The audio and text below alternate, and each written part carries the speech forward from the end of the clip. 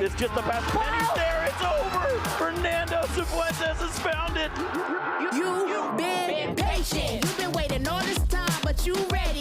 You've been putting in that grind, so let's go. Champions are hard to find, but you know the goal when you're ready to shine. Have they heard of you? Then they know. You got your sights set on that road. If it's time to battle them, then let's go. Cause you'll never stop. Show them what you got. Stays asleep. From that GS Close combat onto a Mungus. Is that enough? Yes! Jump across, gets the knockout. Defeats Ultua. Show them what you got. Yeah, they already know. You got your sights set on victory road. Show them what you got. Yeah, they already know. You got your sights set on victory road. Get the leg down. Can you look down the Whiscash where he has a little bit of health left? Oh! What HP left. I know.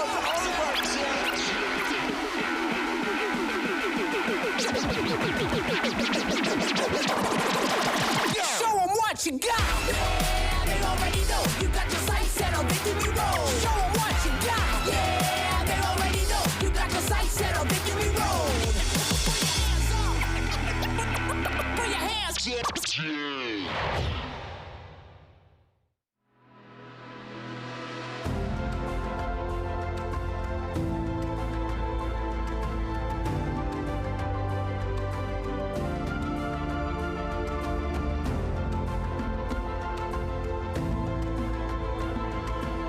Guten Tag und herzlich willkommen zum Frankfurt am Main in Deutschland. We started phase 1 with 2,431 Masters players. Played the first Swiss round of phase 2 yesterday in the evening, but we have whittled our field down to 430 players. My name is Jesper Eriksson, and we're seeing a little bit of a view from our tables currently as they are setting up for next round and actually playing the current round. With me, as always, Ross Gilbert, Joe Bernard, and yeah, the green Amy Wosley. How are you doing today? Not bad at all, Jesper. Energized and ready for the day ahead. There are some star-studded players out there still, and with some star-studded decks, if I say so myself. Quite the field of surprises we had yesterday, especially the Conkelder at 8-0 to start was definitely what we were looking at and saying, like, that's the surprise of the tournament. What do you think about that one, Joe? Well, that was definitely a highlight of yesterday's broadcast. Also seeing the Ho Armor Rouge in full flow, which was brilliant to see. Even the likes of Blaziken EX with Dragapult EX, a combination that's still doing out there well today in phase 2 of the competition. So that's still somehow in the mix, despite it being quite an unorthodox archetype. And I think that's so far been a story of our tournament. Although looking towards the top tables, I think it's starting to shape up.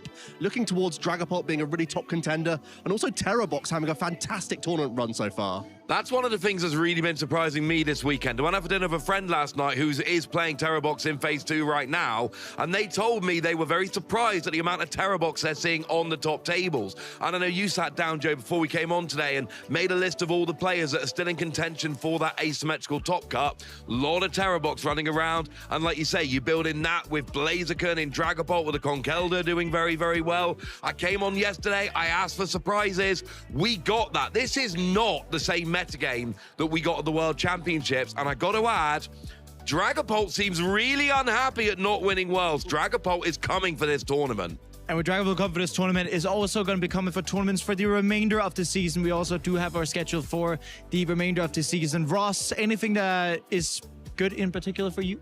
The best thing about this right now is that everything is in color, nothing's grayed out, everything is in front of us. Frankfurt, Lille, Gdansk, we've got international championships in Sao Paulo, in London, in New Orleans, and then of course the other European events, your Stuttgart, your Birmingham. Lovely little 1-2 with Birmingham and London there. We're all hyped about that, but we've got Prague for the first time in many years hosting a large Pokemon event. We got Utrecht and we've got Turin taking the place that Bologna occupied on the schedule for the last couple of years. There's a lot of places to look forward to there. It's hard to pick a favorite. Does anyone have a favorite on there that they're hyped about? I gotta say, I'm really excited to go back to Prague. I haven't been in many years, and Utrecht straight after, one of my favorite locations of Love the season Utrecht. as well. Honestly, it feels like I just want to go to every single one, and hopefully I'll be able to. And going to every single one, we all want to do that. We want to play as much Pokemon as possible, want to be at as many tournaments as possible. But we're here for a reason. Or the players are, at the very least. They are here to get these championship points that are to play for. We have to keep in mind, if you win the entire tournament, if you win the regional championships, you get an automatic invite to Worlds. But Joe, run us through this, please. This is certainly the business end of the competition, as players are just 1 or 2 games away from putting themselves into that top 32 or better placements, and that's when you're getting huge chunks of championship points. It's not a bar that you have to hit, you have to get amongst the top X of your region. For EU, it's going to be within the top 135 Masters Division players. Same for NA, top 125 for LA, top 20 for OC. So really, getting these points early really sets you on a great path for the season. It can help you even getting towards the EUIC on a stipend as well. So accumulating these points early are absolutely massive, and the difference between 1 win and 1 loss at these stages of the tournaments will really jump you up in points. Yeah, and jumping up, not just in points, but there's more to play for than points at this tournament. Do you also have some cash prizing, Amy? Absolutely, with our Masters division going home with first place, $10,000 and so on and so forth. But you don't just get cash, you get booster packs too. And who doesn't love a good booster pack opening? And not to forget our juniors and seniors bracket, who are heading towards their finals even faster than our Masters bracket. We will have 3 champions today. It's not all about the Masters. We have our juniors and seniors. They're fighting tooth and nail for that $2,500 prize, boosters, and of course an automatic invite to the World Championships too. So the entire prize system is not something that's quite new for us. There has been a few new things happening for us for this season in particular with our tournament format. The whole pricing structure, we did have that in place last season. But yeah, Joe, new tournament format updates, a bit getting into how the tournament ran. We get to see that for the first time yesterday. Please. Well, some really exciting changes, honestly. We get +1 round of Swiss added into our tournament structure with events over 65 participants. We definitely overtook that with over 2,400 players. We did. And we maintain the asymmetrical top cut, so there's no awkward bubbling out. If you had the right record but not the right percentage, don't worry about it. You still have your chance to battle it out in that asymmetrical cut where it becomes knockout rounds. It's a cap now at 16 participants. Don't worry about that. We never hit that anyway last season, so pretty much everyone gets an extra round of that second day of competition. And of course, there's the different rules with end of round, where now there's a 10-minute timer of overclock. If you hit that timer and the game hasn't concluded, it's definitely a tie. However, as time is called, the player whose turn it is concludes their turn. The opposing player then has 1 turn, and that is then the end of the game, and it's concluded there. So a slight change to last season, only really coming into effect after those 50 minutes. Exactly, and only really just changing that with the fact that we're basically cutting away 2 turns of the gameplay just to make sure that our tournaments can, run that much smoother. We had it last season with, a lot of games going to time. Then we have +3, which takes 2 more turns, equals more time. And then we also do have an extra Swiss round to play, right? So we also have to make sure that everyone gets to go home tonight, that we don't have to stay for a late nighter, of course. But with all of this, we have a tournament running. We do have some Swiss standings we also want to be looking at very shortly, because we are in the business end of the tournament, as you said.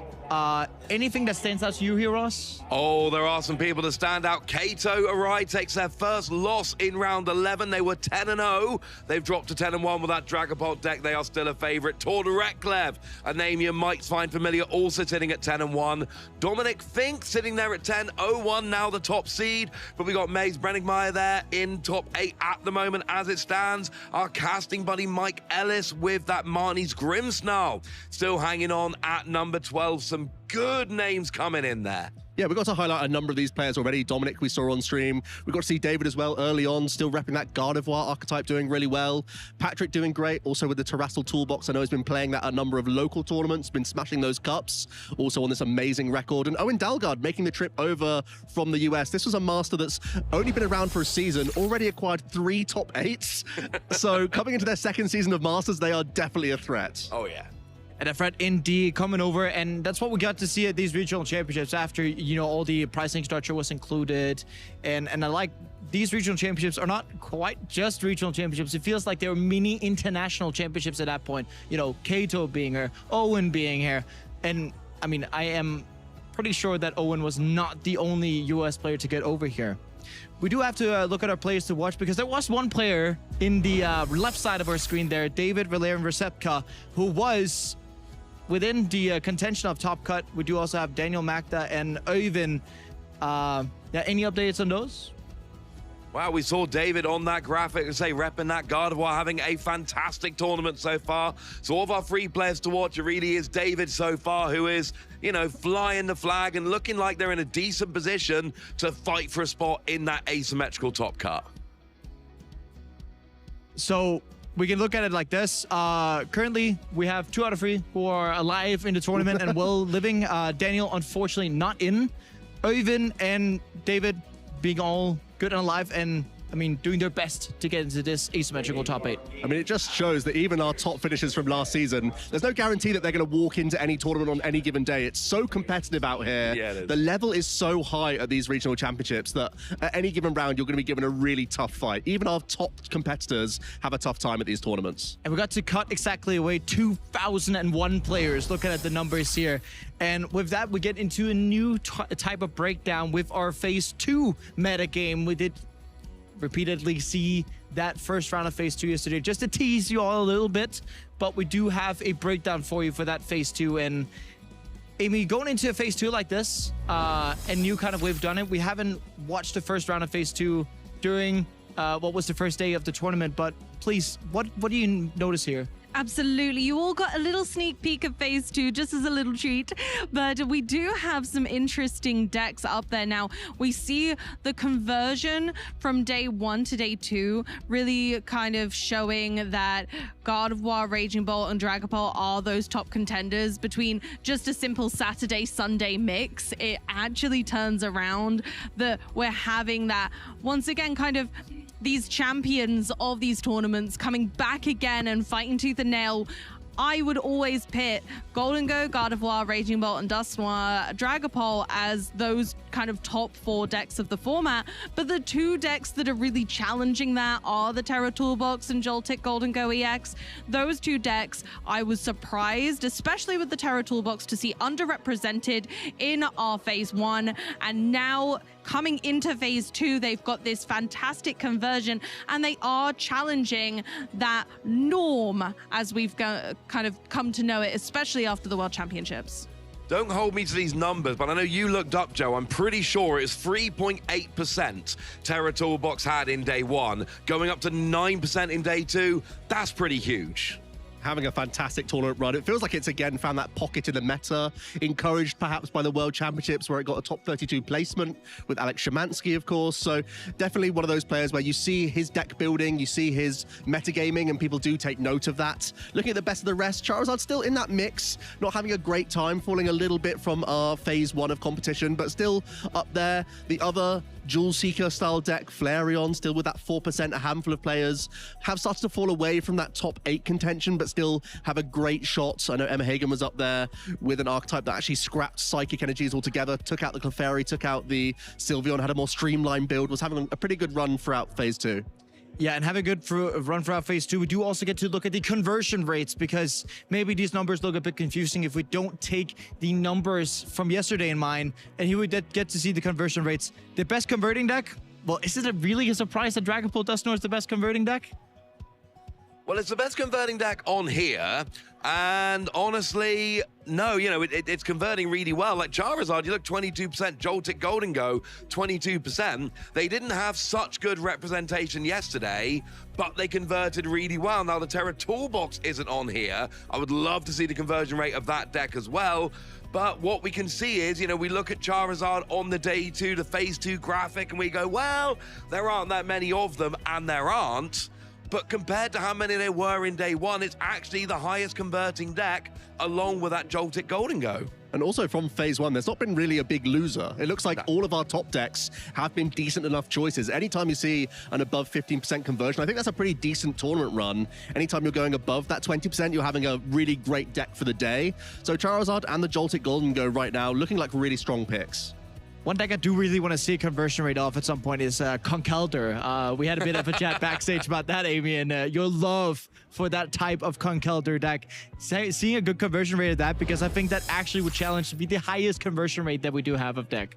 There's a chance that's got I don't know how many were in the field. I only saw 2 and they both made phase 2, so Conkeldurr might have a 100% conversion rate. I'm going to have to research this. Quote me on that. I'm going to have to research this when we get backstage because I'm morbidly curious, I think. I mean, curiosity spikes us all. And one thing I'm definitely curious about is how many of you guys we can get on. Remember to go to Pokemon.com/broadcasts to make sure that you would never miss any of the streams we have. Either this weekend, we're going to be live for the rest of today. Going to have some restreams during the weekend, but also the Pittsburgh Regional Championships happening over in the US next weekend. Do not miss it for anything in the world, unless you're going there, of course, just like I am. But I think y'all are staying home and watching it. Feels like going to Pittsburgh isn't missing Pittsburgh. I'm just going to point that one out there. I, however, will be sitting at home watching as much as I can while my kids run around and jump on me. But I'll definitely be catching some of the action, especially when they're in bed and I can actually sit down quietly. And you can also make sure to follow us on all the socials, either X, YouTube, Facebook, or Instagram, using that hashtag #PlayPokemon or /Pokemon on any of the other ones, and making sure that you get to see all the Conkeldurrs come, maybe potentially to Pittsburgh. And yeah, give us your funniest Conkeldurr story.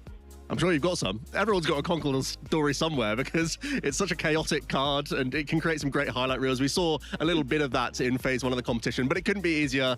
The @PlayPokemon or /Pokemon TCG, that's where you're going to catch all of our broadcasts throughout the entire season. You've got no excuses. Use that hashtag #PlayPokemon as well. We didn't get to show off enough stories yesterday, so I really want to hear your hashtag #PlayPokemon so we can keep an eye on those and show off your social posts, whether you're here in Frankfurt or whether you're watching at home. We want to hear from you. And let's face it, we know a bunch of you are watching at home with pets. Show us your pets you're watching with. We know you want to show them off. Use that hashtag #PlayPokemon. You know you want to. Do it right now. You got a minute.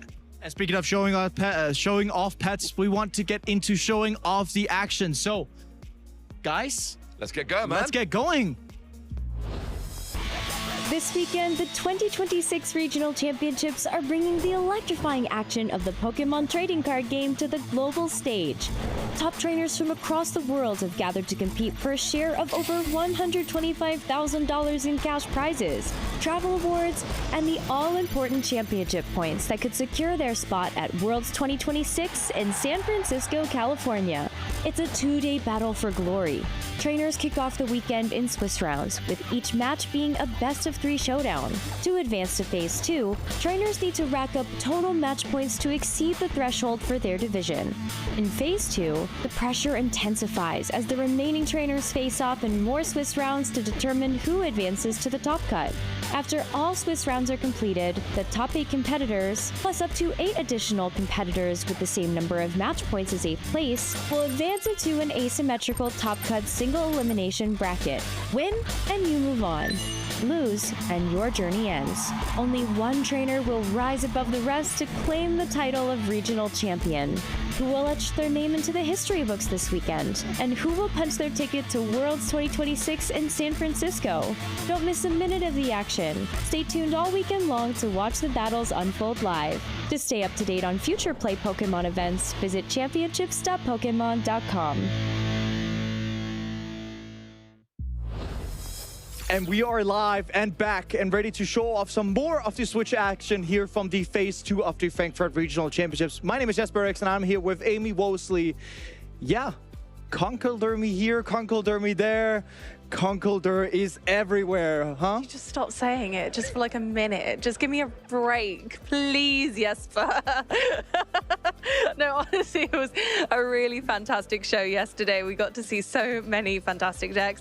And I'm honestly really thrilled that we've had such diversity, especially after the World Championships. One might think that this tournament could play out quite similarly, and that is absolutely not the case, and I'm overjoyed to announce that.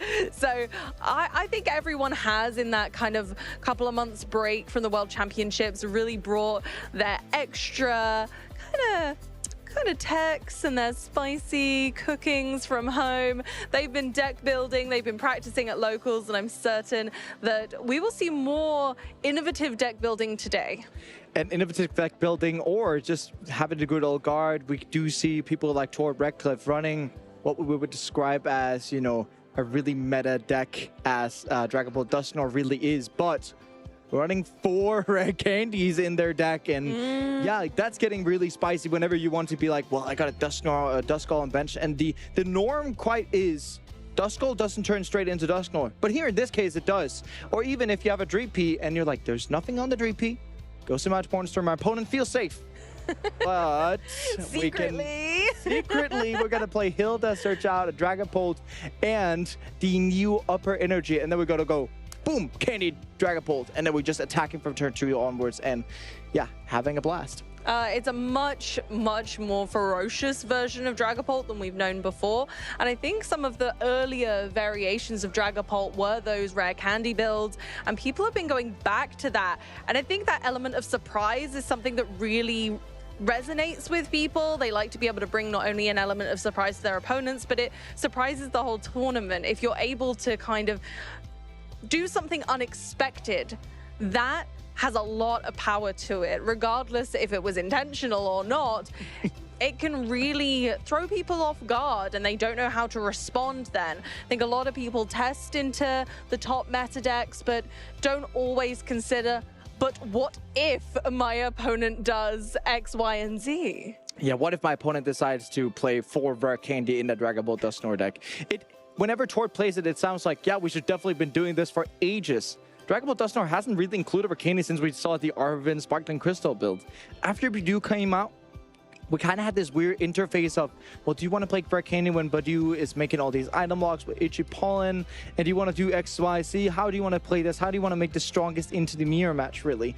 And when we were thinking about exactly that, we went like, well, the less people playing Badoo and you doing the Badoo yourself, well, there is space for Arcanine for sure, but it's about making sure that you fit it into right pockets of the meta. And I think in a meta like this, where you can make a lot of things happen with Dusknoir exactly, yeah, why not? Absolutely. Now, talking about decks, let's take a look at how our caster predictions are shaping up for the weekend. Because I'm feeling pretty smug, Jesper. I think both of us are feeling pretty smug at this point, in comparison to our fantastic Joe and Ross. How are you feeling now about Dragapult going on in this event? I like that my boy Tord is running the Dragapult Dusknoir, right? Everything can happen, and Kato also running it. So I think for most of the tournaments I've actually casted, I've won the caster prediction. In terms of the deck that won, I think I only failed in Stockholm or something like that. But a Chio as well, in these Charizard decks that haven't been having a blast. We haven't seen a lot of Charizard out there, and they've been kind of struggling, as Joe kind of would have seen. Chio is a fantastic counter card towards something like Golden Go. But yeah, it hasn't gone quite good. So I'm half satisfied by my caster prediction there. I mean, Dragapult is never a bad option to go for. No, not at all. And I mean, your pick is doing wonders. Yeah, I'm honestly really happy. I thought that, you know, especially with the slightly newer Golden Go variant of the Joltik box line, I think it's got really great kind of legs in this tournament when you think about how many decks it actually can take by surprise. And I think that's exactly that element that I was talking about, that I think gives a deck flexibility. And I think that's why TerraBox has been seeing great success in our event as well, is the flexibility to do well into a lot of these top meta decks, having not plan A, B, and C, but the rest of the alphabet too. So I think that's a real shining point of the deck. And I'm surprised that we didn't see it more in phase one there. Yeah, and we didn't see a lot of it in phase one, but one thing that I looked at after phase one, well, we just looked at your caster prediction, and Joltik was here, there, everywhere. Both in the seniors division, we saw a lot of Joltik Golden Go, but in masters division, we've more so been seeing more Joltik box. We're going to start off looking a bit at Joltik Golden Go, the senior division world championship winner in deck from Fuguan Liao from mainland China. And yeah, good matchups in the Gardevoir. Yes, you do get to run Iron Hands and thereafter Boss Gardevoir EX. Marnie's Grimmsnarl, yeah, they can't quite deal with Gaventula. And Zoroark EX that, yeah, whenever you're one-hit knockouting Zoroarks, they don't do that back, so you just win. In terms of bat matchups as well, Dragapult Charizard, that can be discussed and negotiated a little bit depending on how you would play the deck. The same actually goes for Charizard. But Raging Bolt is always going to be a horrible matchup for that deck. And it is one thing that you have to keep notice of, regardless what deck you're playing into the metagame, into any type of tournament, whether that be a cup or a regional, there's always going to be a bad matchup. And I know you're lying if you're telling me that your deck beats everything, because it doesn't. And I think that's the wonder of our game, right? You want that, you need that.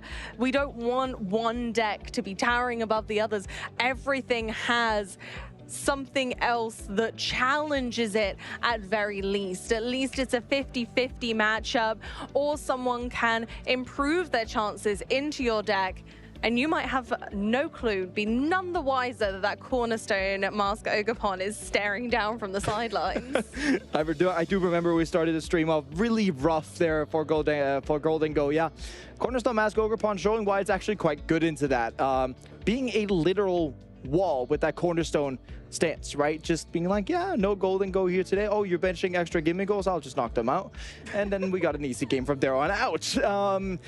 We do see that with some decks, right? Kato still being very high up in the tournament, and kind of bit of foreshadow we got to do there with showcasing him around full. But we could give a little few updates. Speaking of Tort Ratcliffe, 11-1 beating Dominic Fink. So first guy to beat off that Joltik box of Dominic Fink. I was actually watching that out in the crowd, and I mean, Tort lost game one. Yeah, I mean, the comeback, and yeah, Tort is currently the tournament boss. Ooh, should we take a look at the standings, Jesper? Have a little look at how our Swiss standings are shaping up right now. Amy, is that even a question? Oh, I know you want to see. So let's have a look at it from the top to the bottom. We've got first through 16th place. Anything standing out other than, of course, our boss of the tournament, Tort? I mean, at finals, I would love to see it. And really, this top four we currently have on it would be really fantastic to have. Tort Ratcliffe, I mean, there's no need for introduction, but Maze Brennickmeyer, second place at the 2015 Pokemon World Championships. I mean, what a man. He comes a bit out of the game, comes back in, plays a few tournaments, and doing this well. And then we have to mention one of the superstars from last season, Arani Kajala. Wow. He's doing a great job again, among with, well, David, one of our players to watch, right? So a lot of players in their own right being there, and it feels bad that we have to cut to top 8 when it comes to single elimination, but that's just how rough these tournaments are. Every single round, from here on out, you're gonna be playing against such a top player, and there's no one giving away presents for free. Absolutely. And as you say, Jesper, these tournaments are long days with tough opponents. And the more that shrinks down, we had over 2,000 players here in Frankfurt on Saturday. And now we've got the cream of the crop really now. And we are just simmering that pot down to the best of this event. Those who have seen success through fun archetypes, through their deck building, through even even just their matchup spreads. You've got to remember as well, there's always a case of who do I run into? What matchups do I have? Do I have a pocket full of fantastic matchups and then I go into a pocket full of bad ones? Honestly, that's also something you have to think about when choosing a deck for these events. Yeah, and as a Goldengo player going into this event, you definitely would have hoped you had a pocket full of coins heading in here. But yet we cut away literally 2,001 players between phase 1 and phase 2. And yeah, we have some coin bonus counts. 33 on the 33's stream. not bad. 33 is pretty good for our stream because we actually didn't feature as much Goldengo as I thought we would have. Oh, honestly, me too, especially considering in phase 1, there was just about 30% of the room had a Goldengo in their deck. So when you consider that huge factor, I imagine the Gimme Ghoul coin count for the room is in the thousands comfortably. I mean, it would have been a rich amount of players that would have been playing Goldengo yesterday. So absolutely, I think the amount of coin bonus action, whether regardless, like we have to think about when we're counting the coins too for being active. So Amy, yeah, rich Goldengos, and definitely also players that, I mean, Goldengo is still at the top of the tournament. There's still players being able to make top cut playing Goldengo, and both of those variants are really real, right? Goldengo with JNC, with Togekiss. We saw a Togekiss variant yesterday that didn't quite make it against Kato's Dragapult deck. And, I mean, that is what it is, but I kind of foreshadowed it. We just had a player sit down at a table, and the player on the left is going to be Kato Arai, our good old Dragapult player. So I'm definitely interested in seeing that against Alexandra Sole from Belgium. And he is one of these players who got up to the Masters Division a couple of years ago. Haven't quite had that standout performance as like finalist at a tournament, top 4, top 8. Still really trying to itch in that, but definitely getting closer now when you're playing against Kato at such a high standing. Yeah, absolutely. Our players are just about ready, setting up, shoveling, and getting ready for the match. Honestly, here we are in our Swiss round 13, phase 2 of the event. We've got top cut yet to come. So Kato and Alexander are definitely on the hot seats here, and I'm sure they're going to show us a good time. And we on the left, we have Kato Arai, 2024 NAIC top 4, 2024 LAIC top 8, 2025 Perf Regional Champion. That's how he got his invite to Worlds last season, and 2025 Worlds top 32.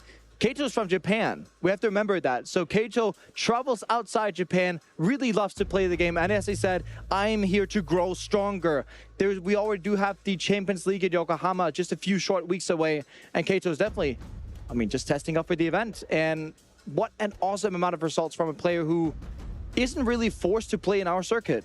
Absolutely. Kato is not earning championship points. Kato can only earn an invite for this tournament by winning it. Kato is going for the win for sure.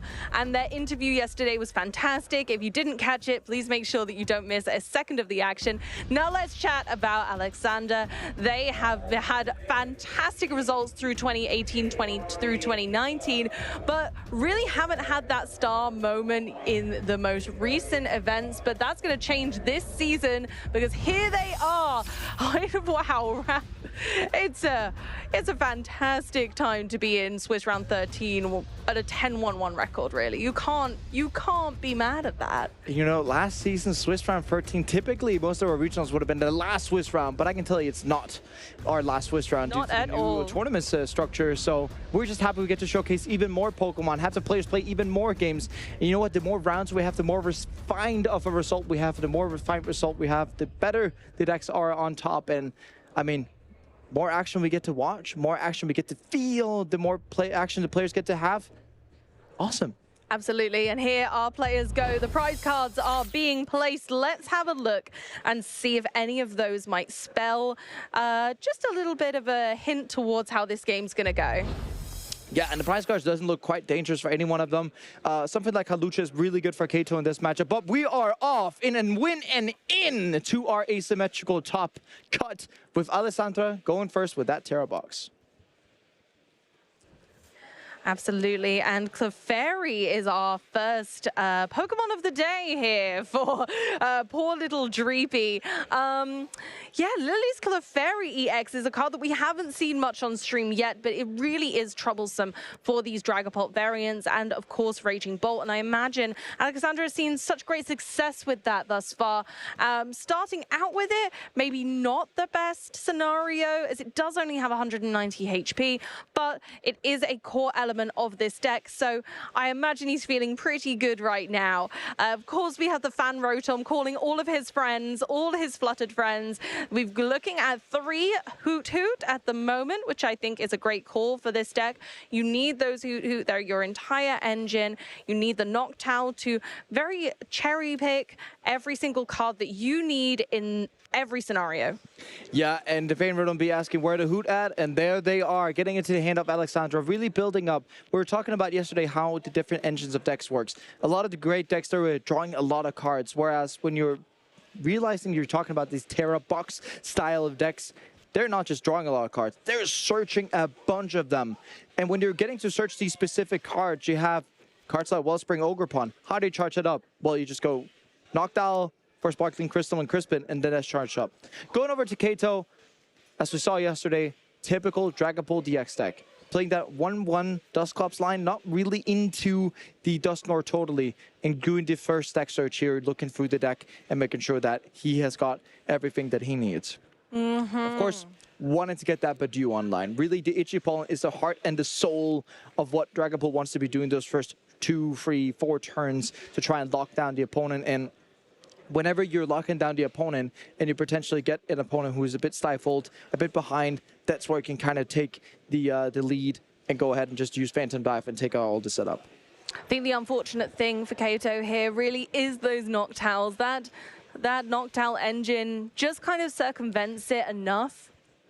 But even an Itchy Pollen isn't really that irritating, which can be a problem for Kato going forwards. But again, item locking is still fantastic. We still want to limit what Alexander can do, especially in this matchup. In the early game, Alexander has the advantage and Kato needs to buy enough time to get their larger attackers online like Dragapult while avoiding Clefairy. Yeah, and while avoiding Clefairy, that's one of the things we have to talk about. Because yes, Crispin just automatically charges up Clefairy. But one trick that Alexandra has to do throughout the early game is that you're using the Wellspring Ogerpon.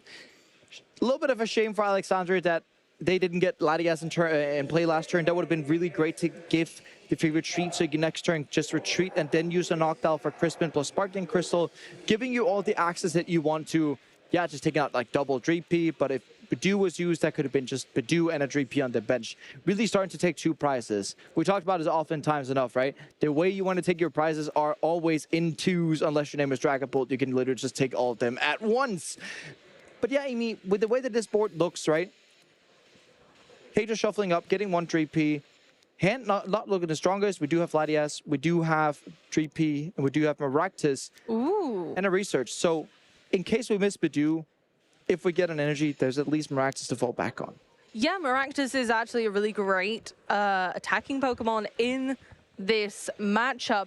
Corner, stopping your opponent from being able to retreat their active Pokemon, being able to kind of trap something in the active with Maractus's spikes is honestly a really great moment for Kato here, being able to slow Alexander down in a way that works better into the deck rather than Badu, where Alexander can still play a Noctowl and still take lots of actions. And honestly, passing over to his turn now, there are lots of cards that are really advantageous for Alexander now. And going straight in with the Crispin, fantastic start to this turn, I'd say.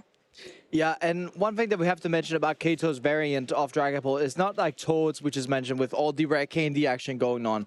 So when Alexandra goes ahead and gets a knockout this turn, there's going to be a turn where Kato then has to go and find Dracloaks, and then we can get a turn for attack, and not like the rare candy into new upper and all that kind of stuff. So here, Alexandra is going to probably, or very likely, get 2 prizes before Kato even gets to do an attack. Falling behind is typically what the Dragapult deck does is falling behind, but whenever you're staring down at Clefairy, that with its ability is able to take out Dragapult in just one singular hit, then we're looking at a situation where Alexandra, after getting these first 2 prizes, just, quote-unquote, have to find 4. Yeah, indeed. And so going ahead and pulling ahead in this matchup is really good for Alexander. And Kato's going to have to use every trick in the Dragapult book to be able to make that comeback. Here we go with Clefairy knocking out that Maractus, taking their singular prize card. But again, just steering ahead and removing the threat that Maractus was posing, with preventing Alexander from retreating, is still incredibly powerful in this matchup specifically. Again, Alexander doesn't need to kind of go fast yet, and indeed they couldn't due to Clefairy being trapped in the active. As lovely as a Wellspring Pokémon EX attack would have been, it's just not possible, so removing Maractus was essential. Kato's going in with a Brock scouting early, choosing to take an evolution Pokemon, which very typical of this style of deck, and again, without the red candy, we're going to need to get not only a draw engine, but also evolutions online. It's so fantastic whenever you're playing these type of Dragapult decks. Yes, you are playing the 4 Buddy Puffins, but you can get to play the Brock Scouting on top. People might be thinking like, why do you want to play Brock Scouting whenever you're playing Buddy Puffin as well? It is all about consistency. Buddy Puffin doesn't find your Latias. And when using Brock Scouting turn 1, you can get the combo of Latias plus Budew, meaning you get to ensure the item lock. And here we do see double Ultra Cloak hitting down, but the Brock Scouting is just such a consistent element.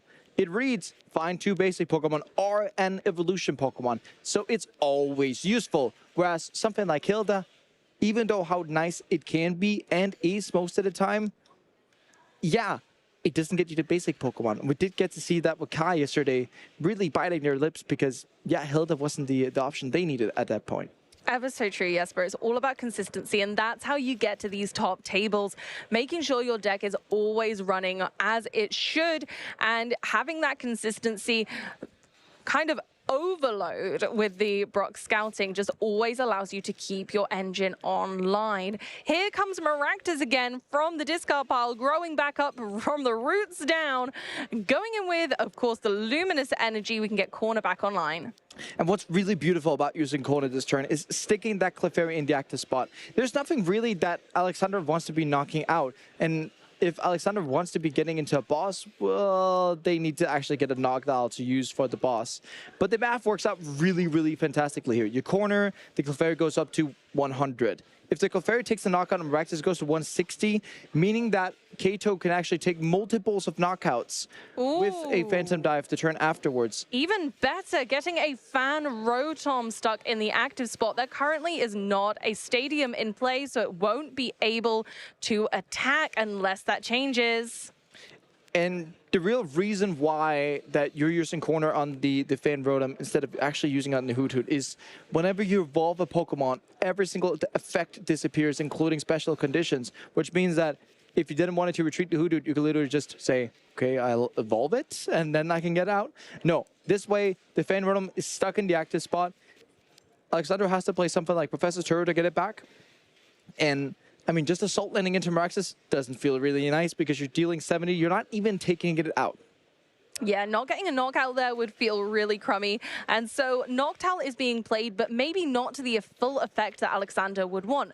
Kato very well knows that Noctowl is ready to rumble, but it doesn't matter if you're having to use the Noctowl to kind of not your intended targets, to get this Fan Rotom out of the active spot so that you can continue to make meaningful attacks. It's more so also you get to, quote-unquote, make your opponent waste their Noctowls, right? Noctowl is a valuable resource whenever you're thinking about it. And if you can make your opponent play Noctowls whenever they don't want to, later in the game, whenever Kato wants to go, well, I can go Iono. And if Alexander at that point have used all of their Noctowls, well, they're going to be stuck. So it's more so also playing into the factor of, this is going to really help me later in the game, being able to use up all of Alexandra's resources, and then making sure that whatever I do later in the game is going to be fantastic. And here we go, Ultra Balling for, oh, okay, I like this. We've used an Ultra Ball to get Iron Leaves EX. Now, when Iron Leaves EX comes into play, you can move it into the active spot and take any amount of energy from your other Pokemon with it. This is a great Maractus kind of, I want to say counter, but actually it's more like a response. You can't use a nest ball because you must play the Iron Leaves from your hand to get the ability's effect. So actually this is a really nice play. We've already got Grass Energy in play that it can take advantage of.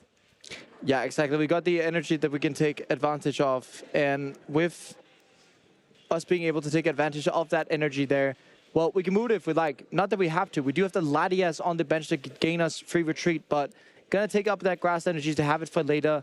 And then we can go ahead and attach the Clefairy and get the knockout on Maractus. But yeah, again, it's still setting up that Dragapult there.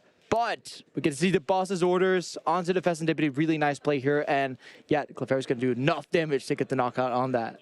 Absolutely, and taking that Pheasantipity away again limits Kato's draw power. I love the initiative to use Iron Leaves to fix this situation, but still be attacking with the Clefairy, still putting that threat and a damaged Pokemon at that into the active, leaving Iron Leaves for later, and again, still providing that pivot option because of the Latias EX. A fantastic play from Alexander, showing the real might and flexibility of this deck archetype. Going into Kato's turn, of course, we're using our Dracloak to use their Recon Directive abilities to be able to kind of cherry pick things from the top of the deck. Yeah, and one thing that's really important here is that Kato, yes, wants to get attacking with the Dragapult as soon as possible. The reason the issue that can come up here is that there are multitudes of attackers on Alexander's side. That one energy on the Iron Leaves, even though it doesn't seem as, you know, threatening as it could be to other Pokemon, right? Whenever you can use that with Crispin later. You can always like boss and take a prize, right? Then Alexander will be needing 2 more. And then if you're trying to find prizes, play that little mini game there, right?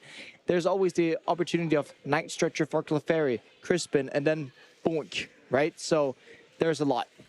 Absolutely. A tough decision there for Kato, but decided to use the Ultra Ball, discarding a couple of pretty good cards from their hand, but I can see the decision-making is tough because their hand's looking pretty good right now. But it's all about thinning down to those exact resources that Kato wants for the remainder of the match. So another Dracloak online brings us even more draw power, now seeing an extra 6 cards per turn.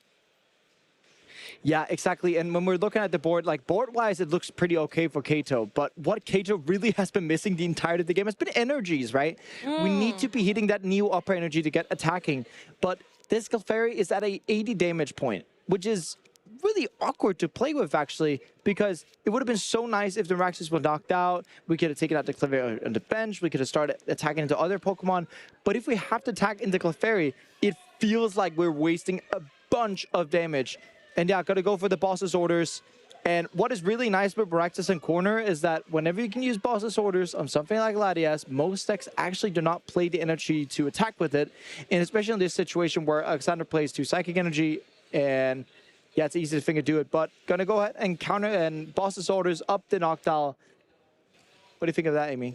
This is a great play. I think when we're looking at kind of Kato's pace at this stage, we are struggling for energy. Maractus already has that corner ready to go, and Noctowl is currently the only Pokemon on Alexander's board that does not have free retreat thanks to Latias EX ability. So Noctowl is the only Pokemon that, without an energy to manually kind of retreat the old-fashioned way, is the only Pokemon that could potentially stall for some time for Kato, but also putting a couple of damage counters on there for Dragapult to mop up later feels pretty good. Yeah, but one thing we have to take into account was that Alexander, when searching through their deck,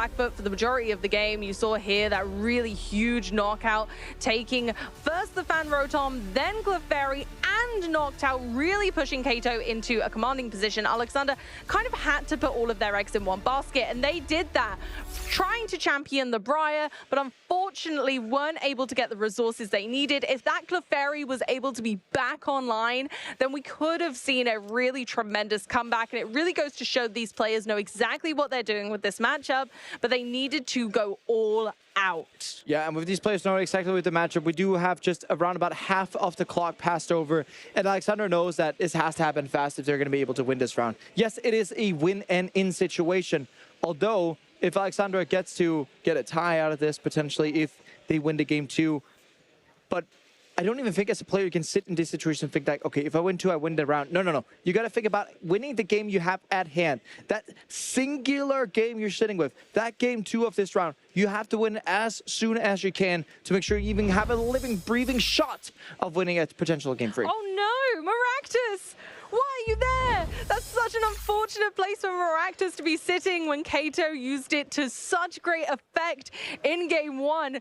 Is that really going to change how Kato kind of plays this entire matchup? Alexander coming in with the Teal Mask, who am I? The Wellspring Pokémon EX to begin with really goes to show the threat that this can pose. And such a little bit of confusion in the masks, but that's all right, Amy. But yeah, our spiky superstar from game number 1 is, prized. And we get to see Kato also with one of the 2 Badoo's prize, has to go for a more traditional style of Dragapult, right? Going Ichipon, Ichipon, Ichipon, Ichipon. You can say it as much as you want to, and doing that until you can set up the same kind of board state that you want to with the Dragapult.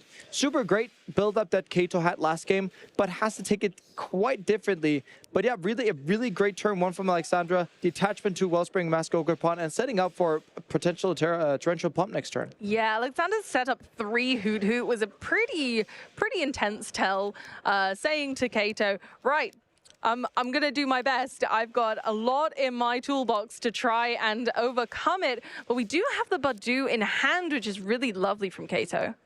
Yeah, but not a hand that looks like a lot from Kato. It does have the Badoo, and I'm not quite sure. Oh, it is a research, so never mind. It didn't quite look like that Professor Oak's Professor Research, but it is indeed. Kato's going to be able to draw 7, and I was about to get worried there, Amy. Yeah, what were we worried about? I mean, not nothing anymore. I'm not worried about anything. Even seeing the cloak in hand, multiple researches. Yeah, Kato's going to be okay in the drawing cards department, although we need to wait to see if Alessandro get into something like a Crispin next turn. Hasn't prized any of those water energy, so doesn't even need to use the Sparkling Crystal once it comes to using Torrential Pump. This is going to be a pivotal point of this game. Honestly, being able to use this Wellspring Ogerpon EX this turn and being able to target down some basic Pokemon will really stop Kato from being able to provide that intense draw engine with the Dracloak like last game. Badoo coming in, Itchy Pollen. Now Alexander cannot use item cards this turn, but as you said, yes, but getting a Crispin would just tilt the scales anyway. And there's going to come with the Hoot Hoot here, evolving into Noctowl, getting that Sparkling Crystal and Area 0, attaching from hand. Sparkling Crystal gets to cover one of the attack costs and a Brock's Scouting. You could even get something like Mew here to start your draw engine. Just go ahead and get it and really just set up Mew, Latias, free retreat in play, and a little bit of a draw engine whenever you get that Mew into play is great to see as Alexandra. As, yeah, these kind of Noctowl decks doesn't have quite the draw engine. They have the search engine Noctowl, but what was really Alexandra's downfall last game was not hitting those Noctowl. Didn't have Mew in play for long enough in the game. It didn't have a small enough hand to actually utilize Mew once that got into play. But yeah, here we do see 6 bench Pokemon. No, we're not breaking the rules. It's just Area 0 Underdepths being in play. Torrential Pump is now looming and will be able to knock out 2 Pokemon this turn. Whoa, Alexander has made an absolute monstrous board state, still going into drawing more cards with Mew's restart ability. 2 more cards this turn to see, and we're still just absolutely flying with our Noctowl into the commanding position. Torrential Pump is going to take out Dreepy and Badoo, leaving Kato with only 2 Dreepy remaining. 2 prize cards taken from Alexander. Will Kato be able to respond in time? Kato has to think of a response here that has to be, well, I gotta evolve into double Dark Cloak. Otherwise, if I only put one Dark Cloak into play, that has to be knocked out with something like Crispin into another Torrential Pump, which ends up being terrible for the way that Kato wants to be playing this game. And the Torrential Pumps, it's actually quite funny. It's very reminiscent of the way that Iron Hands MP very much is for most of these Joystick box decks. Torrential Pump works the same way. You take 2 prizes with it every single time you attack with it, pretty much, and being able to pick up these knockouts on the setup pieces. And that's why this Terror Box is so threatening for decks like Dragapult, because you're taking out the energy from play. You're taking out their cloaks before they get to evolve into Dragapult. And you're just making sure that whatever your opponent has to set up is going to just disappear. Kato's going for that Pheasantipity with Flip the Script to try and flip the tide of this game, using Ultra Ball, discarding Professor's Research and Monkey Dory, allowing him to search his deck for any one Pokemon. So again, going for that Pheasantipity just allows Kato to now use its ability to draw 3 cards every time a knockout is taken by Alexander. So hopefully that will breed results and we'll be able to get this engine online. But with this slightly slower variant of Dragapult, Kato's in a really funky position here, where they are threatened by the Wellspring Ogerpon EX attacking again next turn and taking out 2 Dracloak, leaving them with nothing left to do. And you have to be thinking, well, even though it might look like Alessandra's board is quite weird, quite weak, there's no energy in play. You may be thinking, well, how does he get the attack next turn? Yeah, Crispin as a supporter getting off from that Jewel Seeker's ability. Yeah, everything can happen every single turn. Terror Box is not typically a deck that has a lot of energy in play. We did see it quite a bit with the energy in play last game, but it actually is not what usually happens. But with the way that the thing is right now is that, yeah, knocked out into Crispin immediately gets you those attacks going. And you can charge up something like Pikachu, like Wellspring, like Clefairy. It's just singular turns because of Crispin and Noctowl. So whatever this deck is doing right now is definitely something that's hurting Kato. And Torrential Pump is definitely taking out all the setup. And we're looking at it from Kato's side being like, we got to get some kind of setup going here. We got to get energies in play. Absolutely, but I don't know if we're going to be able to go fast enough without Rare Candy and with that Wellspring Ogerpon EX still staring down at those Dracloak, still being able to knock out 2 makes a big difference. And a really great play that Dragapult also always has in these sorts of situations, because it's something that Raging Bolt also does to you, right? Having his knocked out engine and is really aggressive with the baby Raging Bolt. You know, the mini Raging Bolt using that attack and constantly taking out your setup with Dracloak and Dream Piece. Well, in this situation, go counter Catcher Noctowl, Budew, Iono. Hope that Alexander doesn't get into Crispin plus energy to potentially miss that extra Torrential Pump. Absolutely, and even that 10 damage on the Ogerpon is so meaningful from that Budew, just putting it into range of a Dragapult. So again, it could yet turn the tide, but right now really feels like Alexander doesn't have a lot extra to do that's going to not kind of pull through. But an Iono is a great play here from Kato, recognizing that Alexander likely has cards in hand that they'd like, and trying to just disrupt enough, putting Alexander down to 4 cards. They can't use Muse Restart ability necessarily without playing some. So I like the Iono here, but unfortunately for Kato, it doesn't get them a whole lot closer to their goals. No, but the Iono is something that we do. It doesn't matter what Kato actually gets off the Iono, as long as we can get to use Budew here. One thing that is really pivotal about this Iono is what Alexandra gets. If we get into Energy plus Crispin, this game is getting very, very close to being unrecognizable. It very much is, and remembering that we have 1 Budew in the prize card, so we're going to have to recur the Budew that is in the discard pile, and so that's going to be quite tricky. There's only 1 Night Stretcher in Kato's variant of Dragapult, which makes it even that much harder, having to hit something like Super Rod plus Buddy Puffin to even get that back. Plays 1 Night Stretcher, 1 Super Rod, and with the recovery being as is, yeah, that's rough.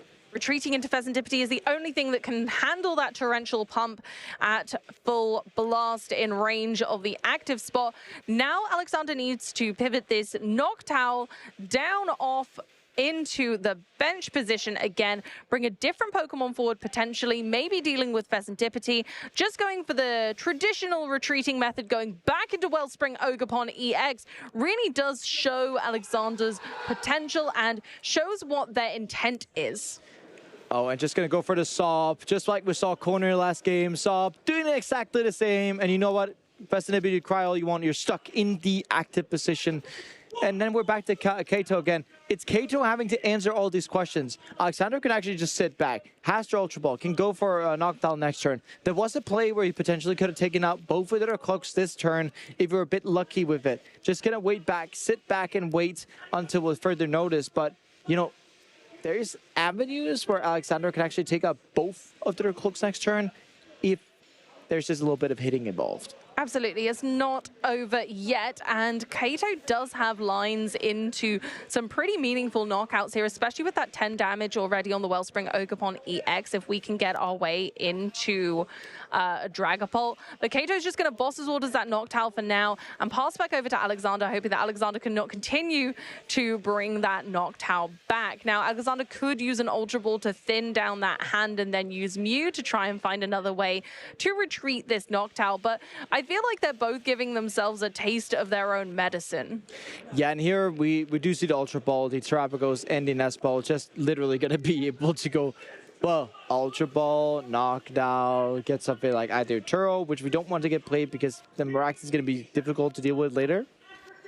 We can go ahead and get Night Searcher, which gets an energy. We can go ahead and get Crispin, which also gets energy. There's so many ways of getting energy here, but by doing the boss here, you kind of play around the fact that Alexander could be getting into a spot of, well, being able to take out both their cloaks. It's kind of like a bit of a safety policy, but also, as we talked about earlier, forcing Alexander to play out all the knockdowns before they're actually necessary in their own mind. But I like this Turo because we're going to be able to reuse a Noctowl on a Hoot Hoot that's already down if we want to. And taking Mesagoza, I wasn't expecting that, Jesper. It's not a typical card you play in this deck, just like when we saw Irvin play Mesagoza at Worlds. That was some of the most hype moments always comes from Mesagoza. Are we able to flip heads and always finding that any Pokemon, when you flip heads on Mesagoza, is always going to be a pivotal moment. But here, it also plays into some really funny scenarios. Alexander has just played their Professor Churros, has 6 Pokemon on bench, 7 Pokemon on their bench. And if we get to replace the stadium, 8 Pokemon on bench, speaking up. But if we get to replace the Area 0,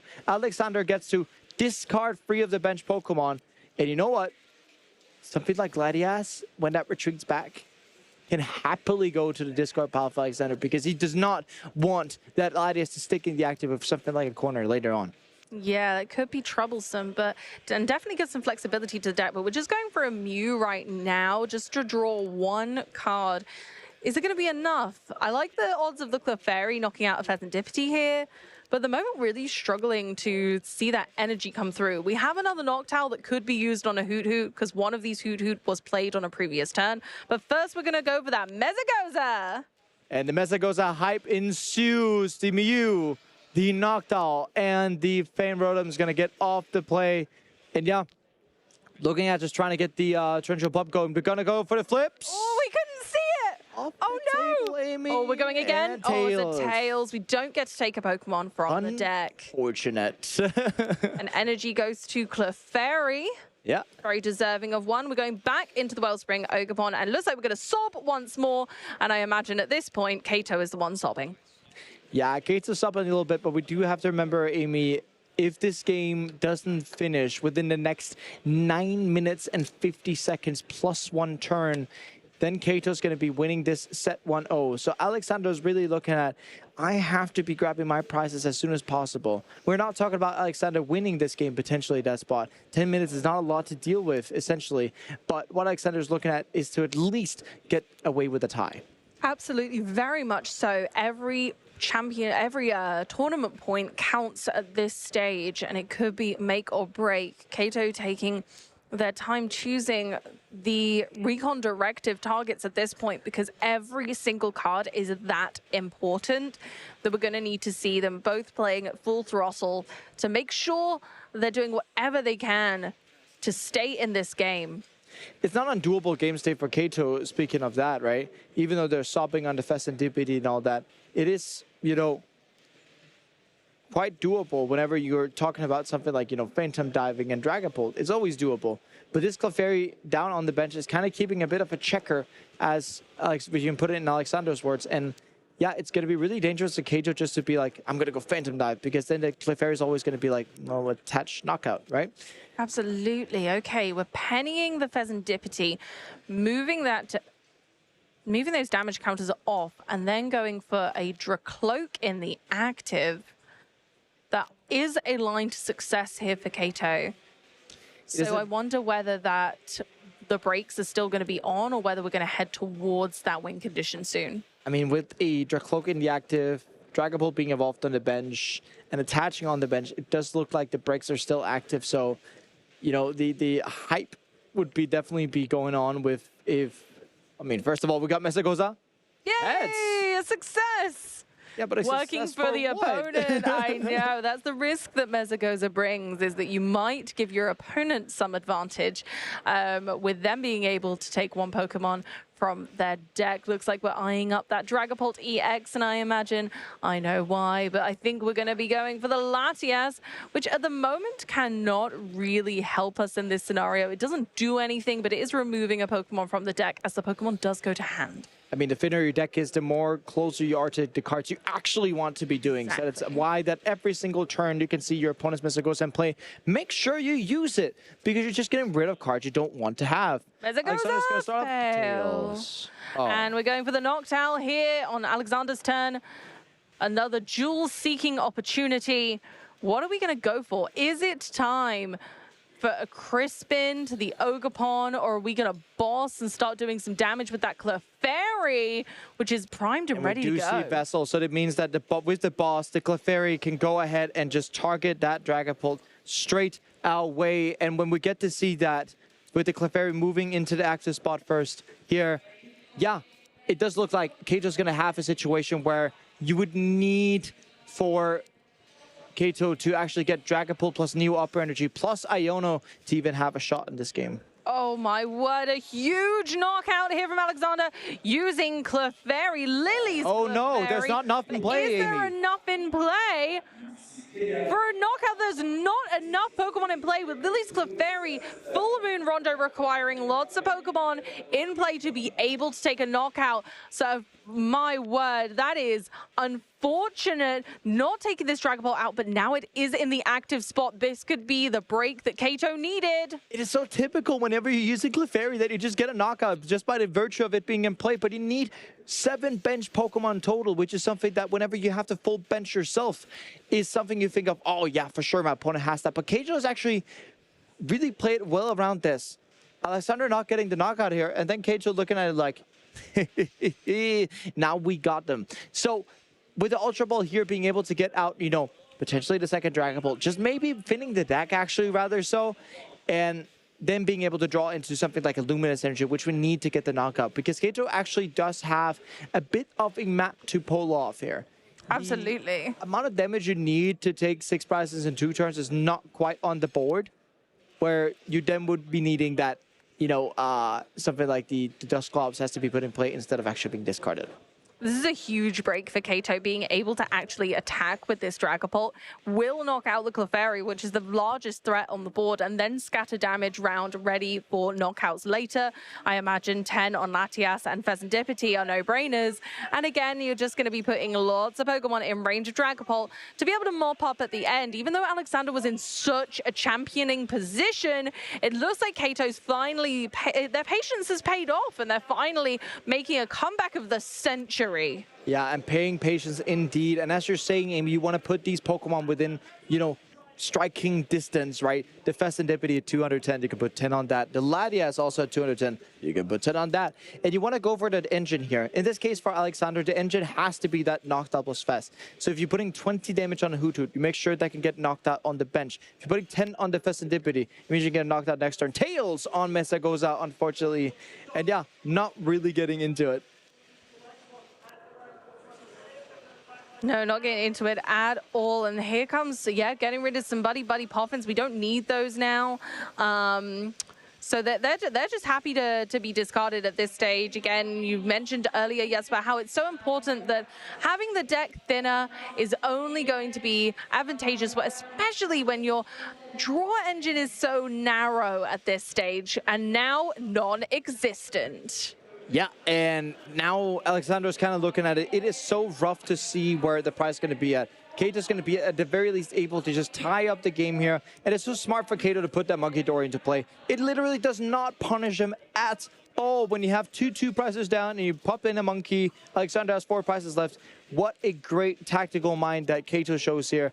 And yeah, hoping that they would hit at least something like either Psychic or Luminous. Maybe potentially even that new upper off the next 6, but hoping for the first 2 mentioned. Yeah, that monkey business will certainly pay off. Being able to scatter more damage around Alexander's board only seeks to power Dragapult more. And we do see the energy getting on here. The knockout on Clefairy is going to happen. And when you're looking at it from Alexander's spot, you know, there is sitting so much damage on this Dragapult, but just by the virtue of things, if you just take out the Dragapult, you could fall down to something like Counter Catcher Festendipity knockout. Knockout on the Hoot Hoot meanwhile. Iono to 2-1. Yeah, Alexander's kind of making it difficult for themselves here by not getting that knockout last turn. And it goes back to the whole mind of, well, placing down a message goes actually hurt them more. That Crispin's kind of huge though, Jesper. This is the moment where it all comes back and Alexander didn't get punished for that slight misplay where we're going for the Dragapult, and unfortunately no Dracloak on the bench anymore, but still placing lots of damage is only going to seek to impress. Alexander taking 3 prize cards. Yeah, and Kato is looking at a situation where, yes, you gotta have to knock out some parts of this, right? But you really want to be getting rid of this Hoot Hoot on the bench. Now, when you're looking at it from Alexander's spot, yes, it's super great. There's only 1 prize left, right? But it gets you into the situation of Iono to 1, right? And when you're looking at it from Kato, what I'm really wishing that Kato would have done last turn, which is pop 10 on that Festendipity, so you can do the good old Counter Catcher Festendipity and go Iono to 1 and get rid of both the Festendipity and the Hoodoo, essentially at just breaking off the engine. Would have been really nice. You can still do it though. Yeah, absolutely. Halucha. It's still there. It's still a potential. It's still a possibility. And Iono down to 1 for Alexander here is lovely. Alexander, of course, does have the Fezandipity in play, though, so will be awarded some more prize cards if Kato decides to take a knockout here. Obviously, it is still a tough cookie in Alexander's perspective, as Dragapult has such enormous HP, so we're still really struggling at this point to consistently knock out a Dragapult without the use of Clefairy. But Dragapult goes ahead and takes 3 prize cards, taking out Wellspring, Ogerpon, and Hoot Hoot. But yes, the Festendipity is going to be able to draw 3 cards. But what card can he actually get to knock out Dragapult here? It looks like from the virtue of things from Alexander's side, yeah, there is no way to get the knockout this turn. Pikachu does 300. Blood Moon or Saluna, does 240. But it's not enough damage to the point we can do that. It has to be a massive combo that we get into. We can't even do the Mew plus Clefairy because it's just too many cards that we need to do that. So you really need to go for 2-hit strategy where you go for Blood Moon or Saluna and then find something else to go for it. And yeah, we're just going to see the Blood Moon. And if Kato of this singular card had provided the top deck of a boss's orders, the game's over. It very much is, and here we go. It's only a Counter Catcher. It doesn't work yet. And what was the other card I didn't see? Is it Make or Break? It is a Buddy Puffin and a Counter Catcher. Amy. The buddies aren't going to help at all in this scenario. I think we're tempted to go for the Mezagoza, but if we cannot respond, it could be all Ogre now, as Alexander still has that Blood Moon Ursa Luna. Can't use it this turn without a pivot in and out, but that is absolutely possible. But Alexander still needs to get a way to take the knockout. Right now, we're in... Time has just been called, seems... Or do we have 10 minutes more? I'm quite unsure. We did have a time running out, but with the way that things are, Kato goes for Buddy Puffin. Alexander still needs to find either an alternate attacker or some way of dealing with this situation.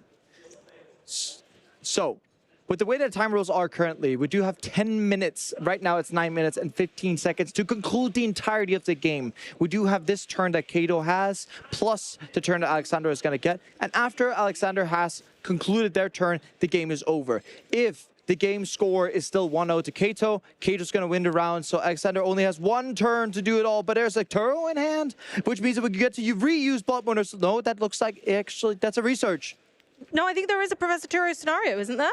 Or is it a research? That's a research, Amy. Oh, so no. we don't quite have the answers yet. So we do have Professor Turo scenario in the deck.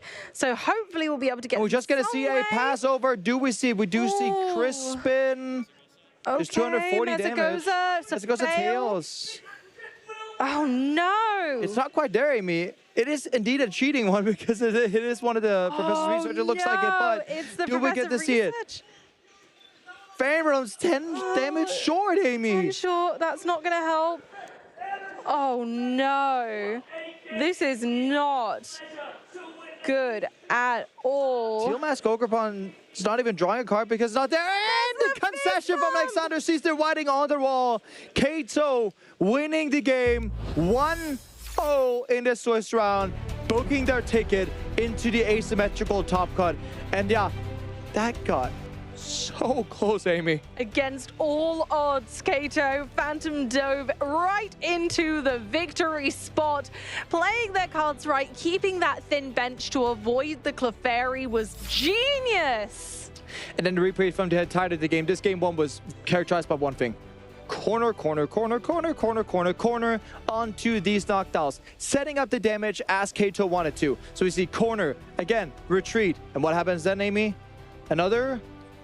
Is it corner? Yes, it's corner with corner saws on it. And we get to corner again. Going counter catcher, pulling out the Clefairy, and then we start initiating the Phantom diving action. Kato on their first attack gets to pull off a turn for 4 whole prize cards. Yes, knocking out Clefairy, knocking out Fanrodom, knocking out Noctowl 2, and setting up the rest of the board to be able to take the last 3 prizes on the turn afterwards, setting up that game 1 perfectly. Alexander conceding that game 1, and then in game 2 we saw such a struggle fest from Kato. It really did, and you know, Wellspring Ogerpon really showed that it is nothing short of a meaty ogre. Unfortunately, not quite pulling through and getting enough damage on those early benched Pokemon. And we have then the Dragapult moment where Clefairy was unable to take the knockout, and Alexander almost made the comeback, but it wasn't quite there. Really, that miscalculation from the Clefairy was what was really deciding this game too. Had we not seen that miscalculation, maybe where would the game have gone? But it's not like that's supposed to be. We do get to see the Iono from Alexander going Blood Moon and hoping next turn, please let me hit a Turo. We were not quite scared, but we were looking at it, it was so close to being there. It looked like that Professor's research was indeed a Professor Turo scenario, like but unfortunately not. And then we do get to see that with the +1 rule, this is actually the first time on stream where we actually saw that really being hard on us, because last season we would have a set of turns more. Kato would have had a turn more, Alexander would have had a turn more, but this way, game's over. Absolutely, and so that sealed it for Kato. But they were in quite a good position regardless in that game, both at 1 prize card. It really was tooth and nail. Wasn't quite sure who was going to take it. And the ball should, in theory, on paper, have been in Alexander's court in that particular game. And it didn't just quite work out, unfortunately, with Ogerpon not quite being able to bring the heat due to being, you know, on the bench, not having the energy. There were so many factors that could have swung the game in either direction, and yet Kato was able to keep it calm, keep it cool, and regardless of not having the Maractus available, and it's something you often see from these Dragapult decks, right? They can look like they're so more far behind, and you may be thinking at home, why isn't he conceding? Why isn't he looking at playing a game free? Ladies and gentlemen, this is the reason why. Like, Dragapult can make comebacks from everywhere, and this could still have been a game where Kato could have won it. Kato just passed over to Blood Moon or Saluna at the end of the game instead of attacking, because it would have been the same passing or attacking. Kato would not have gotten any more turns. But let's just say if there still was time on the clock, Kato could actually realistically have won that game fair and square, even without the time rules in place. So with Alexander, it was a part of missing, but it's also some of the weakness that we see from these Terror Box decks whenever you're playing this Noctowl engine. If you're getting Iono and you're not hitting those Noctowl as you want to, well, you ain't got a play, and then your opponent's just sitting there getting to recon directive constantly over and over and over and over again, getting into every single thing they need with the Iono, the counter catchers, Dusclops, Halucha. You can get after me for saying all that. Like, there's so many cards where you can just pull the game back, and yeah, it has to be Iono at the forefront, but Iono, on top of having an attack that can actually take out Festivity, Hoots, Miyus, every single thing that can be an engine piece. Absolutely, and that's kind of what makes the deck so great, right? We're able to have the flexibility to make comebacks even in the kind of darkest of days and the scariest of moments. It can always make that comeback. Having the power to take multiple prize cards in a turn, and you know, more than average as well. When you're thinking the probably average count would be 2 prize cards, a Dragapult can circumvent all of that, potentially even taking a 6 prize turn. We've seen it before on the broadcast. It wouldn't surprise me if we saw it again. Yeah, and it's a wonder when you're thinking about playing as Dragapult, you're like, okay, what if I get both Miyu and Festivity into play? And then you see them be like, I'll go Halucha, I'll go Dusknor, and then I will go Iono, Counter Catcher, and I'll Phantom Dive both of them. And Amy, when we're thinking about this kind of analogy of, you know, cars, and the thing that comes into mind with me is that, yeah, does a car run without having an engine? Not really, unfortunately, unless you're going to use your legs, which is a long road ahead. And that's where we start to lose, right? When you only get to see the top card of the deck per turn, when you only get to use that one card, and typically it ends up being Iono to 1, take out both Mew and Festivity, and then your opponent just goes, pass. And that's what it's all about. It's putting your opponent at enough of a disadvantage, disrupting their play. You know their plan. Can you stop it? Well, that's kind of how it has to go in those matchups. If it's not advantageous for you, if the matchup is not typically great on paper, then what can you do to change that? And Maractus was certainly the answer here for game 1. And game 2, just taking it slow and steady and keeping that really concise bench was so important to stopping Clefairy. If you can control your opponent's damage output, why wouldn't you? It's like the way that Palkia used to work, Palkia V-Star, and we were able to limit the amount of Pokemon on the bench. Rondo-style attacks have always been like that, and we've had many of them now, and we know that one of the best ways to cope with them is to keep that really concise bench, and then their attack just doesn't do enough damage, even sometimes with Area 0 underdepths being a threat. And it's a thing like these really smart plays like Kato. There's a reason why they've punched their ticket into the asymmetrical top cut. They're being so smart about it, right? They know that Clefairy needs 2 bench Pokemon from their side plus 5 from Alexander. So what if we only just leave 1? Even though that can kind of hurt us in the ways of not having Duskull, not having Monkey Dory until the turn afterwards there, not having Multiple Ultra Cloak. Well, we kind of sacrifice that for the fact that we get an additional turn to play. And getting more turns means you get to get more out of it than you would usually. And with the way that it plays with Clefairy's always usually seem as the counter in itself with the Full Moon Rondo and its ability. But it's typically also when we're looking at it like Gardevoir decks does use the Mew because they can charge up the Mew easily. The Terra Box decks can also do that, but unfortunately in this case the Sparkling Crystal doesn't even work for the Mew. And yeah, the Dragapults are just looking at, well, if you're in Alexander's shoes, you know what Dragapult wants to pull off. And I'm pretty sure that Alexander has been testing some kind of Dragapult engines before, but at the end of the day, you know what Dragapult wants to do, but you can't do nothing against it. Absolutely. Well, I know.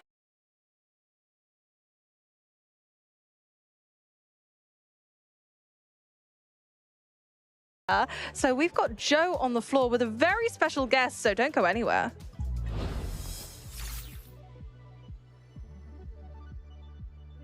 Just coming off the top table in the competition in our Swiss round 13, Maze IDing with Tor to get himself in a better position for that asymmetrical top cut. Maze, you picked Terrabox for this tournament, quite an outside-the-box choice. What brought you to this deck? Well, I really like the toolboxy decks where you can have like multiple options. Noctowl decks in general I really like, and I was thinking most people want to go second, so the Noctowl's pretty good. Well, it's the best engine in the game when you get to go first, exactly. And when everyone's allowing that, no matter what the coin flip, that's a great advantage. What's been some of the key matchups that you've faced today where you felt like you had an edge, or do you have any great stories from games today? So I played against 8 Raging Bolts. Okay. Okay. And that matchup is great. I went 7-0-1 against them. So yeah, that basically put me where I am right now. So I'm sure Raging Bolt was one of your expected decks. What else came into your thinking? What was your testing process like with this deck to get to TerraBox? I was like the matchup against Gardevoir is not great, right? But I was thinking there's going to be less and less Gardevoir. It's not that nice anymore. And other than that, it's just a really versatile deck. It might struggle against some of the more unknown deck, but against the top 5, it's really, really nice. Can win anything. Yeah, it definitely seems like it in that Raging Bolt. There may not be so many of them around towards that top cut now, but there are a lot of Dragapult. Is that a matchup that you feel quite confident going into? Yeah. I like playing against Dragapult. I think in generally that matchup is good. I like my ID against Tord because he plays like a version that is pretty good against TerraBox, so tactical ID there. But yeah, I like the Pult matchup. Nice. And then going into that final round, are you also planning to play that one out, or are you trying to get that intentional draw to then get yourself into the asymmetrical? I will see what happens. I hope to ID, but maybe I'll have to play. Absolutely. Any other stories from the weekend that you've really enjoyed that you want to share today? I mean, it was a really long day, so I basically played the whole day. Not too much fun going on in that regard. So coming off the 2026 season, doing so well just from the very offset, is there anything you're planning to change this season as opposed to your last season's process in terms of testing or anything else to do with the tournament? Well, actually playtest a lot more. Like I played like events, but I wasn't really playtesting. But for this tournament, I actually practiced a lot for a long time as well. So definitely trying to be back. Awesome, it's great to see that you're back with the hunger once again. I think I've just heard that your pairings might be coming up, so we're going to have to end our interview with you, Maze. But we're getting into our round 14 action, our final round of Swiss, so don't go anywhere.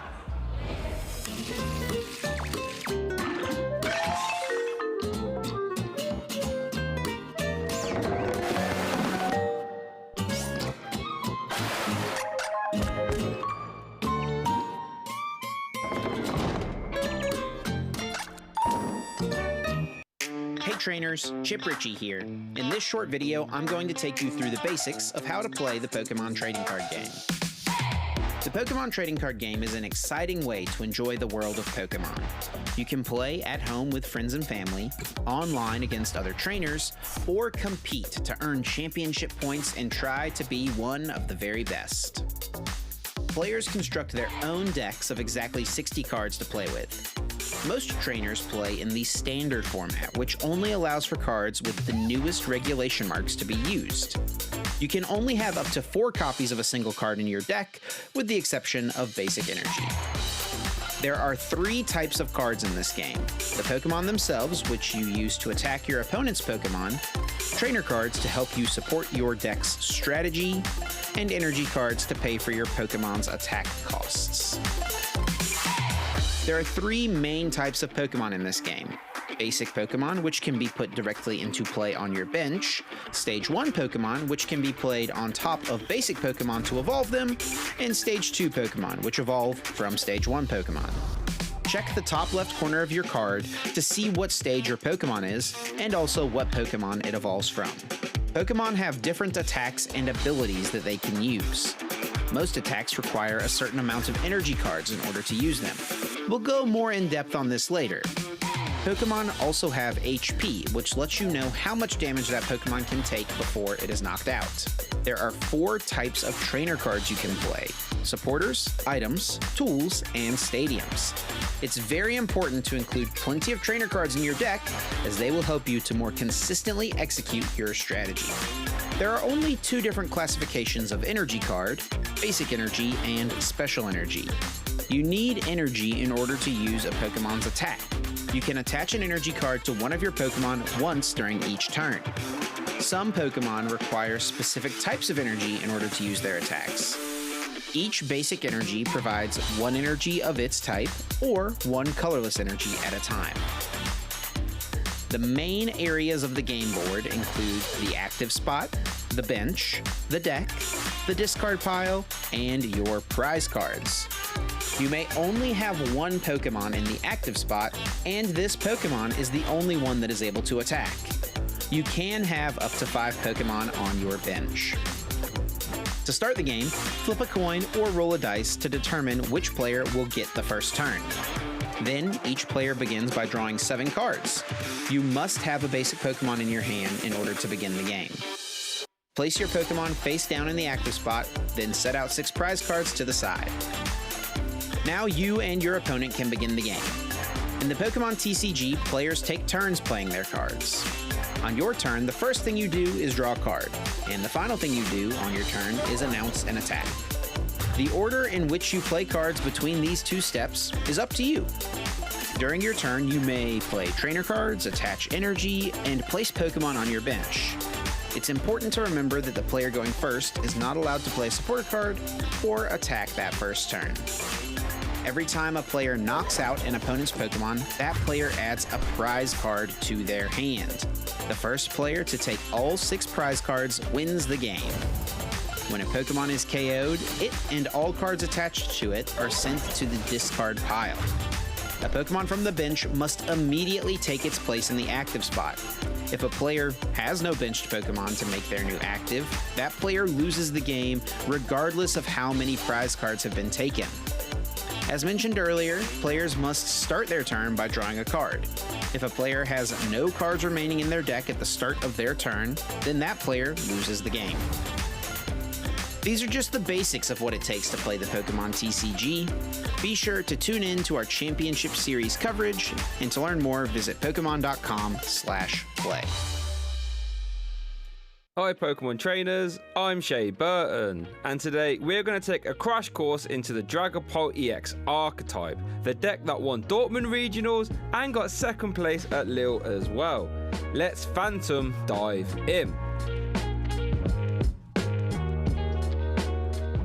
Dragapult EX is built around the amazing attack Phantom Dive, which for a fire and a psychic energy deals 200 damage to your opponent's active Pokemon, and then you can spread 6 damage counters on your opponent's bench Pokemon in any way you like.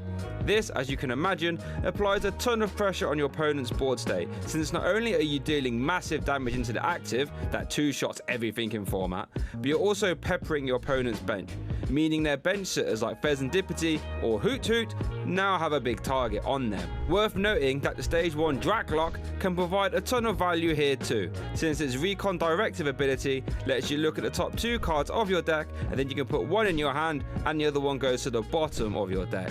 Letting you see more cards in a turn is never a bad thing.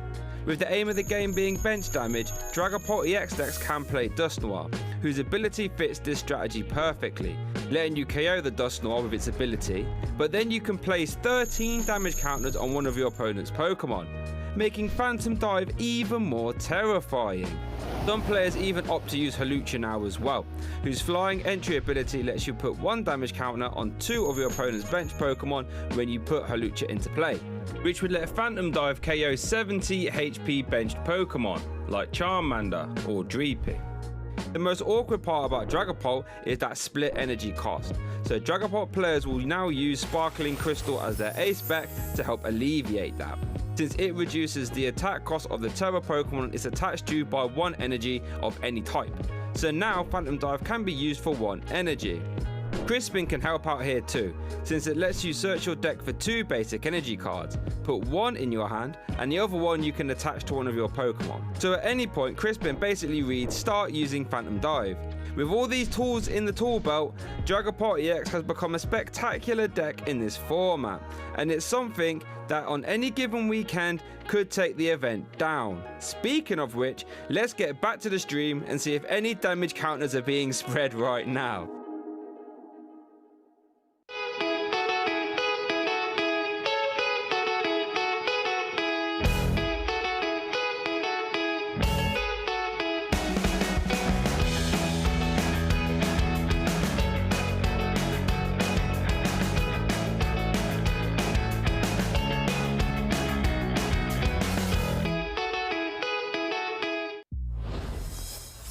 Welcome back to the Pokemon trading card game Frankfurt Regionals. That's some nice jaunty music there, Joe. And I'm feeling in a jaunty mood. This is the final round of Phase 2. And if round 13 was anything to go by, we are going to see some exceptional play this weekend. That was an absolutely nail-biting set. Oh, yes. Kato, huge relief after Alexander missed the Briar combination to then get counter-catcher attachment. Just a knockdown away from 6 draws. You've got to feel like Alexandre was thinking they were going to be the one winning that first game. And then game 2, it also came very, very close. Came down to those final turns of time, in fact, with Kato clinging on to not lose. An exceptional match. An absolutely exceptional match. And we've got another very good one. There's some really fun matchups in our final round of Swiss here. Let's have a quick look at the standings, where we are going into this final round of Swiss.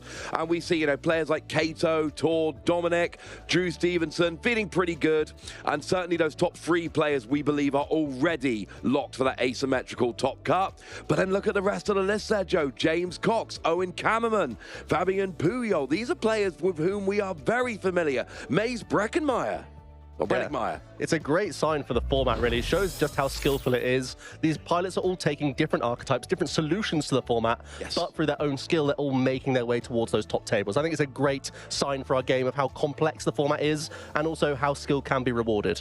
It is indeed. Well, we haven't got much more time for preamble. Our players are already down at the table. We are moving fast through this final round of our Swiss here, trying to figure out who's going to be in the asymmetrical top cut. And we have got ourselves Owen Kammerman and Christian Schrader, who are going to be competing here.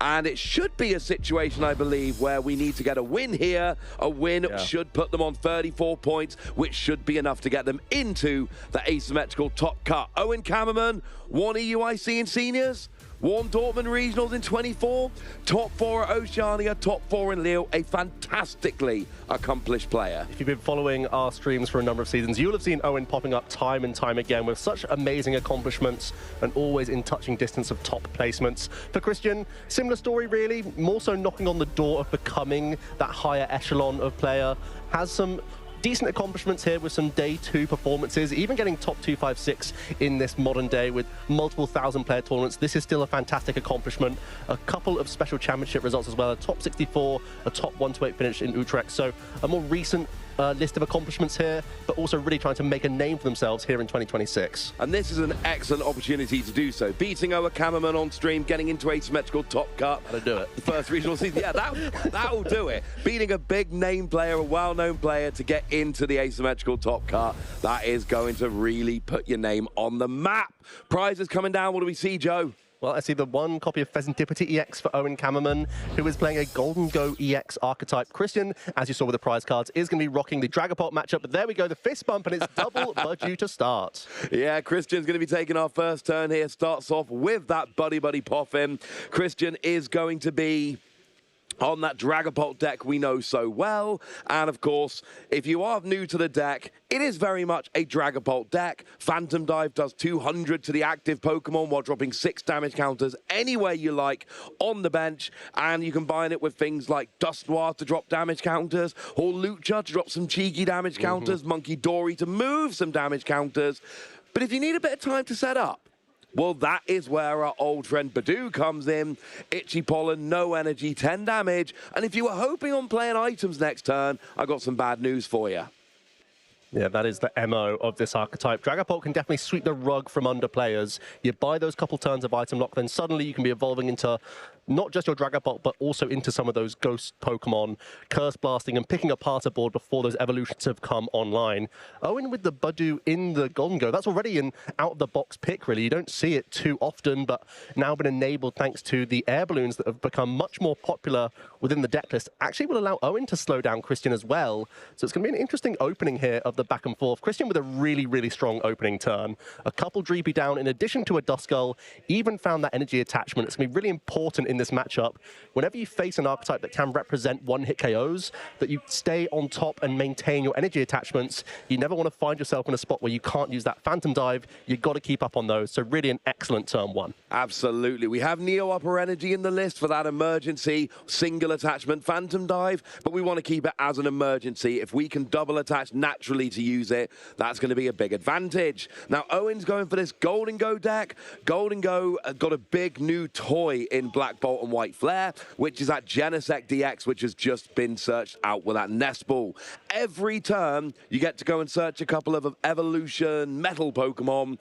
And as for how the Golden Go works, it's nice and simple. You put one energy on Golden Go, you get a handful of energy, you make those energy rain down onto the table, and for each one that hits the table, you do 50 damage. You can very literally one-hit KO anything, because you can do as much damage as you like. But there is a 101 Togekiss line in here. Owen's trying to get some cheeky extra prizes. Yeah, a terrifying stage 2 that can come into the deck. Flipping some coins to gain additional prize cards can really be devastating for all sorts of matchups.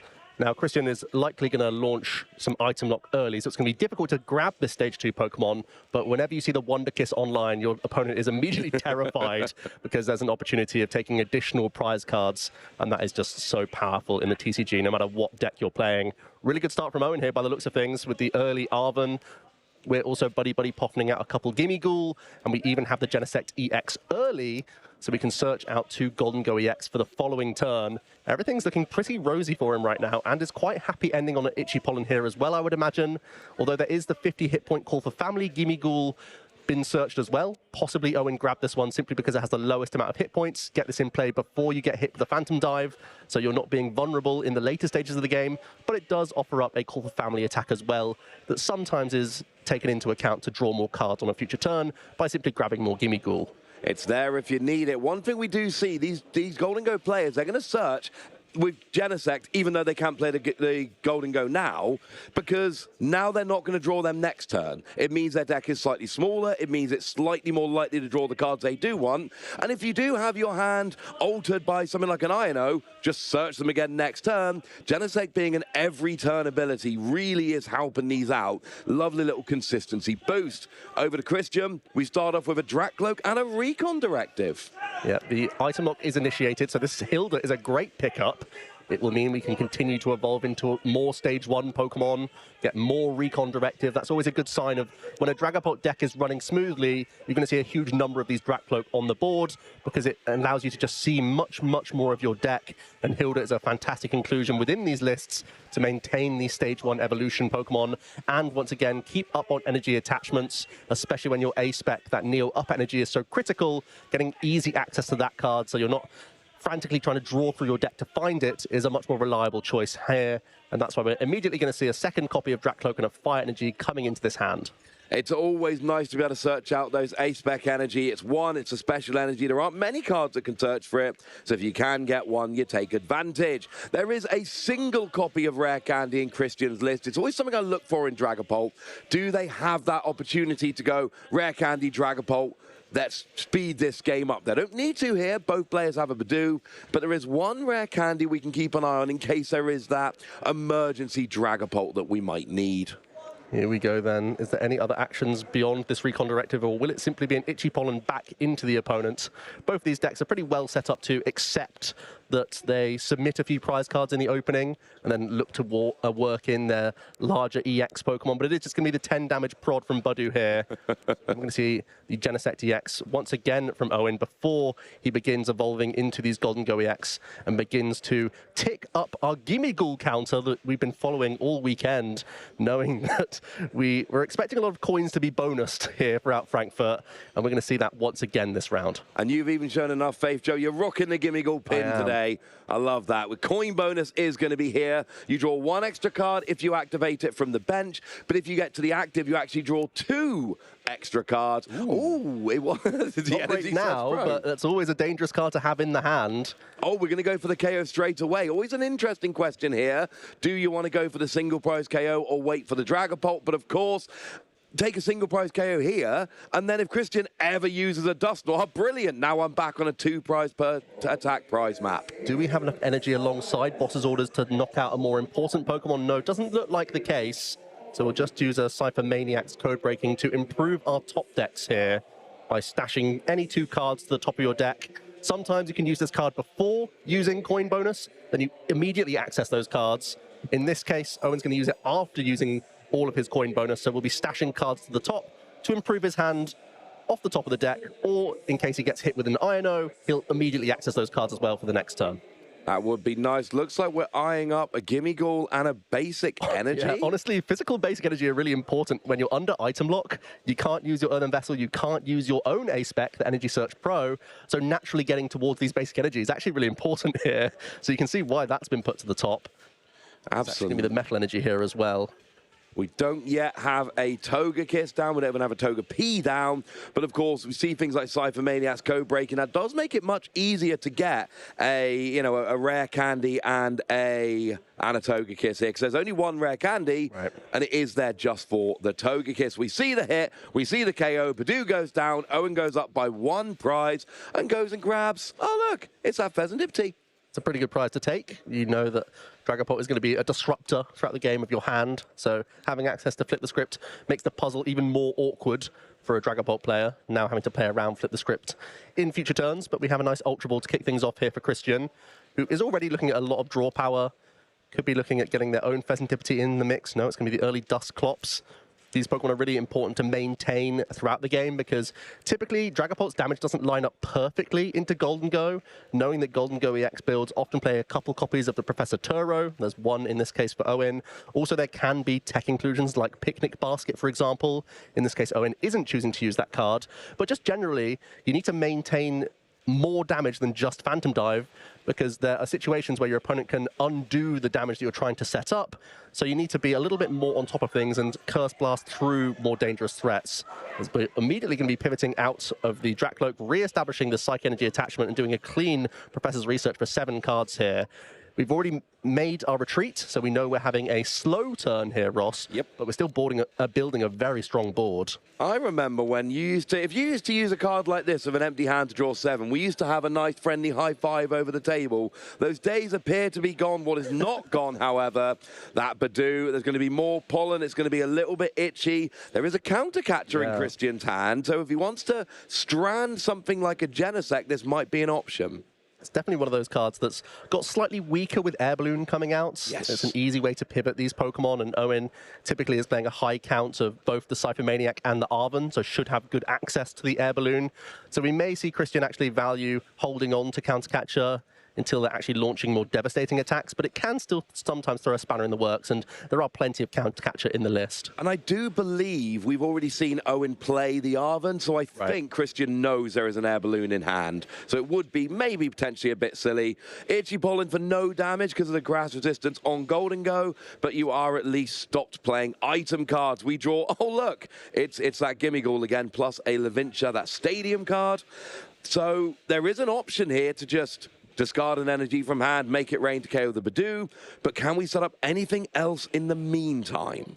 There's not too much else you need to set up. The Togepi is never safe to put into play. Even these Gimme Ghoul are vulnerable. They can be targeted with Curse Blast in addition to Phantom Dive. But I think Owen does have to maintain as many Golden Go EX as possible, because he's quite happy taking 1 prize at a time in this instance. Ideally, again, if there's any Gust available, that would be fantastic. But I think, again, the only energy in this hand is the metal that he stashed to the top. So it is simply going to be a KO here with the Make It Rain for 50 damage. Owen goes up a 2nd prize card in this game. And the clock's starting to tick on Christian now. He has to really get moving. The good news is he sat on a monster hand size and has a lot of draw this turn. He does. There is always an option for playing a Hawlucha, put that Gimme Ghoul down to 60 HP, and then that can be KO'd with that residual damage from Phantom Dive. So we can see a KO on the Gimme Ghoul, plus a lot of damage into the Golden Go here. Although, to be fair, if you wanted to really go for it, you could even use Dust Noir, and you could have a free prize turn, getting rid of the Golden Go and the Gimme Ghoul. I think that's always a decent shout, especially with that Budgie that's going to sit in play and be vulnerable for an easy knockout later on in the game. So that's always a decent shout. There's already a couple of stage 2s in the hand here, but we're going to continue to recon direct before anything else. Perhaps that's a sign that Iono will be the play this turn. Now that we have the jamming tower, the counter catcher also becomes more appealing. Yes. You can deny the air balloon from being a useful out to retreat. There's the Horlucha mentioned, Ross. Well, he is taking it into hand, and there is a bench space available if he wants to play it. Would put the Gimme Ghoul down into perfect range there. Here comes the Dust Noir, evolving the active. That now does give an option to then KO the Golden Go. We see an energy, luminous energy, so now that Dracloak, when it evolves, will have the requisite energy. Speaking of which, we will be evolving up. Here is the evolution. We're playing out as much of our hand as possible before an eventual Iono here. It's whether or not we want to spend both the jamming tower and the counter catcher together and hit into a Pokemon. It would make a, well, here we go. The Curse Blast will give us a good idea of what the turn entails. It's going to be into the active Golden Go EX. It does feed another prize for Owen here in order to set this Pokemon up for an easy KO for our Phantom Dive. Do we see the Horlucha come down to take out the Gimme Ghoul as well, or do we have other plans? It makes a lot of sense to me, especially when this is a matchup where the Monkey Dory is not that valuable. You're facing down a deck that is going to naturally one-hit KO you or not attack at all, essentially. Yes. There's not going to be use for your Monkey Dory anywhere else. So Horlucha comes in, flying in. It is going to be the counter catcher in the end, alongside the jamming tower. So still that play outlined. And it will be the Iono to set Owen's monster hand size all the way down to 3 cards here. And let's not forget that Christian did use Dust Noir, giving Owen a prize, but actually then making his Iono from a 4-card to a 3-card Iono, making it that little more effective. And this is where the game could turn. Genesect in the active. Air Balloon isn't online because of Jamming Tower. Owen's been put to a 3-card hand. And now we're going to start seeing 1 prize taken, but a lot of damage hitting the board. This could be where Christian starts to turn the tide into his favor nicely. Speaking of which, a nice-looking Night Stretcher that could re-establish a Dusclops here as well. Oh, nice. Once again, threatening even more damage next turn. And actually threatening possibly game next turn with a 6-card prize swing, depending on how we place our counters here with Phantom Dive. What I really like about this play is that there's only 2 energy in Owen's discard pile right now. That's usually the fuel that a Golden Go requires to cleanly knock out these Stage 2 Pokemon via Superior Energy Retrieval. So we are going to set this Golden Go EX up quite nicely for a KO whilst taking that single prize knockout, knowing that Christian can then mop up 5 prize cards potentially next turn with Dusclops into taking out the Budew and taking out the Genesect in one way or another. It's looking like Owen really has to piece something together this turn, otherwise he's in immediate danger. Absolutely. Doesn't even need the Dusclops next turn. If he attacks into the Golden Go, Badoo's got 2 damage counters remaining, Genesect's got 1. It is a Phantom Dive for 5 prizes next turn if Christian wants it, which I imagine he probably does. I think he'd want that. It looks like it's only Cypher Maniac in the hand. Many Superior Energy Retreat, well, 2 Superior Energy Retrievals, but they're not getting a lot of value. We can't even move with Air Balloon. We can pluck some Stage 1 Pokemon out of the deck first with our Genesect EX, just to give us fuel for the Superiors. But still not looking great. I think Christian's in a phenomenal spot here. It's looking really, really good for Christian. We must stress there are no tech cards like the Picnic Basket in this case. There's not the Moonlit Hill Stadium card in the Golden Go list. That's another means of healing that's sometimes employed by the Golden Go EX players. Yeah, in this case, not available. Would Picnic Basket be in there? Picnic Basket would be fun regardless. We do get the Golden Go being pulled out by the Genesect here. Again, I think you're right, Joe. We're probably just looking at fodder here for the Superior Energy Retrieval. There's no Gimme Ghoul down, ready to evolve. Owen's literally in this position where he's deciding on this Cypher Maniac. If he can get him out of this rut, he'd have to find a Stadium card in order to move his Genesect EX out of the way. Yep. Or you leave it active and force a Gusting Effect. That doesn't feel good whatsoever. Nope. Well, the good news is there's 2 coin bonus. So the cards that are put at the top with Cypher Maniac will be drawn immediately. And it looks like we're going Energy Search Pro and a Counter Stadium, which does mean you can then retreat the Genesect, search out all the energy with Energy Search Pro, KO the active Dragapult using your undamaged Golden Go. Right. And then in theory, it's still Gust for game for Christian, but at least you got a chance if you're Owen there. I think that is the best we can make out of this Cypher Maniac. We're going through the damage right now for Owen, if it makes sense, alongside the Superiors, which are still online this turn.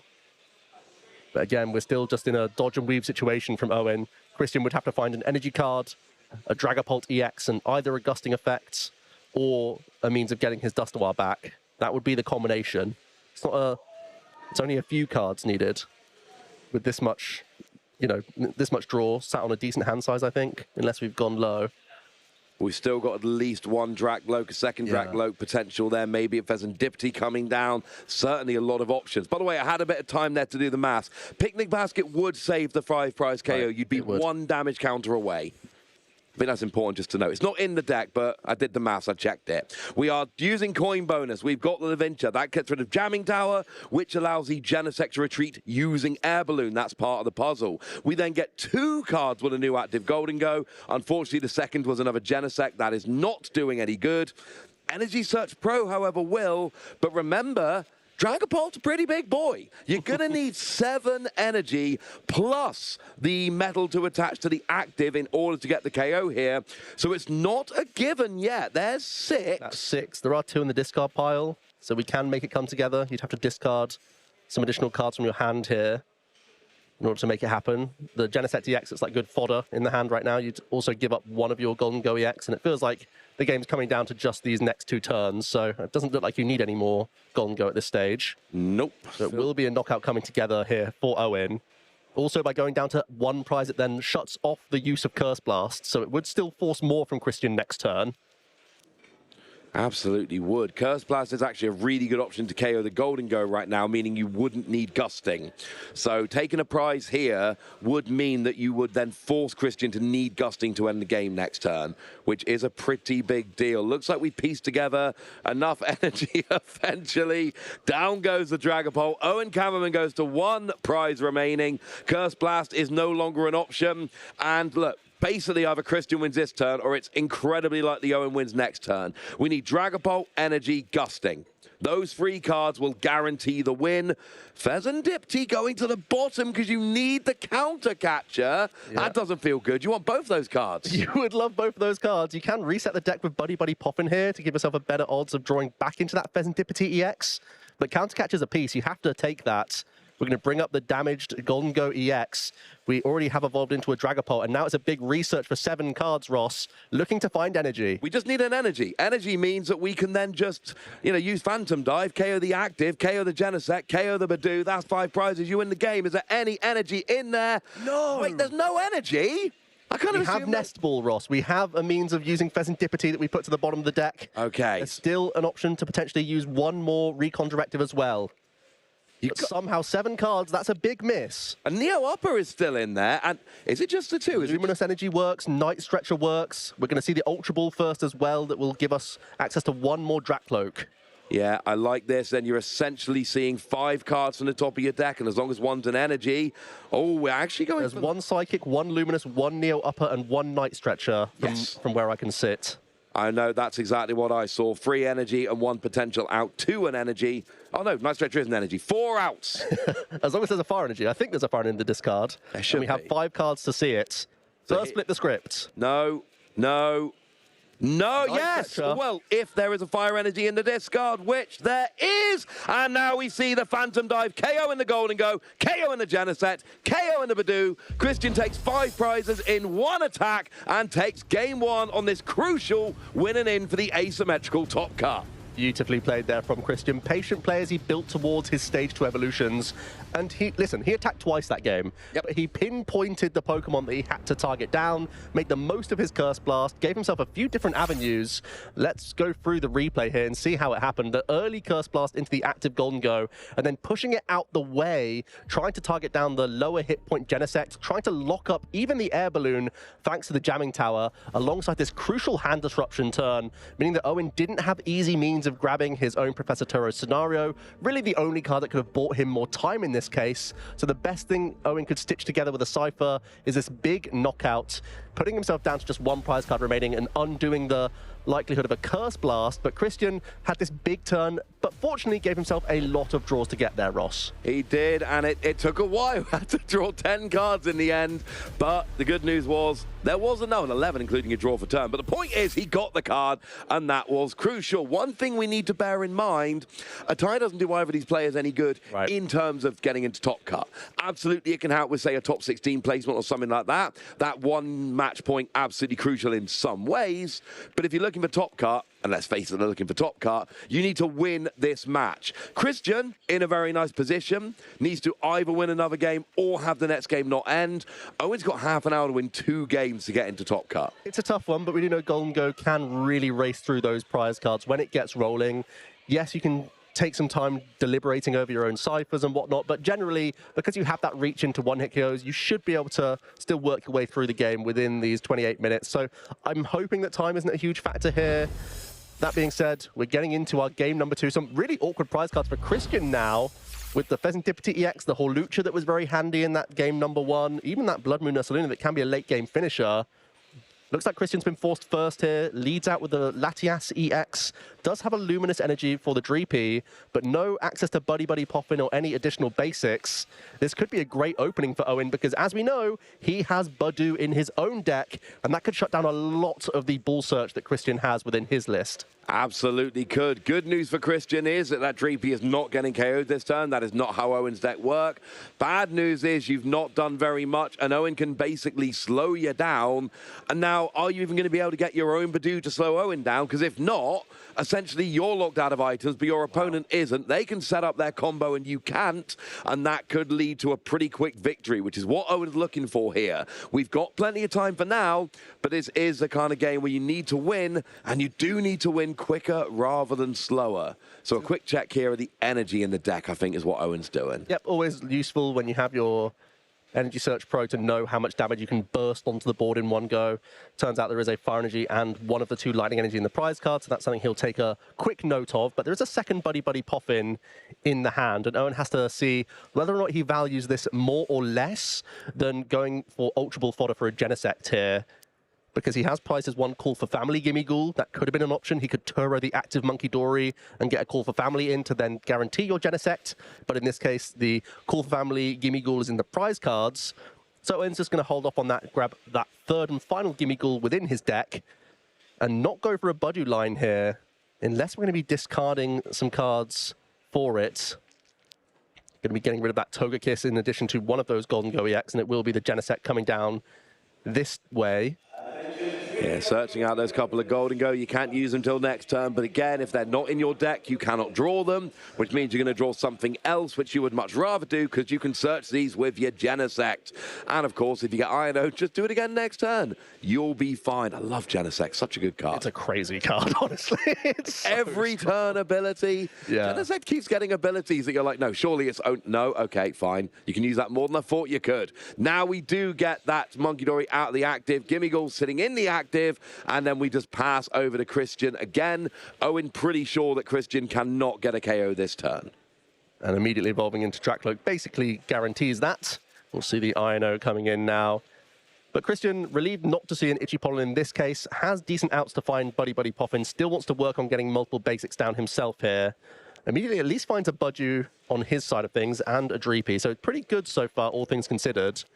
But that is just a vulnerable 1 Dracloak. And whenever you see only one of the stage 1 evolutions in play, that's immediately warning signs that you're in danger of an early boss's orders play. Really is. Now, technically, Dracloak can actually KO Gimme Ghoul. It does do 70, but I just don't think you're putting that in risk. No, yeah. You're not going to leave it in the active and let it get KO'd for the sake of getting a prize off of a Gimme Ghoul when your opponent's got 2 others. If it was the only Gimme Ghoul, maybe, but it isn't. So in comes Badoo, Itchy Pollen, 10 damage, and there will be no item cards from Owen this turn. Decent little recovery there from Christian, but we have now got 1 Dracloak, and you're only playing 1 rare candy. If Owen can get some gusting this turn, this could be a great opportunity to take out the only Dracloak and really put Christian on the back foot. I do just want to highlight that final recon directive. Well, the only recon directive Christian had was grabbing that rare candy, and he's holding on to Hilda. Ooh. So he's actually already planned for the worst in a way, with that boss's orders looking like a fantastic line for Owen this turn as he continues to use his coin bonus here. Like, from Owen's side, that feels like such a strong play. It actually hasn't lined up because it's going to be a Cypher Maniac regardless, but I love that Christian was right on his toes and being aware of Owen's best line of play and accommodating for it already. Absolutely. Hilda can get your Dragapult and your Neo Upper Energy plus the rare candy, and you've got a Phantom Diver rocking next turn. Cypher Maniac here is going to go and grab a couple of cards. Looks like an Energy and an... no. just a couple of energy. A couple of energy cards. You go for the counts that you have more than one of, so you still maintain the maximum value from your Energy Search Pro. That's what Owen's trying to sculpt here. I think already has an energy in the hand to attach or use for fodder for the Budgie. So just maintaining these energy means that you have Energy Search Pro available for later. And again, we've used our coin bonuses here. So these are cards to stack on the top for next turn. No, you're going to draw into them. Always a bonus. Yeah, we got the metal energy to attach, and we got a grass energy to discard as well. So that means the KO on the Badoo is already here. Could potentially have gone for the poker gear to try and touch out that boss's orders, but it doesn't look like they would have had the energy anyway. And to be fair, after an Itchy Pollen, Poké Gear's a pretty hard card to play. One could say, Joe, you're not even allowed to play it. Not even allowed. Here comes the Hilda then. This was already planned from Christian. It wouldn't surprise me if we saw a Neo Upper Energy plus Dragapult, but no, we're going to maintain the draw engine and still take it slower. Christian really being disciplined in this case. The potential to have an early Phantom Dive here. You're opting not to go for it. I feel like it's pretty safe when you already have an energy on the bench to make that line of play. You are sort of sacrificing your A-spec, but Christian weaved in his Curse Blasters so efficiently last game. I still think that's in his thinking. It's worth noting, we didn't see Neo Upper Energy last game at all. Even with, Christian winning the game and having those two big attacks, didn't actually need it because this is a deck where, especially with Badoo and slowing it down, you can go through many games without ever needing a Neo Upper. It's there for the turns where you really need it. So I agree, this could have been a fun turn to use it. It's irrelevant now. There is no Dreepy to evolve up into a Dragapult. So all we're going to do here... We do already have an Ultra Ball in hand. Either of these could still be fodder for that Ultra Ball, because we can still find a Dragapult EX that way. Okay, and we do still have an energy attachment potentially, so maybe... Yeah. We can still certainly attack with a Phantom Dive. It just means that because you had the Candy combination and early access to Hilda, you could guarantee that Neo Upper now on a turn. You didn't really need to use Iono or anything else. Now it might be a little bit more awkward to weave in a Hilda as the game progresses. Absolutely might. There was a really awkward decision there from the Drakloak. Do I go for the Dust Skull to set up my Ghost to do Curse Blast, or do I get Counter Catcher, which I can use right now to drag something active? Ended up going for the Dust Skull there. Again, having seen how good it was last turn, but it looks like it's not a Dragapult at all, Joe. It's a second Badoo. That means we're going slow. Double Badoo worked out last game. Yep, it certainly did. Ultimately as well, you can still use Counter Catcher and put 10 damage on the Gimme Ghoul as well. Even that can set you up for Phantom Dive later. We saw Horlucha do that brilliantly in that first game. So even that 10 damage can be relevant with counter-catch plays. But we actually valued the Dust Skull instead, didn't we? Yeah, the counter-catcher wasn't grabbed, I'm afraid. But we do just see the 0 damage here. Golden Go, of course, metal Pokemon resistant to grass. But item cards are turned off. Now, we know we're going to get the KO on the Badoo. You need a basic energy. And we saw Scythe Maniac's Codebreaker. We know that's going to happen. What Christian's trying to do is basically say, look, this is all you get this turn. And by next turn, I'm going to be ready to go. Owen going to coin bonus into the cards he put to the top with Cypher Maniac, then use his Metallic Signal from Genesect to grab that third Golden Go EX before getting a couple additional coins here. Hopefully we're keeping up on how many we're grabbing. Yeah, the counter's getting a lot of run this game. I love to see that. And Cypher Maniac and Turo give some supporter options as well. There is boss's orders in the hand. I really like this. Yeah. I was also debating, if you didn't have access to boss, even just taking out the Budgie with an over KO, getting rid of even more energy, so you start stashing your attachments in the discard pile for your superior. That was something that was lacking for Owen last game. But in this case, the boss is far better. I'd love to take out a Dust Skull here. The energy attachment onto Monkey Dory, whenever you have a chance to weave this in, it's fantastic. Owen recognizes that, because every damage counter can come in your favor. It's going to be a Drakloak here. Still targeting the engine, knowing that you can take out a single Dragapult in one attack as well. Maintaining that board state quite nicely here. Not using the Monkey Dory to move that damage off of Golden Go yet. Ah, there we go. I was going to say. You're actually just taking it completely off the board altogether, knowing that your opponent, Christian, could also use their own Monkey Dory throughout the game. So we're just going to turn that damage into nothing. Now we have Rare Candy into Dusk Noir. That was what we were holding the Rare Candy onto, Ross. Okay, I like that. Now we have the research for a fresh 7 cards here. You have to feel like Christian has to re-establish at least a Dreepy, or perhaps might have to think about Blood Moon Ursaluna as one of his options, although that's currently the prize cards. My concern now with not going aggressive last turn is that we're going to start falling behind on the attachment game, but also having used that rare candy on Dust Noir, we can't easily chain a Dragapult attack either. So there's going to be a strange mid-game, like, slow down Budu, Iono, and Hope turn, which is already looking kind of murky to me. It's not necessarily where you want to be. Just a little play we saw from Owen. Went after the Dracloak with the Luminous Energy rather than the Psychic Energy. The reason you do that, of course, is because now you force a Fire Energy, whereas the Luminous Energy could be combined with either. Just makes it slightly more awkward for Christian to get the relevant energy to use a Phantom Dive. So you think we're going back to Budu here, do you, Joe? But it's like, I feel like you still need to Phantom Dive this turn, but you didn't use a hand disrupting card, so it never feels good. Owen hasn't yet played their ace spec either, so there's a strong likelihood this Dragapult is dealt with. But do you really want to sit back and try and dodge boss's orders? You know that Golden Go is known for playing 3 or 4 copies. Personally, I don't know. I don't want to just sit back and dodge boss's orders. That's just me, though. We do have a Dragapult in hand, so that can be evolved up. You at least evolve even if you're not attacking with it. And you have a Luminous Energy, which is important. So that's turned out it was irrelevant in the end. No, it wasn't. Well, you're still forcing the Luminous, yeah. Yeah, so here goes Luminous onto the Dracloak here. This is so awkward. This comes back to the decision of not going Rare Candy from the Hilda with the Neo Upper. I feel like that would have been the way that you could have chained already 2 Phantom Dives, and the board would look starkly different.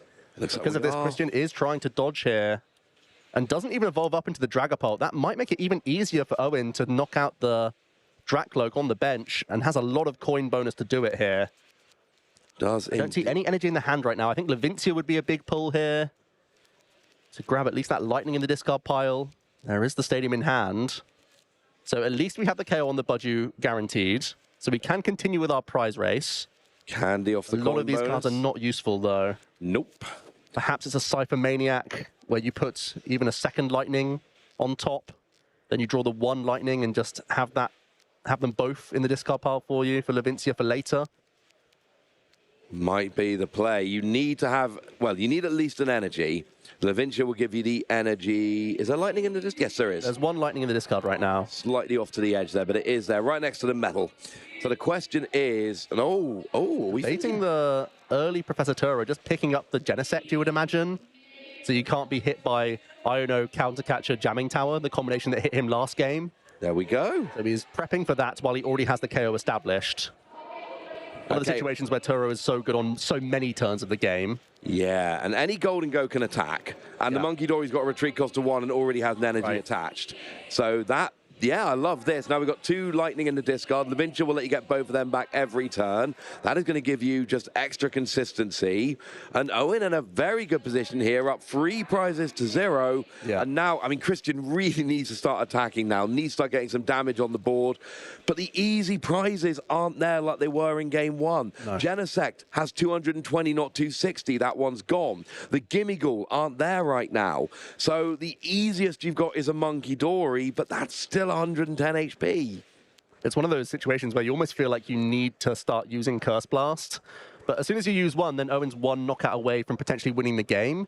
So there's possibly even a world where we use double Curse Blast here, force Owen down to 1 prize. And that, yeah, we're doing double Curse Blast here, Ross. Oh, I like this. Dust Noir down, Dusclops down, 5 counters onto Monkey Dory, 130 damage now placed onto the Golden Go, and throwing Owen's hand size from a huge sum down to just 1 card remaining. And you are going to get 3 prizes. The maths works perfectly. The 6 damage counters from Curse Blast onto, from Phantom Dive onto Monkey Dory, plus the 50 from your Dusclops means 110. That's a KO. And the Golden Goes easily over KO. That's easy. So you take 3 prizes, and here, this is kind of like an Iono and Hope kind of turn. It does seem like it, but at this stage, that's more or less where we found ourselves. Plus, you're taking out 1 Golden Go. That's 1 less coin bonus. It is. So 1 fewer cards. I mean, it's not perfect, but it's pretty good compared to what we were a turn or 2 ago. Yeah, the knockout on Monkey Dory is frustrating, but you sort of have to do it because you're then stopping Owen putting down any other Pokemon that could help out. Yes. And at the same time, that can be additional damage for Owen to reach towards a knockout, whilst also undoing your scheme of trying to get a 4 prize turn out of this. So you kind of have to deal with the Monkey Dory here, it feels like. Here comes our last recon directive. There was Night Stretcher among those. Could be the best option with one of your Dreepy in the prizes. So the Buddy Buddy Poffin going to be thrown to the bottom. Got 2 Night Stretcher in hand now. One of them's going to hit the board in here, and it is going to be a Dreepy. Like you said, Joe, getting one of those out, trying to get your Dragapults rolling a bit more easily. Here comes one of them into the active. You got the energy you need to attack. You got a counter catcher, but you ain't going to play it. There's a free prize KO. Golden Go in the active goes down. Monkey Dory on the bench goes down. Christian, free prizes away from winning here. And Owen has got a 1-card hand and 2 Golden Go. What can he turn it into? Already got 2 energy, Ross. Plus Levincia. Coin bonusing. 2 blanks, essentially, but that could still be fodder for superior energy retrieval. We're getting very close to the KO here. We are, and the metal energy, which is absolutely crucial to get onto the Golden Go in order to attack. We do still have 1 more coin bonus. We're going to use Buddy Buddy Poppin'. I think this is just to reset the deck, honestly. Yep. Because we had a lot of supporters that were thrown to the bottom with INO last turn. So no targets found. It would make Christian's life easier to take 3 prizes if any low hit point Pokemon came into play. But this is just to improve our draws. Coin bonus for 1. Lightning Energy means that we can initiate at least 100 damage into this Dragapult by using Levincia for one of your Lightning Energy in the discard pile as well. There it comes back to the hand. So we are going to launch 100 damage here by the looks of things. It's a safe 100, and Owen isn't in fear of losing the game next turn, so can freely do this and get himself closer to win next turn. Yeah, it's 150. I like this. I like going for the max damage. The reason why the 2 Lightning are safe, of course, they are recoverable with that Levincia Stadium. You can get them right back next turn, assuming no counter Stadium, which I think is fair to say Christian is going to be trying to go for. Yeah. But again, you're not winning the game this turn. Christian actually needs to KO both Golden Go. So it's essentially going to be attack, counter catcher, attack is what we're going to need from Christian. Now, the math does work out to 260 perfectly, yay, and getting that Monkey Dory off the field actually kind of crucial to make sure that works. Yeah. But that's still 2 turns of attacking, Joe. It is. So I think this turn our priority is finding Neo Upper Energy and our next Dragapult EX. If we can work towards that, we can retreat our active Dragapult and go into another very chunky 320 hit point Pokemon. That's still a huge hurdle for Owen to get over with just a couple of Golden Go. So I think this plan is still in motion. We're going to have some Recon Directive first. Owen sat on a 1-card hand, so Christian doesn't really want to use INO himself here, just a 3. He might want to work towards that Hilda supporter card again this turn. And I was going to say, he does have 2 in hand. This is crucial, because this means now Owen needs a metal to attach, as well as the ones to discard to take the KO. But it's too risky if you don't know you can gust again next turn, but he can. He's actually got a boss, so he's got 2 lots of gusting. This is actually working nicely for Christian right now. I don't see any access to Dragapult Hilda, though. Oh. So it might be... You really don't want to play this INO because you've just picked up all your gusting cards. You have to shuffle them to the bottom, but that's the safest route we can have here. If this 3-card hand can find our A-Spec and our Stage 2, we can be in a much safer situation. Not quite, just a bunch of supporters. But the boss is actually very relevant. Oh, it's Scythe Maniac's code breaking, so that's going to be everything. Owen is going to take game 2, and we are 1-1 with 11 minutes remaining. Now, Joe, we just saw the fist bump with the Scythe Maniac's code breaking. Take people through what would have happened if we'd kept playing there. Well, Owen already had the 1-card hand of the Cypher Maniac, was able to draw for the turn, and had Levincia in play, so could grab back a couple additional Lightning Energy. That gave him plenty of cards to work with, so that after playing the Cypher, he still could have used Superior Energy Retrieval to get enough damage to interplay to finish off that Dragapult EX. So that 1-card hand, by virtue of being able to put crucial cards to the top, especially that Superior Energy Retrieval being the key item card, would have allowed Owen to close out the rest of the damage required for Dragapult EX. Fantastic scenes there from Owen as we go through this replay. Really nice early boss's orders on the Dracloak, where Christian chose to take a slightly slower approach, and it allowed Owen to really shut some doors in this case. Picking up that Genesect EX really prevented Christian from having the most disruptive turn possible. It turned out he ended up having to use gusting effects on Golden Goes rather than the Genesect EX, which meant that there were still more cards to be drawn from coin bonus, and these are easier Pokemon to attack with. So really well played from both players there. I do feel like Christian could have been more aggressive in that case, just by virtue of having the access to the rare candy, but Owen really picked up nicely on the board position and picked it apart really well as well. Very well explained. Love it. And yeah, it's worth noting, had the Turo not picked up the Genesect, it would have been the Genesect brought active by that last counter catcher, because it still would have given the same 2-attack map, but it meant you couldn't have just attached and attacked. So Turo came in handy. Togekiss is off the board. Oh, we got a Dragapult, a Dracloak. That's a single copy of Rare Candy, and a Badoo. There are 2 in the deck, but still it's annoying. And it is Christian who's led with the Budgie in this game number 3. Still 9 minutes remain on the clock, plus 1 additional turn for both players after that time has expired. So both players probably going to be playing a little bit frantically, a little bit quickly to try and get this game concluded, because they both really want that win. And we're seeing that early buddy pop in from Owen, grabbing those Gimme Ghoul as you'd expect. Also going to be throwing the Nest Ball into the equation as well to grab a 3rd copy of Gimme Ghoul. Already has that Genesect EX to start, so is holding on to some Golden Go for next turn. So ultimately has to be pretty happy with that one. And you saw how quick that turn was. It just backs up exactly what you said.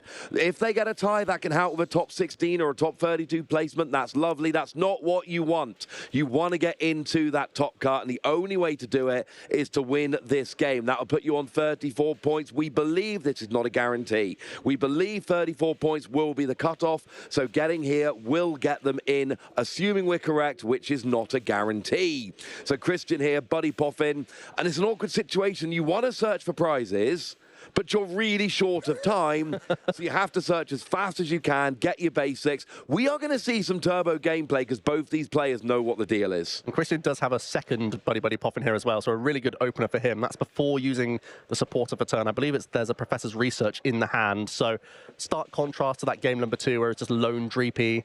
Now Christian will have plenty of access to those in addition to one of those Duskull, much more like what he would have wanted in that game number 2, and has access to see a whole heap more cards as well with this research. We want to maintain extra attachments, as we mentioned throughout both games so far.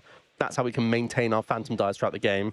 And Christian's already pretty happy that they've led the Budgie, so no need to try and find pivoting cards for it. We can simply launch an Itchy Pollen to end this turn. That's a pretty sweet turn 1, frankly. Getting free Dreepy and your Duskull, having your Badoo already in the active, but you cannot just Badoo all game. That's how ties happen. You need to make sure that you Badoo for as little as possible and then start throwing out these Phantom Dives at the earliest opportunity. So we do see an I&O from Christian, putting both players to a new hand, and then we're going to see an energy down onto the Dreepy. Itchy Pollen for nothing, because metal Pokemon have grass resistance. And then we're back over to Owen. His first turn was turbo fast. Let's see if we're going to see a very similar thing coming in here. A couple more Golden Go EX easily plucked out via that metallic signal. Means Owen's going to have a lot of draw at his disposal. So we're looking to try and find, ideally, an Arven, I think, here for Air Balloon, if we don't have one just yet. Oh, there is already the Air Balloon in hand, so we can pivot this Genesect EX quite comfortably, going into the Golden Go and getting the double dip draw, in this case from the coin bonus. We've got a Metal Energy to attach. We've got an energy in hand to discard, so the KO is here. Do we want to play another Gimme Ghoul? It is a potential risk if you play it down. We've not yet evolved the 50 hit point Gimme Ghoul. That's almost luring Christian into a spot where they could try and use their Dusclops. That's an intriguing choice from Owen. Oh, it's a boss's orders onto the Dreepy with the energy. There's the discard to make it rain. There's the KO. And remember, with no energy on the board, that forces Christian to have the Neo upper energy in order to launch an attack. Also worth noting, the only way to get a Dragapult in one turn is with a rare candy. And Christian plays one rare candy, and that one rare candy is in the prizes. There will be no Dragapult this turn. And that likely means it would just be an Itchy Pollen and build behind it, as we've seen throughout all of these games so far, Ross. Fortunately, there's enough Dreepy on the board that we can now evolve into multiple Dracloak, so Owen can't simply chase down one and then the whole tower comes crumbling down. He can feel a little bit more comfortable with his situation, because Dragapult is kind of known for going pretty slow and building towards this great board state.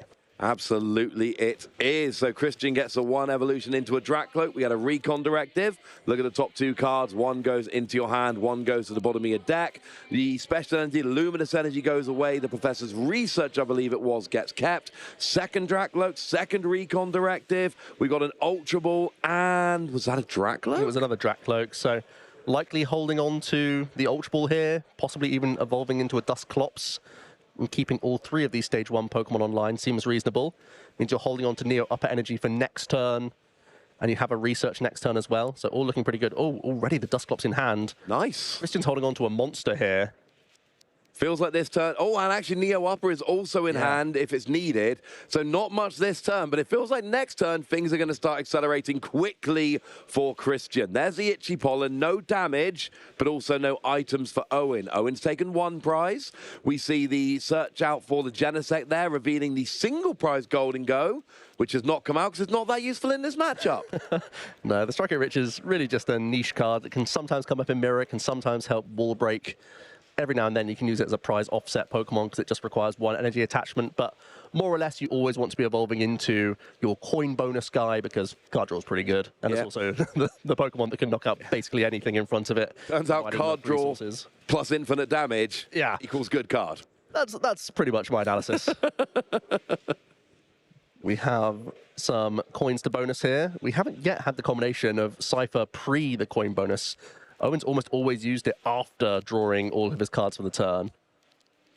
Yeah, we see a coin bonus here. Why would somebody do that? The answer very simply is because the coin bonus gives you information which tells you what you need for next turn, and then you Cypher Maniac to make sure you're going to get it on your next turn.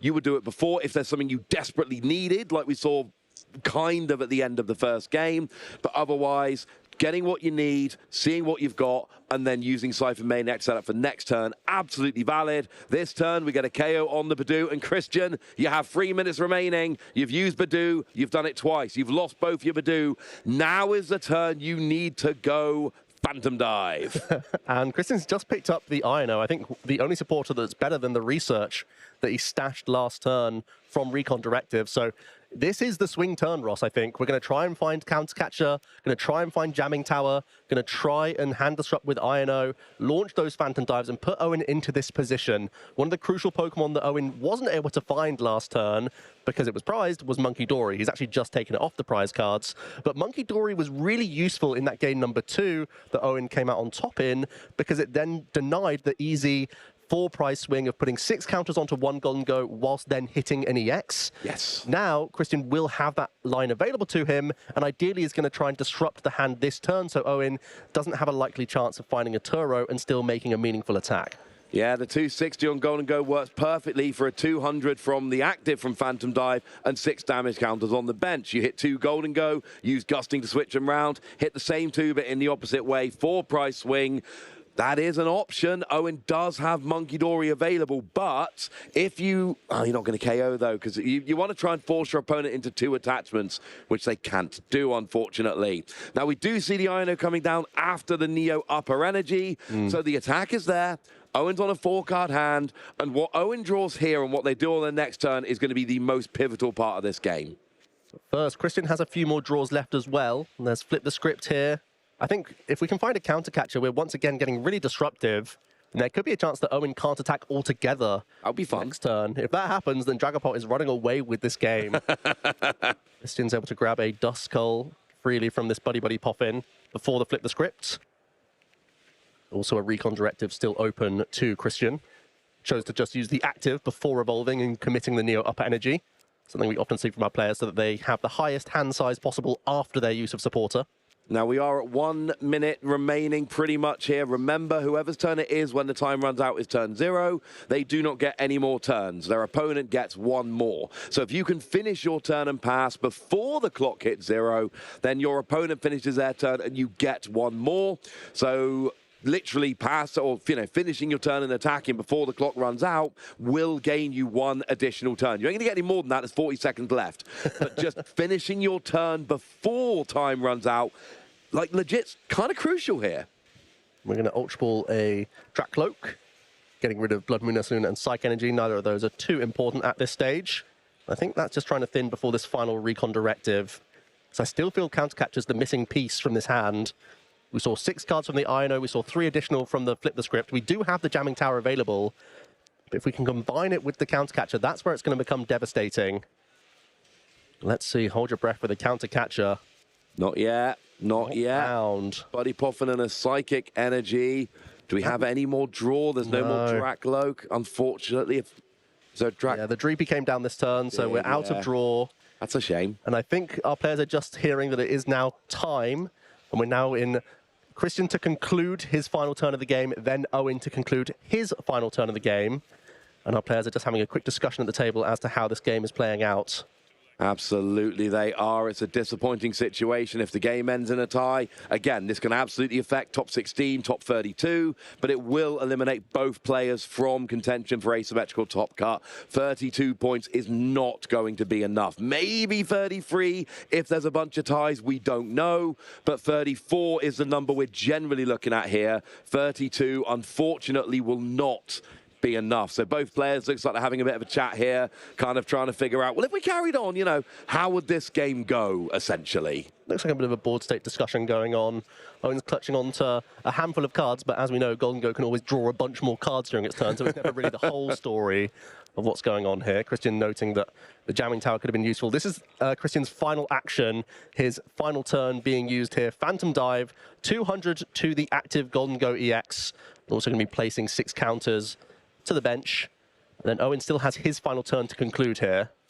And then the game will be over, unfortunately. The disappointment there of not being able to get the counter catcher to combine with the jamming tower, that would have just been absolutely perfect. So Owen here, we have a 10-minute clock maximum. So you'll notice we are now counting down from 10 minutes, which will then be the conclusion of the game. Here we see Genesect going to do some searching. Oh, there is actually one in there to grab. Oh, yeah, because the Ino came down, didn't it? Yep, so all just 4 Golden Go EX now in play. Does look like Owen has had a really good start here, and if he can represent this KO, it's looking like he was pretty ahead in the prize race, at least, in this final round of Swiss. Certainly in a very nice position. Here we are going to see an Earthen Vessel gets a Metal Energy and a Water Energy. Now remember, it takes 7 to get a KO on a fresh Dragapult, but that would then put Owen 1 KO away from winning. And with stuff like Pheasant Dipty in play, it does mean you can potentially take an easier KO for your last one. You don't need to go over 2 Dragapult. 1 will do fine. There's the draw from the active, which does include a counter stadium for that jamming tower if you need it. Yep, it means that if we find another air balloon from any of these next couple of draws, your final Golden Go could come into the active and replace the current active Pokemon. This one more draw. How many energies in the hand right now? Is that 5 energy in the hand? I'm seeing 5 in the hand there, Joe. So we need 2 couple away. Levincia could be a helpful card as well, don't forget. There's Monkey Dory. That means that even Night Stretcher could be a useful card to pick up now to undo the potential 4 prize swing that Christian was trying to set up. That would have been what he'd continue to do had the game had enough turns to conclude. But that does then need 1 more energy in order to actually finish out the game. There's a boss's orders. So if you can't get the Dragapult, you can, for instance, get a Dracloak or the Pheasant Dipty. Or Pheasant Dipty. Yeah. So it looks like Owen would have been coming down to... Oh, he just hit Energy Search Pro. Which, okay, I'm now confident he's got enough energy, Joe. I feel like we've already drawn a lot of the energy. I feel like this is only getting a couple, but should be enough to reach this Dragapult EX now. And it's not just hitting the Dragapult. You really do need to turn Attach of Darkness to Monkey Dory to get the damage off of your bench Golden Go to stop the 4 prize swing as well. I do think that's in the discard pile right now, so... Oh. That's 1 piece missing. Oh, no, we have the Darkness Energy in the hand, don't we? I believe so if we have enough, we could do both.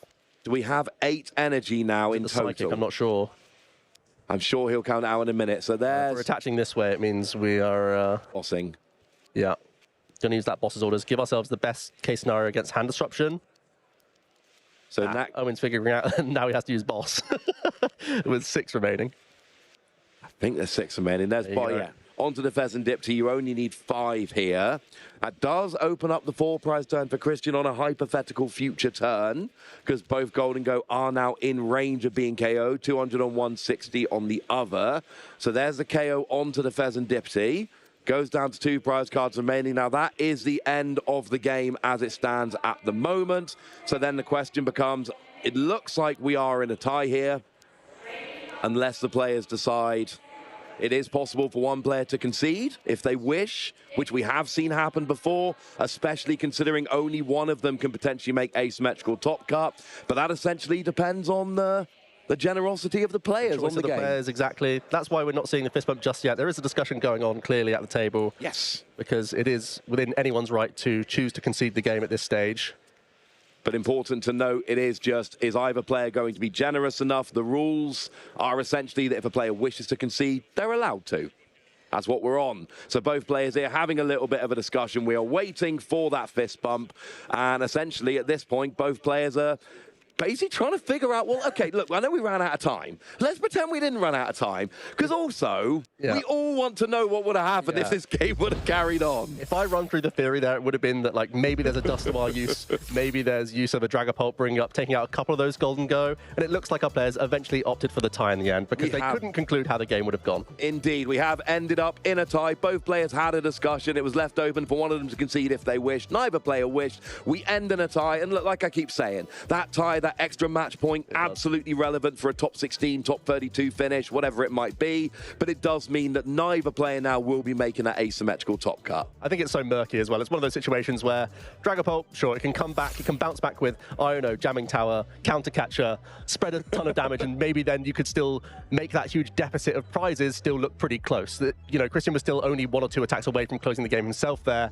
As we see this replay of both or all 3 of our games, this was the game number 1.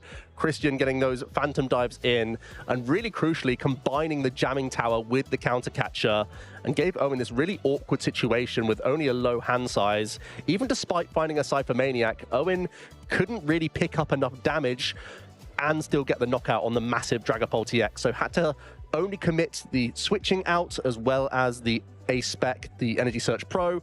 Was able to maintain that prize race going down to a single prize and made Christian have to dig for a massive combination. But thanks to Flip the Script, thanks to those Recon Directive, Christian was able to make that happen in game 1. And moving over here into game 2, we did see the early KO on the Badoo. Stop me if you've heard that before. But then we actually got a KO onto the Dragapult, the Dragloak here, sorry, after moving that damage over just to get it off the board.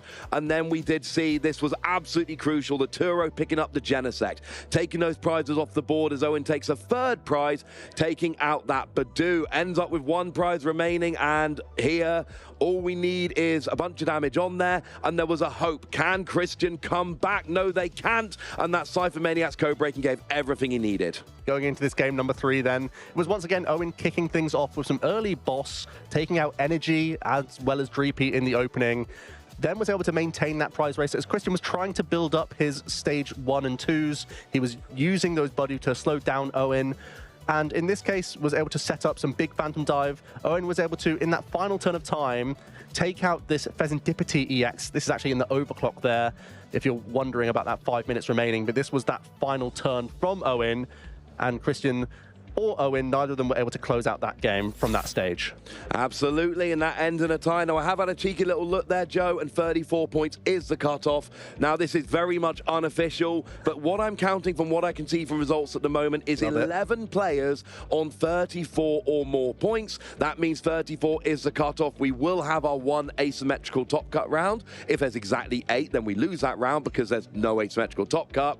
Our casting friend Mike, who's had such a phenomenal run this tournament, ends on 33 points, 1 match point away, unfortunately, from making the top cut. But we do have 11 players in, which means, oh, how's the maths work out on this one, Joe? So with 11 players, does that mean how many people get in and how many people play the ASIM? 6 people play the ASIM. 6 play the ASIM and 5 get in. Okay, right. That's what I was working on. That's good. So it means, and this is where the seeding comes in, if you are one of the top 5 seeds, you're into top 8. You don't have to play the ASIM round. And we have 2 35 match point players. Oh, do we? Yeah, we have Tord Reklev and Kato Arai, who have been the top of our standings throughout the entire weekend. Those are our 35 match point players, so we know that they are going to be top of those standings. We do have Rune Heiermans also on 35. We have a 3rd player on 35. Yeah, Rune Heiermans. And you're forgetting the 37-point player. Of course, yeah, that Joltik toolbox. We saw Dominic at that first round of phase 2, which was yesterday for us,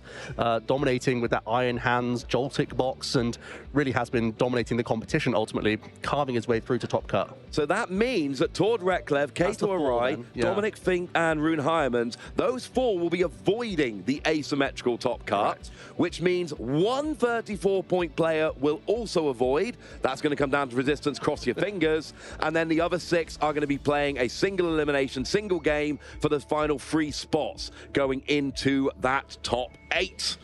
Okay. There you go. Well, we are. While we scribble down who's going to be making it into our asymmetrical cut and figuring out all the maths back here, we have a lovely video to show you about getting down to your local league, because that's how you can start getting involved in the Pokemon TCG.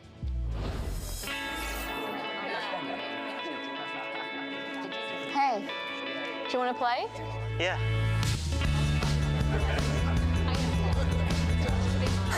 Nice. One shot? Wait, that card, yeah.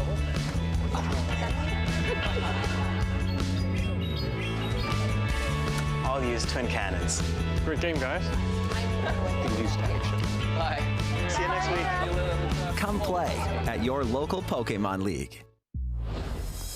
I've said it a couple of times this weekend. Let me say it again. I cannot recommend enough getting down to your local Pokemon League. It is a great time to be had. You make friends, you can trade cards, you can learn how to play. It is the single best place to improve your play. Oh, look, there's a QR code on the screen. Oh, look, you got a smartphone in your pocket. Might I suggest using that smartphone to scan that QR code, and that will help you to find a local Pokemon League near you. I know it's a little bit nervous the first time you go to the league. I was nervous the first time I went, but oh my goodness, am I glad I did. Highly recommended from your old pal Wassy. Go down, play some Pokemon. If you're watching this, you're at least a little bit interested. Yeah, we're one step in through the door already, and it's always converging very experienced players with newer players as well. You're going to find like-minded individuals who all love Pokemon. That's always a great conversation starter. You actually can't get people stop talking about Pokemon when you're at these leagues, whether it's playing the game or just generally the love of the franchise in general. But yeah, leagues is where it's all happening. Of course, we also need to accumulate championship points at the local level. So getting down to your league cups, getting down to your league challenges, these are still going to be vital for you to try and book your spot in the World Championships, and everyone wants to be there. Everyone does want to be there, and unfortunately, if you're going to be, fighting for that top 135 space, you are going to need a bunch of championship points from cups and challenges. But there's a different kind of challenge which is going on in the hall today. We have a sisterhood event, and we got our own Amy who's going to be over there, who is going to tell us a little bit about it. Welcome to the hall, everyone. As you can see, we have the Sisterhood event ongoing right now, live here in Frankfurt. Look at all these lovely players who have come together to feel unity within this space. My name is Amy, and I'm here with a very special judge of the Sisterhood event. Why is this event so important? So I think TCGs have a bit of a reputation, let's say, of being a very male-dominant space where it's a really nerdy hobby that a lot of people are interested in, but some people might be afraid to get their feet wet, jump into an event where in a space where they feel might be dominated by men or people who don't look like them or think like them or act like them. I think that's so well said. Like, it's all about inclusivity. It's all about finding your feet and making sure that we give people the space to have the confidence to grow into the trainer we know that they can be, right? I agree. Absolutely. Very much so. Do you have a favorite memory from one of these Sisterhood events? So the first Sisterhood event that I played in was at Baltimore of last year. And I got to meet so many people that I had only known online previously, and it was just a space where all of us who knew each other were together in. We were playing together. Many people I got to play for the first time, and it was just grand. A very low stress environment. Everyone's here to have fun. And there's such a variety of players who participate in these events. And I think that's the joy of it, right? Is that you get that diversity. So a little bit about the tournament structure. So we're talking about the Sisterhood event for trading card game. We also have Sisterhood events for Go and VG. However, what type of tournament is this? This one right here is a TCG tournament. And it's full of people from all ages. Something I'm excited about is there are a lot of parents who have juniors who played in the main event who are playing in the Sisterhood tournament. This event is so great to see. Great. So is it sort of capped at any amount of rounds? Is it best of one or best of three? So typically a regional Sisterhood tournament, it's best of one, 30-minute rounds. It's basically like a locals. Oh, that's so good. In that 3 to 4 rounds usually. Just very low stakes environment. You still do get prize hole tickets, of course. Woohoo! That's what we want to hear. Yeah, yeah. Amazing. Thank you so much. It's Of like course. a locals away from home, Locals away even from home, I like in that. Frankfurt. Even in Frankfurt. That's yes. so incredible. Thank you so much for speaking with us. Of It's course. been an absolute pleasure. Speaking of locals, that's the only way to get yourselves eventually to the World Championships, which we're going to have a little look back at right now.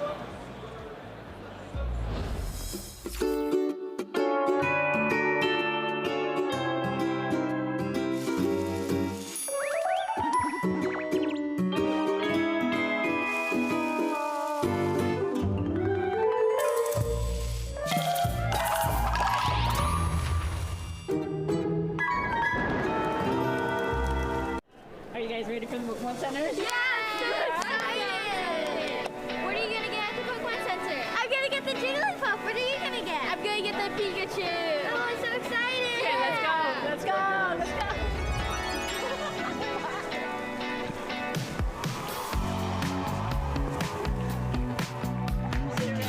Yeah, let's go.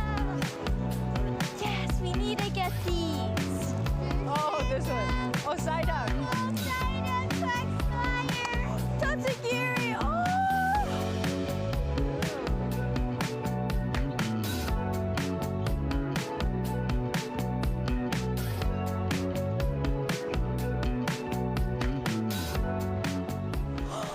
It's a Pikachu.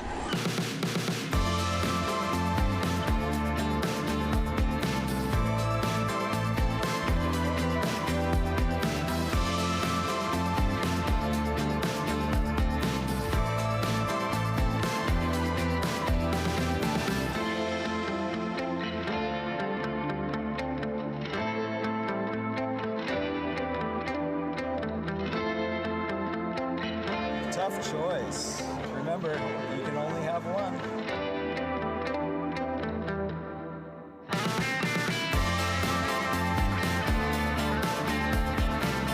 What did you get from the Pokémon Center? I actually got something for you. Thank you. That's so cool. I actually also got something for you. I got a Pikachu. Thank you. Oh, let's head to the arena, okay? Okay. How many Pikachus do you think you have? Too many, can't count. What are you gonna name your Jigglypuff? Probably Iggly Biggly Bop.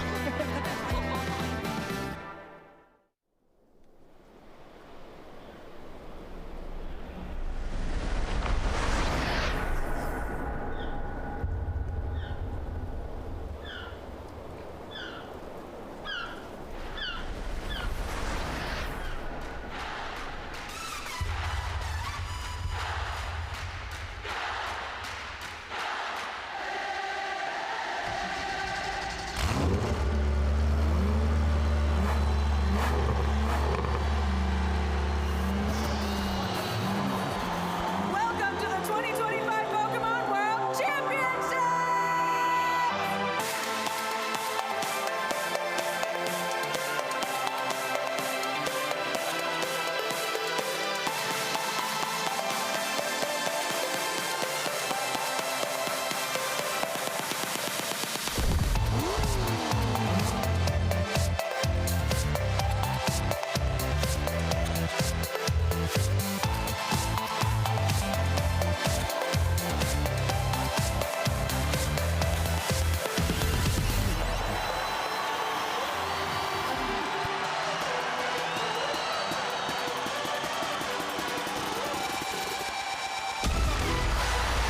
This is what Pokemon dreams are made of.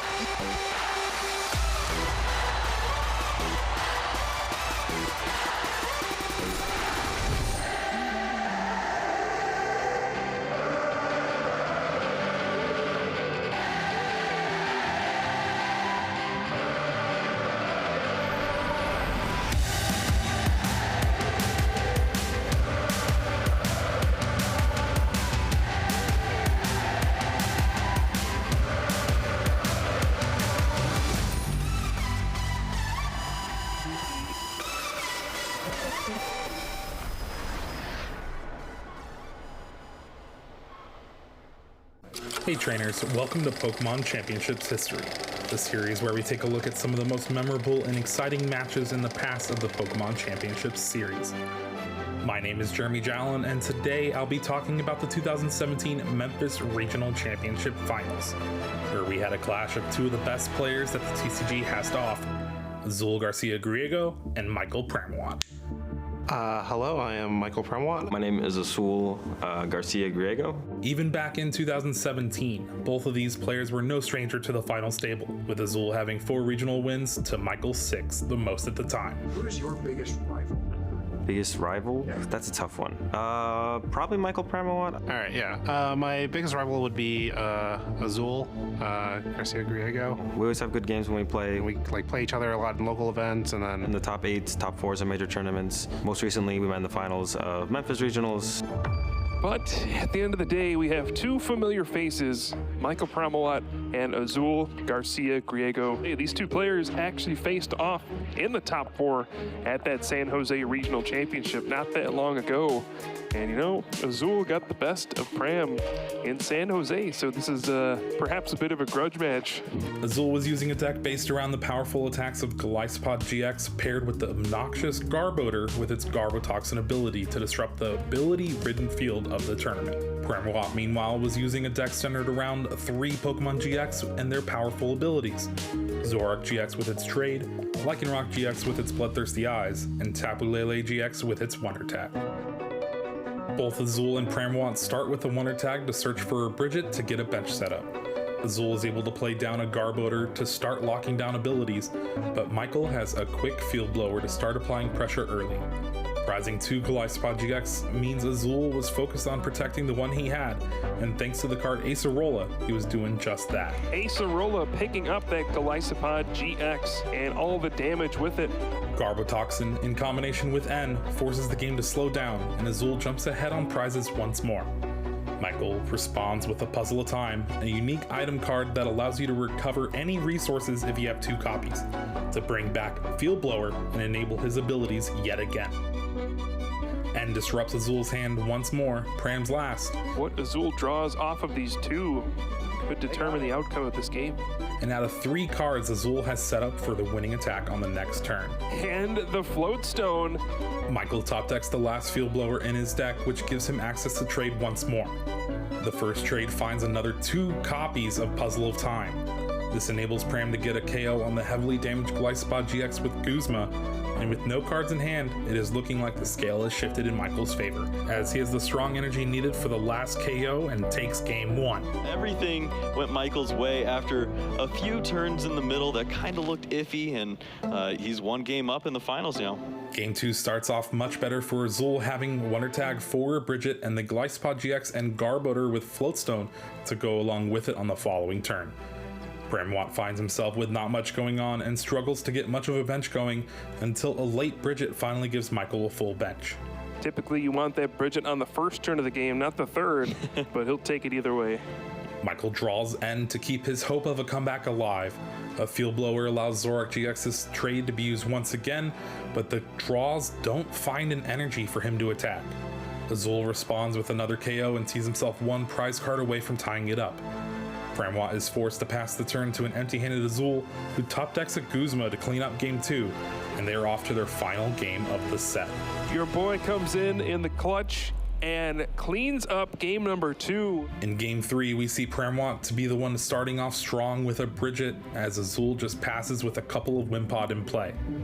Azul finally draws a Guzma and takes a KO with Glyspod GX, but he struggles to do much else. After managing a 1-hit KO with Dangerous Rogue GX, Michael is able to set up a 2-hit KO with Field Blower and is now in the lead 2 to 5 prizes. Azul finally plays the N that he has been holding on to and finds a tool for the Garbotoxin once more. Michael attacks back, forcing Azul to get the Glyspod GX out of the active spot with Crossing Cut GX. Crucially, Azul's last Guzma is in the prizes. Pramawat misses Guzma, while Azul picks up the heavily damaged Glyspod GX and continues the pressure with First Impression. The last 2 puzzle at a time allowed Pramwa to switch up gears and go for 2 Guzma with the hopes of trapping the Garbodor in the active spot and deck Azul out. Azul looks at his hand and concedes, knowing the last card in his deck is of no help. Michael Pramwa nabs his 7th regional championship win and cements himself as one of the best to ever do it. 6 years later, both of these players found themselves placing 3rd and 4th at the Yokohama World Championships, with plenty of energy left in the tank for that inevitable finals rematch. Thanks for watching, and make sure to let us know your favorite competitive Pokemon TCG moments using the hashtag #PlayPokemon.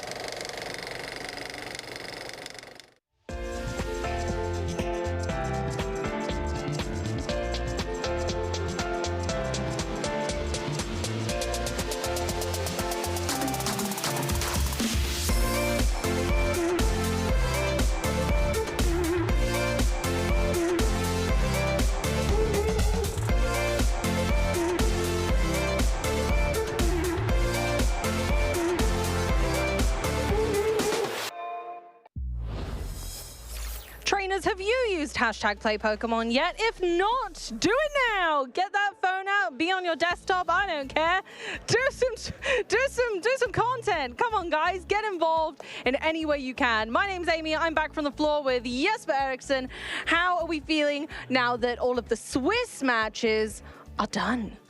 Joe introduced us this morning saying we are at the business end of the tournament. And actually, with that statement he said, I don't quite agree. I agree with right now we're at the business end of this tournament. Oh, yes. We got $10,000 to give out to our champion. And, you know, there's a lot of contenders. We here backstage were talking a bit about Greninja EX, but we have to wait a little bit for that to confirm it 100%. But it's looking pretty great. Yeah, I didn't quite believe you at first, Jesper. I was like, what? No.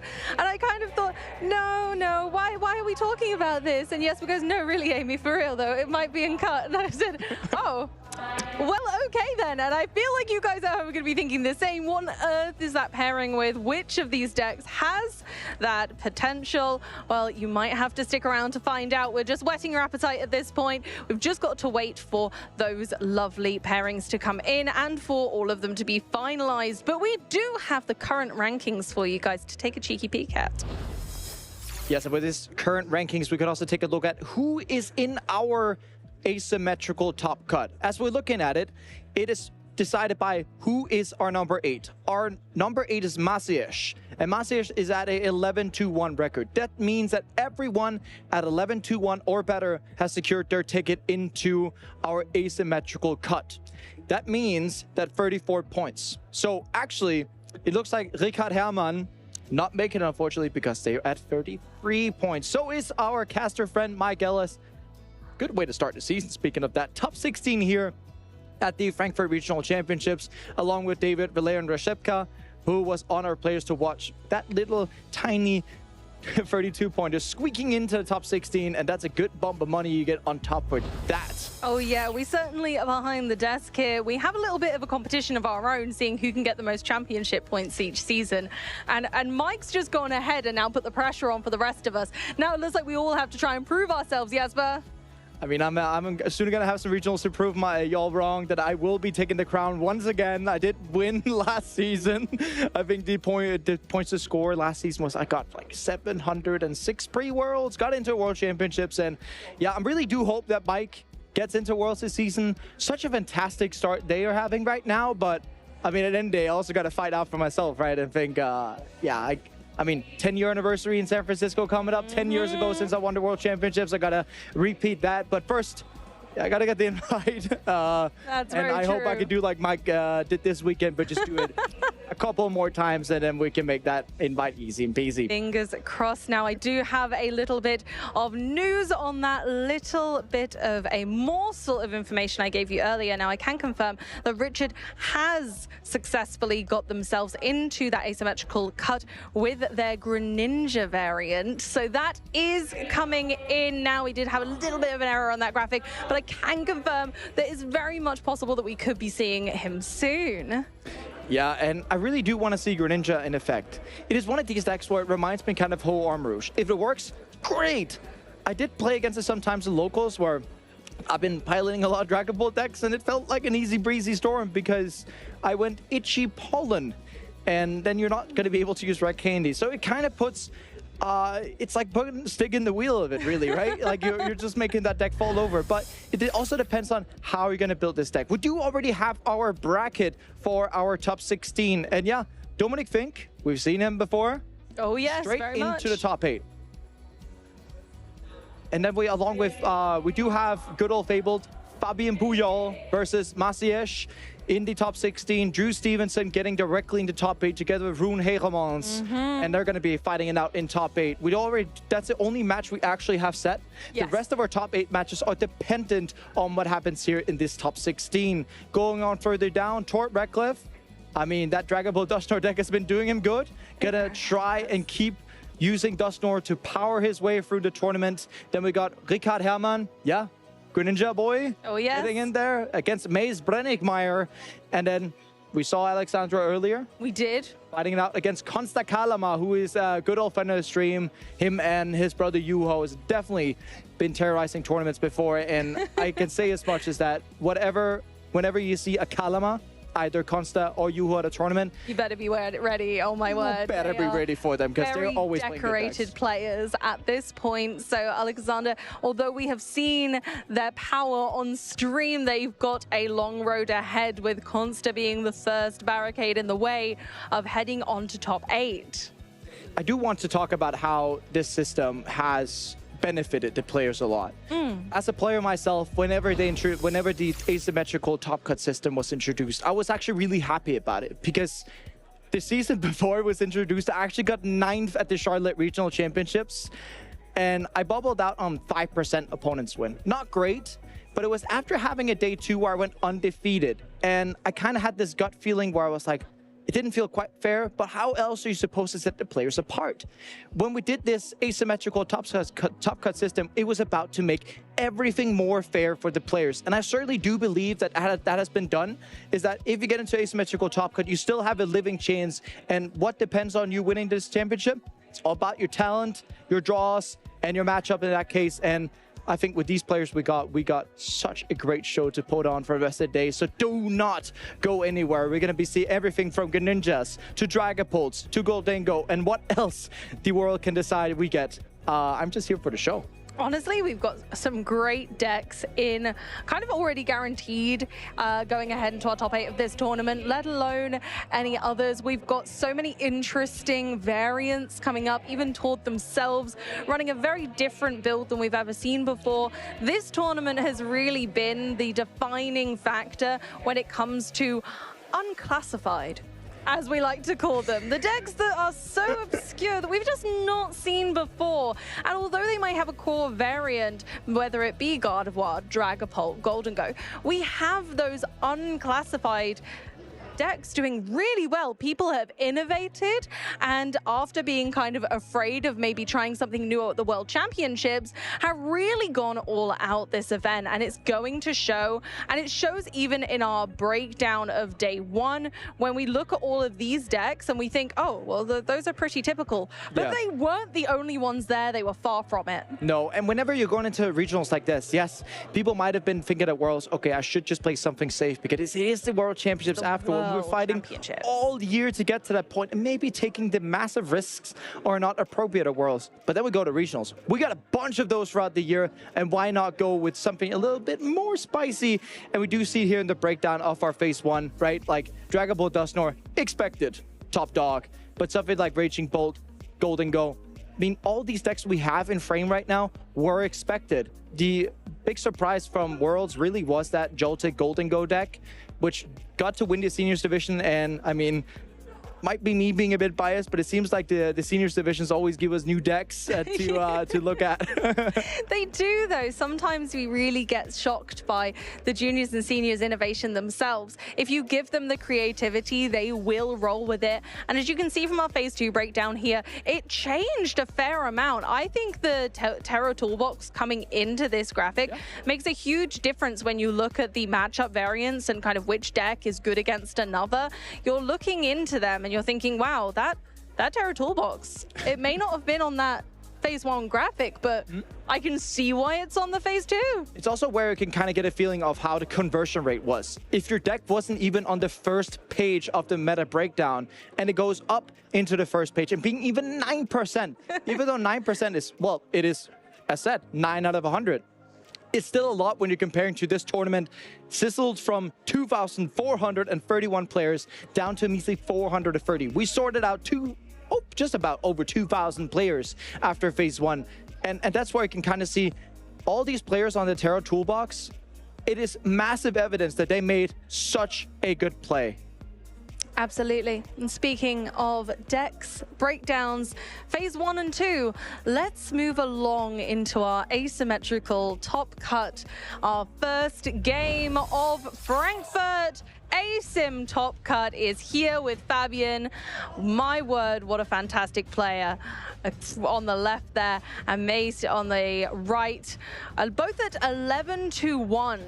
That's a fantastic record.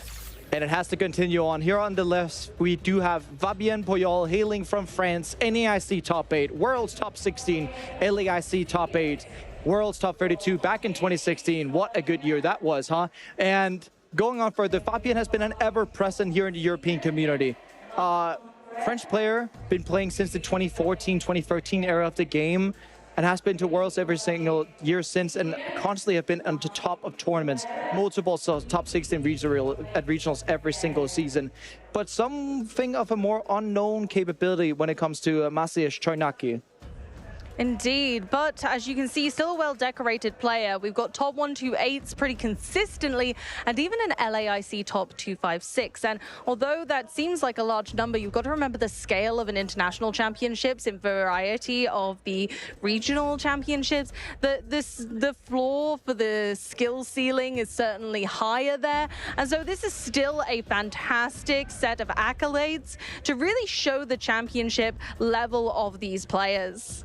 Yeah, and these players, the level is only gonna go up from here. No slouching, we're here in the top 16 of the Frankfurt Regional Championships, and we're gonna have such a great game. Fabien, been knowing to pilot some a bit off-the-wall decks, maybe have a few nice quirks to a meta deck here and there. Did at the World Championships play Dragapult, but with a different partner than we typically would see in that Blaziken, so playing some Dragapult with chicken. And, you know, it's always great to see a player like him being like, you know what? I don't quite want to just play whatever's meta. I want to play something that could beat it, has a few nice quirks, being able to do a few different things into the meta. And I think that's what sets Fabien apart, like the deck building that they put in and constantly at the forefront of. Absolutely. And, you know, Marche bringing, of course, our Terra Box deck, which we've seen to great effect this tournament, but haven't quite seen a win yet on stream, so maybe this will break that streak.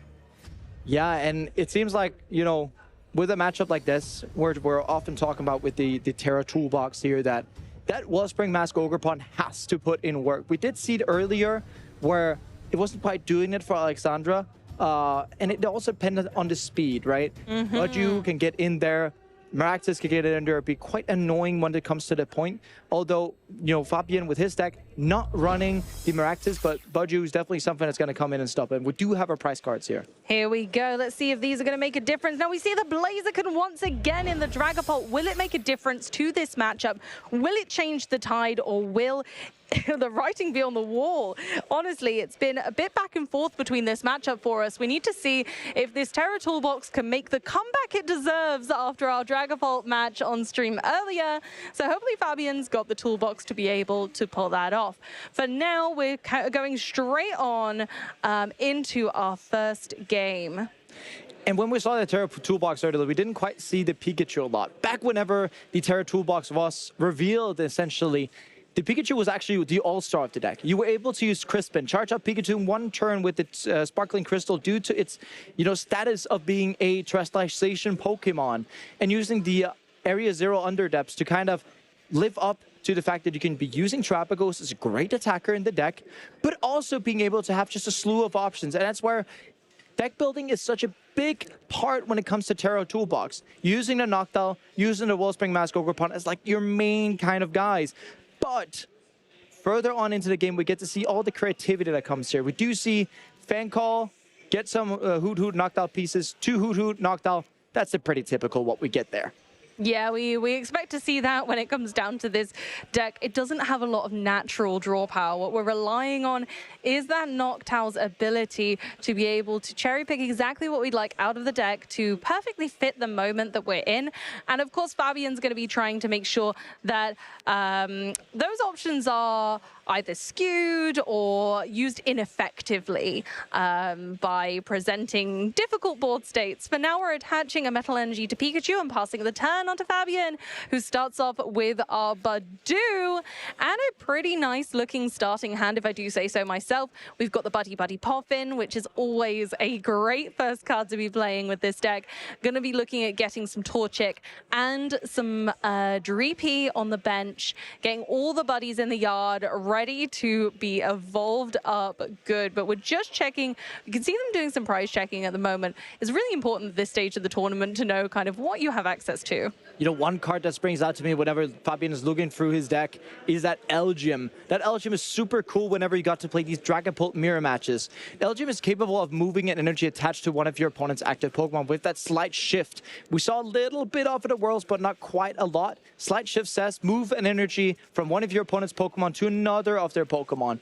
In this case, for example, it would be quite annoying for Mache if Fabian went ahead and said like, oh, slight shift off that metal energy down to a Hoot Hoot. Because what can you use it for in a Hoot Hoot? Absolutely nothing.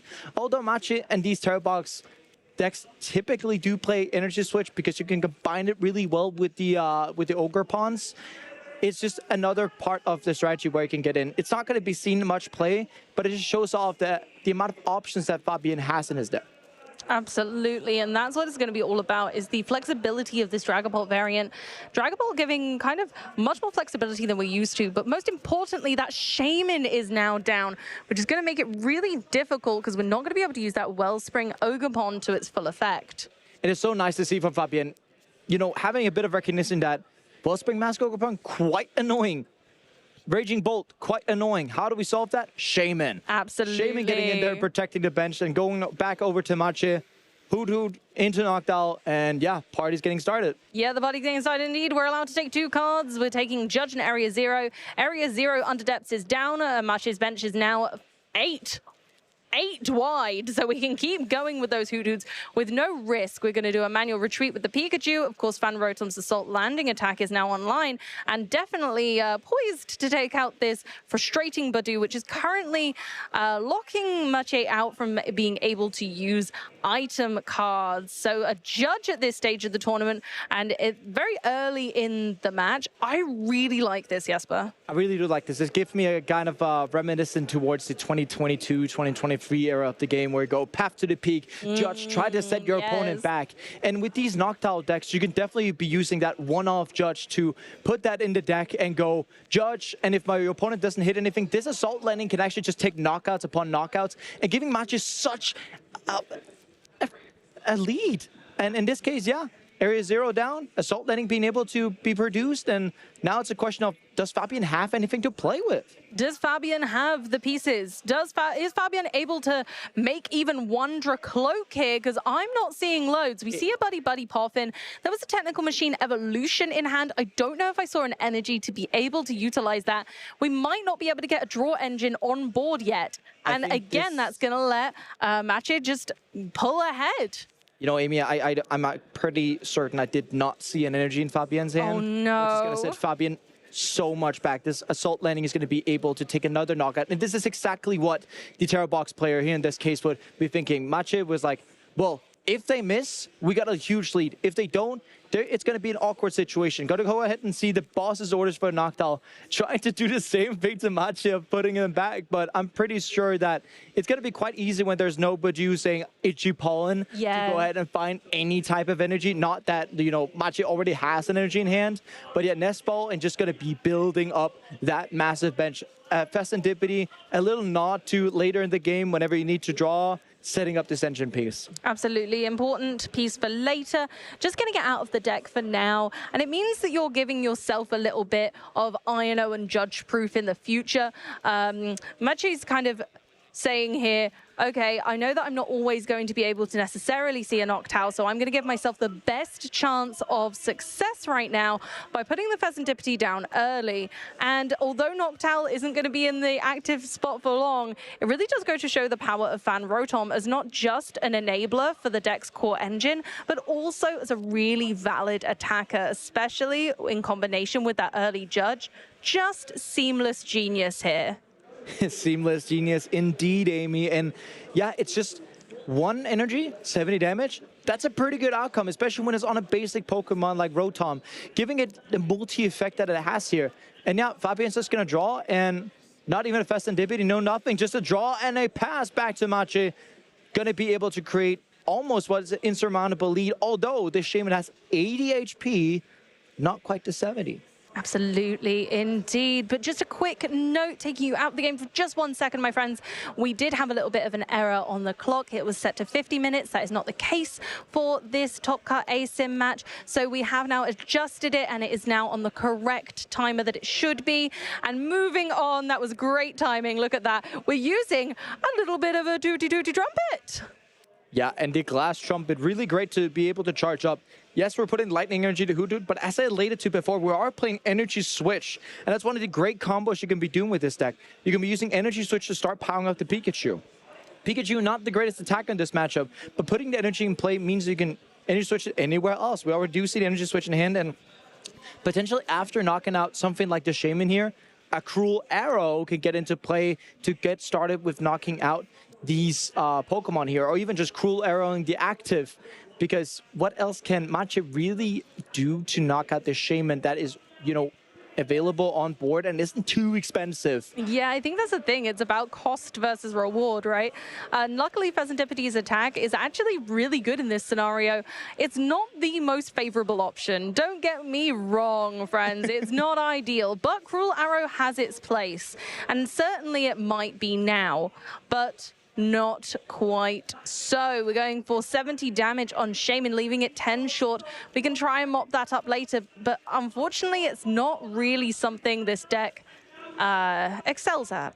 There's an Arven, though, so something like Secret Box to get into cards like, you know, Earthen Vessel, if you decide to search that, because there's a lot of cards in hand of Fabian that he doesn't necessarily need or wants to have.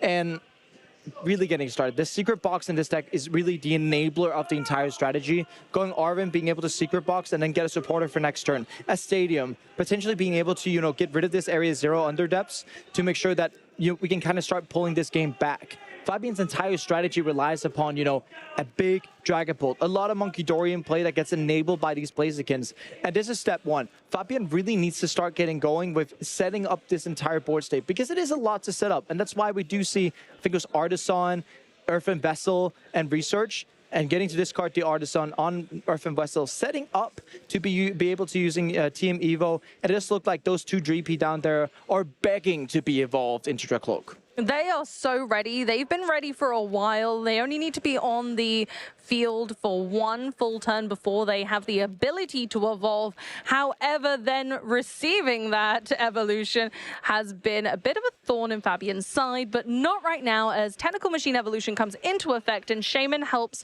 a Torchic and a Dreepy to evolve. Yeah, a Combuskin and a Dracloak. I wasn't thinking this weekend when I was going to say Combuskin and Blaziken, but here we are, Amy. We get to say that and, you know, really starting to build up this board. A little tad too late, but in any cases, anyhow, it's better late than never, honestly. And I think here from the where Fabian's looking at it, it looks like a lot of time where you have these Dragapult decks versus aggressive decks, right? Terra Box can always be these kind of aggressive strategies where Fabian, as a Dragapult player, wants to pull this game back a little bit, say, you know, Machi, can you please just like slow down a little bit so we all can follow along? And attaching to Latias, while seeming weird, it's actually quite good, because Latias also does work with Clefairy, and using that Eon Blade will also get a 1-hit knockout if Clefairy's in play later in the game.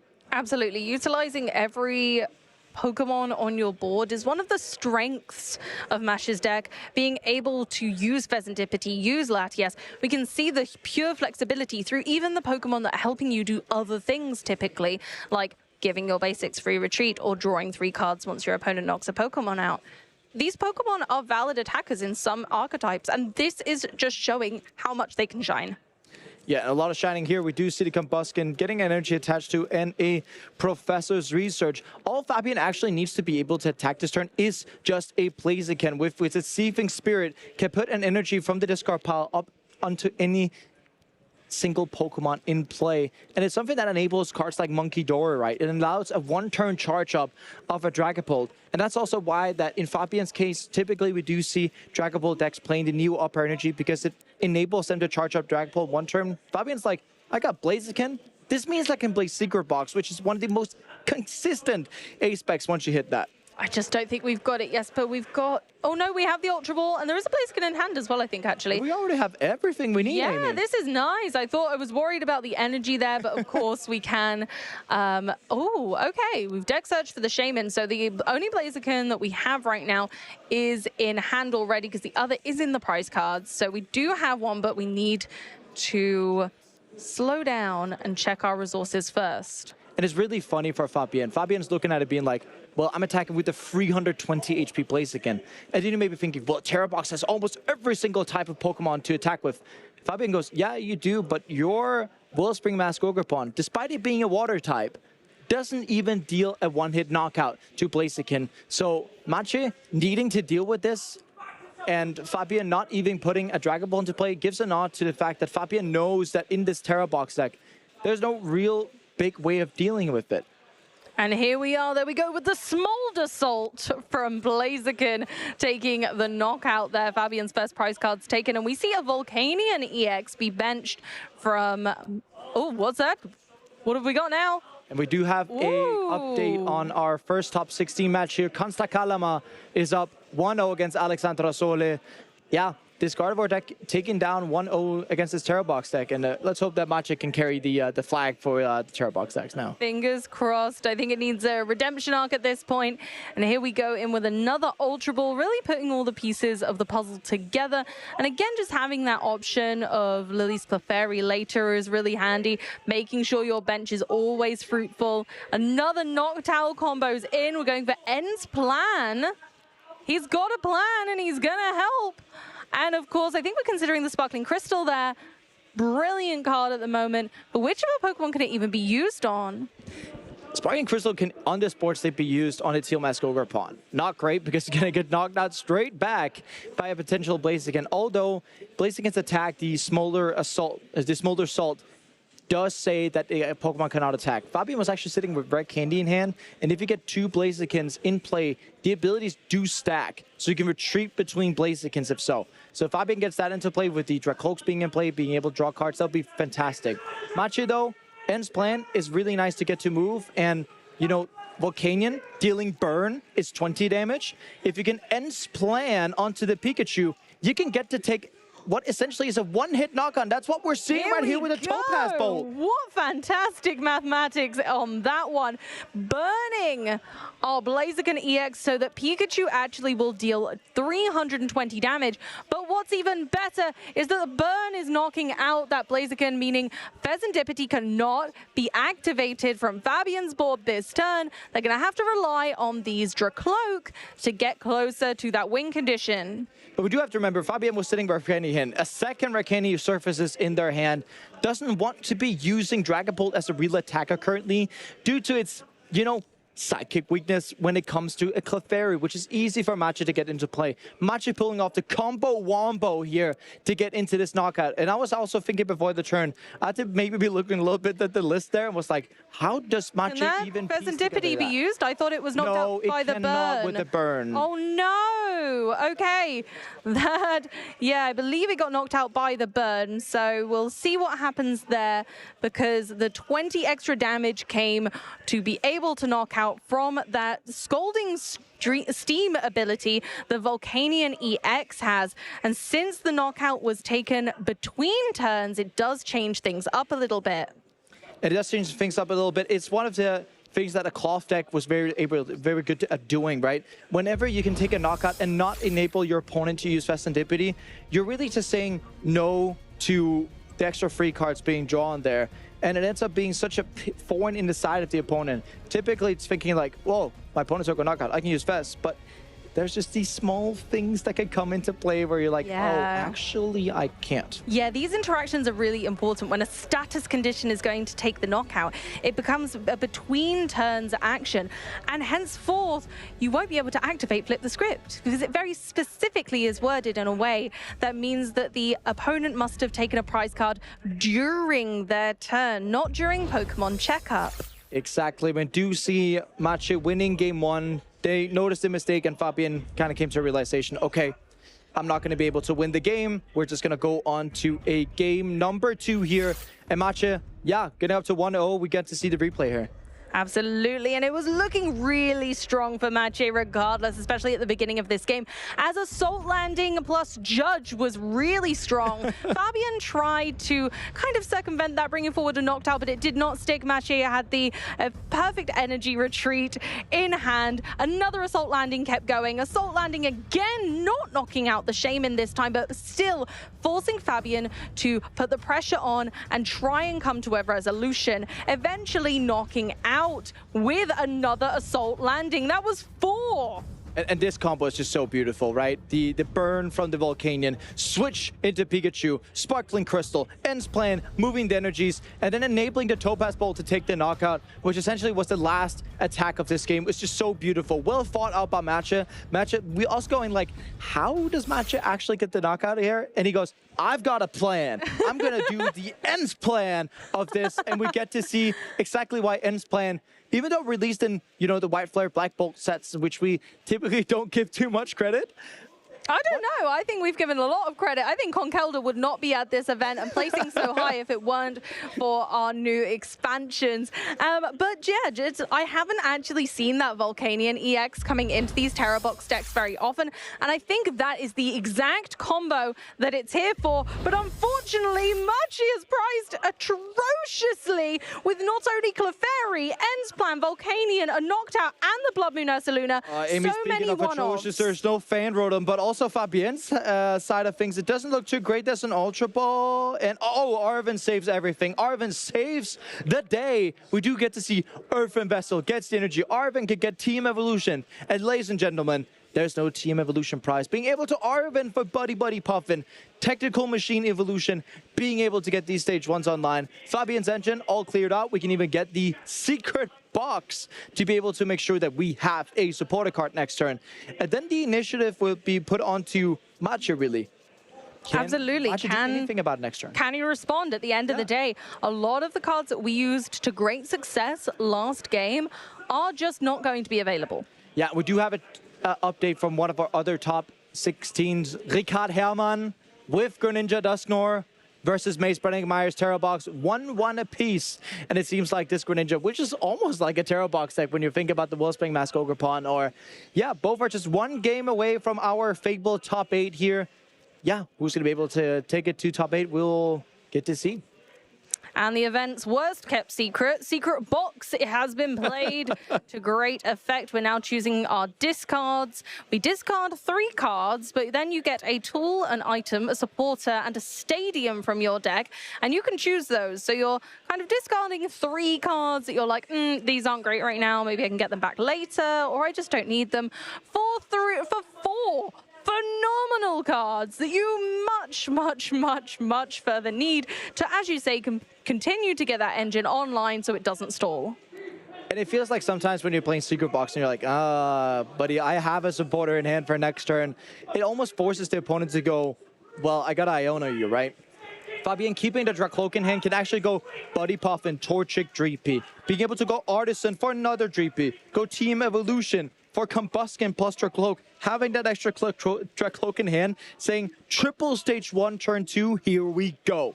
It can make a really big difference. Exactly. You're forcing your opponent, if you don't play the cards from that hand, you're forcing your opponent's hand a little bit. If they can't disrupt, they know you've got exactly what you want for next turn and possibly more.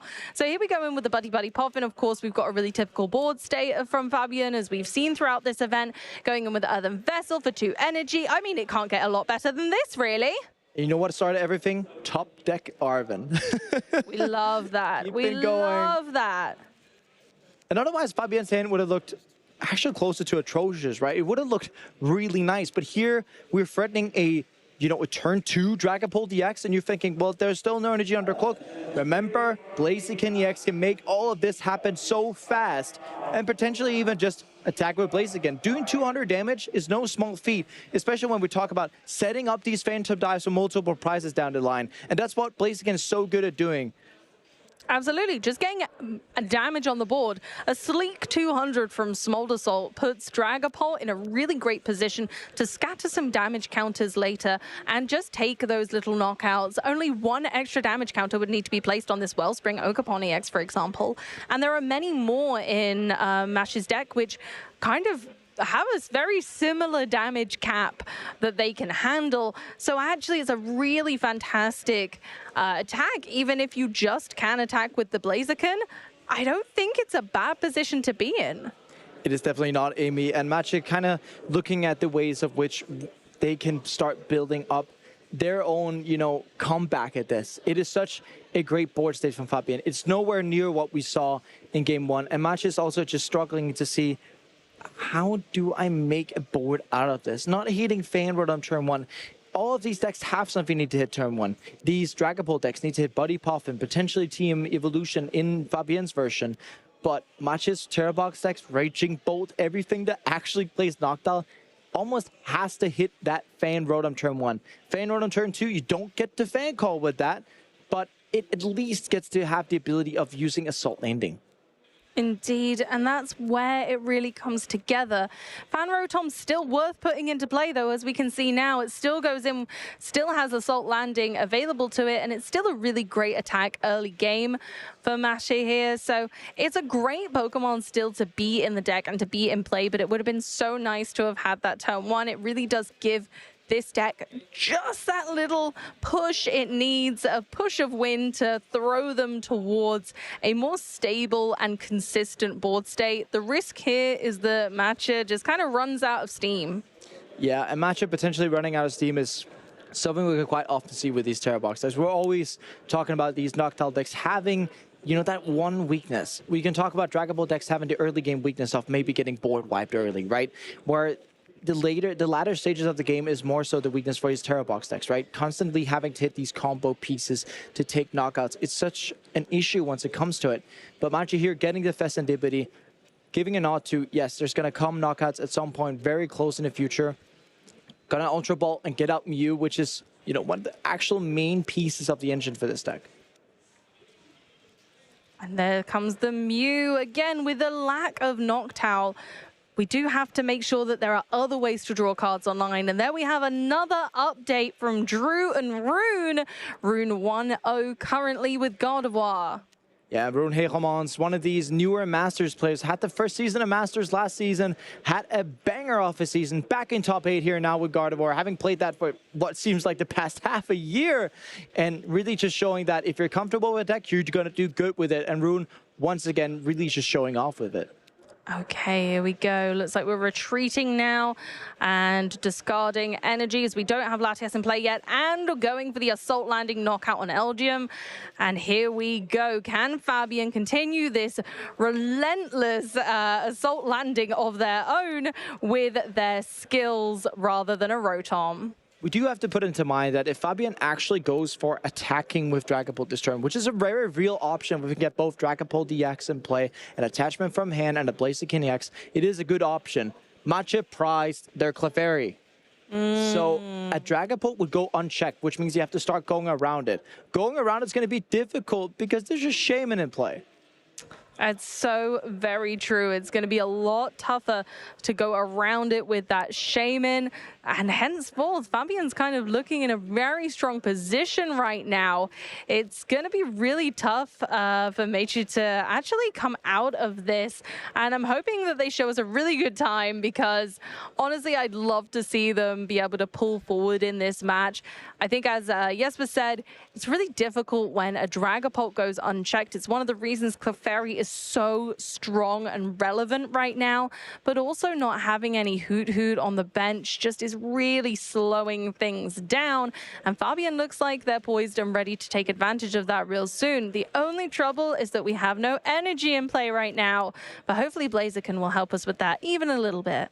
Yeah, and Blaziken being such an underrated card, right? Has really struggled to find a real home in a deck. Really has some synergy with the way that, you know, this Dragapult Blaziken deck wants to play, with being able to charge up the dark energies to the Monkey Door, which we haven't seen anyone hit play yet. Not yet. And being able to charge up the Dragapults.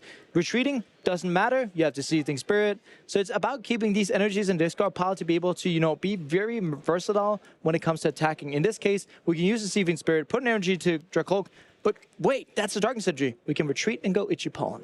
We're going to have to. We need to buy a little bit more time. But of course, we can Seething Spirit every single turn. So we have energy inclusion on the bench now. Of course, we're going into Fan Rotom again. Does have the ability to knock out the Badu already. However, it's still a bit sticky. No item card still, but a Hoot Hoot top deck is pretty fantastic if you ask me. Yeah, attachment to the Festivity. Using that as kind of a placeholder for the energy, right? We still have to remember there's still the, you know, ability to build up that combo wombo with the Volcanion if it wasn't prized, that to say, and the ends plan. Like every single piece that Machi used to, you know, pull a hat last game, it's just not there. And that's the thing you have with these Terra Box decks.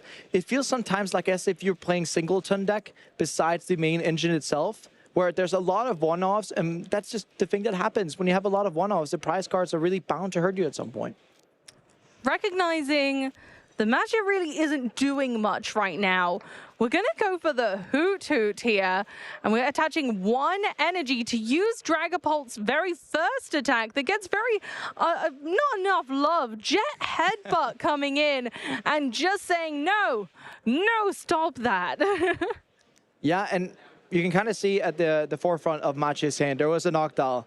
That's not useful anymore. No. Although it does open up the Festivity usage, but I mean, in Machi's shoes, you'd much rather want to be able to use Noctowl than just quote-unquote having to use Festivity and Teal Mask Ogre Pawn to draw cards. Yes, do get to draw 4 cards in total with that, but it's much better to just cherry-pick the stuff that you want out of your deck, because we're looking at a situation for Machi.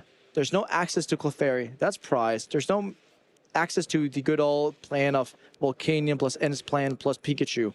That was no doubt. It's also prized. The 3 out of 4 prizes are really hurting. Having Clefairy, Ursaluna, Volcanion, and Insplans prized as the last 4.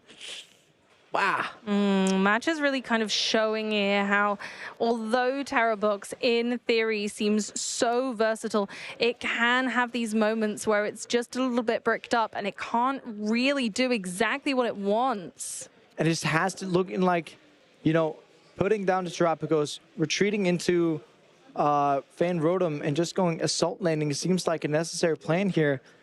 But 70 damage fates in comparison. This is why we can start seeing, you know, a bench of a Monkey Dory, Seething Spirit, that Darkness energy that's already in the discard pile.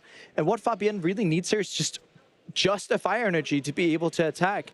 Gets the Counter Catcher, gets the energy. Counter Catcher still being able to be used. And if you can target something like, you know, potentially the Mew, get a knockout there. Get a double knockout on the Fan Rotom. So you only need to take 2 more prizes. Start building up on this Terrapagos. Start building up with the Phantom Dive for the rest. The world's open to Fabienne in terms of building up this massive Dragapult math. And it's just going to be such a math show from Fabienne, because in 2 Phantom Dives, those 5 prizes, they go pretty quick. And all Fabian needs is a Fire-type energy. That's all we're lacking, is a way to get that Dragapult really moving. Okay, we're going for the Counter Catcher on the Festivity. You can really tell that Fabian is making sure the matcher just can't draw the cards they want to. Noticing their board state is a bit lackluster as far as these Terra Pokemon like to shine. And just kind of giving that tell, showing that actually, yeah, I don't really need to move that fast right now. Noticing Dragapult may miss this attack and actually just going for the Iron-O, which I think is a great card to play right here. I think he's got quite high chances of seeing that Fire-type energy. And again, not allowing the Festivity to activate is really nice. You wish to think that the amount of strong Fire here, but 1, 2, no Fire yet. Oh, none yet. Oh, dark? No. Wow. So, yeah, you know, taking the tell, the Dragapult can't attack for Phantom Dive. We can still use Jet Headbutt, but that will only do 70 damage. But then again, Matcha won't be able to activate Flip the Script and is kind of struggling for useful cards in hand right now, other than that Crispin. Yeah, but if we just put it into a math perspective, right, the difference between hitting that energy or not is actually 190 damage. That's a lot of total being damage. put out into Match's board. And as I said, as I alluded to before, that could have been it. But we do have an update from our top 8. Mace Brennigmeier books their ticket on further towards the end of the tournament, winning 2-1 against Richard Hermann. Unfortunately, we're not going to be able to showcase that Greninja Dusknoir deck on stream. But hey, it doesn't mean that you can't get cooking with it at home. Go get your binder out. Go find the Greninja. I know what you're thinking. Try and make your own. It'll be lots of fun. We're going to E-switch. We're going to energy switch from the Fan Rotom to, oh, here we go, Jesper, to the Wellspring Mask Ogerpon EX. And the beautiful thing about this is that if you read Shaman, it only protects non-rule box Pokemon. Truth. And it means you can hit both Dragapult and Blaziken on the bench. So having to choose between those two, yeah, you got to choose, but at least you're getting the knockout on the Shiyu due to the water weakness, since Torrential Pump gives 100 to the active spot, 200 in Chiyu's case, and then 100 you can spread on the bench, which means if you put the 100 on Blaziken, something like Terrapagos can come in and pick up that KO. Exactly. So just setting up those important knockouts for later. Both decks are very capable of doing it, and it's important at this stage to be using everything you can and every snippet of advantage you can give yourself. We're going to draw one card there for a Mew, and it looks like it's time for Torrential Pump. Where's it up? There's a Torrential Pump without waving the hands. No, gonna shuffle back in and do the damage. Yeah, sometimes like bench barriers in the past have been a bit otherly worded. Mew we had in the past protected every single Pokemon on the bench, regardless of whether or not it was a rule box. In this case, Shaman does stipulate, I do not protect rule boxes. So that's why you also can look at Shaman and be like, it is an early game protector, which is the main difference that people start to think back to. Well, it's just the same as Mew, right? No. It has greater effect, I would say, on protecting Pokemon that don't have rule boxes, but it absolutely cannot help our larger Pokemon in format like Blaziken to avoid damage. And Blaziken has such high HP that actually Match's got some great knockout potential on that later now, so has set up really well. And when you look at the prize card difference between these two right now, is in a really solid position for making a comeback. I really do like the fact that Fabian's counting his deck and he's like, where are my fire energies? You're going through so much of the deck. Being able to bench the Monkey Dory now so you can use that Seething Spirit to get that going. But is that really enough? Fun fact there, Jesper. Fabian only has access to one fire energy in deck. Oh yeah, you're right. The prize cards consist of the Luminous Energy and the other Fire Energy, so they actually only have access to one. So it makes a little more sense as to why they've been missing this thus far. It's going to take a lot to get down to that, and we haven't really seen the cards that enable us to cherry pick those energy from the deck. Going in with a Professor's Research, hopefully we hit it now. No, you're kidding. There's a Trickloak. There's 2 more cards to be able to be seen. Oh my gosh. Okay. Let's see if 2 more does the trick. We need to see that fire energy. We've got the chance. No way. Wow. That deck is looking thin, and we still haven't hit the fire type energy. That is unbelievable. I mean, you would be thinking in Fabien's spot, my deck is as thin as a slice of pepperoni on my pizza hat last night. Honestly, why am I not hitting that fire energy? But yeah, prizing the Luminous, prizing the fire, there's only one to be hit, right? But it looked like there was like 5, 6 cards in deck. Wow. This match would be so different. Imagine the tale we could tell if even one more fire energy we had access to.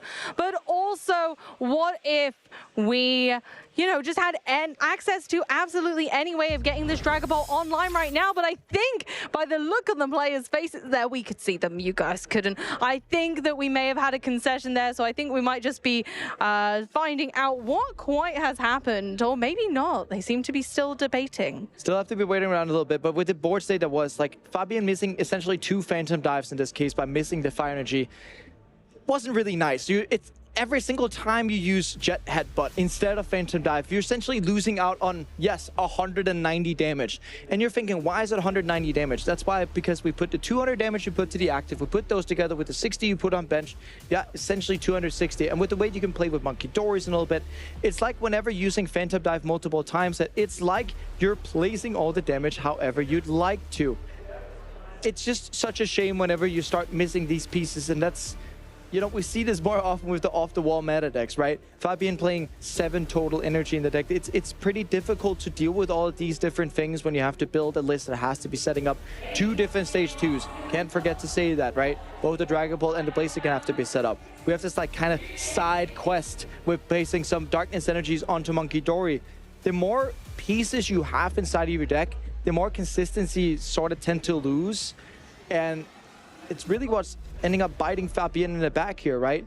You know, with the way of the setup that Fabian had, perfect setup with the Evo, but you still have to keep going on that. It's like, okay, I get my stage 1s, but I also need to get my energies. And that's what we also saw was what was happening in game 1 was that hit neither.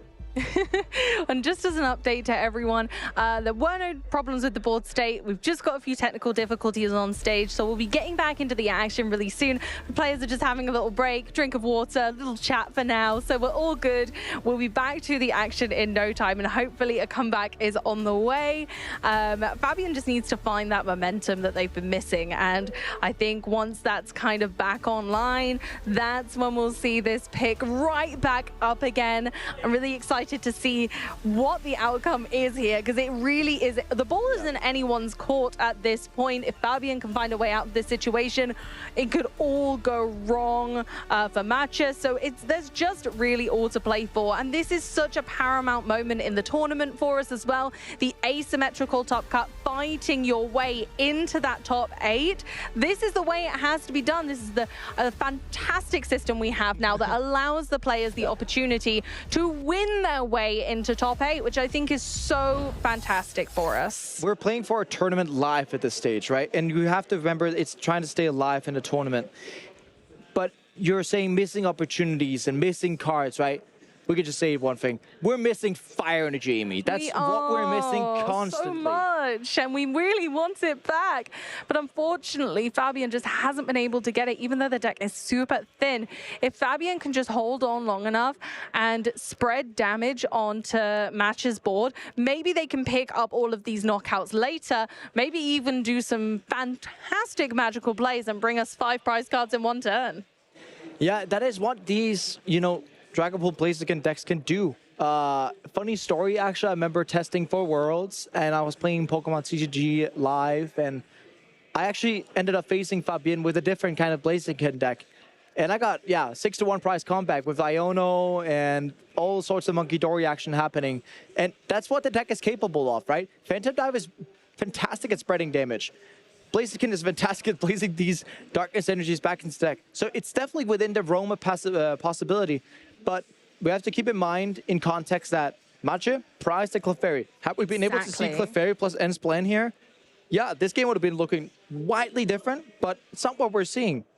It's wild, really, when you think about it. Fabian and Matcha are both missing vital pieces of their strategy against one another, and so either could win this match. We have so much to play for, and yet it's a bizarre time as we see the decks not quite functioning as we would expect against one another. Yeah, Matcha looking through the deck and, yeah, getting 2 energies out with the Crispin. The energy to be used is actually quite nice, because with the genome hacking, you'll be able to copy the Phantom Dive and put even more damage into play, which kind of fades in comparison whenever we're getting to talk about that Monkey Dory just sitting on the bench and waiting out a little bit there. But yeah, I mean, the fact that Fabian is sitting and Jet headbutting instead of using Phantom Dive is the main difference, and actually possibly also the reason why this game is still ongoing. Absolutely, but now that Monkey Dory is online, you know, Fabian's in a unique position where they can start to challenge Matche's whole board state, where they can start adjusting the damage on Matche's Pokemon and make the difference. So here we go, straight back into Fabian's turn. Yeah, we do get to see Fabian doing the recon directive. Do we go? Do we go? We don't got it yet. How is this happening, Jesper? What are the chances? I need the mathematicians in chat to be telling me the chance of this. It looks like there's 4 cards left in deck. We can't draw much more. I don't know if we have any supporters in hand. I'll be honest, I had not seen. There's also Pal Pad, so we can be able to rescue some cards back into the deck. The good thing about the Iono is that we're shuffling him, put it out to the bottom of the deck, so we're going to be redrawing some of the cards we already have, but Iono would guarantee it. Iono would definitely guarantee you the fire energy. If you look at the way that that deck is sized, right? Putting back the Professor Turo scenario, and that is essentially healing card in this spot. But Fabian really looking at the spot being like, why am I so unlucky? But we can still be able to, you know, we have to remember, Fabian's 5 prizes. It is literally just 2 Phantom Dives away. And with no access to Clefairy, the knockouts we're going to be able to be seeing from Fabian are going to be here on the Wellspring on the Wellspring Mask Ogrebon, here on the Terrapagos, and then the 60 damage on Phantom Dive going to be put into that Fan Rotom. This is the 5 prize map that Fabian's so much looking forward to see. Phantom Dive right now is going to be able to take that out. You can take the free prizes with those 2 here. And then, you know, it's going to be so easy to just take out the 5 prizes with just 1 counter catcher. We want us to have everything in connection with exactly that. Here's the momentum. Here's what we needed. The fire-type energy finally attached thanks to Iono, of course, putting Mache down to 3 cards in hand. Hopefully, it'll have an effect for Fabian. And we're going for the knockouts, placing those damage counters meticulously to put all of Mache's Pokemon down to exactly 200 HP where possible, or less, so that it becomes easier for Fabian to mop up at the end of this set. And shout outs to Shea Burton for telling us that in a previous video. This Phantom Dive range, we're putting everyone within. That Fan Rotom being that singular prize card we can easily get. We're free to free on prizes. And we might be thinking, well, it takes a couple of turns to pick up free prizes. And Fabian is like, nah. I just need to Phantom Dive once more with having the correct Pokemon in the active position. And Mache not having that Clefairy is really hurting now. It really is. Fabian did manage to pick up the pace, and here we go. We're going to see it here, I reckon.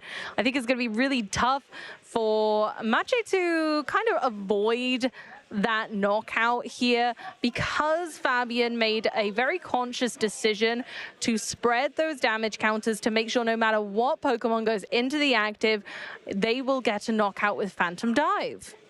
Yeah, and here it looks like Mache is just trying to play down as many cards as possible, trying to draw as many cards as possible to give themselves as much of a chance as possible to give all of these options out. But really, when you look at it, Amy, it is so hard to see. If Fabian could just respond with 1 singular boss's orders, even the monkey, like even if you get to remove the damage off the field with the Fan Rotom, but we're over here, it seems like Mache is removing the damage.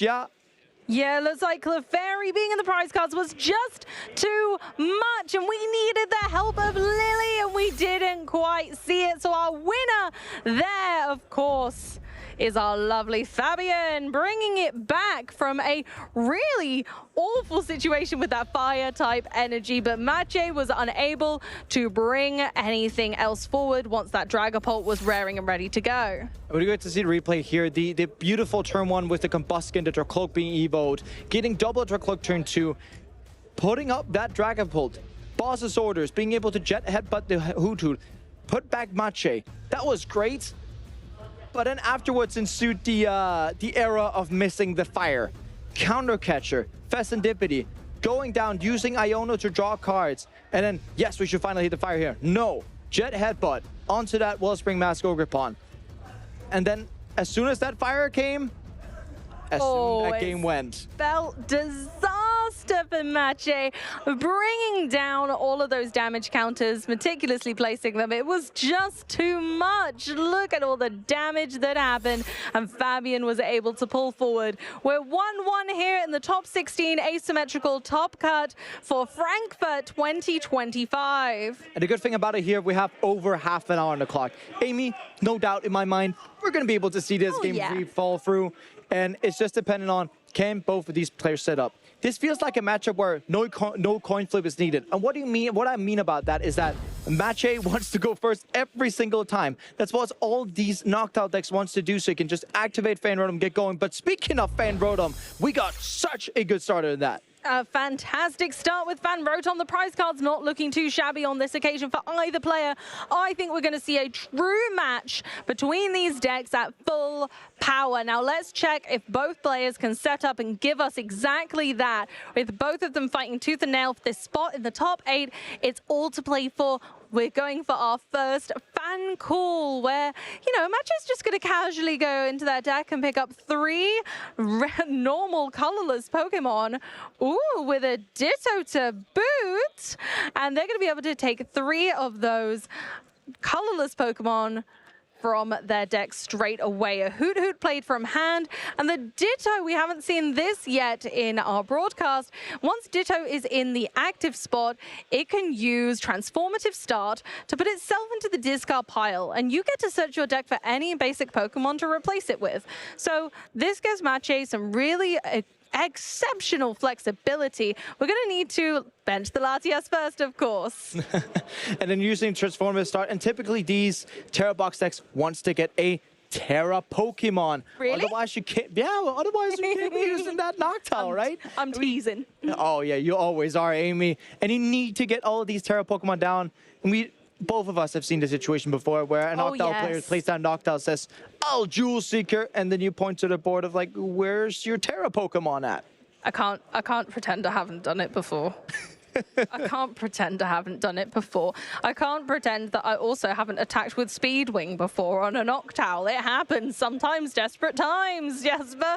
But we're moving on to Fabian's turn as Matcha seems to have a really nice setup here. It's not perfect, but honestly, it's not far from it. 2 Noctowl, Wellspring, and Energy attached already, and Latias for free retreat. Not complaining, but Arvin's coming in to help us out in this instance to improve Fabian's chances of getting that setup that is really golden and necessary at this stage. You're right about that, Amy. And yeah, I heard an old saying some time ago where, yeah, something's better than nothing. And in this case, yes, Fabian does have something. Not going to be able to pull off the Technical Machine evolution. You may be asking, well, why? There's no energy in the hand of Fabian. Yes, technically you could go Artisan, you could go Earthen Vessel, but you get to use quite the not so great team evolution in that case, only getting 1. So you might rather just want to go for Itchy Palm with Air Balloon. Did discard the Air Balloon, so just going to go ahead and presumably go ahead and get free basic Pokemon. Here we go with our secret box. Once again, the consistency driving factor behind this deck. I think a real large factor in why Blaziken EX has not been utilized to its full potential yet is really because it's a difficult card to get set up alongside others. Stage 2 decks, they can be troublesome in getting set up in the first place, let alone having to set up 2 different Stage 2 Pokemon. Yeah, and just setting up 2 Stage 2 Pokemon is a feat, right? And you have to be thinking about the reason why we're constantly seeing Dragapult Dusknoir is because Dracloak has a setup engine in of itself, but we do get to have another update from our top 8. Rune Heiromans wins 2-0 versus Drew Stevenson, taking that Gardevoir deck into top 4, where we're going to be able to see him later in the tournament. But yeah, going back to our own, Buddy Poppin, Dreepy, Torchic, and Artisan for Shaman, protecting against that torrential pump. Exactly, and we saw it to great effect last game. But again, Shaman won't be helpful later. But right now, we just need Torchic and Dreepy to hang on in there. And Shaman is going to stand in front of its friends and say, no, Wellspring, Ogerpon, these are my friends. You're going to leave them alone. Shaman is very convincing. Yeah, less convincing than Mew was, though, but...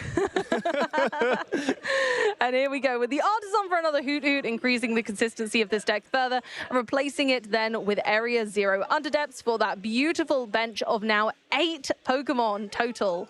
And one thing I want to point out, which is really good by Mache here, going Artisan first, using your opponent's stadium, and then putting down your own.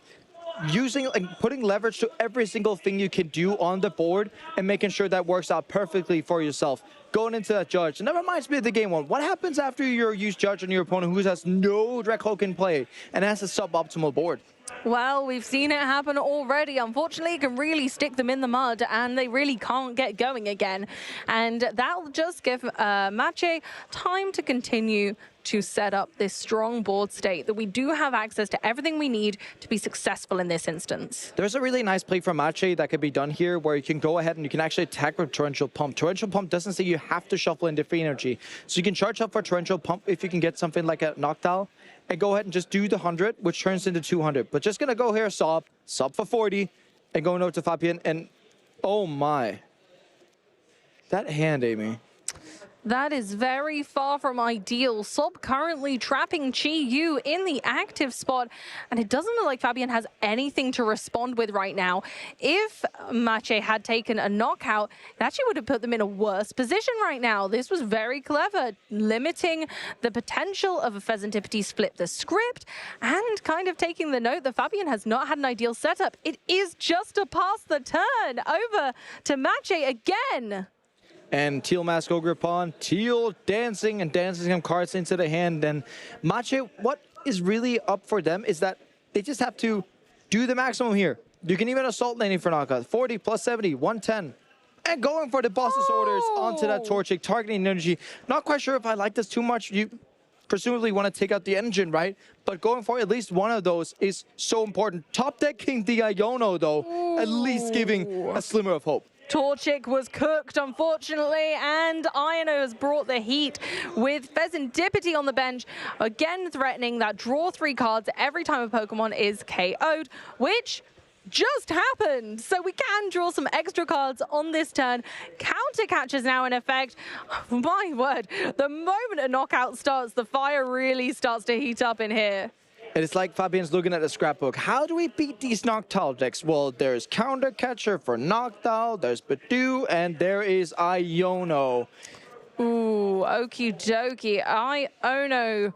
At this stage, really great for Fabian, but will it help Mache come out of a sticky situation themselves with kind of Fabian starting to disrupt their plays? We do see the Team Evo being drawn. We do also see the flip the script. If we can get a Torchic off this, that would be really great for Team Evolution. We do get a 3P, but that's not quite the situation we're looking at. It's better than nothing, yes.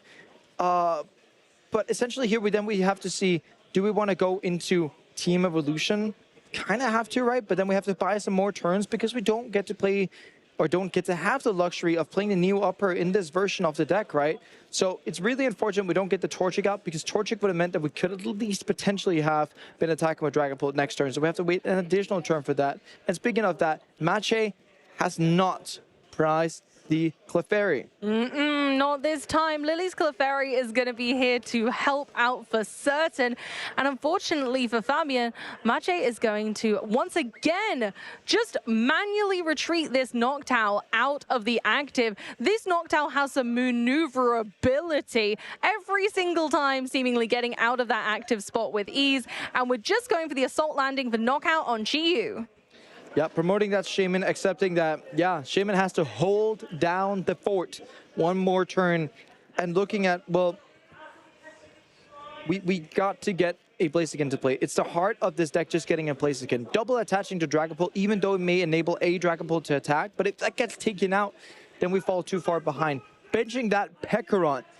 I mean, it's a cute tech we have in the deck because Pekaron is you typically see, you know, cards like Maraxis in these Dragapult decks. Poison Chain does 10 damage. The active Pokemon is not poisoned. During your opponent's next turn, that Pokemon cannot retreat. With the Toxic Subjugation, Poison's got to do 5 more damage between turns, meaning that you could do Poison Chain, initially dealing 60, and then going back into your own turn if that retreat lock stays up. You gotta pick up the knockout and essentially gain a free turn by doing that. When we look at Mace's deck, the way that Mache can kind of go around this is, you know, Noctowl into Turo, but we're then again on the point of that we're at least making Mache find these cards. And okay, we've got Torchic and Blaziken back back in the deck now. We're going to INO, hoping that we can start to get that engine back on board. It's necessary in this style of deck where the Dragapult is trying to be set up kind of in the same turn. You want both energy on there simultaneously, leaving neither of the Dracloak to be a target for Mache. Okay, and heading straight in with the Buddy Poffin. We've got a Torchic on board, bringing the heat once again. The little chick that could is back, and I reckon it's going to make a big impact. It's going to make a big impact unless Mache can respond by saying boss's orders. But that would just be mean. Who would do that? I mean, if I was Mache, I would definitely just play boss's orders. Okay, me too. You would all be mean. Here we go. Okie dokie. We're looking at a more recon directive, building that hand back up again, picking the cards we need and popping the others to the bottom for later. We've got an energy, which is fantastic. Is it worthwhile attaching now? Possibly, possibly not. Do we bring the Shaman back to the bench and put the Petrarunt in the active instead? It's a really difficult note which Pokemon should be in the active right now. We have to start valuing our attachments as well. If we do think that this Torchic is prime suspect number one of being boss orders, we kind of have to start attaching to the cloak, saying that I'm also here, and potentially like trying to pull Mache's attention towards the cloak instead, because if you're just attaching to Shaman, retreating, you're not getting so much out of it, really. So you want to be doing it the way where you're, you know, kind of deflecting some of the attention from Mache onto something else. In this case, you want to be deflecting the attention anywhere else but this Torchic. And speaking of the Torchic, it has to be red candied up into Blaziken. We don't have time for this stage 1 nonsense here. No, we absolutely don't have time, but I love that call, Jesper. Putting an energy under a cloak means I'm going to get this no matter what, and I'm going to make an effort to make it known that Dragapult is incoming very shortly. His train is coming into the station. You better be ready, Mache. Yeah, and Mache does still have, you know, can be using these Noctiles. What Fabian is really aiming for is that if we can make Mache use as many Noctiles as possible, Iono later on is going to hurt that much more. Absolutely. Limiting how many Noctiles we can use throughout the game is really essential. Not using them too early, timing them right, and just having that flexibility later when Iono can be so troublesome, especially to a deck like this where you have so many things going on, and it's not always about owning in on one Pokemon or the same strategy. Almost every Pokemon can attack in this deck, and almost all of them are very valid attackers in their own right, which can leave resources stuck on the wrong Pokemon at the wrong times.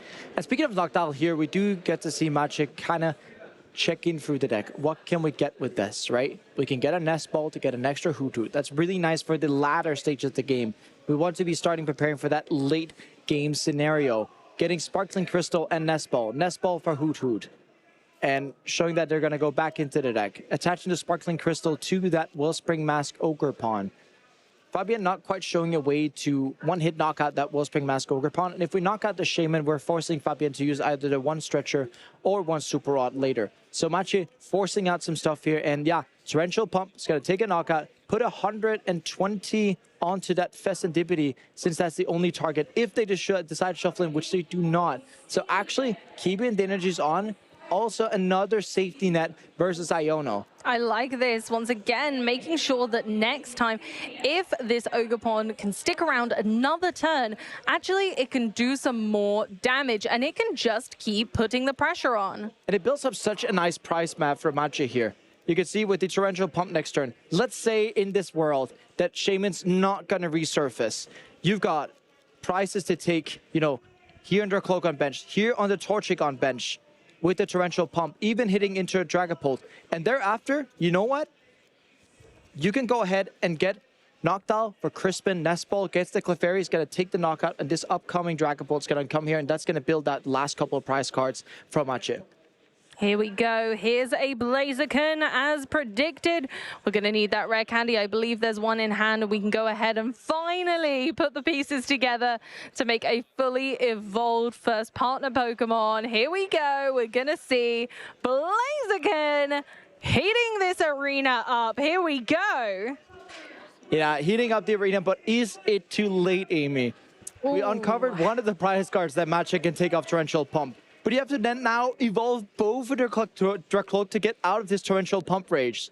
So even though you cannot one-hit knockout this Wellspring Mask Ogerpon at the active, Fabian has to look at it and be like, I need to get double Dragapult out here. Otherwise, Torrential Pump plus the Clefairy is just going to be the easiest free prizes that Match has even ever taken in this tournament. It's true. There's a long way to go for Fabian to be able to bring this back. But here it starts with Dragapult finally being able to launch a Phantom Dive.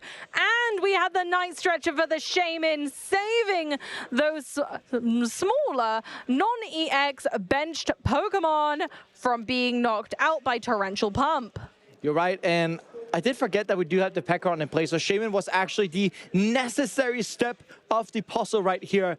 And when that Shaman comes down, it closes the door on that Torrential Pump. We have to keep a tracker on how many bosses orders Mache has even played in this match, since the Terra Box decks are not known for playing tons of bosses orders. Mache in their list is playing 2 bosses orders, so it's a really pivotal resource to get into. And this is where everything starts with Fabian. 20 Altitude, 10 Fest, 10 Teal Mask Ogerpon. And then the comeback begins. The comeback begins, yeah. We got 20 damage more to go off of, 10 for Latias, 10 left. Teal Mask Ogerpon, a Fan Rotom. Which one do you want to target, Fabian? I think it's got to be that Fan Rotom. Keep that in range. When we're looking at the amount of prize cards we need to take, we want to keep it nice and even. And we're going to be able to place more counters later. That Teal Mask Ogerpon is not out of the woods yet. And when we start to come back for Fabian, Fabian also has to start looking at a prize map. Fabian is literally at 6 prizes. How do we pick out those? Okay, so we can start with 1, 2 prizes there, right? That's easy to do. Then we have 3, we have 4, we have 5, we have 6. There's easy amounts of prizes to take here.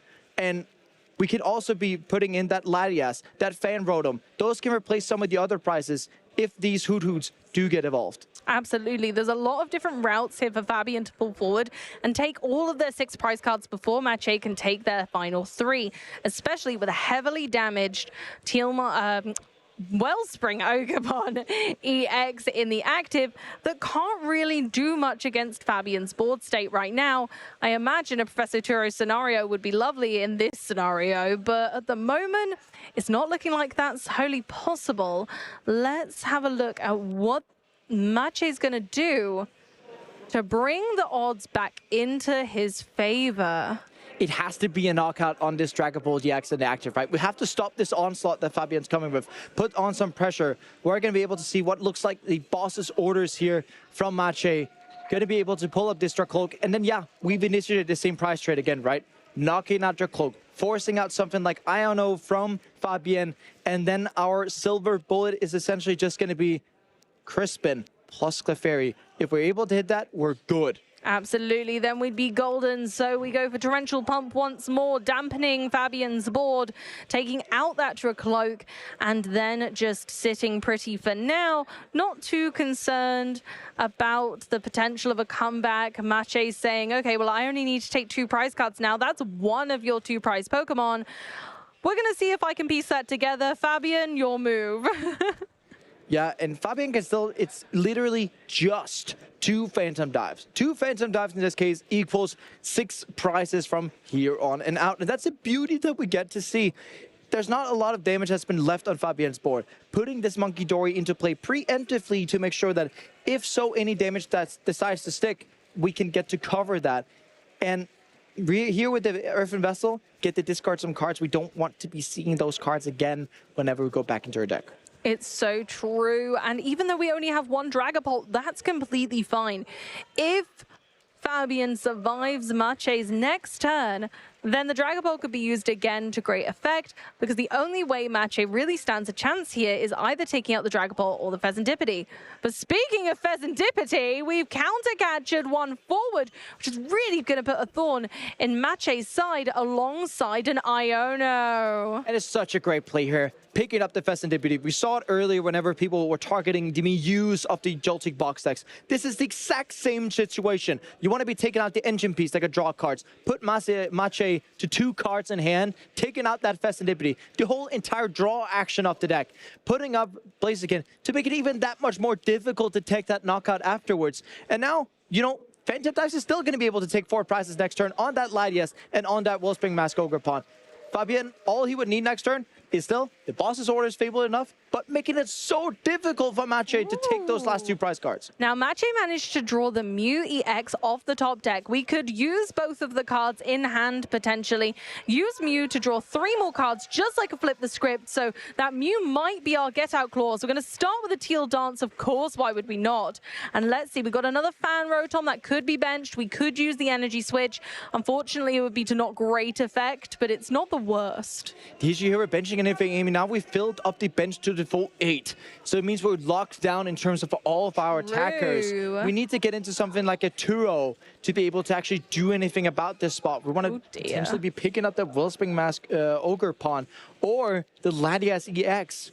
We're sitting in such a bad spot here because we don't have any one-hit KO option exactly onto that Blaziken.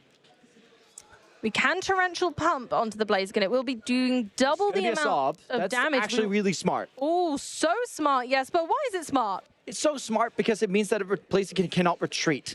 Fabian can, yes, do get to use the Monkey Dory potentially, but it keeps the Blaziken inactive.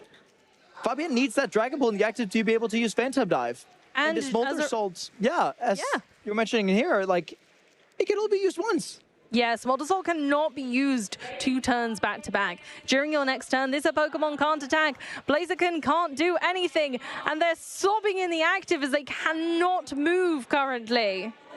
But it does give Fabian the luxury. When you're sitting behind the Monkey Dory, your opponent goes sob, you're like, okay, you've given me damage for free. Okay, I'll just take put it. those however I'd like to. So Fabian's not even that unhappy with it. But Mache is really just looking at it being like, this is such a desperate situation.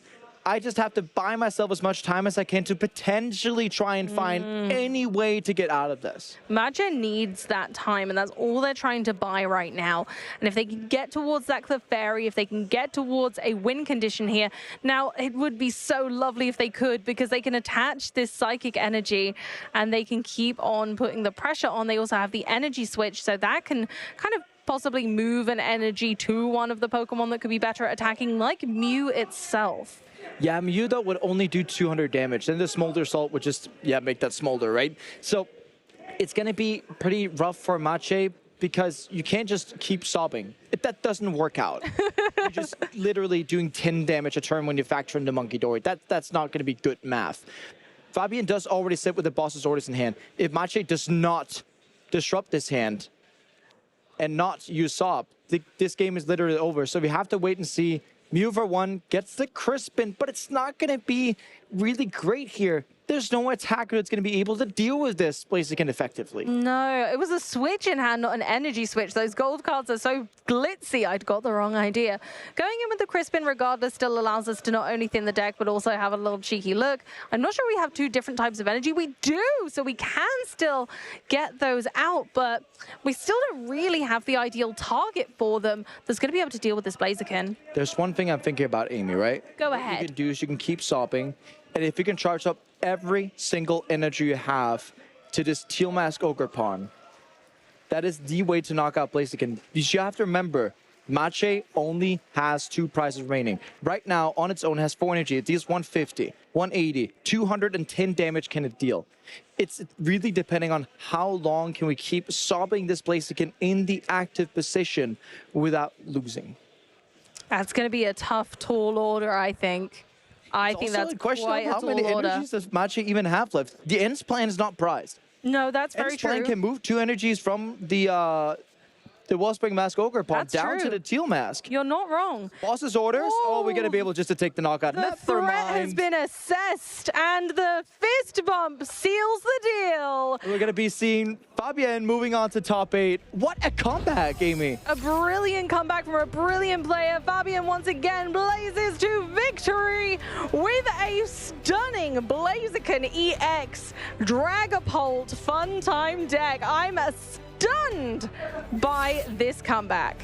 And we get to see it again here on the replay. Game 1, not going as we want to. Judge, Assault Landing. You know, basically the scrapbook we see every single time with these knockdown decks, being able to fit this into the deck. Constantly sitting, Assault Landing knockout, Assault Landing knockout, Assault Landing onto Shame. That was a bit rougher to deal with when you're using Assault Landing, right? But Fabian kept on missing these crucial pieces. At the end of the day, it was basically just Assault Landing was the name of the party here, right? And keeping on going with that, Mache ends plan, Volcanion, Pikachu, Sparkling Crystal, exactly 320. What a beautiful combo, and then one I hadn't considered before with this Pokemon, the Volcanion bringing the burn to the match and really taking charge with it. You know, disabling the fact that Pheasantipity can attack is a really large factor in these games. Moving on to game 2, we had a similar kind of back and forth for a while, and it just kind of, it just fizzled out for Fabian as we struggled to see any fire energy at all since they were prized, and Jet Headbutt was announced again and again. And a saving grace for Fabian, even though I don't think he knew it, was the fact that Clefairy was prized game 2. We would have seen a radically different game had that Clefairy been in deck, but you have to play with the outs you've got, right? Mache knowing from this get-go, I've drawn 3 prizes, I haven't seen my Clefairy, it's not there. Going on to game 3. And yeah, the team evolution onto double Dreambeam. This is where I kind of alluded to. We need to get Torchic in play and have that safely. Otherwise, just attacking with Dragapult is not going to cut it if we can get to see Clefairy. We did not see that. We did see the beautiful Night Stretcher for Shaman, protecting against that Torrential Pump. There was price maps on both sides of the board, but after this, Dragapult got going with the Phantom Dive. Mache was really looking at a situation where it's like, this is getting increasingly difficult to deal with. We did get to see the counter catcher on Pheasantipity, getting that knockout with the Smolder Salt, which was really smart at the time, preventing that Lily's Flare being able to take the knockout. And yeah, Smolder Salt, and then we went kind of into a mini game at the end here. But we wrapped it up with a boss's orders up to the Teal Mask Ogre Pump, which was literally the only way that Mache could actually be competitive in this game. And once that was removed, that was all threats gone. And Mache, yeah, saw light and was like, yeah. That's it, unfortunately, Fabian, my friend. You have it with that. And the Blaziken just showing that it is no force to be reckoned with, that it is not only a fantastic attacker, but also that energy engine in its own right. It can do both. And you're right, it hadn't quite found the perfect partner yet, but I think Dragapult might be it. Its ability is like the Blaziken's, right? Like we talk about where you're essentially cheating the game a bit, right? You're typically only allowed to attach 1 energy per turn. But what if I can find Pokemon that can let me do just a little more? We had the other Blaziken back in the day, the good old Blaziken from 2004 with Firestarter. That was a, I mean, this Blaziken is a shout out to that, right? Yeah. Being able to place more energy in play lets your strategy go on. And with the consistency engine that your Cloak and Dragapult in its essence brings, alongside the best attack in the game, I mean, why not? Why have we not done this? But I think the consistency factor is something that has scared players before. Oh, yes. Saying having to get 2 Stage 2 Pokemon in play at the same time feels like such a ginormous feat. But we've seen it there that with persistence, Fabian was able to do it again and again. And persistence indeed. I was looking at the game spots for Fabian, only having access to 1 fire, constantly missing it. And then I was looking at Fabian, how can he even win when he can't hit your fire until the very last moment? But he did indeed get it at the very last moment. 100%. And with those 2 last Phantom Dives, we're able to clear out the entirety of the board from Mache. And you know what games it was? It shows that a player like Fabian, with that amount of skill that was tied to that, is not giving up, looking at game situations being like, if I can still make my smart decisions, I can take this regardless of where we're at in the game. Absolutely. And also we saw in the tussle of those in that best of 3, Fabian and Mache both showing us the power of holding back, not taking a knockout until you need to, not unnecessarily activating Flip the Script, really was kind of a defining moment in that best of 3 for multiple turns where Flip the Script could have made all of the difference. But speaking of that fantastic match, we're going to Smolder Salt over to our interview area with our winner, Fabian. Thank you very much, Amy. I'm here with Fabian Pujol, and we just saw you book a spot in the top 8 of this regional. How do you feel? I feel very excited and very happy of my run already, and ready to play the next. Already ready for the next round. How are you feeling about the top 8? How do you feel about your chances going through? Like, it's kind of funny because the deck I played, I prepared it for Worlds, and I played it at Worlds, and I was not playing Shamin at Worlds. And I played against 2 Terabox back-to-back, and I lost both of them. Oh, no! And it's funny that my win-in for top asymmetrical was Terabox, and the top asymmetrical was Terabox again. And this time I do play Shimin, and I won these games mainly thanks to him. So that's a good story. One of the things we were talking about watching your game backstage was, Shaman, great call for this tournament. There's so much Terror Box at the top tables. So this is an unusual deck. We're used to Dragapult. We've seen Dragapult for a long time. Dragapult with Blaziken, though. Can you explain how you came up with that? Because that is not the normal Dragapult list. So, as I said, I was preparing the deck for Worlds, and I was expecting a lot of Goldengo for Worlds. Okay. So I just started with Dragapult. I wanted to play Dragapult with something that can deal with Goldengo. And the Blaziken package is like the fire typing with Chi-Yu. Allow me to play way better into Goldengo. And I actually love third generation Pokemon. I did play Mega Sceptile, so I wanted to play Blaziken. Lovely. So you got some love for the Pokemon, and it's helping you win the games. Yes. You're already in top 8. That's fantastic. Worlds didn't go exactly as you wanted, you say? No. But now you're on the redemption arc here. What are your aims for this season as a whole? Where do you want to be at the end of the season? I have no idea. To be honest, I just play every event as it comes and see what happens. I just like playing Pokemon, and like, if I don't qualify for Worlds, it's fine. If I get top 22, it's like whatever. I just want to play and play even more tournament outside of Europe, like in Japan, if I can. I mean, that is an excellent goal. That is the kind of attitude we're always looking for. Before we finish, I just want to go back to that last game just quickly before we finish. Yeah. You were on the ropes a little bit in that third game. Things were not always going great. You had to make a little bit of a comeback. Do you think your deck is really well set up for that kind of game plan? I think the deck actually has a really good potential for comeback. Like, Blaziken and Dragapult is always a comeback card, and Blaziken allow the deck to have energy on board from one turn, basically. So even if you miss energy, if you miss a lot, you can come back with the deck quite easily. So like, I was quite confident that I could still win the game 3, even if it was hard. Of course, I needed him to not have everything every turn, but it made it. So I was happy that it made it in the end. It worked absolutely beautifully. Last question, then. You're going into top 8. Is there any deck you're worried about facing, or are you just confident at this point? I think the most deck I'm worried about of facing is Gardevoir, because the matchup is still tough, but it's playable. But my plan was especially relying on people not knowing my list and how to play against my chicken, you know? But now that people saw the text and stuff like that, like, I don't know if I have any Gardevoir in my bracket, but I will see. We'll have to wait and see. Well, congratulations for your run so far. Good luck for your last few games. And we got a little bit of a crowd here. Can we have a bit of a cheer? Super. Thank you very much, casters. Let's throw it back to you.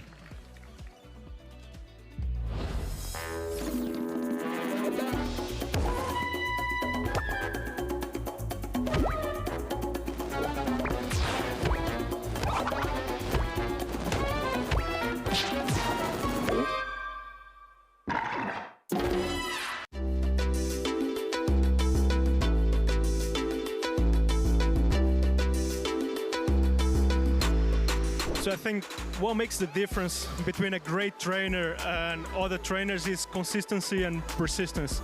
I think the amount of time you put into the game makes a lot of difference. And actually today that's reflecting on my score. So I didn't put as much time as needed. So now I'm out of the day 2. So persistence throughout the years, and sometimes there's some setbacks that will happen, and we will feel pretty down. But to keep at it and to not give up, I think that's the way, and that's what makes a difference.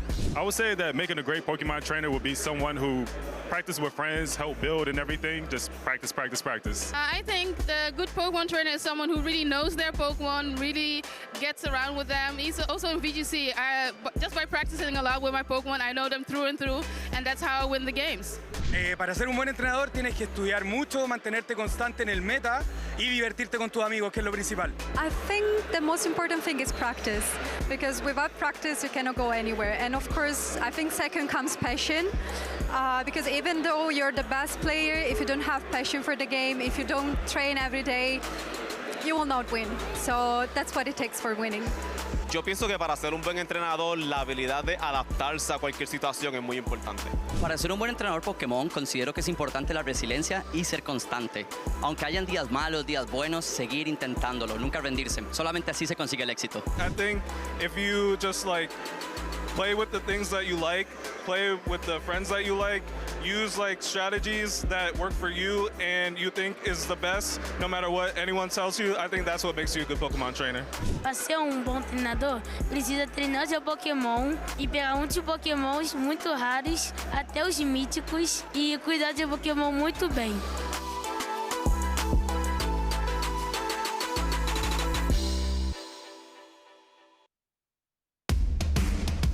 Hey trainers, Chip Ritchie here, and today I'm going to talk about metagaming in the Pokemon trading card game.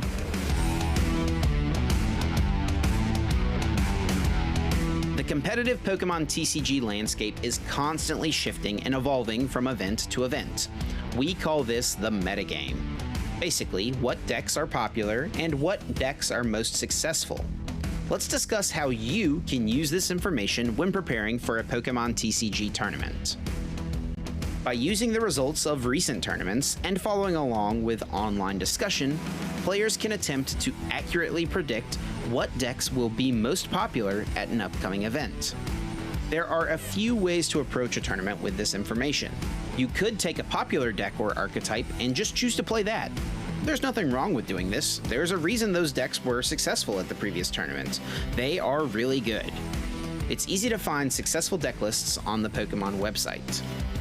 You can either copy one of these lists to use yourself, or use it as a baseline and put your own personal twist on the deck. Some players will look at what has been successful and try to find ways to take advantage of the anticipated metagame. This can be in the form of a single tech card to have an answer to something you expect to play against, or it could be an entire deck. When a player builds a deck with the intention of countering the expected metagame, this is called an anti-meta deck. Anti-meta decks can be very powerful, as they include cards that are good against a variety of popular strategies. But they also can be risky, as oftentimes these decks are less consistent and could lose games simply because they fail to get set up quickly enough. These are not your only two choices, however.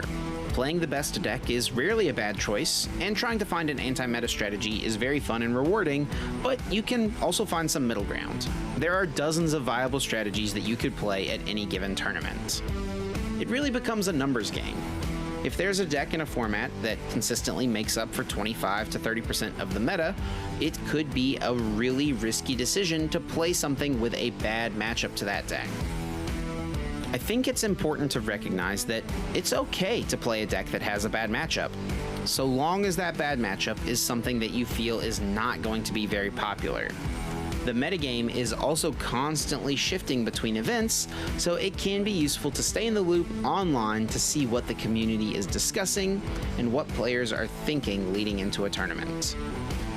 When making your final decision, comfort level should also be a factor. It's worth your time to practice and prepare to make sure you have a game plan regardless of what you come up against. Being familiar with not only your own deck, but the popular decks in the metagame will increase your chances to become the very best. To see all the action, be sure to tune in to our Championship Series coverage, and to learn more, visit Pokemon.com/play.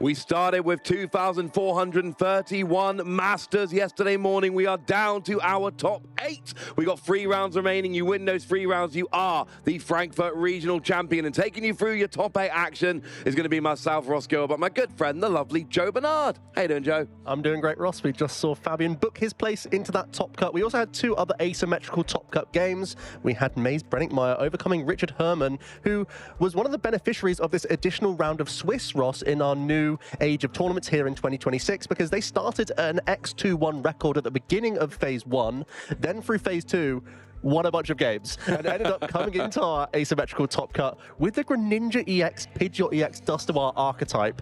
Unfortunately, now no longer in the tournament. Maze making his way through that bracket now into the top cut, and that final matchup was between Alexandra Soleil and Consta Kalama. Consta was one of our few Gardevoir players still in that cut, in with a chance, but now has finally fallen to another Terra Box. It's been a phenomenal pick this weekend. It has indeed, and you can see that while the asymmetrical, the top 16 was going on, we did have one of our top 8 matches played. Rune Hyemans did defeat Drew Stevenson 2-0, and we'll be moving on to our top 4. 3 other games still to be decided, and I'm just going to put it out there, Joe. I think there is one of those matchups that when you look at the names, looks particularly spicy. Well, we've held on for as long as possible, but Tord is inevitable. He's always going to find a way on the streams in one way or another, and in this case, he's made it into that top 8, and Maze Brenningmeyer as well. These 2 players were our top table in round 13. They actually chose to intentionally draw so that they both achieved more points to get themselves into this bracket, and now they are forced to play in these single elim rounds. Yeah, and it's going to be interesting to see who comes out of that. Of course, there is a very good chance that the winner of those will be playing against Kato Arai in top 4.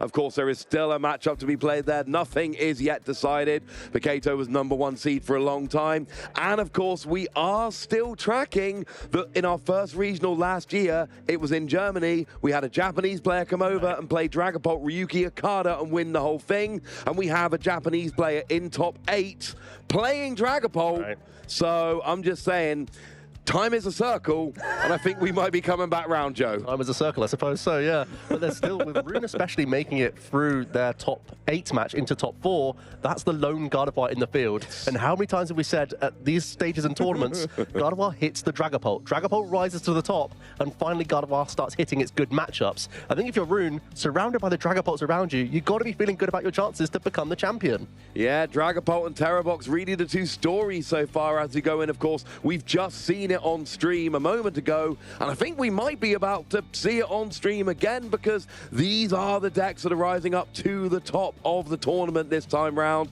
Terra Box kind of sneaking in a little bit. Not a big story yesterday, became a big story today, and Dragapult, it has been a big story the whole time. And I know Dragapult is a deck concept, all right, but it still feels like Dragapult is angry at not winning Worlds and really wants, you know, revenge coming in and winning this one. Gardevoir got NAIC. Gardevoir got the World Championships. Are we really going to let Gardevoir take the first regional of the season as well?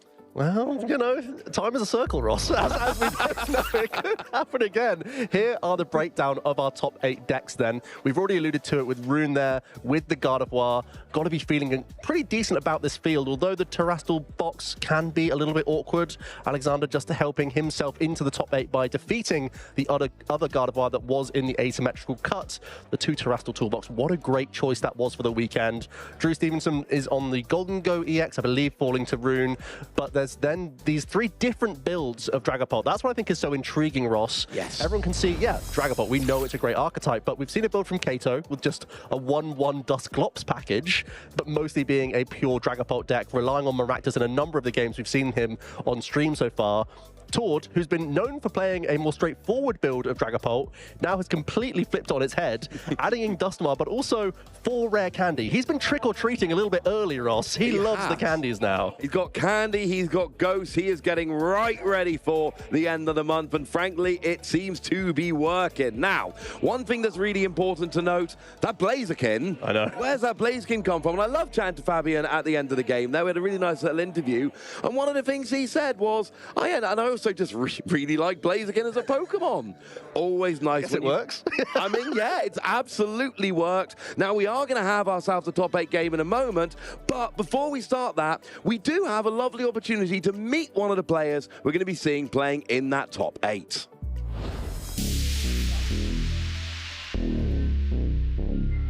Norwegian Pokemon trainer Tord Reklev has amassed over $120,000 from tournaments, earning a reputation as potentially the best. But his journey started humbly in Oslo. Playing Pokemon on Game Boy and learning the trading card game from his mother, Tord's skill began to blossom, winning 3 Norwegian national championships and a top 32 finish at the 2012 World Championship. Global recognition was limited until the 2017 season with the introduction of the International Championships. EUIC 2017 was the first chance for him to show the whole Pokemon world how great of a TCG player he was, finishing top 4. While he didn't win the tournament, Tord's performance earned him recognition around the globe. Riding this wave, Tord triumphed at the inaugural North American International Championships, the largest Pokemon TCG event at that time, clinching the title and drawing global attention. He continued his streak with another win at the European International Championships in 2018, setting the meta for one of the strongest decks for months. Then, at the Oceania International Championships, he became a 3-time international champion, sparking debates about his status as the greatest player of all time.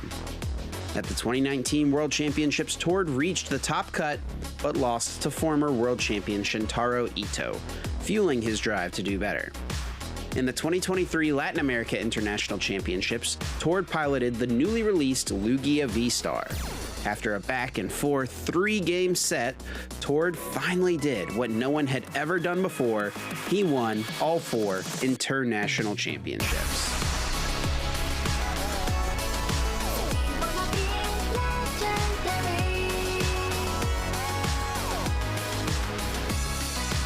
Yet the World Championship title has eluded him. In 2023, Tord's Gardevoir EX deck took him all the way to the finals, but Vance Kelly's Mew VMAX deck outplayed him in the closing game, denying him the title, despite his remarkable consistency and a record that outshines any active player. The debate of who is the greatest TCG player ever to play continues alongside Tord's quest for a world champion title.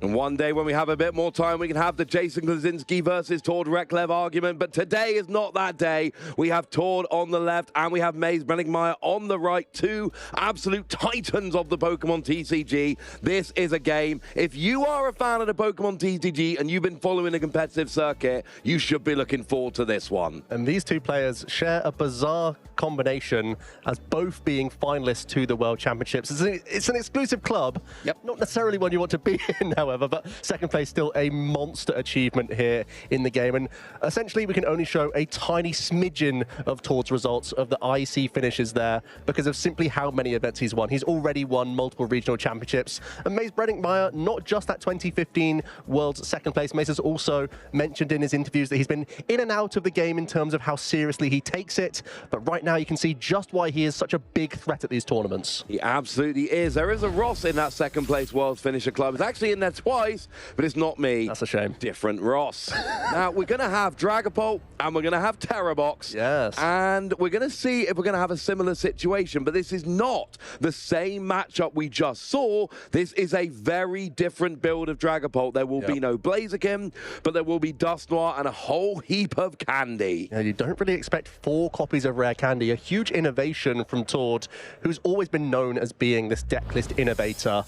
And it's exceptional to see that. Oh, straight away, Ross, the Neo up energy, as well as the 1 copy of Dusknoir in Tord's prizes. But then, on the other side of things, Mace has also prized his A-Spec, the Sparkling Crystal. That's not ideal, but here is the fist bump. We are off in the top 8 of the oh my goodness, Frankfurt Regional Championship. I don't know what happened there, Joe, but I do know that Tord is going to be playing a Buddy Poffin to start off his turn. Give him a chance to look through his deck and try and find himself a couple of those basic Pokemon with 70 HP or less to go straight onto the bench. So a couple of those key differences from the match we've just seen with Fabian Piol. Yes, the The Blaziken is out, the Dust Noir package is in, far less of an attacking presence, much more about that Cursed Blast ability, where you're forcing your opponent to take those prize cards in order for you to place counters specifically on your opponent's Pokemon to cash in on that Phantom Dive as nicely as possible. Also, Fabian was playing the Shaman that was helping protect his Pokemon from bench damage,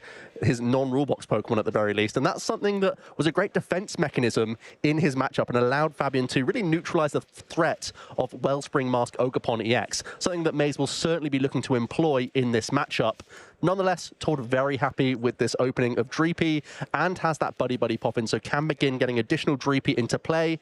As we know, one of the key strengths of Dragapult EX, although it's a stage 2 attacking threat, is actually that stage 1 Pokemon, the Drakloak, with the Recon Directive allowing us to see so many more cards throughout the game. As we build up to our stage 2, it makes the deck flow ever so nicely. It really does, and I'm having another look at the prizes as we go to May's turn. The one-off Pheasantipity is prized, and the one-off Pidgey, there's a 101 Pidgeot line, that is currently unavailable. So pretty rough prizes all around, frankly, but we're starting off with a Nest Ball rather than a Buddy Buddy Poffin. But we are going to be able to search out a basic Pokemon here, and we can see where we are. Of course, one of the reasons why we don't start with Buddy Buddy Poffin, it's not in the deck, Joe. No, we're just sticking with the Nest Ball and Ultra Ball in this case, because we could be so flexible via this ball search, especially with the Fan Rotom as one of the early game options here. It can fan call out multiple colorless Pokemon. That's going to be most likely Hoot Hoot in addition to Knocked Out for the future turn. And there's even a Ditto in the deck that can help things out. But Maze is really going to be taking things turn by turn, using his Knocked Out to dual seek his way through the game to try and sculpt these easy knockouts. He's going to look to use Crispin to accelerate to his Pokemon. He doesn't have access to that Sparkling Crystal, although it is usually a really helpful option. So perhaps looking more towards his Energy Switch combination with his Teal Mask Ogerpon could be his alternate route. Absolutely, that's a way to get it on, and this is very much a box deck. There are so many different one-offs. One-offs of Latias, of Mew, of your Pidgeot, of your Pikachu, your Ditto, your Iron Bundle, your Blood Moon Ursaluna, Lily's Clefairy, Teal Mask Ogerpon. There are so many one-offs, actually 2 of the Wellspring Mask Ogerpon, but this is a deck which can only be played by players who are real experts of the game. You need to know exactly what you want on any one turn. The one thing we do know is early doors you want your Hoot Hoot, because when you evolve into Knocked Owl, assuming you have a terrestrial Pokemon on the field, you can search for any 2 trainer cards. Your attackers here are basically all basic. You don't actually need to get them turn 1 because you're not going to be attacking. What you really need is to get your Hoot Hoot down so that you can evolve them up into Knocked Owl. And of course, having your Fan Rotom searching out for 300 HP colorless Pokemon, absolutely going to help. And yeah, just for the record, Knocked Owl is 100 HP or lower colorless Pokemon. Yep, and that's why this engine works so smoothly. Just one ball search card has allowed us to grab all of these hits. And straight away we have access to the Ditto, which could be transforming into a Terra Pokemon, although there is already the Pikachu EX in the hand, which could allow us to unlock Dual Seeker anyway next turn. So perhaps Maze will look towards a different EX here. Again, with that Sparkling Crystal, his plans already have to shift a little bit, as we see a Crispin straight away here. That could allow us to retreat the Hoot Hoot into a Ditto quite happily and stash energy for our hand as well. I feel like he has to go Teal Mask Ogerpon a little bit earlier than he usually would in this matchup because he doesn't have access to that A-Spec. I agree. You need to get energy onto the field. Now, Ditto has to come into the active turn 1. Its ability only works on your first turn of the game, and it has to be active, but then you can basically swap it for any basic Pokemon in your deck. And how many times have we seen this? Early doors, the Wellspring Mask Ogerpon. Either you can single energy sob for 20 and stop them retreating, or you can free energy, 100 damage, but maybe also do 120 to the bench against a deck with a lot of evolving Pokemon, and especially a deck that is generally not playing a bench barrier Shaman. It is going to be huge. And I know we did see Fabian's deck playing it. Tords does not. And that means that Maze will be allowed to still attach for the turn here onto the Wellspring Mask Ogerpon, still opening himself up for a Crispin on the next turn to unlock the Torrential Pump, even without the use of his A-Spec. So really nice that he had one of his 4 copies of Crispin in this opening turn. He has to be pretty happy with himself.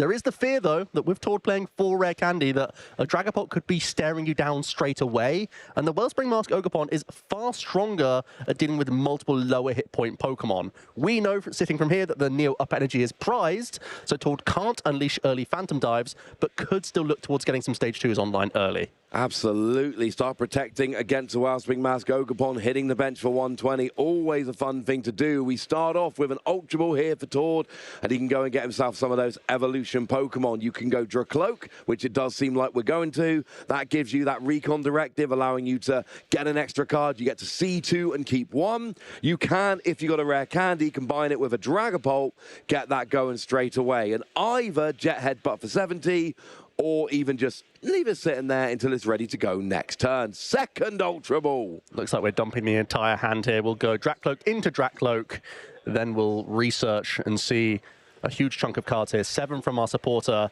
then see 4 additional cards from multiple Recon Directive. As it is, of course, a second Dracloak coming into the mix here. Tord still has to evolve up, get these Pokemon out of range of early torrential pumps.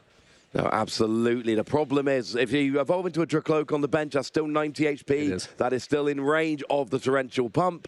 So if there's one Dracloak on the bench and, say, a Dreepy or a Dracloak in the active, that does open up the 2 prize KO. Although it is really annoying that Sparkling Crystal is prize, because that would make it just A-Spec Energy and you're off and rolling already. It is going to be, like you say, a Crispin will be needed in order to get that rolling next turn. But if you can get rid of 2 Pokemon and really hamper your opponent's setup, I do feel like it's probably worth it. You also have to think that Maze simply hunting down energy is far stronger when there's no access to Neo Up Energy. So even if you're taking out 1 Cloak, if it's the one that has the energy attachment, that's going to make life even more awkward for Tord to start unleashing these Phantom Dive. But let's see the 7 fresh cards from Professor's research here, because he still has plenty of actions ahead of him. If he can Rare Candy into a Dragapult in the active position, that could still be a great way to try and protect his energy and actually start initiating some pressure. Absolutely, and we are going to need an energy attachment. I see a couple of energy. I do not see a Rare Candy there, though, Joe. Nor do I see a Dragapult. Do you see a Duskull, though? That could help. Yeah, and a Buddy Buddy Poffin to boots. The final Dreepy is in those prize cards also. So we might just have to try and find our Budew here and protect ourselves a little bit with some item lock. Something that Dragapult is absolutely known to do. Try and build a board behind this little 30 hit point Pokemon. Does seem to be what Tord's eyeing up here, is having a look at a Duskull and a Budew here.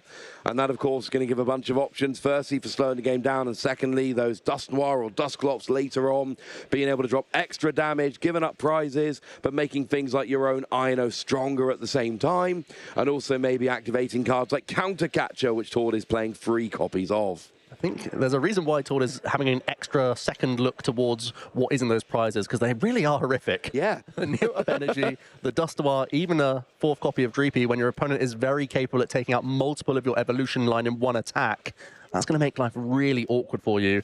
Tord has a lot to navigate this turn. Even though he still has a huge number of draws, he can't actually access much else from the deck because he has some key cards prized. Absolutely. Here comes the first Recon Directive, or at least it will when he gets his deck back. Maze is giving it a little bit of a shuffle as he is entitled, and then Tord cutting it as he is entitled. Here comes the first 2 cards. It is an Ionome. Was that a Counter Catcher? It was. Both pieces really crucial for him to mount a comeback. You have to assume Maze will be going ahead in prizes, knowing that Tord didn't hand disrupt a Noctowl that's sat in Maze's hand. So he's already anticipating to go down a few prize cards and is trying to rack up some counterplay. He did keep an energy there of the second Recon Directive, put a boss back to the bottom.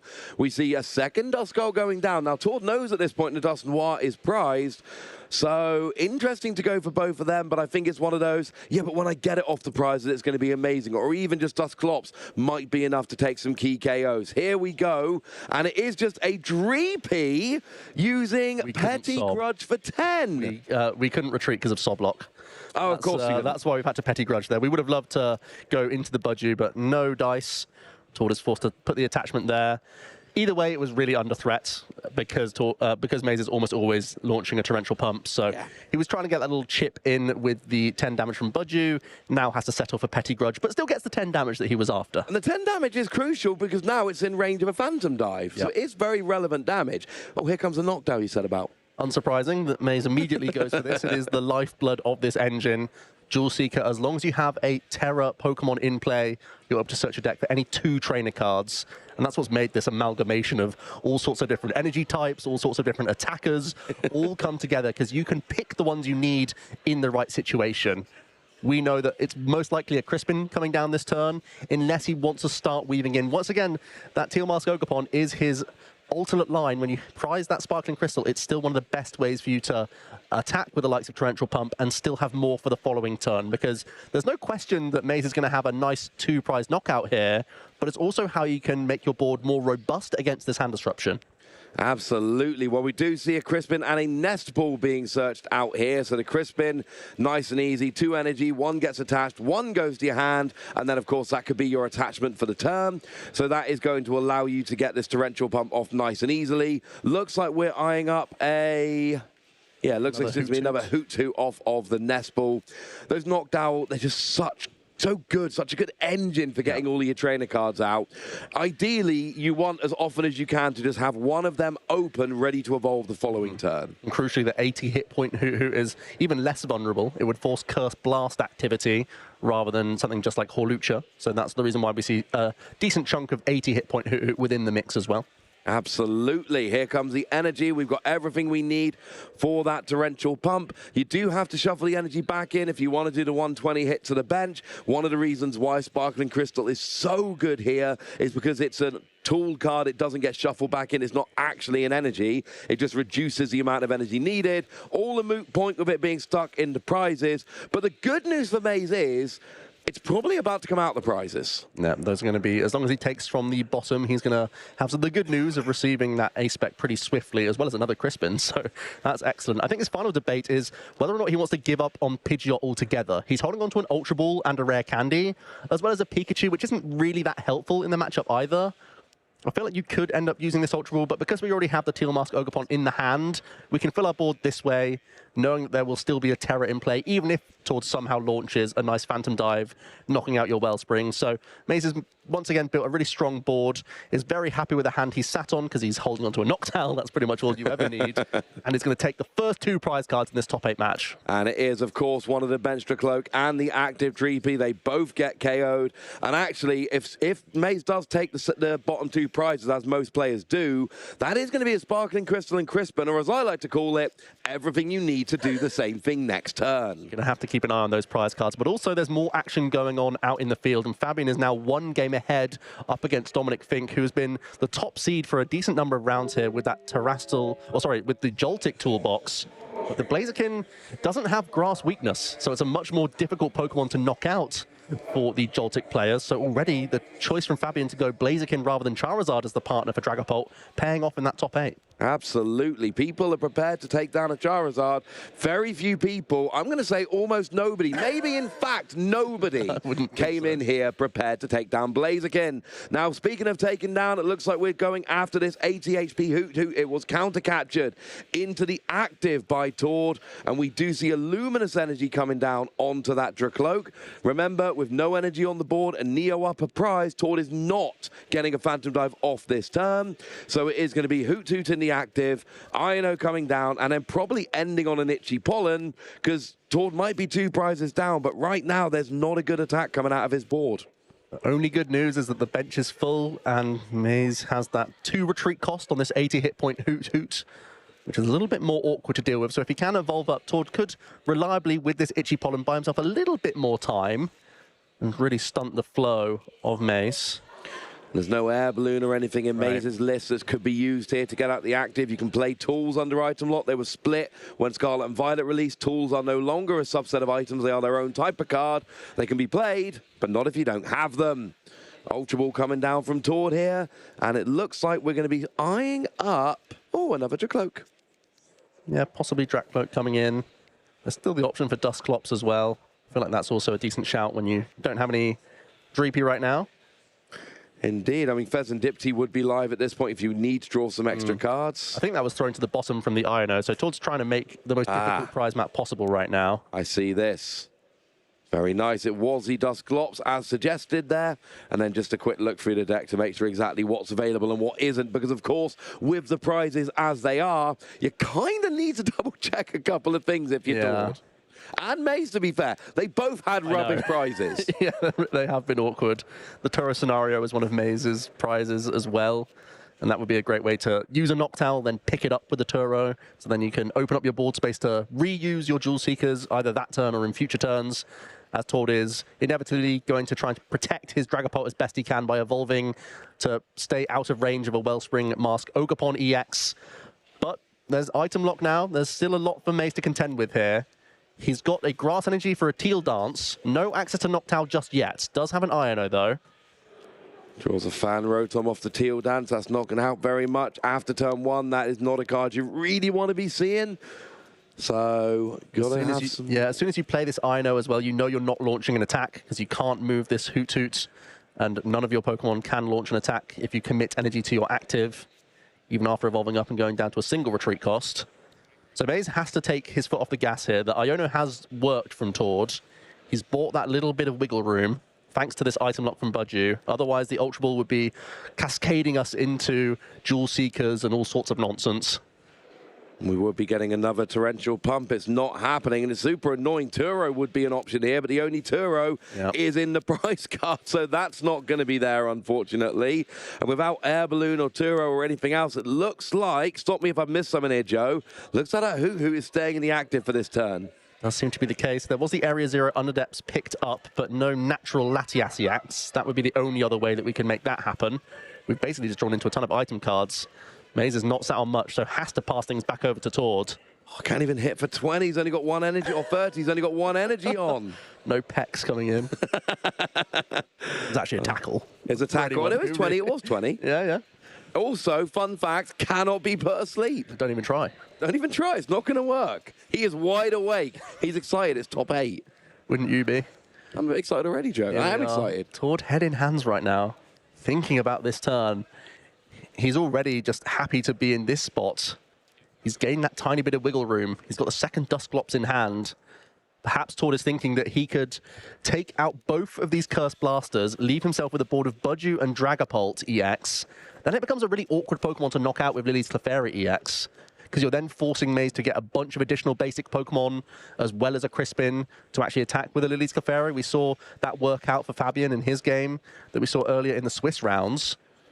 And we did see a failed KO against Kato in a round earlier today where it looked like a KO, but it was actually just a tiny bit short.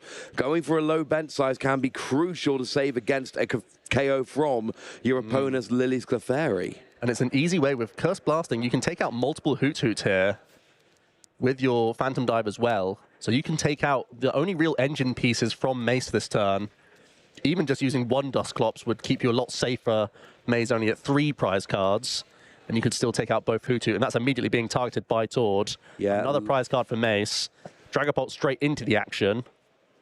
This is exactly what we were looking for. Now, Dragapult can take out the active Hoot Hoot. It will KO the benched Hoot Hoot, and there will still be 4 other damage counters that could be thrown around here. And generally speaking, you're looking to bring everything into 60 or 200, because they're the 2 numbers you're hitting with your Phantom Dive. Right. So you want to try and get everything to either 200 or to 60. There is the opportunity to countercatch here from Tord, but I feel like taking out both Hoot Hoot is still really valuable. So I think Tord is going to take things a little slower here. We'll put the requisite 2 onto Hoot Hoot. Put enough on Fan Rotom to put it in range of a future Phantom Dive with the 4 damage counter placement. And yeah, I really will be like the this 6 one. there. And Maze, he's not on a great hand as Tord is able to pick up his Dusknoir from the prizes, fortunately. Oh, very nice. That's going to be a huge win, because this could take out, for instance, a Knockdown just to take a nice prize there. And then also, wait, Tord can win the game next turn. Oh, yeah. That's Dragapult for you. I was going to say, because Dusknoir can take out Knockdown, and then Fan Rotom gets KO'd by the residual damage from Phantom Dive, and the Teal Mask, the Wellspring Mask gets KO'd by the regular damage, and that's it. That's 4 prizes. That's the game. And I'm sure most people at home would be looking at that Nest Ball for Mace and thinking, wow, flip the script. He can still work his way back into the game. But Mace's prize is Pheasantipity EX. I don't think he can draw any cards this turn.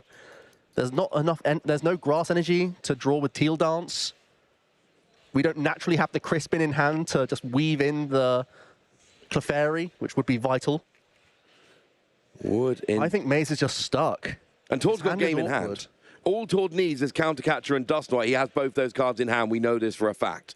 So either some kind of hand disruption or... Can we reduce the hand size enough to draw anything with Mew EX here? That's the last chance saloon. We can play the Area Zero Unadapts. We can play the Hoot Hoot.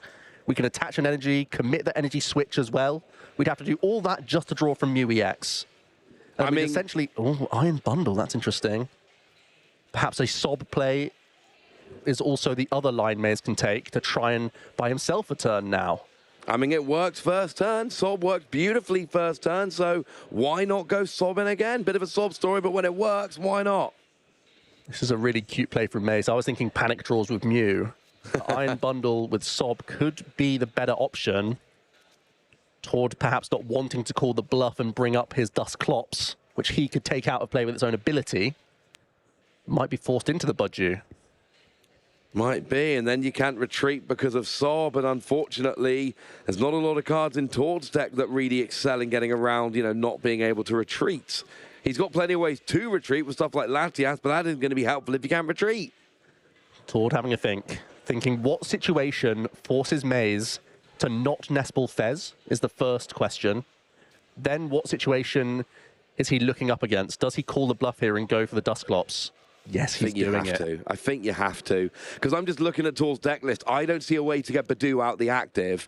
So I think you have to just hope Maze can't take advantage of this. Because next turn, you just evolve into Dusknoir, Countercatcher, win the game. Yeah. So I like that rather than letting my opponent trap me in the active and just hoping I just win a couple turns later. I do like this as a play. It does look like we are going to get a Sob going on here. But even, oh no, we're not, because Maze knows the Sob isn't going to do much good. And here's going to be the game.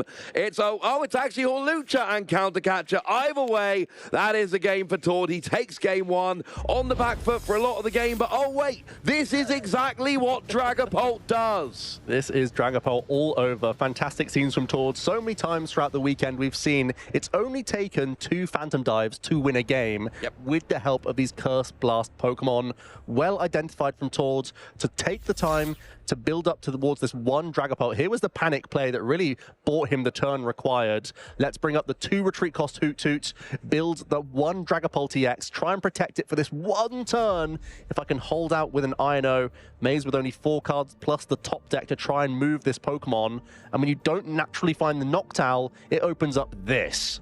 And unfortunately, that gave Tord, unfortunately for Maze, that gave Tord exactly the amount of time he needed. And here we see just a bunch of damage being put down. But one of the things that was crucial here, taking out both those Hoot Toots, taking Noctowl out of the equation for the entire remainder of the game. And then when we saw Dusclops go up here, Tord went, well, you know what? I've actually got a way to take as many prizes as I need next turn. So let's just go on to game 2. Really interesting scenes there. Both players having to adapt so much based on their prize cards. It made it a really chaotic game, to be honest with you. Both players navigating those openings really beautifully. And to be fair, we could be praising Maze right now. If that Iono to 4 was slightly different, I think he easily could have carved his way through quite a weak setup from Tord. No Dracloak to Recon Directive. He had to naturally have the combination in his hand. Absolutely. Both players played very well, and both players can rightly look at that game and be like, I was not well served by my prizes. You know, Maze is sitting there going, well, if I'd have had my Sparkling Crystal, it would have been so much easier turn 1. If I'd have had my Pheasant Dipty, I could have drawn more cards at the end there. If I'd have had my Pidgey early doors, maybe I could have gotten my my Pidgeot in play, and then the end of the game goes differently because I've got everything I need. And all of these are ifs, buts, and maybes, and it's kind of irrelevant. Yeah, I also like that Tord revealed the Hawlucha and the Countercatcher and not the prize card that he took, which was the Dusknoir, for his way to win the game, saying that I had the plan all along. I didn't even need the help of those prize cards to help me out. Always nice when you do get to see that. Well, here we go then. We're going to be going into game 2 here. Top 8 of the Frankfurt Regional Championships. Tord is up 1-0 against Maze. Both of these players have come second at the World Championships. Both are very well known around Europe and the world for being top level Pokémon TCG competitors. Let's see what the prizes look like. And Maze was better for Tord, certainly. All cards that he plays multiple copies of, which is already a relief. Possibly not the Fire Energy, but hey-ho. Yeah, just one copy of the fire, but that's livable. Oh no, the Lily's Clefairy EX in the prize cards for Maze this time around. That's bad. And a Psychic Energy. Let's see how many he plays of that. That's often a one of, no, there's two in the list. So if we can take early knockouts with Wellspring Mask Ogerpon EX, we will access this card.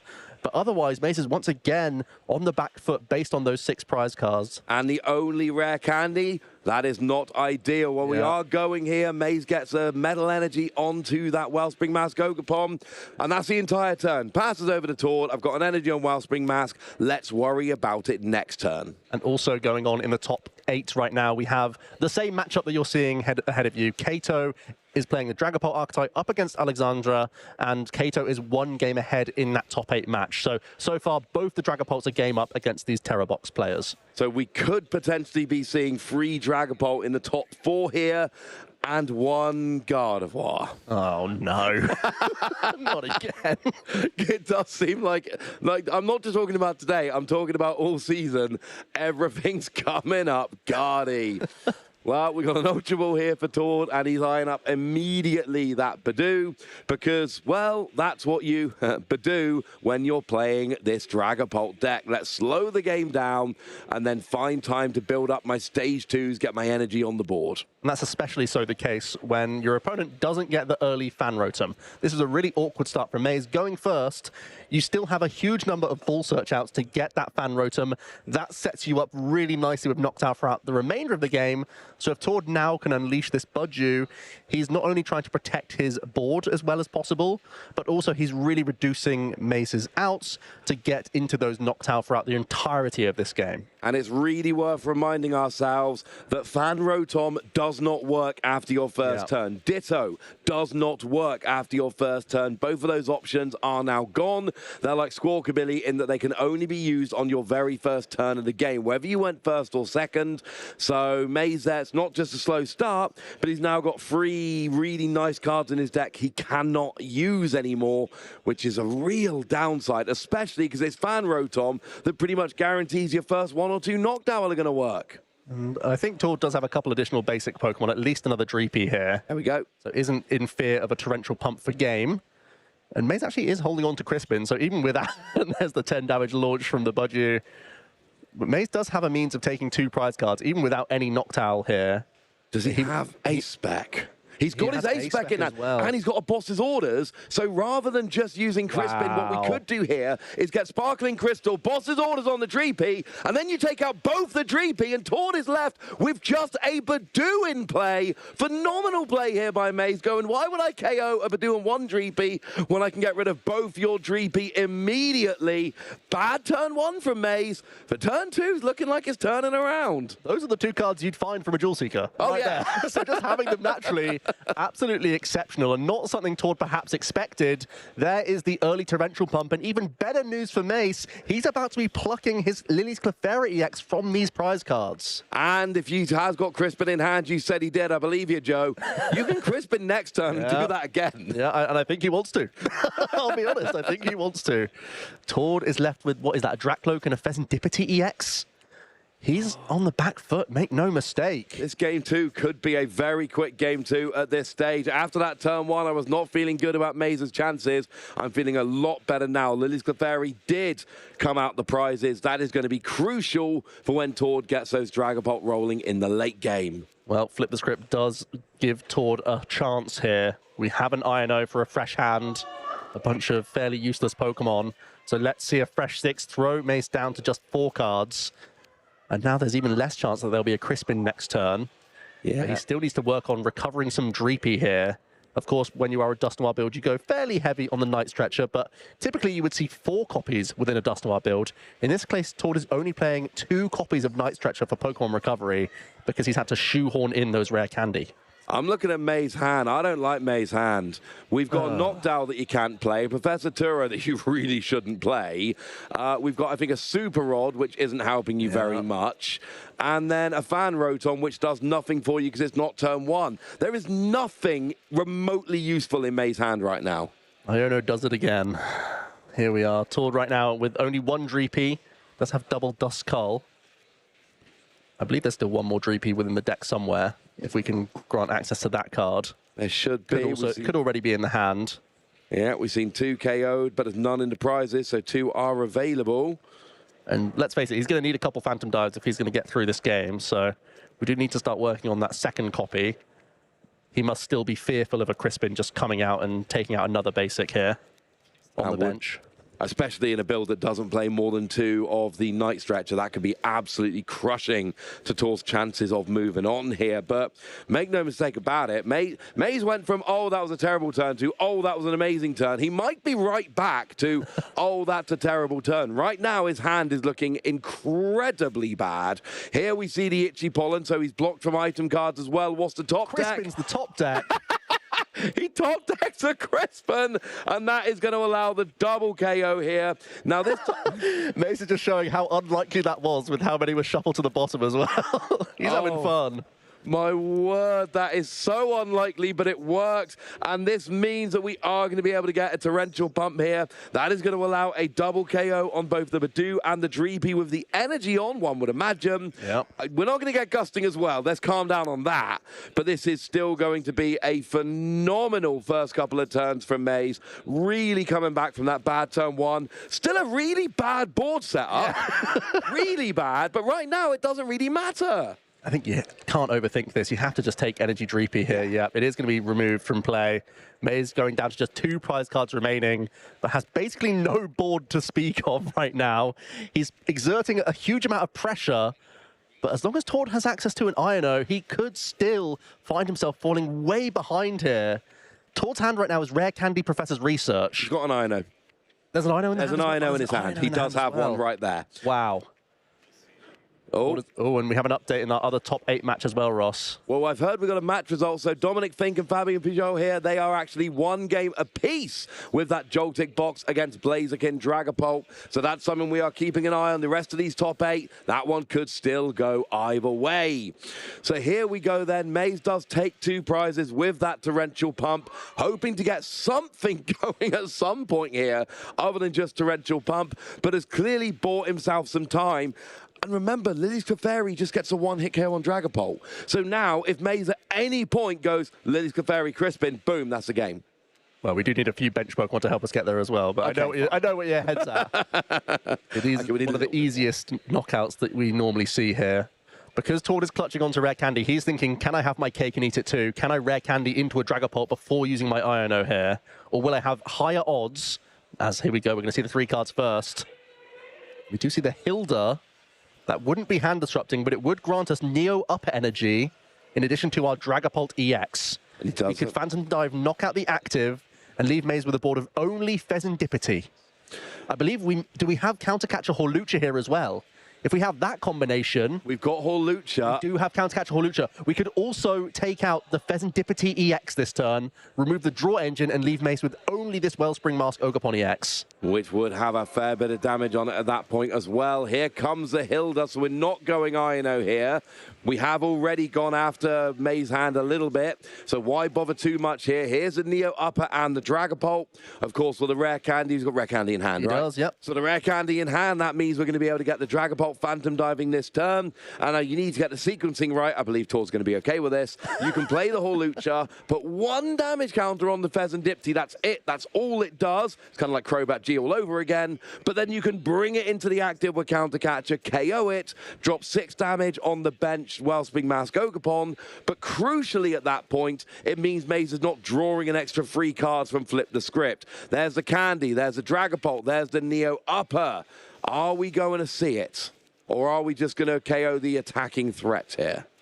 Both good choices, honestly, because also Hawlucha's vital at taking out Hoot Hoot. Don't forget that 70 hit points on that Hoot Hoot is a critical number. So perhaps you're thinking that if you just leave the Fezandipity to draw 3 cards, it's quite scary, don't get me wrong, but what combination actually beats you here? Blood Moon's not online because you have so many prizes still to take as Tord. It's really difficult to gust it as well as create a ton of attachments to deal with the benched Fezandipity, let alone the active. And if you he might be holding this Hawlucha for a future turn. It's a really close call here. You're still taking 2 prizes if you do. You're still getting rid of an attacking threat. Maybe you're worried about Maze potentially being able to use another torrential pump with a Crispin and then making sure Dusknoir's not an option for the rest of the game, or even leaving as an easy 1 prize KO for later in the game. Right now, we have had the decision. It is Wildspring Mask, Ogerpon getting KO'd. 6 damage on the Pheasantipity.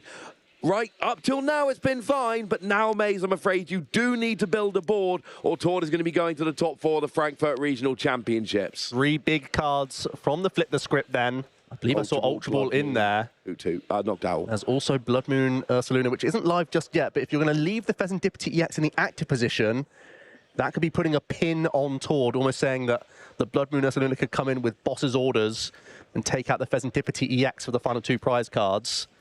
This board state, it's a bizarre board in that Maze has nothing going on, and yet it's really complex. Because there's also the option to use Professor Turret's Scenario, the only supporter in Mace's hand right now, to pick up this Pheasantipity EX. You could go into a single prize Pokemon. I'd play a basic first. You could possibly even...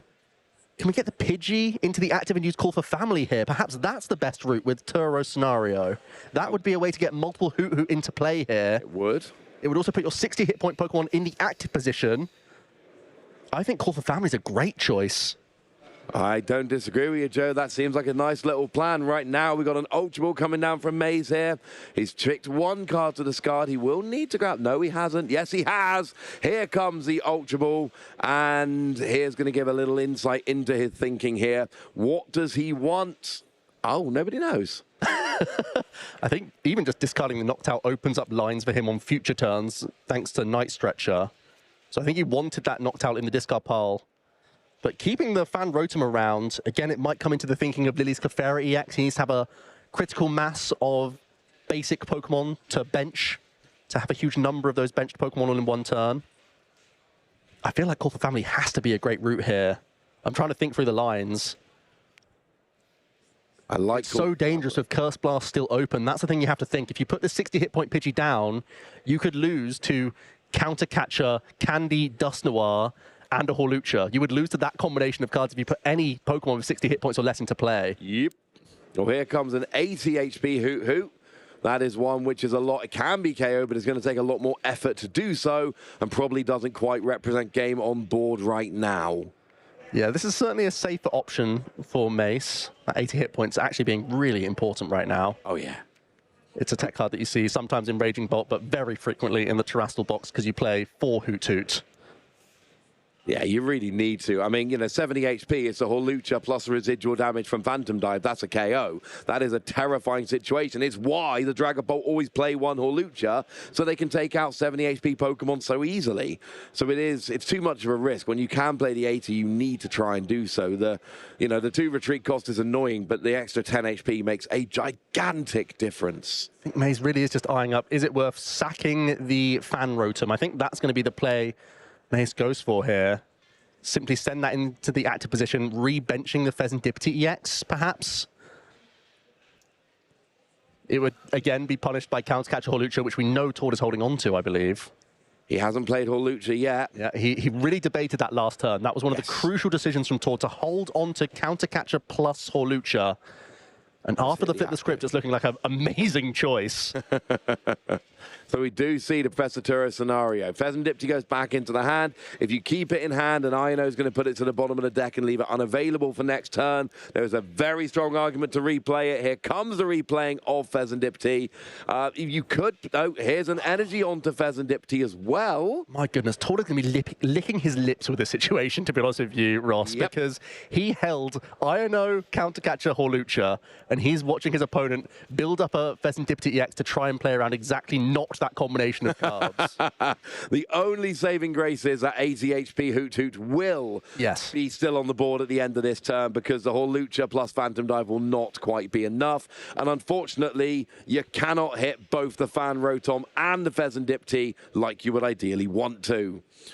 But you can leave the Hoot Hoot and eventual Knockdown in a very precarious position. Yeah, we could Curse Blast the Hoot Hoot off the board as well, don't forget.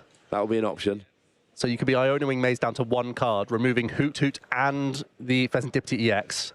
You'd be leaving a Fan Rotom in play, which with a stadium card and an energy and a boss's orders could still defeat the one Duskull that would be in play. So you'd have to evolve the other Duskull into Dusclops to make that play the safest possible. But I think Tord's still in a great position here. Oh, I agree, and I love the idea that if you do that, you still have to protect against Fan Rotom, because it is a legitimate game-winning opportunity. Here comes the Ultra Ball. Discarding Buddy Buddy Poffin and Dracloak. I feel like you have to go Dusclops here. Oh, 100%. Unless there's Rare Candy in hand. Oh, it's going to be the Latias EX as one of the choices. I'm not sure what else in terms of ball search we have access to here. But what does Latias really allow you to do? It allows you to retreat things, but you don't need to retreat right now. Basically just means that you're not going to be slowed down at any point. Although with Corner in the deck, that's not actually the case. No. So Tord, again, head in hands. This is a real thinker, folks. He's already made some really tough calls in this game number 2 to put himself in this position. I feel like he's just working himself as close to victory as possible. No, I agree. Getting that Latias down, just protecting against potential future plays, assuming there isn't something like a Sob which would stop retreating or things of that nature. But right now, that is going to give opportunity to at least retreat those basic Pokemon if need be. Now we do see the Hawlucha hitting the board, 10 damage onto each of those bench Pokemon. No decision to be made there. Now we see the counter catcher on the Pheasant Dipty with 200 HP remaining. Now we see the evolution into Dusclops. Now, this is what Tord's thinking. Can I afford to do it? It will mean free prizes and leaving my opponent with a Fan Rotom, but it could mean my opponent wins the game with an Energy Stadium boss's orders on the following turn. Fan Rotom KOing Duskull. That is the decision here. But he's already picked up Dusclops, so it does feel like he's kind of got to do this. He's so committed to this line. I think it is generally very, very safe, especially because you're taking Flip the Script off the... Wow! Potentially going for the Fan Rotom here for 5. He's going to keep the Hoot Hoot as the Pokemon forced into the active position with a 2 retreat cost. Tord even trying to play around the opportunity for a Fan Rotom attack here. I agree entirely. Like, it's such an awkward situation because the chance of Maze actually having the combo for Fan Rotom is very low, but it's not 0. So you leave the Hoot Hoot, it gives an opportunity for a Noctowl. What 2 cards can he really get which would give him a higher chance of losing? It has to be Noctowl plus Terra Pokemon to even use this Noctowl. Nest Ball could access Mew EX. And I think it could be a big restart here. Going to have to be, because the only other card in hand is a Hoot Hoot. Tord has taken 3 prizes. We are down to 1 prize each remaining. Tord is not going to struggle to take that last prize next turn. So Maze has got to get something rolling this turn. Essentially, we are going to Mew restart for 3 cards. And that is about all we've got right now, Joe. We certainly need to find more ball search. We need a Terra Pokemon if we're going to use Jewel Seeker. I feel like Jewel Seeker is really important, but let's not forget that Blood Moon Ursaluna doesn't need any energy to attack at this point. So if you can find a Noctowl, you can attach to the active Pokemon to retreat it. So if we can find a Jewel Seeker, we should be able to find a Blood Moon Ursaluna Boss's Orders combination to win the game here. That's what we're looking for then. We need Noctowl on the board. That needs a Terra Pokemon and, you know, the Noctowl. Yeah. So we're shuffling up. And energy, really. We need exact cards here. Oh. The odds are low, but, you know, we've seen low odd plays already, even this weekend paying off. 3 cards off a restart, 0 card hand. This is why Mew is so good. You get to draw 3 cards, and hopefully they are going to be what we need. Let's see it, Mace. 3 big cards from restart. We're doing it on the top. Terra Pokemon. Fan Rotom, it's not it, and there's the fist bump. Tord is going to take this 2 games to 0 and go on to the top 4 of the Frankfurt Regional Championships. We have just seen an absolute treat. Both players relieved, I think, to be honest, just puffing out the air in all their lungs, because what a bizarre set we've just had to see there, folks. The prize cards in that game number 1 were so gross for both players that they had to make really strange decisions. Tord having this panic play with Budju in the mid-game after Maze flying out the gates with that Wellspring Mask Ogerpon with back-to-back Crispins on turn 1 and 2. And then once again, Tord in this spot where he really just had to hope for a turn. But then as soon as Phantom Dive came online, thanks to these Curse Blast abilities, we're able to pick apart those Hoot Hoots and really put himself in a spot with Iono that Maze couldn't really create a comeback play. Unfortunately not, and that is how game one ended up finishing, with this really big KO here, where we put the Dusclops into the active, we waited, and then we went Dust Noir. Well, we could have gone Dust Noir, we actually went Counter Catcher with your Lucha. Now into game two, and Maze had very little board, but it didn't matter. Wow. We had the perfect cards on turn two. It's with ridiculous. the boss's orders to KO both the Dreepy. You're right, Joe. Ridiculous is the best way to put it. And then top deck to Crispin to do it again afterwards. Top deck to Crispin to do it again on turn two to take out another couple, and seeing the reactions from the players here. Wonderful. So here we're going to see the Crispin had just been top decked. Wow. And here it comes down again. And they're both good sports. I mean, you just have to laugh at it sometimes. This is the beauty of Pokemon. But this was the crucial turn from Tord, opting to allow Flip the Script in play so he could hold on to Counter Catch or Lucha. Then after Maze made a nice Turo decision, tried to give himself a second use of Flip the Script, Tord was holding the right combination to take out the Pheasantivity and actually kept Hoot Hoot available, which I don't think many players make that line, but eventually tries to put damage on the Fan Rotom, forcing the 2 retreat cost Hoot Hoot into the active position so that he could play around a Fan Rotom Boss's Orders play. it was low odds. Both the plays of Maze were low odds. They didn't work, and that was the fist bump that ended our top 8 game, putting Tord into top 4. And, well, we're close to having our top 4 set. Wow. We've just got that one game remaining with the Joltik Toolbox and Fabian Pujol's Blaziken Dragapult deck, which is not one, frankly, that we were expecting. And then we can start having some top 4 action, and maybe at some point we do a final. That sounds like fun. That sounds like great fun. If it's anything like the top 8 we've just seen, I'm going to just sit down. That was absolutely remarkable play from both players. What do you expect from the world's finest, Tord Reklev, bringing this crazy concoction with 4 rare candies in a deck that most people regarded 0 was the correct number? Yeah, maybe 1. Yeah. One cheeky one in there we've seen from a bunch of players, but you rarely see more than 1 at this stage. And you're right, a lot of decks play 0 because you put Badoo up, you itchy pull, and you buy yourself a bunch of time, and you use that time to set up who needs rare candy. And Tor was like, nah, Dragapult go burr. And Rare Candy was the decisive card in the end. It allowed him to go for Hilda to grab Dragapult EX plus Neo up energy and completely swing that board, whereas almost every other build of Dragapult Dusknoir in that situation may have just folded.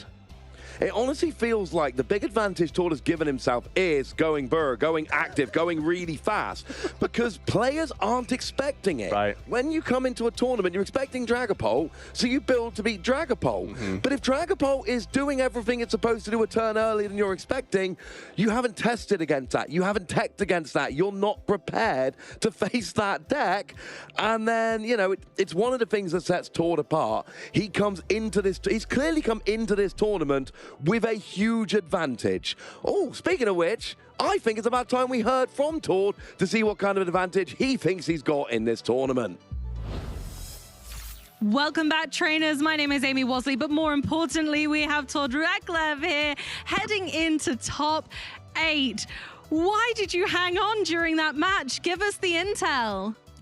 I think it was top 4, actually. Or like, there was a top 8 match, right? But yeah, you're right, going into top 4. But yeah, the second game was obviously pretty funny because like he didn't really have much going, but he had the attacks, right? So, and he also had the K on the double Dreepy, caught me a little off guard. I was thinking, true item lock, draw pass.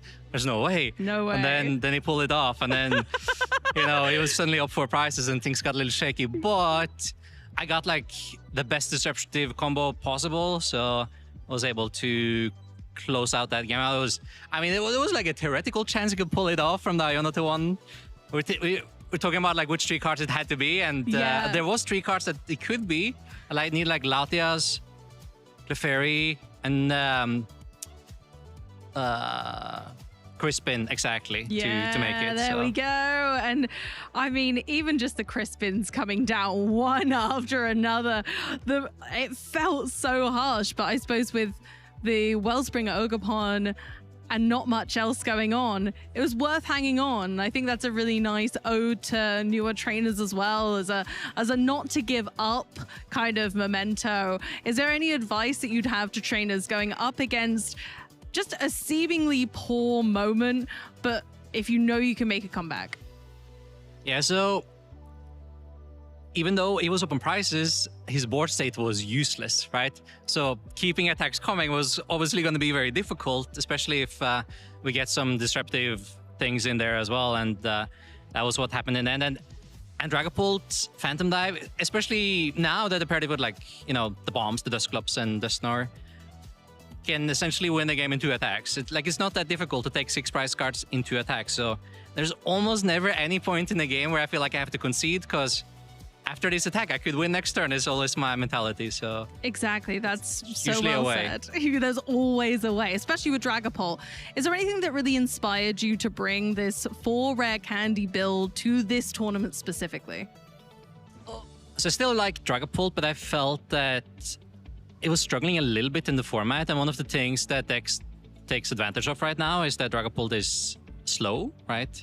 So with the rare candy, we can essentially skip a turn sometimes, not always, of course, but sometimes we can skip a turn and we can do a Phantom Dive out of nowhere. And that's obviously really powerful. And some games you just randomly attack turn 2 with Phantom Dive, and some that is, you know, you can kind of steamroll the opponent quickly a lot of the times because of that. So it gives you the potential to high roll a little bit, I think. But like it's not the greatest against older Bidooes, but most people don't really play Bidooe. It's only deck that really plays Bidooe is older Dragapult. So against the majority of decks you play, then the rare candies are pretty good. So, and I was like really true to not cutting any consistency for the rare candies. I just cut like more of the tech cards essentially. I cut an energy, you can argue that one, but the other cards I think were pretty fair. They don't really ruin your opening hands or anything. Yeah, absolutely. I think that, you know, it was a very wise choice for this event, and clearly you're going strength to strength with it.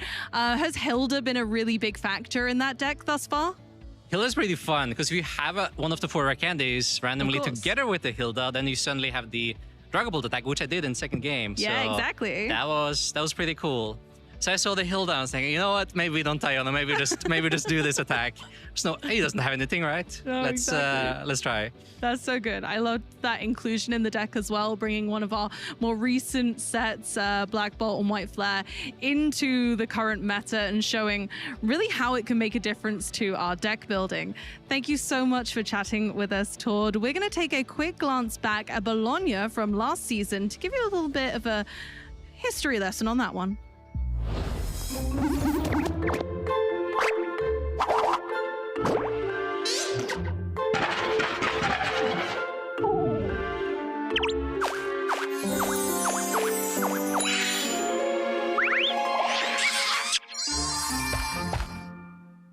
Hey champions in the making, I'm Freya Pierce, here to recap the final European major for the 2025 season, the Bologna Special Championships. Bologna was one of the last big opportunities for trainers to get the last few championship points they needed to help secure their 2025 World Championship invites. 1,239 players duked it out over 2 days of intense Pokémon TCG battles. The metagame development continued the path set by the previous majors in Utrecht and Portland, with Raging Bolt sneaking its way in as a top dog alongside Dragapult and Gardevoir, with the likes of Joltik Toolbox and Goldengo Dragapult not far behind. By the time we got to top 8, however, a couple of new heroes started to emerge. Simon Chan, fresh off of a 9th place finish at the Utrecht with a surprise contender in Roaring Moon EX, had managed to make top 8 in Bologna with the exact same archetype. Additionally, Fabrizio Talone managed to make top 8 with Terrasol Toolbox, a deck that had fallen off a lot in play since the start of the Journey Together format. Through the combination of Brute Bonnet's Toxic Powder, combined with the Perilous Jungle Stadium and Peturunt's Toxic Subjugation ability, Simon was able to win multiple games before his opponent got to draw a card. This, combined with the raw power and aggression of Roaring Moon EX with its fearsome instant knockout frenzied gouging attack, saw Simon all the way through to the finals. Fabrizio managed to make it to top 4, however, at the end of game 3, Fabrizio missed the opportunity to perform a game-winning combo with Jamming Tower and Countercatcher. Countercatcher's still open for Fabrizio. Could he do it? You could Brock Scouting Blood Moon Ursaluna. You can use your Jewel Seeker for Countercatcher plus Jamming Tower. Play Countercatcher, Jamming Tower, then Blood Moon for the game. Leading to his opponent Ricardo taking the win to face Simon in the finals. After coming so close in the finals of the 2024 Stuttgart Regional Championships, Simon was laser focused on ensuring this champion title didn't elude him once again. Blink and you'll miss it. Game 1 was over in a matter of seconds as Simon knocked out Ricardo's lone Ralts with poison through Peturunt, Brute Bonnet and Perilous Jungle. Though Game 2 lasted a little bit longer, Ricardo was met with a series of very tough draws, leaving Simon to capitalize with multiple knockouts through Pecharunt and Pokémon EX, taking the game, the match, and the title of Bologna Special Championships champion.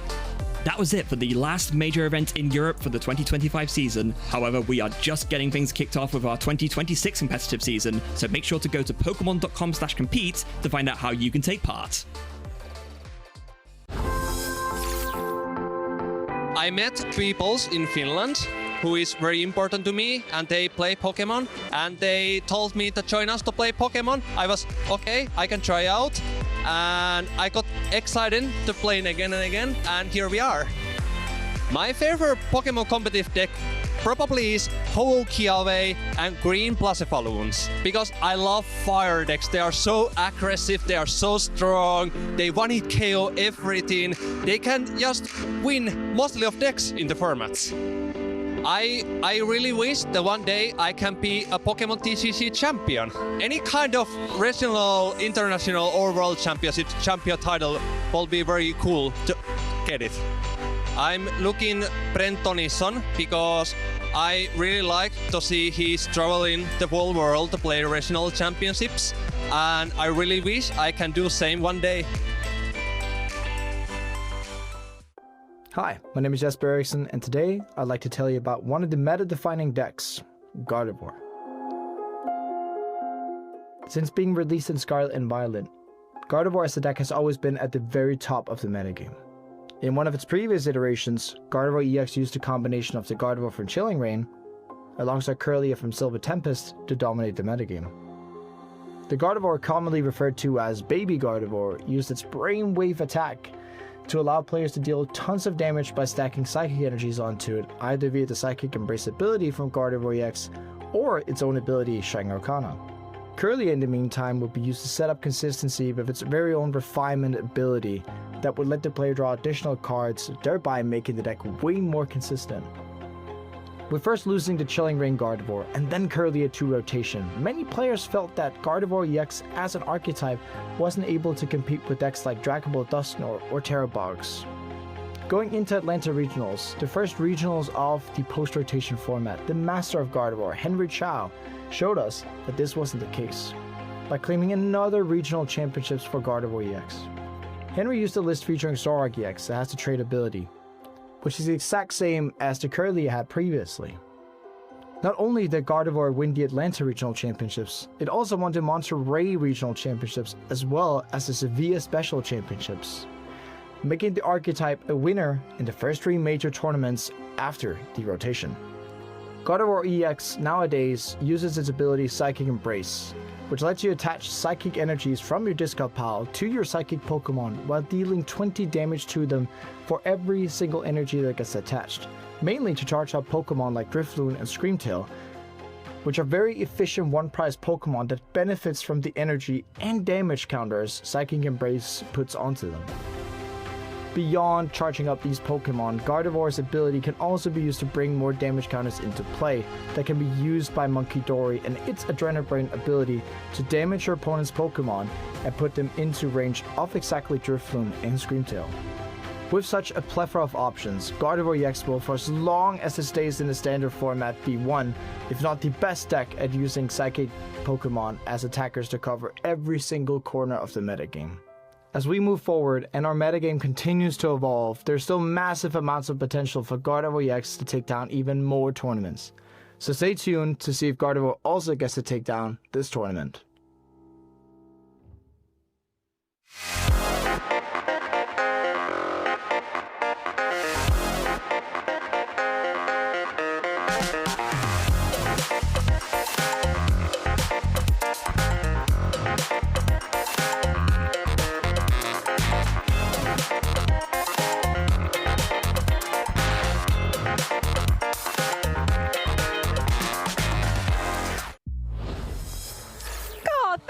Jesper for telling us all about Gardevoir EX and all of its chums. How are we feeling about this next Gardevoir EX we're about to see soon?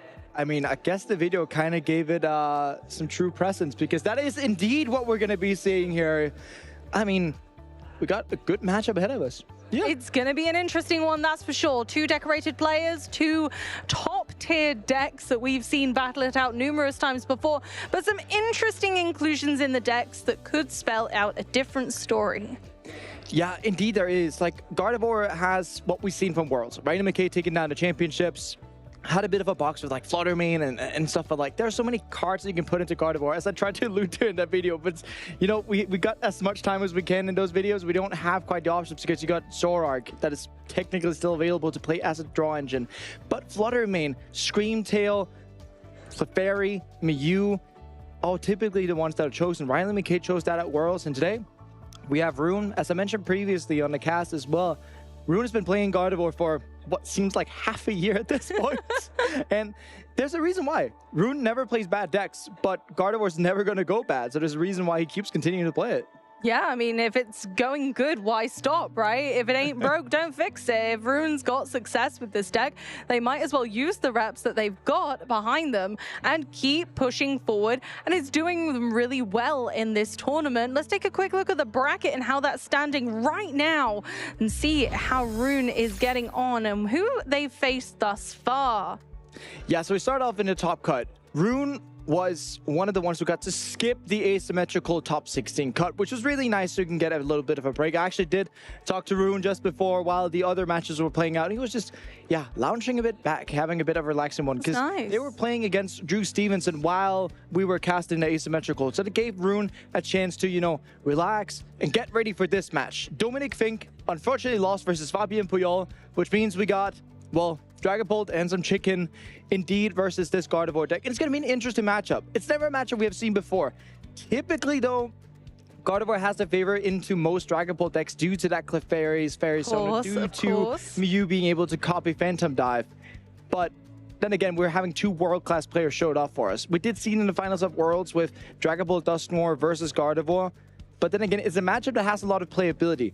If Dragapult isn't able to wipe off both sides of the board for Gardevoir before the game gets going, then Dragapult has a real good shot at the game. But Gardevoir actually gets to play.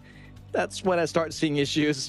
That's when it starts just to crumble down slowly. It depends on the consistency of the 2 decks as well. We've seen time and time again through this broadcast, especially even with the last feature match, we saw decks misbehaving and not quite doing what they should be, not quite the usual plan. So the more flexibility and the more consistency you have, the better. And that's what Tord was talking about in our interview just then, how he just went, you know what, this needs to be consistent, and he decided to go with the rare candy variant just because it's going to provide that aggression plus consistency, and it just all has knitted together perfectly. Yeah, and as he could always be speaking about, like, I missed our Cloak turn 2. It hurts so much because then I can't use Phantom Dive until turn 4. Well, I got Red Candy to solve that. So there was a lot of, you know, thought put behind it, and Tord, it feels like oftentimes you see him playing a deck just like Dragapult does. Yeah. Something that was mainstay in our meta already.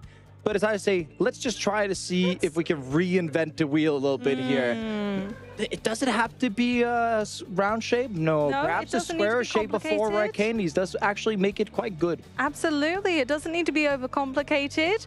Sometimes a little tweak here and there can make it your own. And even our own Mike Ellis had exactly that with their rather unique build of Marnie's Grimstyle, choosing to opt for some untraditional supporter types in that build, and has seen great success with it in this event. Although they're sadly out of our top contention now, they had a really great run with the deck and with one of the only people to do so. And again, it was that tweak of innovation that just tipped him over the edge. Yeah, those tweak of innovations kind of catch your opponent off guard oftentimes. We're thinking about, you know, but Marnie's Grimstyle could have played sometimes without Frostlass. We did see that a little bit at Worlds, right? And or because does Dragapult Dusknoir start playing Red Candy a bit? The uncertainties you can give to your opponent by playing those cards puts it into the mind of like, okay, if they play Red Candy, what else are they actually playing as well? So you start making your opponent doubt. And the more your opponent starts doubting, that's when they start, you know, creeping some misplays into the game, potentially some mistakes, or they would actually be overcautious in the gameplay, giving you like that little route to go in and just absolutely pounce on it. Absolutely. And although these little tweaks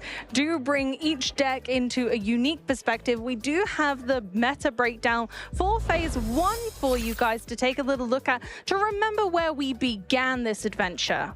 Yeah, and especially began the adventure. Dragapult Dustor being the big boss on top with Raging Bolt, Golden Go, Gardevoir, Charizard Pidgeot, which we haven't seen anything of in this tournament, really. Not the tournament for Charizard, unlike Worlds really was.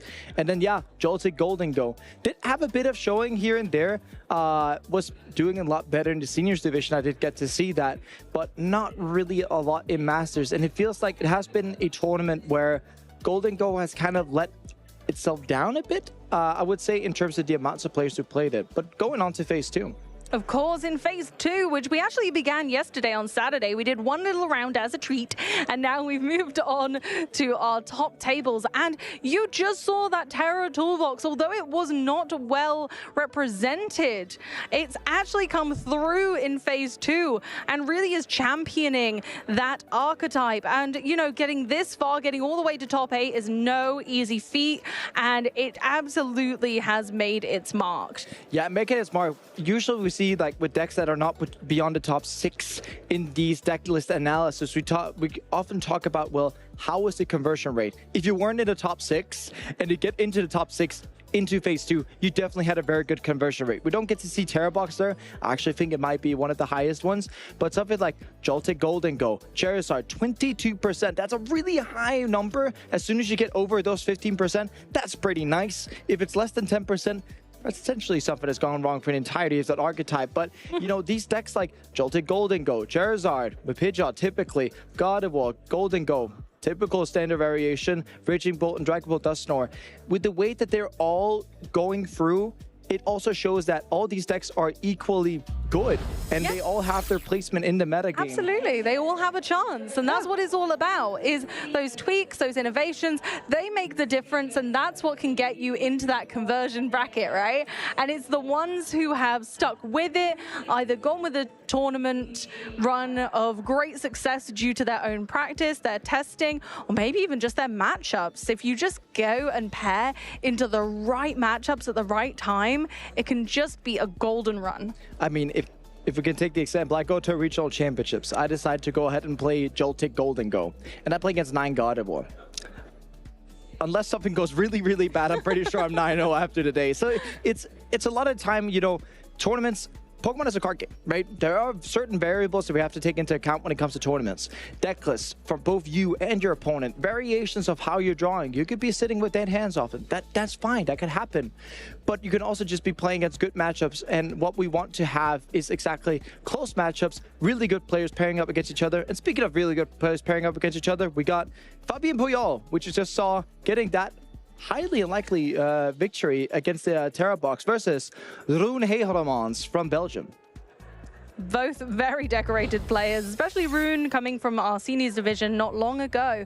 And after dominating in the seniors division, is now doing the same in masters. I would never count out someone who's just aged up who had great success in the seniors division. Yeah, and on our left, I said, Fabien, the only difference from last time is that he just turned his hat backwards instead. This is serious mode. A little bit tired there, little old Fabien. But yeah, top 8 in AIC, World Top 16, LAIC top 8, World Top 32. This guy, he is a machine once it gets to it. And with the creative deck crafting his hat with the I was about to say Dark Blaziken, the Dragapult Blaziken deck has shown us a lot of potential. Not even drawing to the full potential of the deck. But yeah, with Rune Heijremans, as you alluded to, a lot of accomplishments in the juniors and seniors categories. Absolutely, and you know, they're not going to slow down now. They're a great player, and it's not really going to be any change from now. I'd say the seniors are just as competitive as our masters. I don't think there's a lot in that. I think if you're a champion as a senior, you absolutely have the ability to do so as a master. Yeah, and there's a lot of things where you can kind of see that these seniors who are aging up. Rune had his first year last year, but going into this second year of Masters is where he really has to put himself on the spot and making sure that he stays where he built himself last season, right? Gonna go for some coin flipping on the table as well, deciding who gets to go first in a matchup where both of them wants to go second. Gardevoir wants to go for that technical machine evolution. Means you want to go second. So does Fabien. He also wants to go second. So it's actually going to be really important to see who's going first, who's going second. Absolutely. So we get to put where the advantage actually goes. Because here, if we're looking from a setup perspective of things, the one who gets to go second definitely has the advantage here. Absolutely. As long as they don't miss that technical machine evolution, that very important piece, that key factor, one energy and a technical machine evolution and some basics on the bench, and you're ready to go. If either of them miss that, it could spell disaster. Yeah, especially when we're talking about, you know, with Fabienne playing a Dragapult deck, nothing really that is super important is prized here, and that's really good, but oftentimes as a Dragapult deck, you want to sit and use Itchy Pollen for as long as possible. It's ever so true, and we've seen it a lot across our format. Ever since Badu has darkened our doors, we've noticed that sweet little face be quite cheeky behind closed doors. And we're starting off with a Lily's Clefairy and Elgium in our active spots, and Rune gets to go first. Fabian's got that little bit of advantage going second. Yeah, and then we have to see if Fabian can actually, you know, make something out of it. Use that team evolution. Rune starts off beautifully with that Earthen Vessel, getting those energies into hand, which is what you need to do as well. Both of these decks are running Monkey Dory. Essentially, Rune wants to set up as like a side quest in this matchup, because what Rune wants to speed into is get as many Gardevoirs in play as possible. It's only going to be one, running two, running the typical free 2/2 line of Gardevoir, but want to be getting that into play as soon as possible to make sure that Fabian's setup gets disrupted by what Rune is doing. Ever so true. An Earthen Vessel, using it to discard that Psychic type energy at the start of the game is fantastic. We want as many of those in the discard pile as possible, as early as possible. We really do need to be flourishing that Psychic energy into the discard pile. And I think we have a couple of ways of doing that in this deck. And so Rune's going to be really looking to push for that, making sure their attacks are landing as soon as that Gardevoir is evolved. Not enough energy in that discard pile, and Psychic Embrace is not doing much. And we do get to mention the key features of Gardevoir. Psychic Embrace for the energy and the damage counters you can put on board to use with Monkey Dory. Higher damage output, Drifloon, Screamtail. Rune is not playing Drifloon, but Screamtail does the job with some Night Stretchers on top. And yeah, really, if once you get that set up, the deck is actually quite simplistic. Rune's list is like not carrying any real text. It's just running the Cure consistency package with, you know, free 2/2 Gardevoir, free Monkey Dory, Fessendipity, Clefairy, Screamtail, Mew. It's as simple as that. But no Ralts on the bench. That really doesn't look good.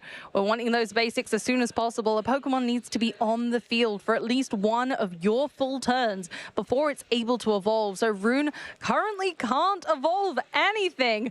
Clefairy will be able to attack next turn, but without a very fruitful bench, we're not going to be doing a whole lot of damage. And the worst part about this, Amy, is that with Fabian having priced of one Badu, there's going to be a second one. Well, actually, never mind. There's only one Badu in deck. That's actually a huge opportunity missed for Fabian, since had Fabian been able to use Badu here in these circumstances, Fabian could have been able to say, well, Rune, you're not going to get to play Nest Ball nor Buddy Puffin to actually try and get out your setup.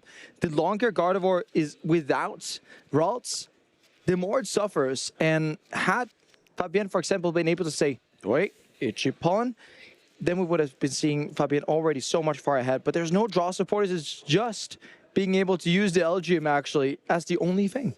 And actually, this could make a difference. Of course, LGM gets to move an energy. This will enable Monkey Dory to attack, but that's not going to be as damning as a Clefairy. So Monkey Dory being able to use Mind Bend, it does knock out the LGM, but it won't be doing much more. And as it stands, Clefairy can't retreat regardless. Now, Rune's looking in that deck with that Arven for an item and a tool card, and Secret Box might just be the way out of this. Secret Box is always the way out of things. That box equals setup instantaneously. You already see the Psychic energies being in hand.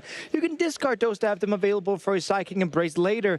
And once you see that, you get to a point of like, Rune can go ahead, discards the team evolution. You're like, what? Why does he do that? Well, we can just go ahead and get Artisan, Nest Ball, another team evolution, because they're running two, and then we can get double Curlius set up, since Rune is in a fortunate position where no Curlius are prized, which means you almost instantaneously set up, and having that Artisan in play also means you can get to search out the Screamtail later and being able to start bullying out these 3Ps and their cloaks.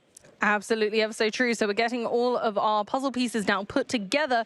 We have, there we go, lots of cards that are going to help us. And of course, our top 8 matchup between Alexander and Kaito. Kaito managed to go 2-1, winning with their Dragapult variant. So yeah, the Terrabox has not been having a good time in Top Cut, but making it so far.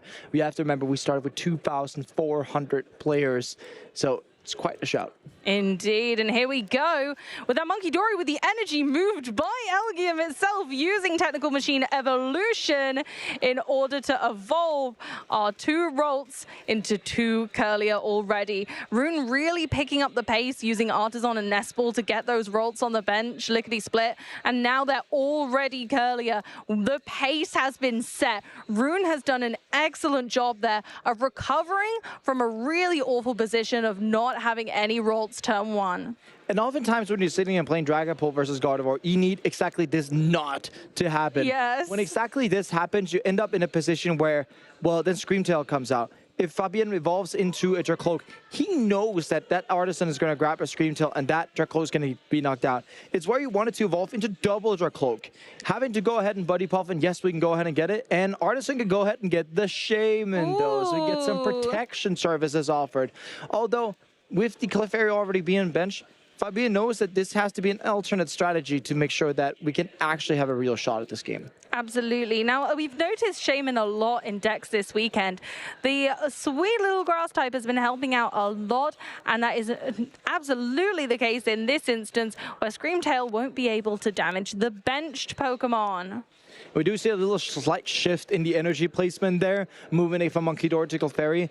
Fabian technically wants that energy more so at the Clefairy, also in terms of the retreat from Monkey Dory potentially, and then, you know, avoiding that Monkey Dory getting to use the Mind Bend. But it's not really a thing, like, Fabian's just doing it because he can, instead of passing, really.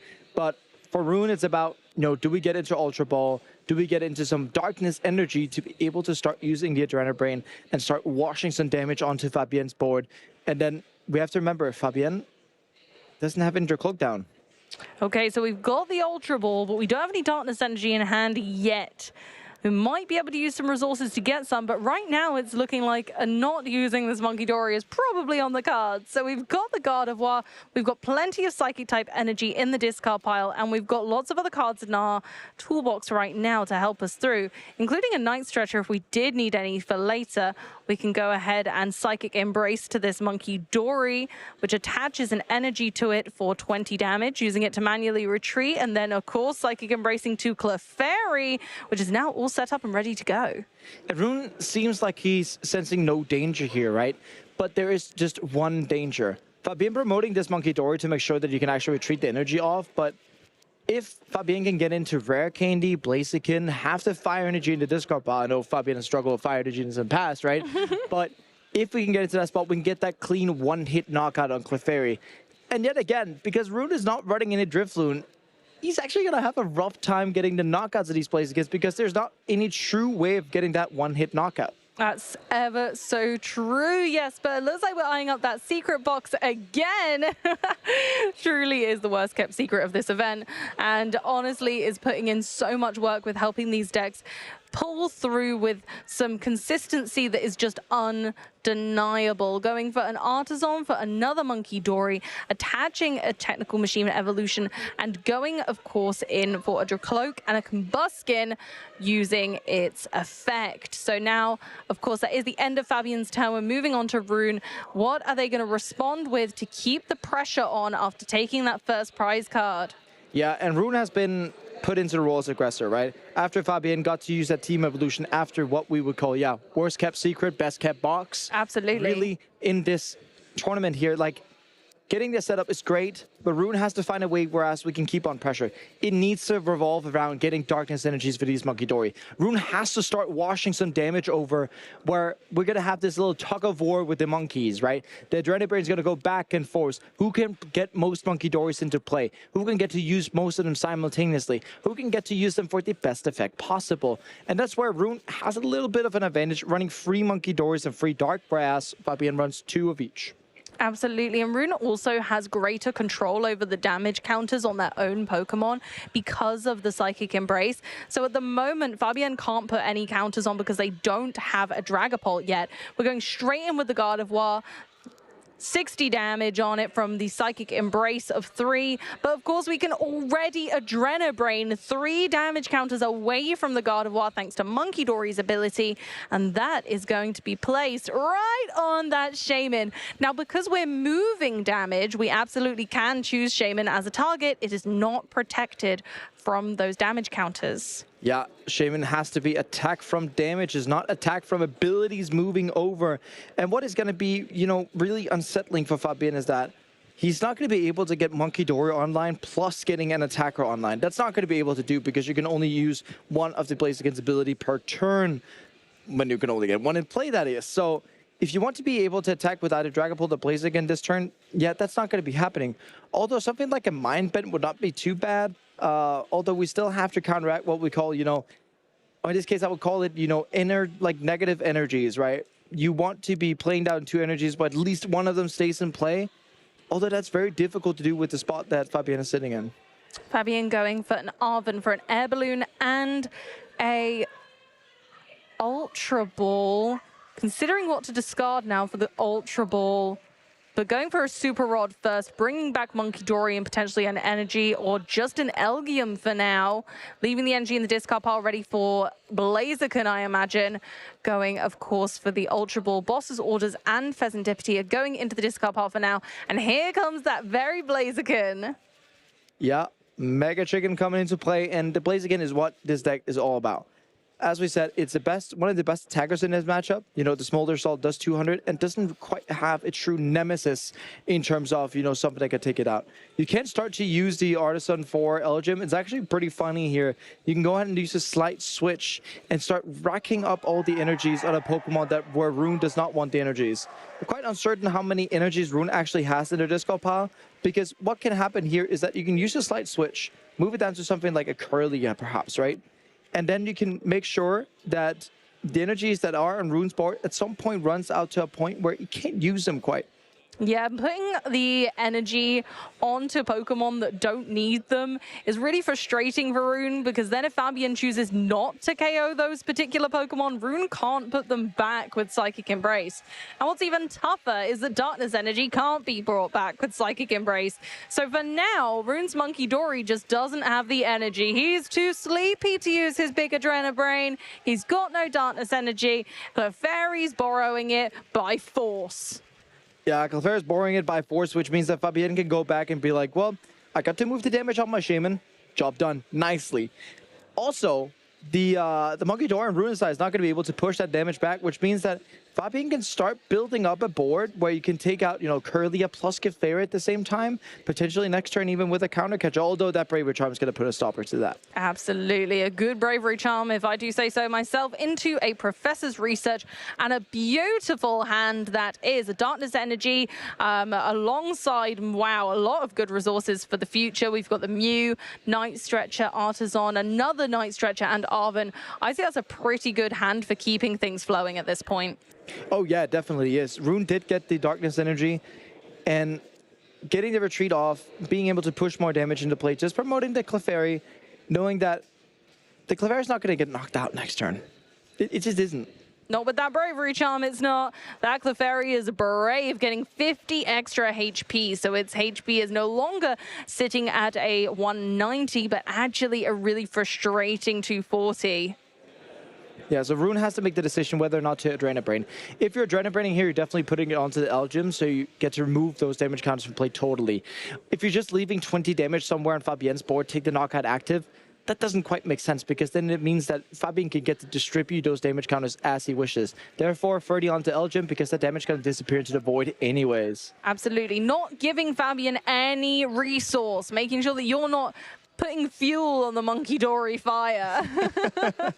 And using Artisan to go ahead and continue to have a very populated board right now, or just to take a look and see what resources you've got, it can be a good idea just to use a stadium for the effect of looking in the deck. We do, however, have another Monkey Dory, so that's been benched to just continue to scare Rune out of not leaving any damage around on Fabian's board right now. We kind of got to learn at both NAIC and Worlds. The more monkey business you can do, the more chance you have of winning the game. And I guess that these players have taken that to heart. Now, Fabian's going to go through, use the Drag Cloaks as their engine, and what the name of the game is right now is to start getting attacks off while being, you know, protective of the bench Monkey Dories that you have and making sure that you can actually pull off meaningful attacks. The Bravery Charm stopping the knockout here is actually going to be super annoying for Fabien, since it gets Fabien into a spot of, well, then I attack into Clefairy, and then I'm pretty sure there's going to be 60 damage, or at least 30 damage, washing over to my board on top of whatever attack I get to receive. Exactly, and then it just starts racking up too quickly. Now, the nice thing about Fabian's board is, for the most part, those Pokemon have really high HP totals, apart from Sweet Shaman and some of those Monkey Dory. So sometimes it might not matter too much, and this could be an impactful Iono. With Fabian, we'll be able to get 6 cards, and Rune will be down to just 3. Gardevoir not being well known for its draw power. Yeah, Iono always has to be disruptive element. It seems like whenever you play against Dragapult, they take a couple of prizes, and then they go Iono attack, which is what is going to happen here. Oh, counter catch on to Monkey Dory. Here we go. We want to win that tug of war with the monkeys, right? The more monkeys in play, the better. Absolutely, and the fewer monkeys your opponent has, the better for yourself. We know that from many matches that we've enjoyed this weekend, that whoever has the most Monkey Dory in play, if there's going to be a battle between the two, is going to definitely have a strong advantage. And we have to be thinking here, it's super smart to do that, right? What Fabian's thinking is that, well, there's a Shaman down. We don't have any, you know, rule box Pokemon on the bench, so it's 100% protected against Screamtail. Rune typically in these Gardevoir decks only plays Counter Catcher, and I can tell you that, yeah, Rune does not play Boss's Orders in their list, which means that Gardevoir as the deck has been forced to punch into active spot. What happens when you do that? Well, there's going to be 2 Monkey Dories being able to do that, and then Fabian is actually going to be able to take out the Screamtail, because yes, we might be saying, well, there's a Bravery Charm attached to it. Yeah, we don't care, because we're going to Monkey Dory and make sure that that gets bypassed. Absolutely, and that's the scary part of the darkness of Monkey Dory. There goes the energy attachment, and an Iono back. Rune using Fabian's tricks against them and going for a fresh set of 3 cards, but are they going to be of much help? They're pretty good. We got an Ultra Ball, Professor's Research, and I think another Bravery Charm. I'm not mad at that. That seems like a good combination of cards. Sometimes whenever you're playing Gardevoir, you have these kind of hands where, regardless of what you draw, it actually doesn't feel like the perfect hand, right? In Rune situations, it's kind of awkward. You're sitting like, well, I kind of want to Adrena Brain. I kind of want to like attack, but it doesn't feel great whenever I attack with Clefairy in this spot, because we're doing 120, 140, 160, 180 damage here, right? 180, yes, it does build up for the 2-hit knockout, but then once we factor in that Fabian can, you know, either go on and attack with Dragapult, not quite getting there, because like, again, it'll be awkward on Fabian's side. What's he supposed to attack with next turn? Here comes the Screamtail. Looks like we're eyeing it up. It might be time to start putting the pressure on with a single prize Pokemon in the active soon. But I don't think quite yet. I think we still need to deal with that Shaman, because even Screamtail won't be able to do enough damage to Blaziken yet. It might just be putting 180 onto the Blaziken and trying to mop that up later, because it's got such high HP. Yeah, but it's also a good way of like benching the Screamtail, because it's a 1-pricer anyway. It doesn't hurt for you to bench really, and also boost up your damage. Going for that 180 up to 200 instead. And you know, the more damage the better in this case, because it means that if Fabian goes to double Monkey Retreat, at least Rune was going to be able to take that out with a Screamtail going back, since the Blaziken will not be protected. Okay, on with our recon directives. Are they going to pull Fabian further towards that victory? It may look like Rune is in the lead, but Fabian has a very strong board presence right now and is consistently just chipping away at Rune's resources, and even more so with now this secret box being able to cherry pick 4 cards out of the deck that they might need rather than what they have in hand is pretty powerful if you ask me.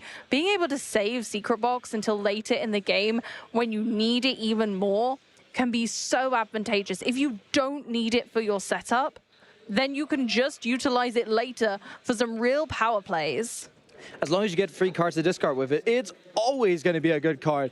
We do see there's at least a Turo. Rest of it's kind of out of frame, so we're just waiting to see whenever Fabian pulls it into his hand. Let's see, that's a Turo and a Night Stretcher.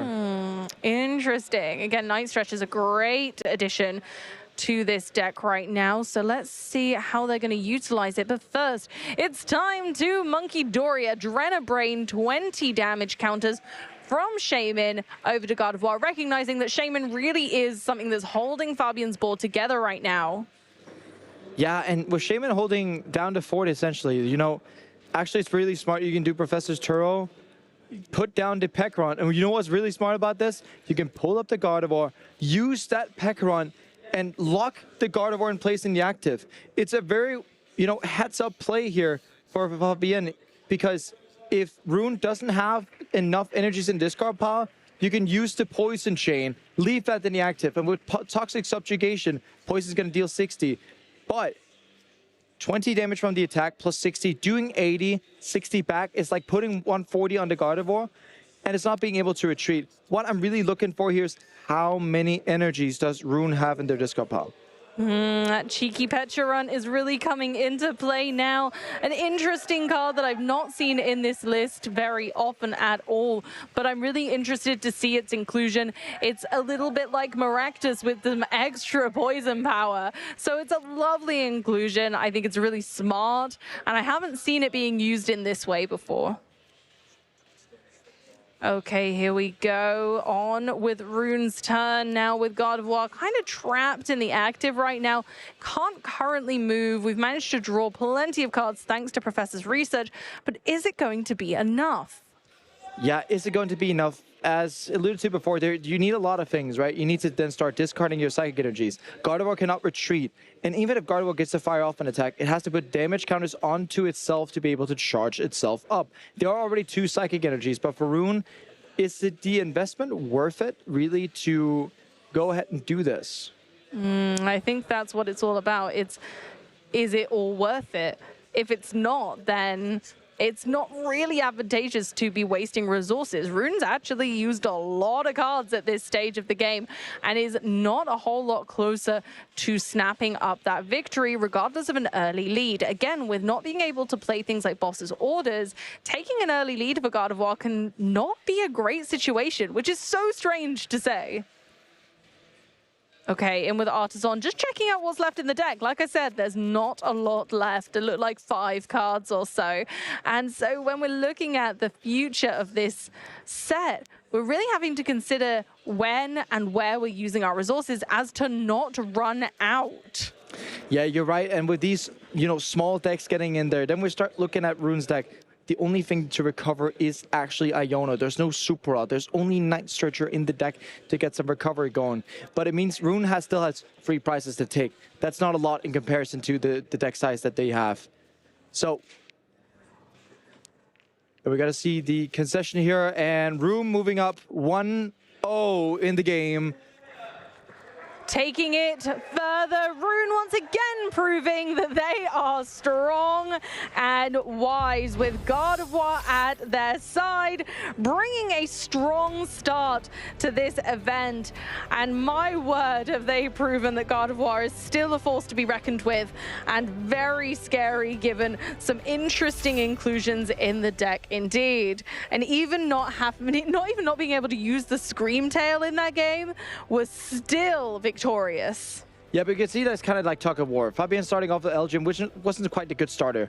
Then not even getting the turn 1 Evo. Quite of a letdown, right? Getting knockout on the Elgin to start.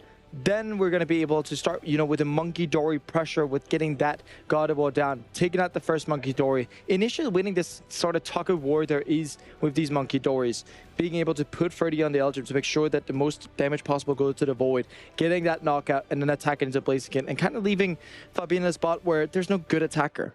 No, and that's the thing. It eventually just kind of ran out of steam, and Rune was just able to keep putting the pressure on, and it was just too much in the end. Rune taking that 1-0 in our top 4 here at Frankfurt Regional Championships. Yeah, we have to see how it goes for our next game. We were alluding to, you know, Fabian prizing that one-off, but you... Not ideal. Had that not happened, you know, after Rune had no nest balls to start off with, no Ralts, using Itchy Pollen there would have been the exact point where you want to do that. But hey ho, that's what we get with prize cards, right? That's what happens. Just playing 2 and then you don't get one of them prized. Absolutely. And the nice thing about that is that we saw Rune make that comeback, because not starting at all with any Ralts on your first turn can honestly feel so harsh as a Gardevoir player. Your heart stinks. But Rune makes such a good comeback of it, immediately being able to get 2 out using Artisan and Nest Ball, evolving them straight away with Technical Machine Evolution. And all of a sudden, before I could even blink, there was a Gardevoir. You know, Amy, speaking of no Ralts, it looks like Rune's going to go first in this game, obviously, since Fabian wants to go second. And prizes are fine on both sides, sort of. Don't tell me. I don't see a way to get a Ralts. Oh, there it is. My goodness gracious, the Ultra Ball.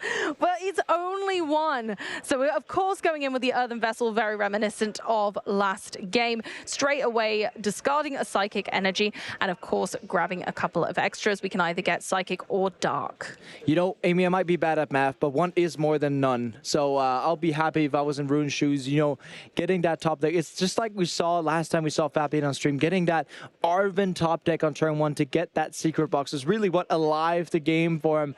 And yeah, Rune is the same case here. Top taking that Ultra Ball saying, I can get out of Ralts at the very least, but it's also depending on what there is besides that, right? You still want to get a supporter for the second turn. You still want to get some parts of setup going where Rune is going to start being able to, you know, rely more on the top deck. It's good with the Earthen Vessel that you get to thin out in the deck, right? But and we're going for another. Speaking of, we're going to keep on going, thinning that deck, getting more energy into the discard pile and claiming more for themselves. Rune doing some really thorough price checking here. Fair enough. It's top 4. It's top 4. You can't be taking any chances. Figuring out what cards are in the prize cards to give himself the best chances of success. It's tough for you. You want to give yourself the absolute best chance. You want to make the best plays possible. Typically, we have only 15 minutes on the clock. For these top cut matches, asymmetrical, and thereafter, we have 75 minutes to give the players the max amount of opportunities to make the correct plays. Sometimes in Swiss, you may have to speed up where some of your plays may become a bit sloppy, a bit fewer, a bit more mistakes can come in. But with this, you can get to take your time a little bit more and make these accurate plays without having really the pressure off the clock.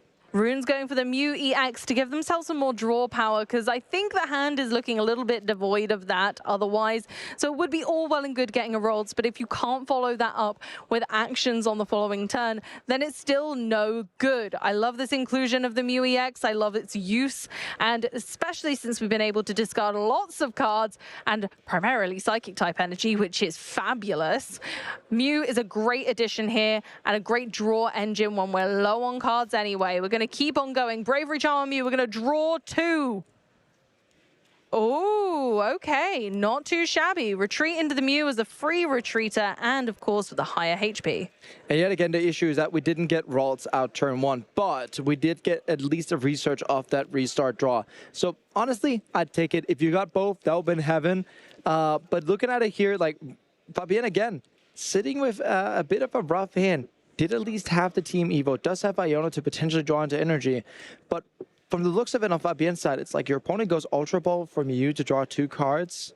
Your hand must be terrible, and if you're sitting in Fabien's spot, you kind of don't want to be playing that Iona, because oftentimes you're just giving your opponent out a better hand. Yeah, if you're thinking, okay, Rune's only got 3 cards in hand at this point, a lot of Psychic type energy in the discard, no Ralts, hasn't left me any energy in play. If you're Fabian right now, you're kind of thinking, all right, I've just got to focus on my own game plan, time to Ultra Ball, do a deck search, see what I've got, what I've not got, and kick things off with a Dreepy.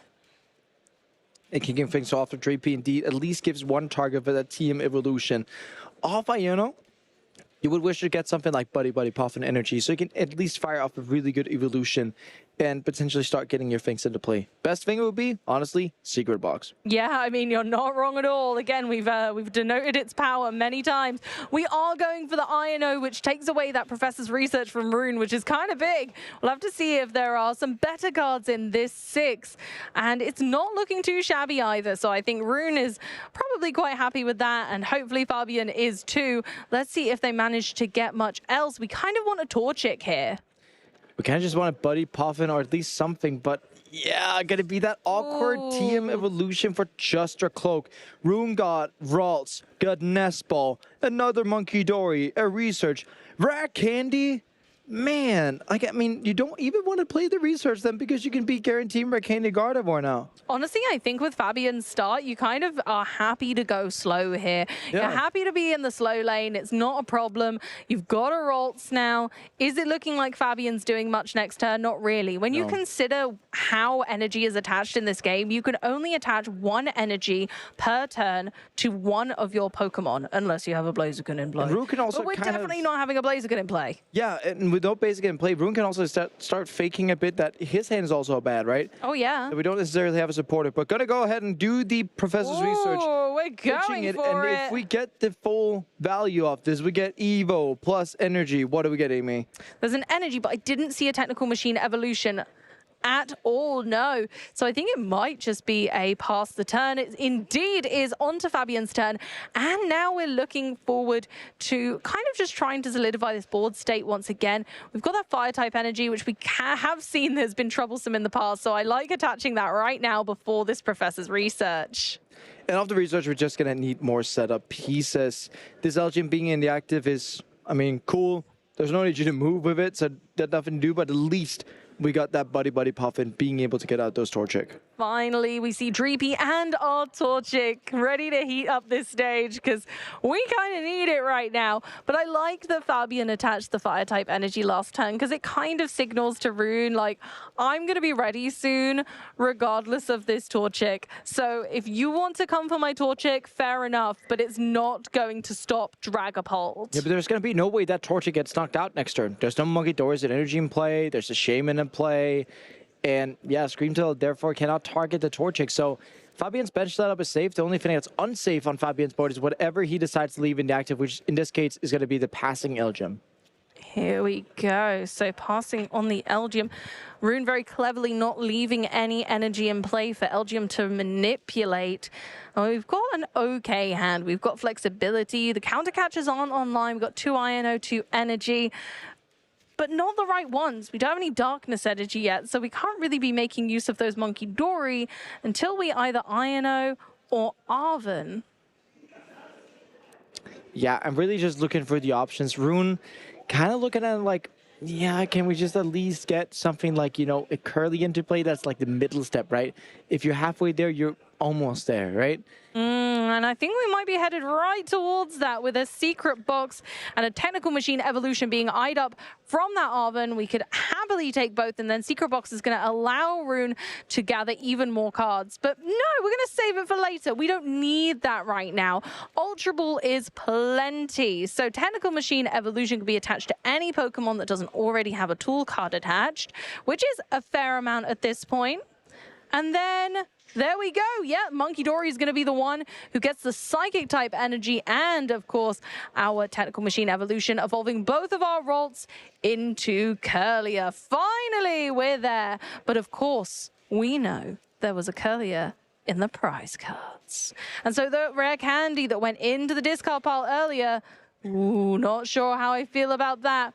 We'll get there eventually, but it's one of those kind of moments where it's unfortunate we couldn't go for both Curlier.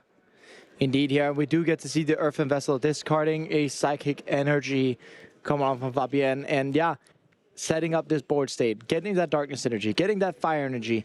If we can get a Rare Candy Blaziken, we're all off to the steps. And yeah, what Fabian really, really does want to here is potentially to get the full high roll of getting Blaziken into play, getting Boss's Orders onto that Curlier, since it would force Rune to go Candy Gardevoir. It would indeed. With our recon directives from Ardra Cloak, once again putting in so much work, we've managed to piece together a really Really fantastic hand. Only thing we're really missing is maybe a rare candy for our Torchic at this stage. Yeah, but we do get to see the Ultra Ball for Combusken at the very least. So what we're getting into here, Amy, is we're halfway there again. It's the same as getting the Curly out, but the Elgyem is safe in the active spot, which is what I like. And you can start moving this Psychic Energy attached to Monkey Dory. Potentially, you could just be moving it down to something like the Ralts or the other Monkey Dory, so you're kind of blocking the retreating options and blocking its entrance to discard pile. Absolutely, and moving on, of course, to Rune's turn after that attack from Elgyem, where it just moves an energy, but sometimes that can be really irksome, especially in a matchup like this, where your energy attachments are sacred. God was comes flurrying out of the deck with that Ultra Ball. Definitely want to get that online as soon as possible now, as a Dragapult is impending. Yeah, and with an impending Dragapult, it's very good that we at least got the Gardevoir out now. We do want to get a second Curly down. We can't quite do that with the Curly being prized and having us tossed away some rare candy pieces, right? It's going to be difficult to get the second Gardevoir into play with these lines that these Gardevoir are playing. Going to use the Psychic Embrace. Use that to retreat the Monkey Dory and potentially just promote the other Psychic Embrace, the same energy again, and go for a Mind Bend for knockout. It very much is the case. We're just going for the Mind Bend there, knock out Elgyem, and another Monkey Dory comes forward to play. Yeah, and more Monkey Party, more Monkey business indeed there, Amy. And yeah, Fabian again is bound to just look at the deck and be like, what can I actually get out of it? What can I get that I could use for something? It is Rune asking the questions and Fabian coming up with pretty vague answers at this point. It's a really tricky situation to be in here if you're Fabian. You don't really want to activate Rune's counter catches. There is a possibility of kind of making a Dragapult and starting placing damage counters using Monkey Dory in the latter stages and mopping things up. But really, what's the ideal target right now? Yeah, we do, in terms of ideal, we do have an update from the other top four. Tord Reklev is up 1-0 against Kato Arai, which means that, you know, we're one step closer to being able to, having Europeans defend their own regionals, right? You know, Kato coming all the way from Japan, 2 days away from an invite. But, you know, currently in the dumps when it comes to that matchup against Tord. Yeah, true. We had it last year here in Germany, first event of the season. We had a Japanese player come over and win and take that title. Currently, Tord is fighting tooth and nail to try and have a fellow European win that. But honestly, I think it's really brave of the Japanese players coming over to challenge our European players, as the format is so different and the championship points don't count for them, so they either have to win or nothing. Yeah, indeed. Here we do see the toxic subjugation play again with the poison chains. Gonna try and do that again. You know, 20 for the attack plus 60 for poison, dealing 80 damage with everything. And yeah, going on to Rune's turn. And yes, there is enough energy in the discard pile for Gardevoir to attack, but it's not going to be able to retreat. There's going to be one maximum Adrenabrain from Monkey Dory this turn, which in turn means that there's not going to be put a lot onto Fabien's board. It's a good way for Fabien to buy time and also guarantee that he could take 2 prizes next turn on that Gardevoir. Okay, Monkey Dory. This Monkey Dory is stacked. He's got so many energy, but importantly now has a darkness energy, so is able to use Adrenabrain, so we can start pushing some of the damage back onto Fabien's board and then knocking out that active like we did last round, so that then Fabien can't be just pushing that damage back. So you are using it as a pseudo healing method. I mean, indeed, we are using that as a pseudo-healing method. And also, I said that we were guaranteed knockout on Gardevoir. We're actually nowhere near that. We're just leaving that stuck in the active. When the Pekkaron gets knocked out by, you know, potentially a Miracle Force from Gardevoir, the attack actually does not work once that's off the field. We have to remember that. So that'll be the damage going up to 90, which then plus a Blaziken would be 290. So still a bit off.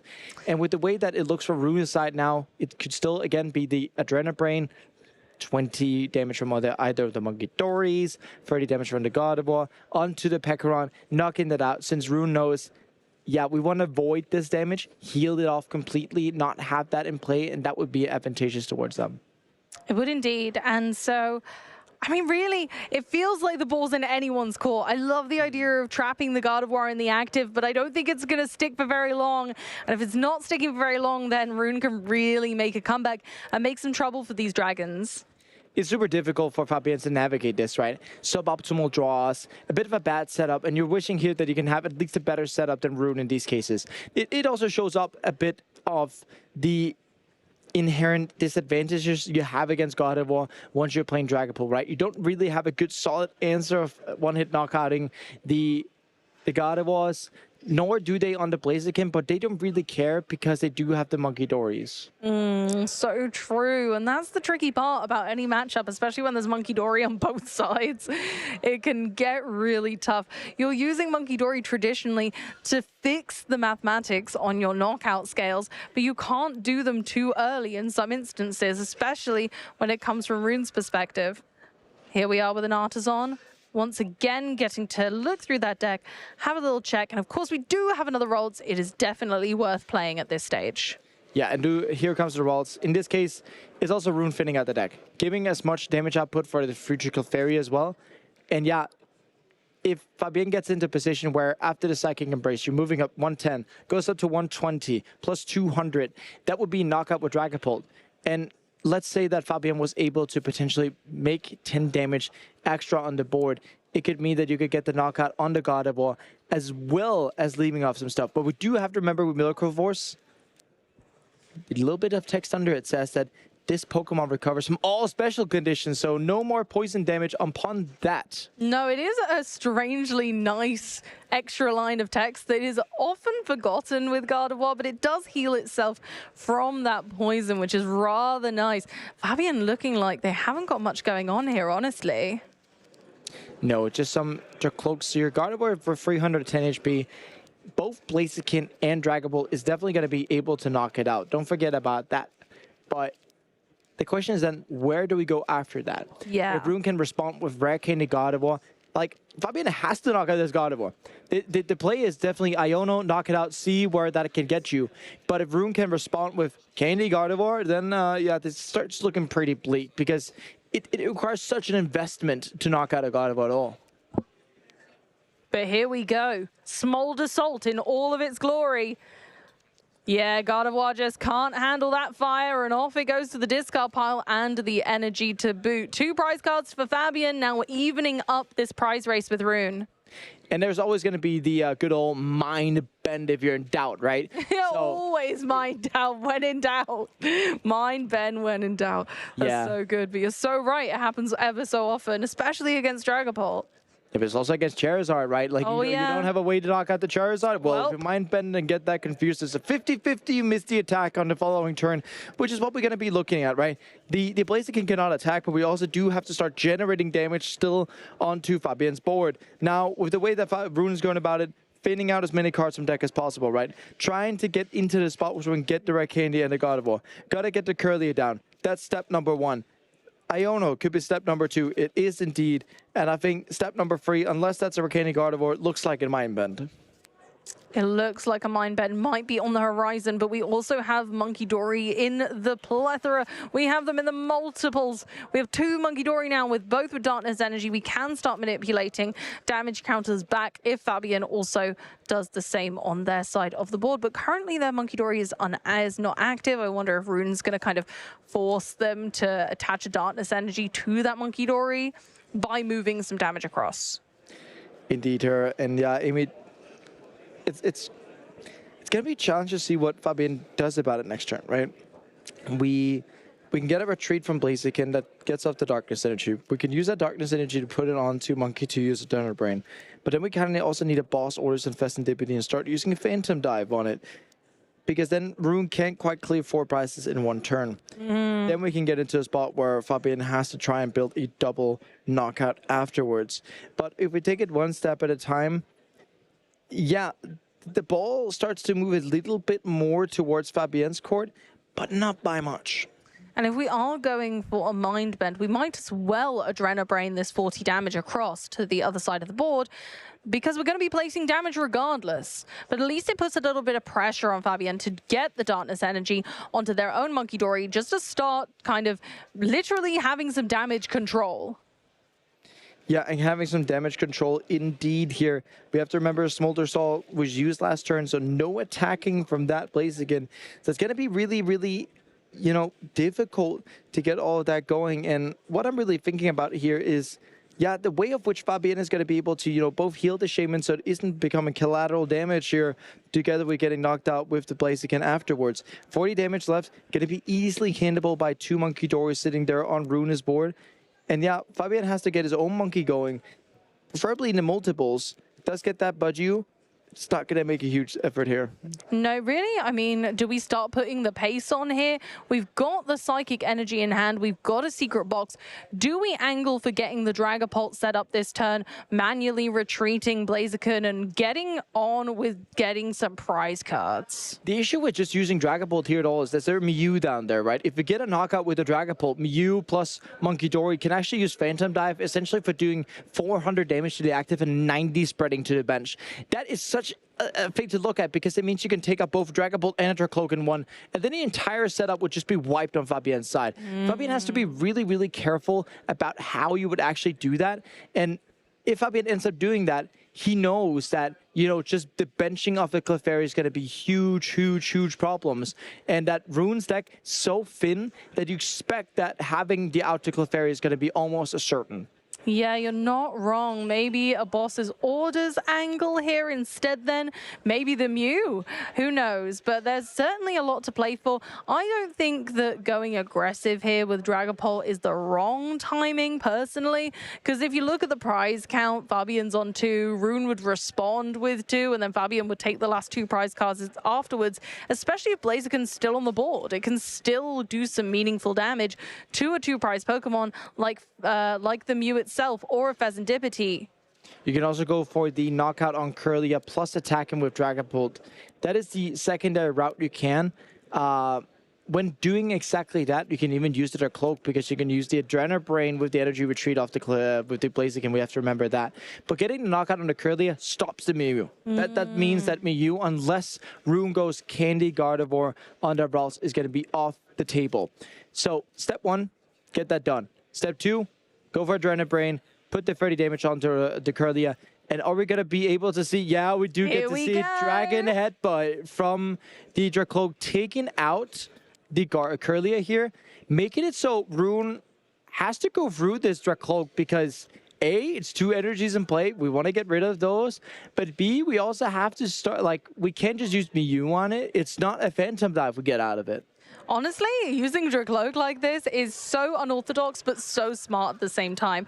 It can use Dragon Headbutt just like Dragapult, but you only get 1 prize card if it's defeated in return. So actually, this puts Fabian in such a fabulous position, and Rune really has to think about how on earth they're going to respond, because Rune has been, you know, plodding along at this pace, but we still haven't got a Gardevoir to be able to continuously string together attacks in the way that Gardevoir is well known for.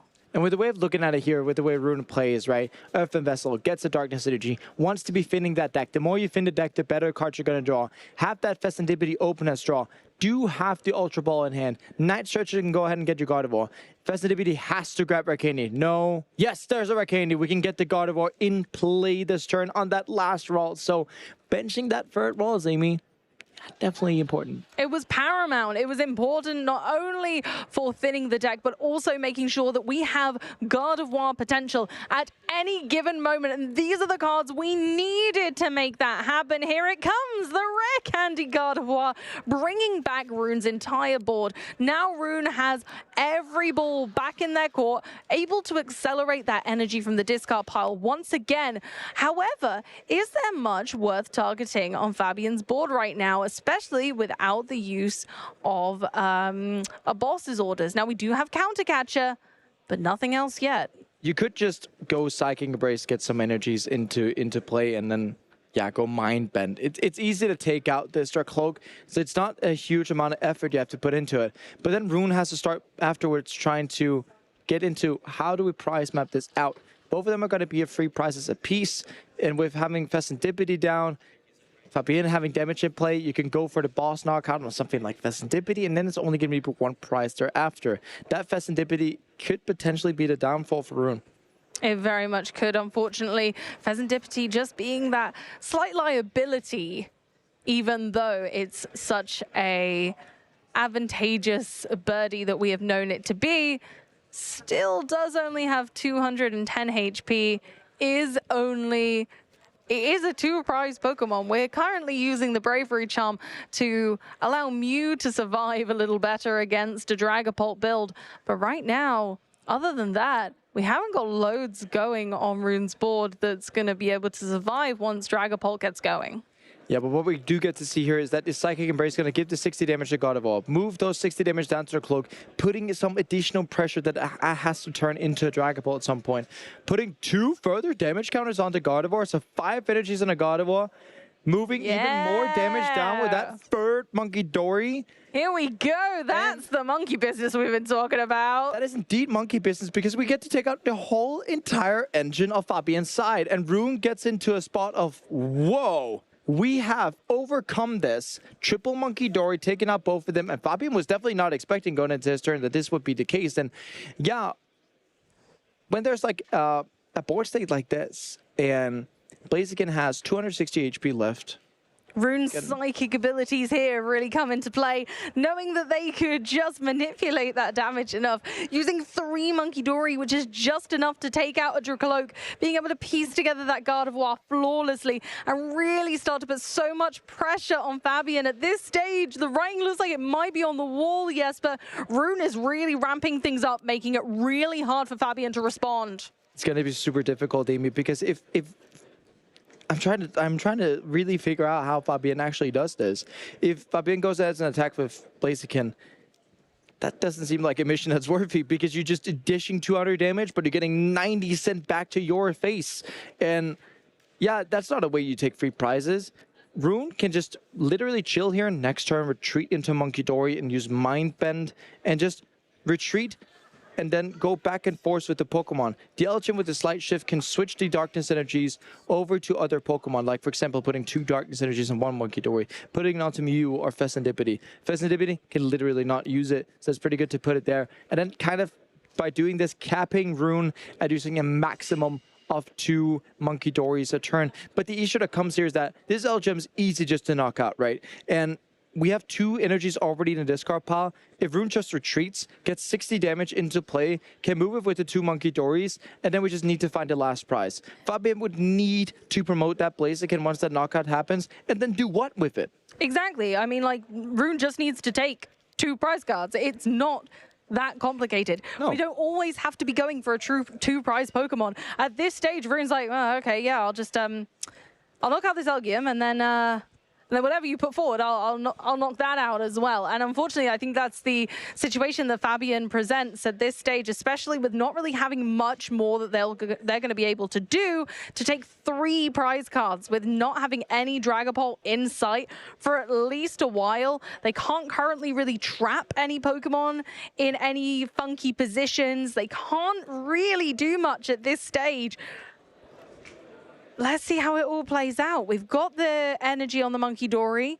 We can move 40 across, I guess, to Shaman, or we're just going to knock out, because why not? Amy, because like if we can get to use the Adrenabrains next turn, there's 1 prize left for Rune now, right? When we get to the spot, keeping this damage in play means we can just use the Monkey Dory to move that onto the Blaziken. And once we start having that happen, you know what? It doesn't even matter. No, you're quite right. It doesn't matter. And so, unfortunately, I mean, Fabian might as well play to their outs, right? They've got to try and play this out. It is the top 4 here in Frankfurt. You've got to keep playing until the bitter end. And if there's even a slither of a chance, we need to take it. Here we go. Look, Blaziken's turn. We're going to move some damage using Monkey Dory onto Mew by the looks of things. I mean, that's still opening technically, right? You can take the knockout on Monkey Dory and you can have Fest going, but it's just going to be a pass. Rune has no more cards in deck, so Rune has to finish it this turn. Have we actually seen, there's a Super Rod in hand though, so we can't quite say that it's going to be at least 3 more turns of that, and you can just start going back and forth with retreating and stuff like that, right? Absolutely. So it's going to be super important to see how do we get to do this. And, you know, with the Super Rod, it gives 3 cards back in deck. That's 3 more turns where Rune can draw for. Then that's also going to be 3 more turns where Rune could just you know, have a merry-go-round of retreating, right? If you just retreat around with the Monkey Dories in play, you just get to use the abilities constantly with the Adrenaline Brain. You keep to get push damage in play freshly. Use the Super Rod, and if Fabian goes, there goes my shot. Yeah, I think that's, you know, why Monkey Dory and Gardevoir truly are best friends in this format. They are a force to be reckoned with, and as if Gardevoir didn't have enough strength behind it already, these Monkey Dory have come along and gone, oh, actually, I can help out. You want me to move that damage you've just put on? Yeah, I'll chuck it over there if you like. And it's working fantastically in this example, especially really pushing Fabian to the edge and making sure the Dragapult just isn't able to do Dragapult things. And let's just say Rune goes and says, I'll Miracle Force 190. Put that Blaziken up to 220. That's a good shout, right? Then Fabian can move 60 off it. Put it down to 160. Then Miracle Force for a second time will still take the knockout. So whatever Fabian can throw into play is still going to get knocked out. And we do see it. Fist bump, Psychic embracing the win. Rune takes the top 4 victory with Gardevoir. And yeah, this is what persistence means.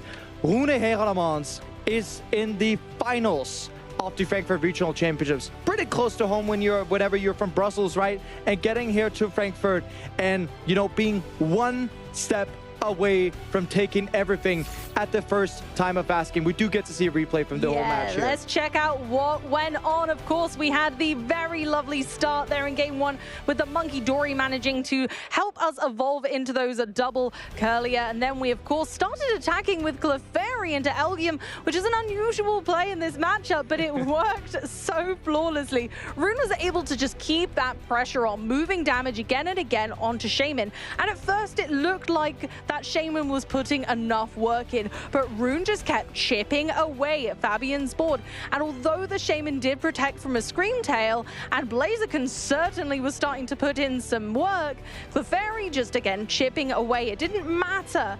And although Petrarunt managed to trap Gardevoir for a little bit, the writing was on the wall, unfortunately, and Fabian scooped it up and gave the win to Rune.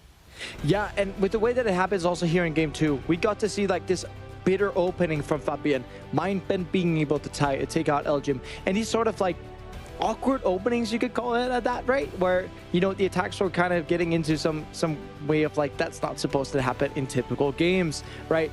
You know, triple Monkey Dory taking knockout on her cloak was the best moment we had this game. Rune calmly being, I'll take that out, please. And then thereafter go Miracle Force to take out the other one. And when it comes to in these sorts of situations, you know, right?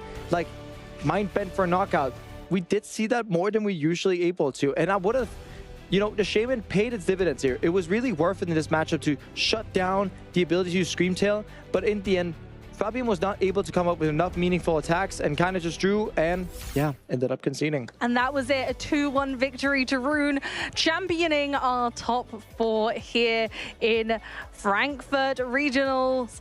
Wow, what a game. I really thought that either of them had that, and then all of a sudden, there were no Dreepy and Dracloak in sight. It felt like it came out of nowhere, right? Where we were like, well, there's 2 Dracloak in play. Typically, those don't go away unless we get to use Phantom. Oh, never mind. We get to use triple Monkey Dory. Not just double, but triple Monkey Dory into taking down the benched and then taking out the active. And then suddenly, the engine was sort of gone for Fabienne. And then when you look at it, engine's gone. And every sort of thing that they actually work for throughout the game is kind of gone. Yeah, it's going to be pretty difficult to reset up everything. Yeah, to come back from that is a tricky feat. And unfortunately, Fabian on this occasion was unable to do that. And honestly, both of them just played so well. And he did play to his out. So big props to that, because it can take a lot, and these are exhausting days, and we're getting really into the nitty-gritty of the competition where everyone is at their best. Everyone is so talented and so good at the game at this stage. You're really looking at the best of the best. And speaking of being the best of the best, Amy, you know what happens when you are among the best of the best this weekend? What happens? You get to play finals. Let's speak to our finalists, Rune Herlemans. Thank you so much, Jesper. Yeah, I'm here with Rune, booking his place into the finals of the Frankfurt Regional Championships, the first regional of the 2026 season. Rune, how are you feeling right now? I'm feeling overwhelmed. I didn't think I would go this far in the tournament. But my deck is really strong, so that carried me a lot, and I'm happy to be here. So you're a player who has pretty much done it all in the seniors division, but now finally making your breakthrough. Obviously, you've had top 8s in the last season, but now getting to a final. How have you adjusted to the Masters division? Mostly I've been enjoying the game much more than in seniors. The skill difference is way higher. So I'm really enjoying it. I'm practicing even more than in seniors, and I think it pays off more in Master than in seniors. So I'm really happy. That's wonderful to hear. Now let's talk about the matchup then in that top 4. Coming up against a Blaziken EX Dragapult list. Definitely some pitfalls in there, things like the Petrarunt, some uncommon cards. How did you approach that matchup? Honestly, I had no idea how to beat it. I haven't played against it at all. I knew that he had the Petrarunt and the Elgyem. So I didn't really know when I could commit to like the Monkey Dory plays, when I could bench Fezandipity, when I could bench Mew. But I guess it panned out. He didn't have the greatest of starts, I feel like, and I got bailed out a bit. Yeah, felt like a very different game where you really had to, you knew you were ahead, but it's really not falling into those traps, and you were doing some really cautious unlocking of energy as you went through both of those games, really. And is Dragapult a matchup? I imagine it's something you've seen throughout the weekend. Was that a big reason why you picked Gardevoir this time around? I picked Gardevoir because I really like the deck, and I think it has great matchups against most decks, except for Goldango with Tool Scrapper and Grimmsnarl. But this is my 8th Dragapult, and I'm really happy with the matchup, of course, so I'd like to see another one. Yeah, always good to hit the Dragapult. One of course, the most popular decks in the room, always a big driving force around that Gardevoir archetype. And actually, in the other side of the top 4, there's 2 other Dragapults. So more matchups that I imagine you prefer to see, but it's Kato and Tord, 2 massive names in the game. How do you feel about coming up against those players in the final? They're, of course, really good. Tord is the best player of all time, probably. Kato is also really good. But I think because the matchup is slightly favored for me, I should have a pretty good time against those. Absolutely great scenes, and that's going to be a really interesting final. Of course, again, they have other pitfalls up their sleeves and slightly different lists. Possibly, if you're watching the World Championships, we've seen this matchup play out before a few times, but both players have some different intricacies within their list, as do you, Rune. What do you attribute this great finish in this tournament to more than anything else? The biggest shout out definitely goes to Henry Chow.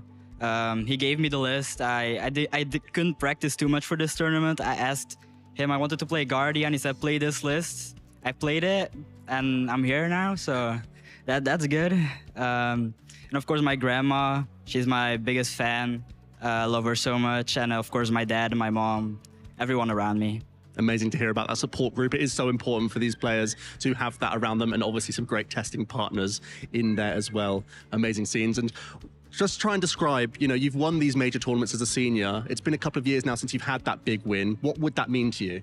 It would mean the world to me. I was kind of depressed after Worlds because I had a really bad run. And I wasn't feeling it for this tournament, but like doing well makes you enjoy the game much more, especially me. I'm really competitive, and when I like something, I want to do the very best. And when I can do that, I really enjoy it. I think that mental fortitude is actually one of the big reasons why players can come back and do it time and time again, pick yourself up and come back for another great result. After that World Championships, did you think, I'm going to change my process in any way? Are you approaching 2026 in a different means? I think I'll keep it how I'm doing. I've been doing it for 8 years, and it's working well. So, and I'm enjoying it. That's the biggest part. I don't think I would put this much time into it if I wasn't enjoying it. So I think how I approach it is how I want to keep it. And whenever you get into the finals or even win a regional like this, I suppose it changes your mentality around the remainder of the season. Are you still going to be trying to compete throughout all this year? Oh, I definitely will try to compete. I'm really competitive. And if I win, I get the invite. I don't get the top 22. I want my travel awards, my stipends. I want to be high in the leaderboards. I don't want to be like 500th place. So, yeah. Yeah, I asked that question knowing the answer already. You are going to be at these tournaments. You've been doing it for a number of years now. Talk about the hobby itself and what Pokemon means to you. Yeah. Pokemon, it took over my life when I was like 10.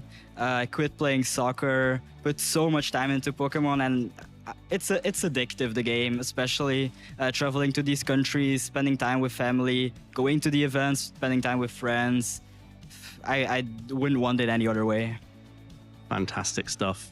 And for any aspiring trainers out there, would you give just one piece of advice for them if they've been watching you back at home? You've gained a few fans along the way, I imagine, this weekend. What advice do you have for them to stepping into the competitive scene? It's a very generic answer, but having fun is the most important part. And I like it with playing friends, of course. That's the most enjoyable part for me. For the rest, I think playing a lot of TCG Live helps. The best practice way, I think. And having a testing group is also really, really good. Thanks so much, Rune, for talking to us. Now you can sit back, relax, because the other top 4 game is still underway, so you can get a nice little chill-out session before you're going to be back on that stage. So we're going to be seeing Rune again in that finals, but don't go anywhere because we have something really cool to show you. And then me and Ross are back here talking some analysis before our final.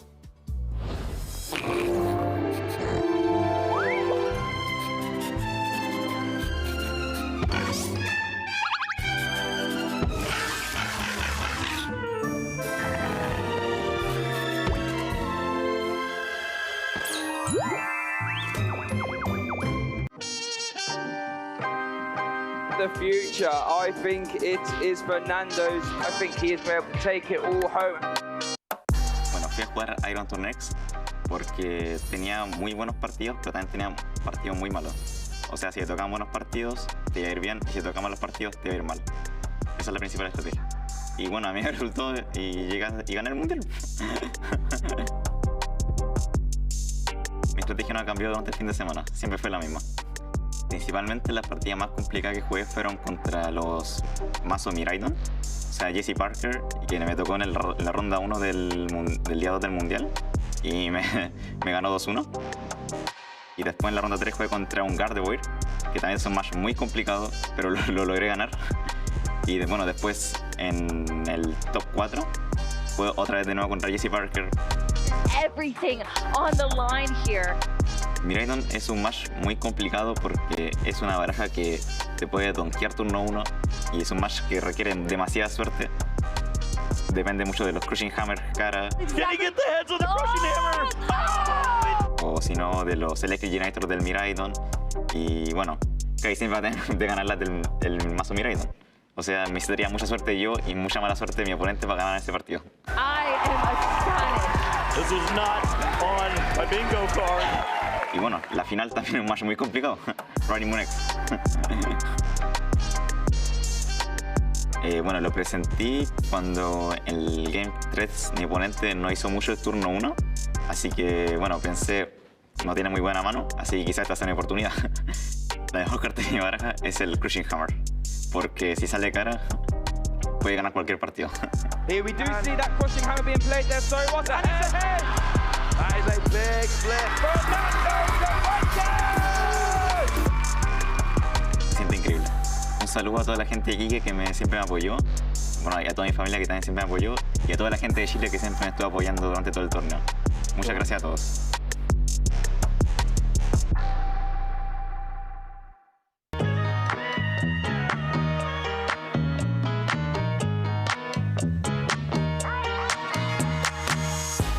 Eu acho que para mim as principais ferramentas para você melhorar como um treinador seria ter vários amigos para jogar, pesquisar bastante, entrar em grupos e treinar principalmente. Quais ferramentas que eu acho que um jogador competitivo tem que ter? Primeiro é paciência, porque você tem que repetir várias vezes, várias coisas. Então, primeiro é paciência.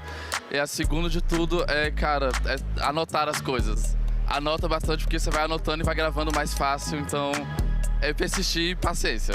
Eu acho que a gente tem ferramenta até de sobra, porque é uma comunidade muito grande, a gente consegue compartilhar a experiência um com o outro e ver onde cada consegue melhorar se ajudando. Bueno, mira, lo más importante en este juego es caminar y atrapar. Todo el tiempo estar atrapando y siempre revisando en las mismas páginas de Play Pokémon cuáles son los Pokémon que están destacados y buscar de esos Pokémon los mejores IVs para poder dar el mayor rendimiento en las batallas. Primero que nada es ver el meta, qué Pokémon son los mejores, un poco más avanzado, aprender a contar los básicos. I think the players need to always look at meta, check the meta. I think this is really important because on Pokémon the game is always changed. The first thing I always gravitate towards too is recording my matches and then looking at it afterwards. Not only just looking at it myself, but also like with friends from feedback. Just like really dissecting, like, you know, what am I thinking through this turn? Like, did I make the correct play? Am I thinking about the high-level game plan correctly? Am I accounting for potential risks depending on what my opponent is doing? I think it's really hard to get stuck in the moment when you're actually playing, so looking at afterwards has been really, really helpful for me. In the game, you don't have a lot of time to think. You just do the best you can in the moment, but afterwards, when you can actually pause and slow down, you can analyze what is actually going on in the game. La mejor oportunidad que tienen es ver las transmisiones de los campeonatos regionales, internacionales y del Mundial de Pokémon. A pesar de que el meta puede llegar a cambiar mucho, no significa que no puedas ver cómo juegan otros entrenadores, qué es lo que están pensando, qué es lo que dicen en las entrevistas, ver cuál mindset tiene. Entonces, ve lo que piensan, ve cómo juegan, imítalos y supéralos.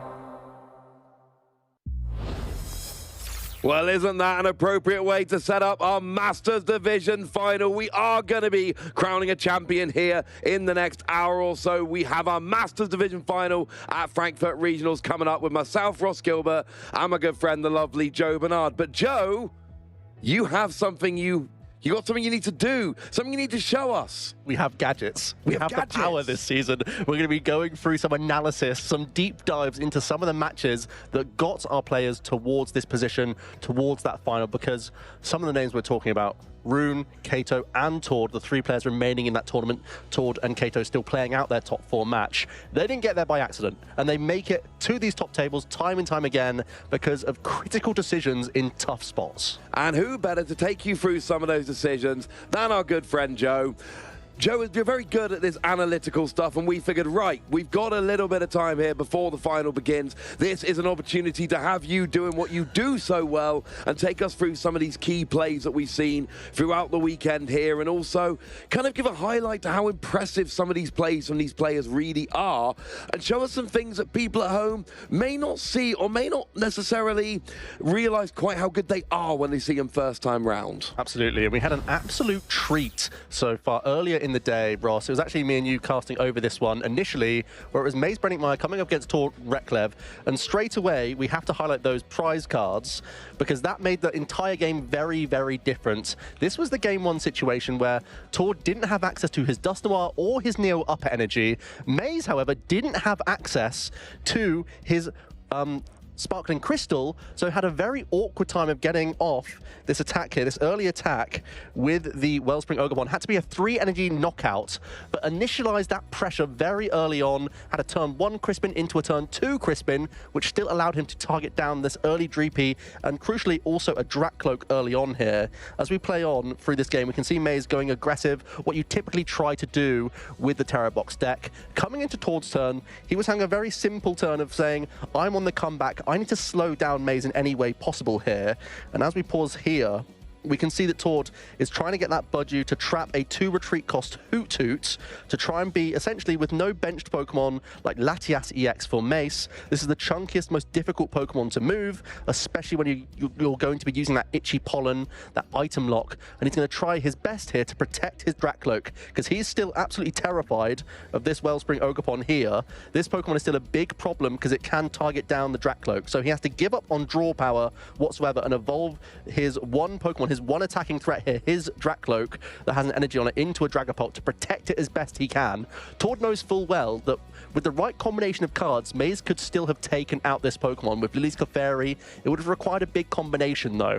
And Tord, having seen Maze go down to 4 prize cards early on in this game, number 1, is going to initiate the reduction of hand size, try and throw those cards to the bottom whilst using Itchy Pollen to give himself a good chance here of having a turn of safety. Yeah, you don't mind. You're going to be giving up prizes as Dragapult. You're going to go behind. That is what you do a lot of the time. It is what you give up and when you give it up that is so important. And you said it really well there, Joe. Getting that Hoot in the active to say, this is the thing which I have the most chance of trapping in the active. When I turn off your item cards, that means that some options that players might have to get out the active, they're not there anymore. I just need a little bit of time to start building up my Dragapult and really start this comeback coming along. And that one turn of Itchy Pollen gave Maze essentially a weak turn. Essentially, he really couldn't get much done. He had to just sit with the Hoot in the active. He attached an energy to it, giving himself out to move that later. But as soon as you give Dragapult Duskmire especially an inch, it takes a mile, because immediately Tord is then able to get into his Dusclops, pop that onto the benched Hoot here. And again, as we pause, we can see that Tord is eyeing up, knocking out both Hoot, the crucial engine pieces that Maze had in play, leaving him essentially with nothing. He has one Grass Energy on a Teal Mask Ogerpon, nothing on his Wellspring Mask Ogerpon, and even at that point, Maze going down to 3 prize cards, the Wellspring is far less of a threat. And also Tord is now not only taking these knockouts, but looking towards closing out that game. As you can see here, placing the damage counters on the Fan Rotom as well to set himself up for future prize cards. And the goal here really is stop the combo. We see Maze deck here being very much a combo-y kind of deck. I've got this, and this, and then that leads to a KO. Things like Crispin and Sparkling Crystal with your Wellspring Mask Ogerpon, that leads up to a KO. And what you're doing here is saying, if I take out both your Hoot, there's not going to be a Knockdown. Maybe you've got a Grass Energy to draw with Teal Mask Ogerpon, but at this stage you probably don't. So not only am I taking prizes, but your chance of responding is so much lower. And the lesson here is go after the engine Pokemon to stop your opponent making the comeback. And the disruption from Tord left Maze in this really awkward position. Again, you have to remember that he prized his own Pheasantipity EX. Had to use a Nest Ball actually for an Iron Bundle rather than a Pheasantipity. That Iron Bundle, Tord then had this really tough choice, because on his bench he only had a Dusclops and a Budew. And essentially, Maze's turn had only just begun. So Tord had to sit there in the tank for a few moments there thinking, is Maze going for this bundle play because he has nothing else?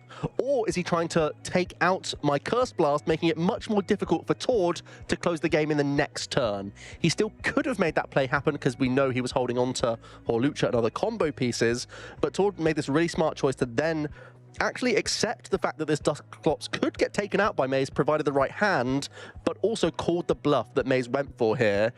And in this case, Tord was able to show, as we paused before going into that next game, Tord had lined up really nicely with the Fan Rotom math there, that he had Hawlucha plus Countercatcher to take a 4-prize swing turn after Curse blasting his Dusclops in the active. So he could have set up multiple single prize knockouts on the Noctowl, and it was a Fan Rotom that was heavily damaged. With the Hawlucha, in addition to the 5, you can then set up both those Pokemon for a KO, as well as the 10 damage that was set early on in the game with a Budew, I believe it was, to knock out the Wellspring Mask Ogerpon. Absolutely. The other option would have been putting the Budew active, but the problem is if you put the Budew active and it gets trapped by, say, a corner from a Wellspring Mask Ogerpon, something like that, it takes away that option because you still need to get your attack off afterwards. So the Dusclops there, it wasn't 100% play, it wasn't guaranteed to work, it absolutely could have backfired, but it's all about making the plays which have the highest chance of success, and it worked. It gave Tord game 1. And going into that second game, then Maze opting to go first. That's always going to be the case with Terrabox. Maze was actually saying part of the reason he chose Terrabox because it's so strong going first, and the majority of the format chooses to go second. So whether you win the coin flip or not, you're always going to get your favored outcome. But his hand was pretty poor. He was not able to find any of those early Fan Rotom, no natural Hoot in that opening. All he could do was attach to his Wellspring Mask Ogerpon EX in the active position. But we could see, Ross, that he was holding on to Sparkling Crystal Boss's orders as a combo. And this is a situation where Tord can't really play around that when your opponent's had an attached pass. Yeah. And his hand also couldn't allow him any additional Dreepy. So Tord was feeling really confident about this early game setup, getting a couple Dreepy down and using an Itchy Pollen. You'd feel like he'd be in the driver's seat at this stage, just announcing the 10 damage, but Maze bounces back with the worst possible scenario Energy Attachment plus Sparkling Crystal plus Boss's Orders already turns this opening game board state for Tord into turmoil. And you couldn't see this coming. This is the important point to note. Like, firstly, you said Tord couldn't really play around it. There was no way to get a third Dreepy or anything like that. But it's also important to note that this is something you couldn't realistically have expected. Look at the reaction of the players here. Like, they knew that the odds of this happening were very low. You're essentially hoping your opponent has, you know, in order for this to work for Maze, he has to have basically the perfect hand ready to go instantly. You've turned off their item cards with Badoo. You've seen them have a really bad turn one where they're missing things like the fan rotom you would usually expect. So Tord passes there with a very realistic expectation of Maze is struggling here. I'm going to be able to get set up. And then you get surprised with the literal perfect hand to take out both Dreepy. It's the worst case scenario. Tord was fortunate enough to draw from Flip the Script and re-establish a bunch of these basic Pokemon. He got multiple Dreepy down, he got multiple Duskull as well. So at the very least, he was able to rebuild a board after that. And there was no guarantee of that, actually. The Flip the Script got Tord into Iono, let's not forget. Yes. But Maze, we were talking about how awkward his hand was. He was Iono'd into pretty much 4 junk cards, especially when you were hit with Itchy Pollen once again. There was an unusable Super Rod, unusable item cards, but the top deck was a Crispin. So Maze was able to continue on with the pressure here as we carry on. Maze laughing at the fact that he had had some Iono thrown to the bottom of the deck, thanks to the Iono, but was once again able to go down to just 2 prize cards remaining. And we know the Terrabox deck as we pause here. Terrabox is very good at starting a race. Yes. And we also know it's very capable at finishing a prize race as the game progresses towards Blood Moon Ursa Luna. We know that you're just a Crispin away at knocking out Dragapult in this matchup with Lily's Clefairy EX as well. So Maze, even though he didn't have any board, like looking at the board state, he's got nothing. He's just got a Pheasantipity EX right now. He has nothing. You would love to see any Pokemon there, but there are none of them right now. But he is at least going 4 prize cards up. And Tord is currently sat at no evolution Pokemon whatsoever. He can start working towards these Dracloak or possibly Dragapult in the best case scenario. And this is where I think the game really turns on its head, because many players wouldn't have taken the line that Tord does in this next turn, responding from going 4 prize cards down. It is worth noting also that by taking out the Dreepy with the energy on, you were basically saying not only do you need Rare Candy Dragapult, but you need to have your one of Neo Upper Energy just to get an attack off next turn. So Maze didn't have a board, but he really did do everything he could to not just take 4 prizes, but take them in the right places to put Tord in a very, very awkward situation. But I know you want to talk about this turn, Joe. This was absolutely a critical decision. So going into this turn, Tord had a Rare Candy, a Professor's Research, and an Iono. That was his 3-card hand. Now, typically, when your opponent has raced 4 prizes ahead of you, the first thing you're thinking of is, Iono is the way that I make this big comeback. Oh, yeah. But Tord thinks, pauses, looks again, and actually decides, Flip the Script before my supporter is my better choice here, because if I can, from the Flip the Script, find an Ultra Ball or a Dragapult EX, I can use my Rare Candy, get into a much chunkier Pokemon, but ultimately the best draw is not the Iono or the Research, it's a Hilda, because that can allow Tord, which ended up happening, by the way, the 3 cards, I'm so useless at making these circles, got the Dragapult and the Neo Upper Energy, so that we could find the attachment, and suddenly, we're now the one applying the pressure. And first of all, it comes into the deck building of Tord, right? Because he's playing Rare Candies, basically no other Dragapult in the room were playing Rare Candies in his list in the first place. But because he chose to play 4 copies of the Rare Candy, found a spot to use it, he can completely change the trajectory of this game and say, I'm not gonna Iono now. I know I need a few turns to still win this game. I'm gonna need Disruption later on. Instead, let me guarantee this Dragapult, guarantee this pressure, and put Maze on a clock, because he also has no board at all. So if I give Maze enough turns, he's going to find those Hoot, he's going to find some Terra Pokemon, he's going to work his way back into the game. So instead, I'm going to flip the clock straight back on Maze, give him as few turns as possible to draw out of this awkward hand. And also, crucially, there was another decision going on from Tord as well, because from his Flip the Script, he also found Counter Catcher Holucha as a combo. Yes. There's a big debate then again. You can either bring up the Pheasantipity EX now, after using a Holucha, knocking that Pokemon out and leaving Maze with now just a Wellspring Mask Ogerpon in play and nothing else, or you can allow that Flip the Script to fire off, thinking that you still only lose to a very specific few cards at that stage, because Tord would only be taking a 2-prize knockout, you're not fearful of a Blood Moon Ursa Luna, A Lily's Clefairy would be a massive combination requiring a ton of basic Pokemon, like a very, very difficult thing to pull off. Yes. Most likely it would be like a research into a ton of basics plus E-Switch, Teal Mask Ogapon, switching cards, all sorts. Probably just way too much work to actually ever get that. So Tord's decided that he was safe in that regard and can disrupt on the next turn. And that's where this decision was so crucial, because I think so many players would see Pheasantipity, want to deny flip the script, because that's what we're programmed to do, give your opponent less cards, typically wins you the game. But this was a crucial decision to hold onto Hawlucha and Countercatcher. It really was. And one of the things I think was really crucial about Tord's play here is that he basically said, look, you can have to flip the script, you can have the free cards, but you don't have any attackers. There's no Hoot on the board. They're not going to turn into Knockdown, so your specific draw isn't going to work. You're not searching, you're drawing. That's very different. You don't have an attacker set up. You're not going to be able to pull off some ridiculous play with another Crispin and your Wellspring Mask Ogapon, because that's not there anymore. And you said it yourself. Yes, there was this tiny percentage play of a Lily's Clefairy, but you would need Lily's Clefairy and you would need the Crispin to get the energy on there, and you would also need a bunch of Pokemon on the bench as well. The chances were too low, and Tor was basically saying, don't get an attack off next turn, and I think this is the best way not to do it. And you're right. Most people, probably myself included, were thinking, go after Pheasantipity, don't draw cards. But this basically said to Maze, go on then, draw 3 cards. Have fun trying to get an attack off, though. And suddenly, now, Tord is only a few prize cards behind. Only 2 prize cards behind, and we know that there's Curse Blast and there's Phantom Dive that's really good at picking apart prize cards. And of course, you still have the Hawlucha, so if ever you start seeing these 70 hit point Pokemon, you're going to be able to completely turn the tide of this game at this stage. Maze was able to do just enough. He found a Hoot, an 80 hit point one, that's really important, and he was also able to pick up this Pheasantipity EX and try and heal it with a Turo as well. So he wasn't able to initiate a really good pressure turn, but what he did do was try and force Tord to attack into the Fan Rotom, giving Maze another shot. This card here is a Pheasantipity EX, giving him another chance to flip the script to try and work towards game, because Maze at just 2 prize cards, with flip the script, he should be able to target down this Pheasantipity EX or towards Latias EX to close out the game. Blood Moon probably being the easiest way, or if you don't have Gust, again, there's the option to take out the Dragapult, likely with Crispin, also possible with E-Switch shenanigans with a Teal Mask Ogapon. So Maze really did the best he could to give himself a second chance with the flip the script. I think the only other possible line that we saw from Maze's hand was to go for a Pidgey play. He could use Call for Family, spend his natural turn attachment not on the Pheasantipity, but instead on a Pidgey.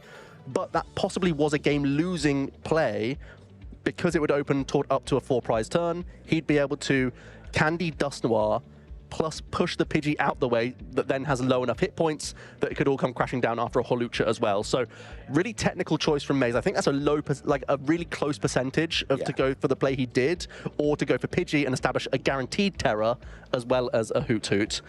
Regardless, this is the play Maze goes for, and it comes back to that crucial decision from Tord as we play it ahead, that he held this combination that completely changed the game. That counter-catcher Hawlucha was so tempting the turn previously, but immediately made Maze's pretty strong, smart play look pretty awkward overall. Yeah, you get the KO on the Pheasantipity, so now Flip the Script is gone and you've got an extra 2 prizes, but then you've also still got your Curse Blast and you've got the residual damage from your Phantom Dive, so you're not just KOing the Pheasantipity, you're also spreading damage around the board, picking apart the setup. But this, like you say, this would not have been possible had Tord used the counter-catcher Hawlucha the previous turn, so whatever Maze was setting up here would have had a much better chance of actually sticking by taking the Wellspring Mask Ogapon and preserving those resources.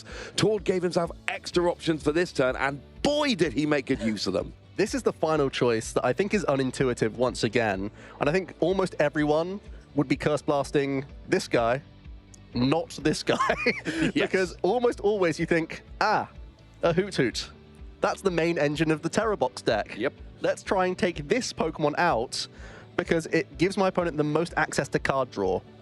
But Tord recognizing that by using the Curse Blast, he's then giving Maze a prize, and then the Fan Rotom actually becomes a devastating attacker because it could potentially knock out the Hawlucha, or underneath Tord's arm there's just another little 60 hit point Duskull as well. So it actually opened up Fan Rotom to be a potential game-losing card for Tord. So instead, he'd run some quick calculations and decided that bringing this 2 retreat cost Hoot into the active after I use an Iono to a low hand size means that it's still way too many specific cards for me to lose to as I give them a 1-card hand. And again, the Curse Blast is even improving his odds even more because he's Force Maze down to just 1 fewer card as well. No, absolutely, and it was fantastic, and it was one of those things where not everybody would necessarily notice that, the whole, hang on a second, so Fan Rotom is generally played as an engine. That's what it does. It is an engine Pokemon, searches out your colorless Pokemon, but if you played in the pre-releases for Stellar Crown, you would have gone, hang on a second, that 70 damage can be incredibly relevant for taking out these low HP Pokemon, and again, it's a low percentage play. The chance of Maze being able to get Stadium Energy Gust, which is what he would have needed, is quite low.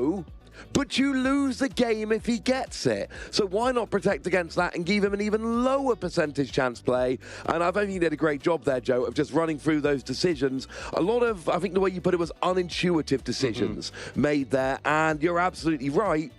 But one of the things I love about casting Tord playing is I feel like every time I cast one of his games, I get a bit smarter. I get a better player by watching him and paying such close attention. And, I mean, we were really nerding out about that game. That was a phenomenal... It was only you never should have given me this Telestrate.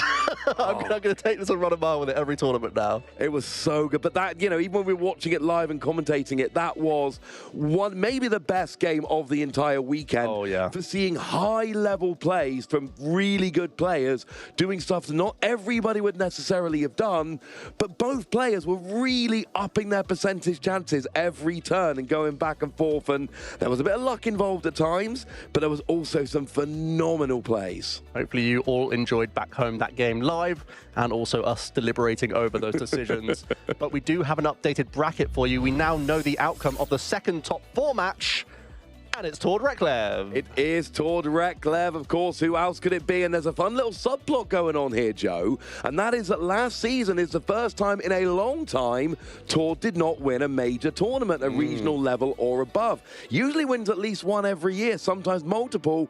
Didn't win one last year. How poetic would it be if Tord were to come back and go, yeah, I didn't get one last year, so I'm going to get the very first one this year, get my invite locked immediately, and then I don't have to worry anymore.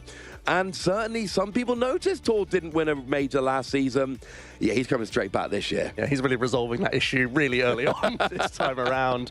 Tord Reklev trying to do what Justin Newdorf couldn't at the World Championships. That's piloting a Dragapult Dusknoir archetype and overcoming a Gardevoir EX archetype. It's been the tug of war that we were talking about for the majority of last season, ever since rotation, certainly. These Stage 2s have been going at it tournament after tournament, and Gardevoir so far has been coming ahead. But to be fair, Tord is playing an unintuitive list, a few different things in here, and I actually think speeding up a game with the potential to rare candy and burst back with damage could be a favorable choice for him. I agree. We all know, generally speaking, Gardevoir is favored into Dragapult. We literally saw that at the World Championship Finals last month in Anaheim. But these Dragapult decks generally don't play 4 rare candy. They maybe play 1, which means that when you're preparing to face Dragapult, you are preparing for a certain cadence of game, a certain speed of game. Yeah. And Tord is trying to make the game Eternal 2 faster than Gardevoir players are used to. That could make all the difference here. Room did, however, say that he defeated quite a few Dragapults on his route to the final. I'm not surprised. So he's still going to be feeling pretty confident about it. But what I love is, whenever you're envisioning yourself becoming a regional champion, you're almost always thinking that Tord Reklev's the person you have to beat to get there. Yeah, you are. But how inevitable is it that he actually is the person you physically have to beat to get there? Oh, I kind of love it. Tord very much is seen as like the final boss of the Pokemon TCG in the modern era. We saw, you know, back in Worlds 2023 that Vance got to win Worlds, but had to defeat Tord in the final to do so. We've seen it at a couple of internationals. We're now seeing it potentially again here with Rune Heimans. You know, you can become a regional champion, but you do have to go through Tord to get there. And it's not going to be easy, but this has been the one, you know, this matchup really has been emblematic of the Pokemon TCG pretty much since Twilight Masquerade came out, honestly. Yeah, and the record does seem to favor Gardevoir.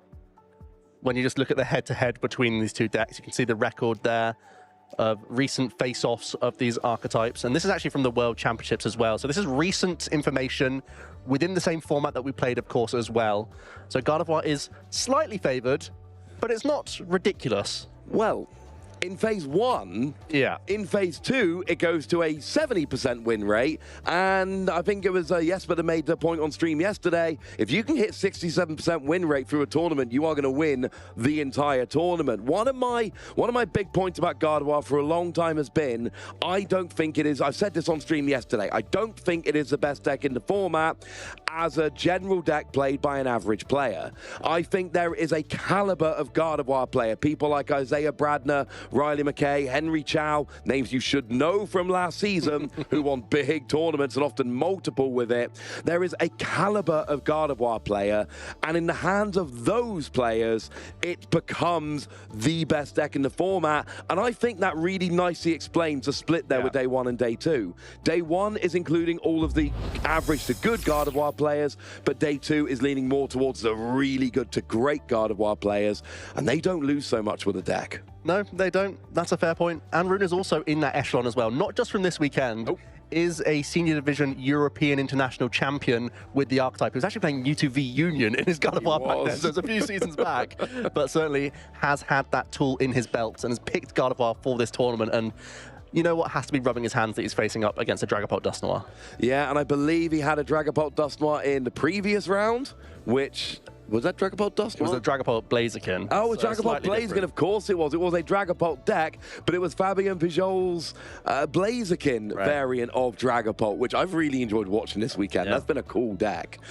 But yeah, it seems like Dragapult, and this is what Gardevoir want. They want to get into Top Cut and go, ooh, it's me and a bunch of Dragapult. And to be fair, the top 4 was Gardevoir, Dragapult, Dragapult, Dragapult. If you're Rune, you're like, ooh, hello. But to be fair, I mean, Tord is probably one of the most experienced Dragapult players we have.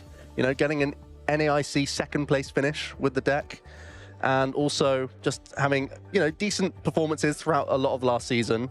Now getting himself into a final again with the archetype, and also having Dusknoir on his side, I think is one of the best ways that you can rug pull. Sorry, it was a top 4 finish at the NAIC, but then rug pull against the Gardevoir, because you can go Budew, you can also Curse Blast, and now there's Rare Candy in the mix. Possibly you can get a slightly earlier Phantom Dive than most Gardevoir players expect. And it is worth pointing out, Tord is not unfamiliar with this Gardevoir archetype, has been one of the main Gardevoir players for a long time, so he's going to have played the matchup from the other side quite a few times as well. He's brought Gardevoir to a bunch of high-level tournaments, is the way to put it lightly. So, you know, he's certainly got, you know, on paper, you look at it and you go, well, it looks like Gardevoir's got this, but it's not Gardevoir against Dragapult, it's Gardevoir against Tord's Dragapult. That is a different proposition. And the good news is, we have more analysis. Now we can start looking at Rune and how he booked his place into that top 4, coming up against the Dragapult Blaziken. Because this was also one where Rune admitted himself in the interview, he was coming up with ideas on the fly for this one, Ross. Yeah, absolutely. This is a game we were not able to cast initially, so we can get our first proper look here on stream. So, take us through it from the start. We got an LGM there. That was doing a little bit of work in the early game, but there were a few things that Fabien did very differently that Rune was having to adapt to here. Yeah, certainly cards within Fabien's list that most other Dragapult weren't going to be playing. So first of all, the Elgium, being able to move these energies around is going to be a factor of Fabien's game plan in both of the games that we see here up against Rune. Rune had a pretty decent start, had the early secret box, could get into the game quite nicely thanks to Enarvan, getting himself the sort of traditional setup of a Gardevoir, and that's still always step 1 with the deck. Finding a means of getting that TM evolution off, even protecting that Lily's Clefairy as well, because as we know, that's going to be one of the key weapons within Gardevoir at taking out Dragapult. Of course, Fabien is also very aware of that, so he's going to lean towards his fire types in this matchup and just try and use Dracloak as a draw engine as much as possible, knowing that he always has the threat of the Phantom Dive that can combine with Monkey Dory, because that's also the other thing that Fabien's going to go for here. It's going to be a Monkey Dory war a lot of the time as this game progresses. Absolutely, because Blaziken is not as good an attacker against Gardevoir as, say, Charizard might be if you were going for that as a partner, or some of these others. Now, of course, Lily's Clefairy was always going to come in, was always going to have, shall we say, a fair bit of an impact. This is what you can use to, you know, get one-hit KOs on, you know, on fresh Dragapult. And Fabian also had the Shaman in his list. You can see it on the little bench here, protecting the rest of his benched Pokemon.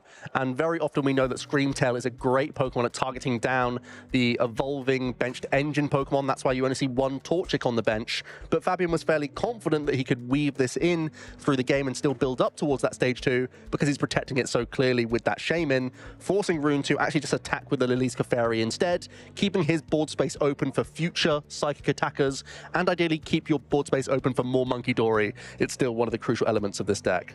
Yeah, you're going to be using a multiple Monkey Dory as you go through the game. I mean, Gardevoir generally loves this because you've got the option of using your ability on Gardevoir to attach Psychic Energy. Your attachment for the turn can go on to Monkey Dory. We did see the Monkey Dory there KO'd by Gardevoir. But, you know, you're having a play here, and the Shaman's a big deal because Screamtail, especially in those early turns where the bench is full of low HP Pokemon, Screamtail is such a great tool to start picking them off on the bench. That's taken away from you, so Rune is having to adapt on the fly. Shaman does not see much play at all in the metagame right now. It's not something you're really preparing for, so all of a sudden one of Rune's really big attackers is just off the table. And actually, I think it served Fabian even better throughout the weekend because Terrabox had this crazy glow-up this weekend in Frankfurt. So the Shaman would have been massive, not just for the Gardevoir matchup, but throughout his tournament run, helping him get into top 4. One thing that's really, I don't know if you heard the interview I had with Fabian, or something we were talking about kind of as we were leaving as well. He only put Shaman in his deck after Worlds because he lost his winning into a Terrabox, and he decided, I'm not letting that happen again, and it certainly paid dividends this weekend.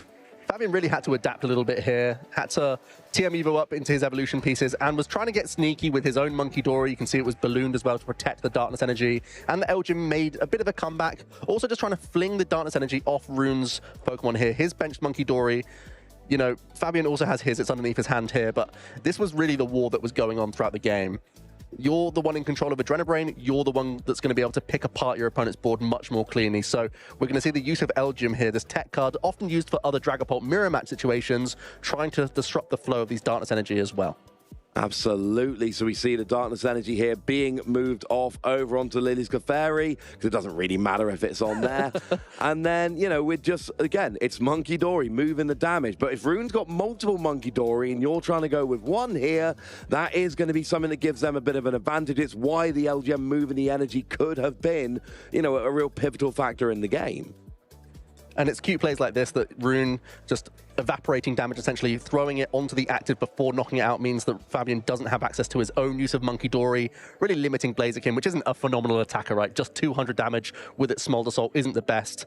Fabian doing his best here to limit the amount of Monkey Dory use, but was really limited in what plays he could make. This Blaziken was trying to make a stand, especially with double Monkey Dory attempted here, but Rune still had great access to a 2-hit KO thanks to his prize lead in this case, knowing that the Monkey Dory could still pay dividends for him later on. And it's really interesting. Lily's Clefairy ends up being a really good attacker in this matchup, even though you're not going into Dragapult, which is the main reason you're playing it. Because your opponent's filled up their bench, you can fill up your bench. It becomes a really efficient 2-energy attacker. So Rune is doing most of the game here with Lily's Clefairy, and then Fabian is having to go after some of the engine, taking out this Gardevoir to cut off the energy acceleration. We saw going after the Monkey Dory to try and stop those prizes coming down.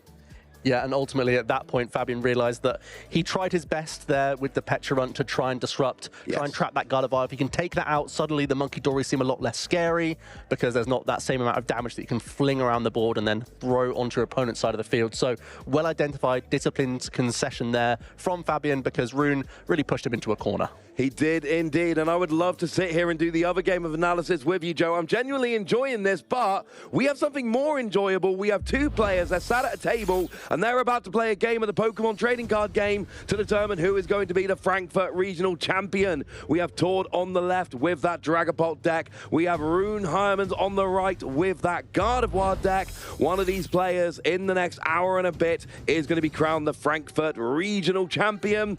And we need to point out, every time Tord's on stream, yes, there are 3 international championships there and a Worlds finalist. We can't even fit all of his international champion victories onto there, let alone all of the regionals and second place ICs and everything else. Yeah, it's absolutely absurd. He's the most accomplished player of all time, just by the sheer volume of tournaments that he's either won or made top 4, second place. Those all fall by the wayside because of how consistent of a performer he has been. You can only really talk about his victories because it already takes so long to do so. Rune Heermans also has a huge number of accomplishments, a lot of them in the seniors division, albeit, but is having a great time in the masters division as well. Has already made top 8s before in the masters division, and is also known for playing Gardevoir here and there as well. Yes. There's been times where he's played it to a number of consecutive tournaments throughout the couple seasons that it's been legal, so he's definitely a master of this archetype. Absolutely, and it's a point we've made many times before, but it does bear repeating. The best seniors in the world tend to age up and become the best masters, just like the best juniors tend to age up and become the best seniors. The best seniors tend to play with and test with top-level masters all of the time. It's why we see people like Rune aging up into masters and really not missing a step. The one thing Rune is missing at the moment is that regional championship victory, which feels like if you've got, you know, if it's going to happen, this is an excellent time to make it happen. You do have to go through Tord, but you do have what should be on paper a favorable matchup. In some regards, that might even put more pressure on Rune. Everyone out in that crowd right now is expecting him to win this event. Agreed. Because of the matchup, and that might just ramp up even more pressure. So it's a lot of mental fortitude, even though he knows he's in a strong position, and if he plays to his best ability, he should be coming out ahead in this one. Absolutely. So we do have opening hands. We're just waiting for prize cards to go down so we can have a look at what is not going to be available. They are coming down now, so let's take a gander. What is not going to be available, what is hidden in the prize cards? No, not yet. Very soon. Here we go. Here we go. Slinging across these prize cards. Tord Reckless, 2 of his Dusclops. Both of them. Both Dusclops, that is. Fortunately, does play 4 rare candy, so can still get towards Dusknoir. So has safeguarded himself in that regard. But we do have prizes down. We have opening hands drawn. We are waiting for a fist bump to start off our final. There's the fist bump, and we are off with the Frankfurt Regional Championships TCG Masters Final. Frankfurt, make some noise for these two titans of the game. We are in for an absolute treat. Rune kicking things off with a nest ball for what looks to be an early deck search. But let's talk through this archetype that little bit. We've seen it time and time again, but it does bear repeating here that the archetype really revolves around this stage 2 EX Pokemon. The Psyche Embrace ability allows us to recover energy from our discard pile, putting them onto our Psychic Pokemon and putting 2 damage counters on them. That 2 damage may sound like a downside, but not with the Pokemon that's in the active position. The Monkey Dory, with its Adrenabrain, can fling that damage back to the opponent, making Gardevoir one of the most flexible attacking decks in the format and one of the best defensive decks in the format, because you can set up multiple Pokemon for knockouts, knowing that you're not going to be disrupted by Iono so much, by keeping so many prize cards held back, and also not triggering the flip the script from Pheasantipity EX, one of the crucial engine Pokemon in the game. And it's not just the Monkey Dory. The Screamtail does do damage anywhere on the board, depending on the damage on it. So not only can you get the energy on using Gardevoir, but you get the damage counters on, which you need in order to activate that high-level damage, taking out some of those bench Pokemon. The attackers in Gardevoir have changed throughout the years. Right now, it's largely Gardevoir, Screamtail, and Lily's Clefairy. But Monkey Dory, it's not an attacker. It is so beyond crucial in the deck, both for healing your own Pokemon and for hurting your opponents. But the fact that Gardevoir provides its own damage to fuel the Monkey Dory is what really makes it just the best user of Monkey Dory in the game. Very strong synergy between these two. Rune pretty happy with his action. The nest ball grabbing a backup Ralts and also had one in the hand. He's also going to take a few notes of what cards were in his prizes. Just to update you guys, a couple of those Earthen Vessel in there, 1 Super Rod and 1 Bravery Charm. Those are things to keep track of, and Rune will be doing so. He's gone second here, and he has TM Evolution ready to go turn 1 with a Professor's Research popped down. Discard your hand, draw 7. TM Evolution, phenomenal turn 1 going second play, because you just put an energy on your active and you can just evolve Tord 2 actually Pokemon. passed. Tord drew past here. Oh, that's not ideal. I was like, how's he evolving the Curlier? Oh, because that was Tord's entire turn. Do we have a potential? Is there anything Rune can really fire off? Maybe there is here, because we've got TM Evolution being used. It's going to wait a turn. But next turn, what does Tord get? So Buddy Poffin, in this situation, maybe the best possible draw? He's in the game. He's in the game. We also have a recon directive here. So the game isn't over just yet. There's a mountain to climb, Ross. There's already a Gardevoir EX and a Curlier in play. A lot of the win percentage from Dragapult comes from early action with Budu, possibly even using Jamming Tower to deny that TM evolution that we've already seen happen. Yep. So that you deny these early evolutions, and suddenly you can use your Dusclops, you can use your Phantom Dive and take these Pokemon out before they get to evolve. Both of these are Stage 2 Pokemon. Both of them require quite a bit of setup before you get going. When your opponent is all but completely set up and you are just starting off with your first Buddy Poffin, that is not an ideal situation. Now, the good news is we have another Buddy Poffin, apparently, which must have been gotten off the Recon Directive. Yep. And I know there's at least 2 more Dracloak in hand. He had 3 in hand when I spied his hand a minute ago. So next turn, he's going to be rolling quite nicely. The question is, how late is too late to start making this comeback? Because I feel confident Rune's going to start taking prizes next turn. The good news is both decks work quite well. They actually prefer to be a little bit behind in prize cards. A lot of the time, it opens up Counter Catcher for them, a crucial item both players employ. And it also allows Iono to be disruptive. And Gardevoir doesn't have much in the way of a draw engine. It has Flip the Script, it has Mew EX, but these can be disrupted. So even though Tord is at the moment sighing a relief because he's actually just still able to play the game, he knows he's going to submit some prize cards. He just has to pass things over. But ultimately, Dragapult can make comebacks. This is a lot better than it was. This. Double Gardevoir EX immediately from Rune. We had a very fast first couple of turns, but between TM Evolution and Natural Evolution, we got there. It's fine. But Screamtail hits the board with another Professor's Research, and this is what we were saying about Screamtail being able to go after the bench Pokemon. Oh my goodness, Ross. What a hand. Professor's Research gets us Earthen Vessel, Energy, Ultra Ball. We are going to be throwing these Psychic Energy into the discard pile, and that means we're going to be launching some attacks. Yeah, I was going to say, I was trying to find a time to point out that the only thing he's missing, energy in the discard, and then he draws a hand, and it's like, oh. Well, would you look at that? If you want to get energy in the discard, have I got the hand for you? So this is going to be literally perfect. Now the Monkey Dory's already got energy ready to retreat. You can attack with Screamtail to hit the bench if you wish. You can even just start attacking with Gardevoir into the active if you wanted. Honestly, the only thing we really need now is some Darkness energy for Monkey Dory and maybe some more Monkey Dory, because other than that, you are rolling. And worth pointing out, Lily's Clefairy, we talk about it as a card to just attack into Dragapult, but while it's in play, all of your opponent's Dragon Pokemon is now Psychic. It doesn't have to do the attacking. It will help out all of your Psychic Pokemon attacking into Dragon. So having that sitting on the bench, when you start firing off those attacks into the big Dragon Pokemon will be crucial. I do love the pause here from Rune. It's so easy to get carried away with yourself in this final. You know that your opponent hasn't been drawing that well. You know that you've got very well set up early on in this game. But don't get too carried away. I do love the retreat here into Gardevoir EX. Rather than getting too creative with Screamtail or anything else like that, that can fall prey to early Curse Blasting. So instead, we can commit a Darkness Energy to our first Monkey Dory.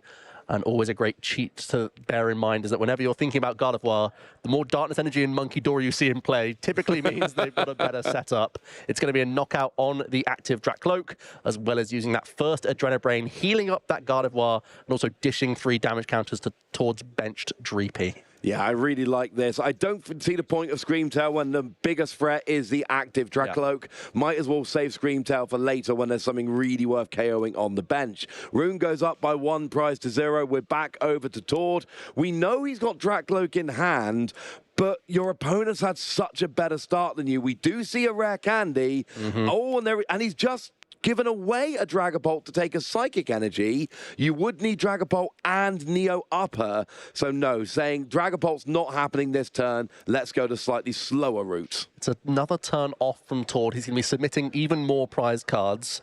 And one of the best weapons Dragapult typically has is Budu. But it's that vulnerable 30 hit point Pokemon. And we know that Gardevoir is very capable at cashing in on that easy prize card via Adrenabrain. That's already on the board. There's 3 counters already on the Gardevoir. We're very easily able to deal with that Budgie. So Tord probably won't even be able to use this card to slow down Rune any which way when there's already a stage 2 and already plenty of energy to play with. Absolutely. If you're putting down a Badoo now and using Itchy Pollen, you'd be giving up a prize without Rune having to actually use his attack. So there would be a prize given up and an attack coming in after. We do see a Pheasant Dipty coming down. That will allow Tord to flip the script and draw 3 cards. Worth having a reminder here that it doesn't matter how a Pokemon is KO'd. If an Adrenabrain takes a KO, you will still be allowed to flip the script. As long as the Pokemon was KO'd on your opponent's turn, hey, 3 extra cards being drawn. And I think Tord's already stashing energy in the hand, basically trying to force Rune to attack with Screamtail, I imagine. Trying to force him down this avenue of heavily damaging a single prize Pokemon that Tord could then bounce back with a Phantom Dive and KO. You have to feel like that's the sort of thing coming into his thinking, because Tord doesn't want to lose another Dracloak. There's no way he wants that to happen, but he kind of has to make Rune make that choice for him. Yeah, absolutely agreed. You need to start doing something to kind of push your opponent to do what you want to do. Give yourself that little bit of time. And that is what Dragapult needs. You need a bit of time, get set up. How many games have we seen this weekend, Joe, where 2 Phantom Dives won the game? Almost all the games. Exactly. All of the games. All of the games. So you just need to buy yourself enough time to get those 2 Phantom Dives off. And we've seen some redonkulous comebacks, including by Tord, let's not forget, where it looked like they were down and out and they were still able to get that comeback. They've got Counter Catcher. Double Buddy Poffin is not what you want to draw at this point in the game off a Pheasant Dipty, though. Far from ideal. Tord at least can get another Dreepy down. I think that's the last thing he can use to fill up his board. Yep. Because, oh, it might even be the Budgie, though. Was there even access to any additional Dreepy here? Or are we still going to have to use an item locking effect? We are. The Budgie's coming into play. That means we could retreat Duskull and prod with Itchy Pollen. Again, we're just submitting so many prize cards here in the process of trying to slow down Rune that little bit. But Rune already has a great turn mapped out. He can already just deal with his Budgie freely and attack again. Wow. It's going to be a good turn for Rune. Hopefully, Tord, and that we've seen enough here. Now, I do like this, bringing up the Gardevoir with no energy on, basically saying, I don't think you're going to be able to attack. So, yes, I'm giving up the Badoo to an Adrenabrain. I know that. Obviously, that's going to happen. But I don't think you're going to attack. So, you've gone through your entire turn just KOing a 30 HP Pokemon. If that's all you do, is kind of all right. Now, there's no energy in the discard, I believe. There's not at least there's one. And there's 1 Psych Energy in the hand. And you need 3 in the discard. Yeah, we're going to be putting another 3 counters onto this Gardevoir with Psychic Embrace. That opens up the Adrenabrain on either Gardevoir EX now. I feel like you just have to walk through this Badoo. Yeah, I think you do. I mean, you can now attach and retreat. So that might be the option here, at least to get energy in your discard, which is going to open up more options with your Gardevoir ability. And at least then you can get the Adrenabrain onto the Badoo and then get your attack off. The other play you can make here is spend your energy attachment for the turn on your benched Monkey Dory and then simply remove both 3 damage counters and take out a Dracloak that way and just keep Badoo around for later. I think just the more Monkey Dory, the better, but we are just going to take out the Badoo here. Could we have combined that with Screamtail to take out the other Dracloak? I don't think we had enough energy because you'd have to commit the Darkness energy to the Monkey Dory there. So we are just going to retreat. We're going up maximum prize cards here. But then we're just limited to the 1 Monkey Dory. Let's not mince our words here. Rune is still in a fantastic position. Oh, yeah. But I think Tord walks away with just not losing a Dracloak. That's a pretty good outcome overall. Yeah, you've given up 2 prizes, but both your Dracloak are sitting there. They're ready to go. You do still have a Duskull, which is an option here. Of course, using a Dusknoir here means a 2-prize KO loses a game. It's an awkward prize map, but it is still an option. But you've saved your main attackers, and this is where you need to go. You've got to get Neo Upper Energy this turn, and you've got to get your Dragapult this turn. You have to start attacking. But it's then down to Lily's Clefairy EX. If a Lily's Clefairy EX comes down, that is going to make life so much more difficult, and that is going to put Rune in such a good position. That Fairy Zone ability is exactly why Gardevoir is so strong into this matchup, giving your opponent's Dragon-type Pokemon, now Psychic Weakness, turns a tanky 320 hit point stage 2 into a much more vulnerable prospect thanks to one basic inclusion into the deck. Tord continuing to fight through this game number 1, despite looking like he's pretty behind right now. He does begin things here with a Flip the Script after a Buddy Buddy pop-in for that final Dreepy and Duskull. He's eyeing up some counter-catcher plays. We're going to have to see some Recon Directive here to piece together the rest of the turn. Finally, Ino makes it to the hand. Okay, so Ino puts Rune down to a free card hand. That's going to be a win. You can combine that with a counter catcher just to try and force some extra resources being expended to get an attack off. There is a Gardevoir with no energy on the bench. Tord went for it last turn. You could do that. Combine it with the Ino down to 3 and just hope Rune is running out of energy. One of the things you want to do against Gardevoir is try and get them with all the energy stuck on the board so that they can't accelerate it from the discard. It's exactly what he's doing. We've seen the counter catcher. We see the Ino coming down here. This is the play Tord's going for. Is it going to be enough to get him back into the game? It is a really important use of the Ino here. We know that Rune proactively searched out that Lily's Clefairy a few turns ago. Yep. So Tord disrupting that is the first piece of the puzzle here. He's also being able to find 6 fresh cards. Is there any energy here? No. There's definitely no Neo upper. Still one final Recon Directive. Still looking awkward for Tord. No energy there either. A single energy wouldn't do it, but we don't even have a single energy. I did not see exactly what they are, but it's definitely not an energy. There's a rare candy as the left-hand card there.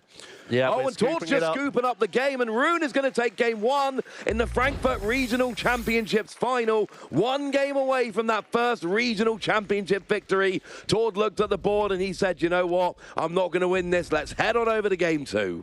And ultimately, what I love most is Rune's pretty chill about this. He's not overreacting. He's not getting too excited. He's thinking, yeah, that was pretty easy. Just got to do that one more time. Well, let's have a look at the replay from game 1. And we saw this really turbo start from Rune while Tord was really struggling to get anything going. And then we get the KO on this Dracloak nice and early, taking out the biggest threat really on Tord's side of the board. Monkey Dory gets established nice and early. That's always sitting there, providing a bit of a threat. The free damage counters go on to Dreepy, although it wasn't really that important in the end. But it meant that Rune was basically set up and ready to go. We saw the Adrenabrain getting a KO on a Badoo, and then Gardevoir was able to retreat into the free energy Gardevoir, taking a KO on the Duskull, really putting Tord on the back foot, basically forcing him to have a big turn where he can start attacking and slowing the game down. And we had an Ino, we had a counter catcher, but we didn't have any energy, and that's why we're off to game 2. Yeah, I also really like that Rune essentially just races as many prize cards as possible, because you can essentially deactivate those Curse Blast Pokemon within Tord's list.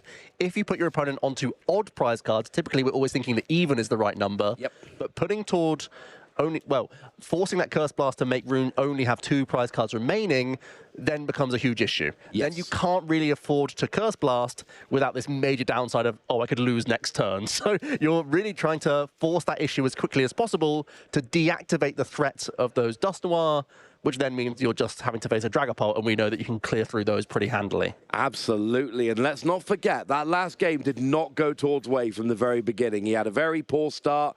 He had a Dreepy pass. It was not ideal. He really didn't get set up until Rune, he didn't even start getting set up until Rune had basically finished. Hopefully, we can have a faster start here. We see both Gardevoir. Both Gardevoir. Now that's going to help Tord quite a bit, Joe. Oh, here we go for the fist bump. We're off in game 2, and I hope Rune has got an option which includes not using Gardevoir in this Gardevoir deck, because he's going to need to use it right about now. Oh, he's going to get the bad news, Joe. And, well, I think the players have already seen that there's some commotion going on in the crowd right now about those prize cards. So, going to do that routine check, and Rune's going to be the one finding out that his prize cards were the worst of the 2 players. Does have a pretty workable hand, though. Does have that earthen vessel. Even Tord laughing now. Both players are taking it on the chin. Finding out that both Gardevoir EX are in the prizes. Now, fortunately, Lily's Clefairy, a very efficient attacking option. You even have Monkey Dory. You even have Slap from Screamtail. You have ways to take early knockouts with this deck as Gardevoir. It's untraditional. You don't love to do it, but you do have a couple of efficient attackers that can take those knockouts. So, and actually, because Rune led with the Screamtail as well, it's going to stop Tord from even opting for the Budgie, perhaps. because the last thing Tord wants to do is give an easy prize to Rune, then he hits the Gardevoir EX, and suddenly he's still in a bad spot. Indeed, and even the Screamtail's not that good an option because it needs damage on to really got slap. You got slap on a Badoo. I mean, okay, fine, slap on a Badoo. I will give you slap on a Badoo, Joe. These are the lines you have to take at this stage. I think maybe go Lily's Clefairy. Yeah. You know, give yourself a nice, efficient attacker. But it's always really awkward when you're sitting on stage when there's that much commotion from the crowd. You notice, but you don't know whose prizes they're reacting to. Yeah. And there's no worse feeling thinking, it's me. It's me. I'm the fool here. Lily's Clefairy EX comes out. We have to see Rune start to attach to this Pokemon as quickly as possible. There's no two ways about it. And you still need to set up your Curlier. Your goal here is really get Curlier down and start taking early prizes. Now, we know there is a Gardevoir at the bottom of the prizes, which really helps. But every prize, well, the first one gives you like a 1 in 3 chance of hitting one and blah, blah, blah from there on. But the point is, you've got to set up so that when you hit that Gardevoir, you can start your game plan rolling and just hope you hit it off the prizes. Not ideal, but it's the best you can do. Tord will sneakily use his opponent's Artisan here. It's a pretty handy stadium that can grant both players access to a basic Pokemon that do not have a rule box. Tord also holding on to some rare candy, some research, but also a Brock Scouting, a supporter that could allow him to get additional basic Pokemon into play here. Again, it's one of those things, it's a call your bluff situation of thinking, well, my prizes aren't bad. My opponent's kind of must be based on the reaction that I've just seen out in the crowd in this final match. Do I go the traditional Badoo route? It opens up Slap, and genuinely, you have to respect it, I think. You have to respect the Slap, Joe. We've got single energy 30. If you put it active, then Rune can just go energy, Slap. There's my first prize. And oh, and if you bench another Badoo, I'm just going to do it again. So it is going to be the Brock Scouting. Will Tord go for Budju here, or will he think better of it? You can see him debating, well, there's Latias plus Badoo, but instead you can gain that free information from the crowd and go for a Dreepy plus Duskull here. That's just one of the things of being in a final and having this cataclysmic couple of prizes. That information's been gifted to you for free. And that's the thing, right?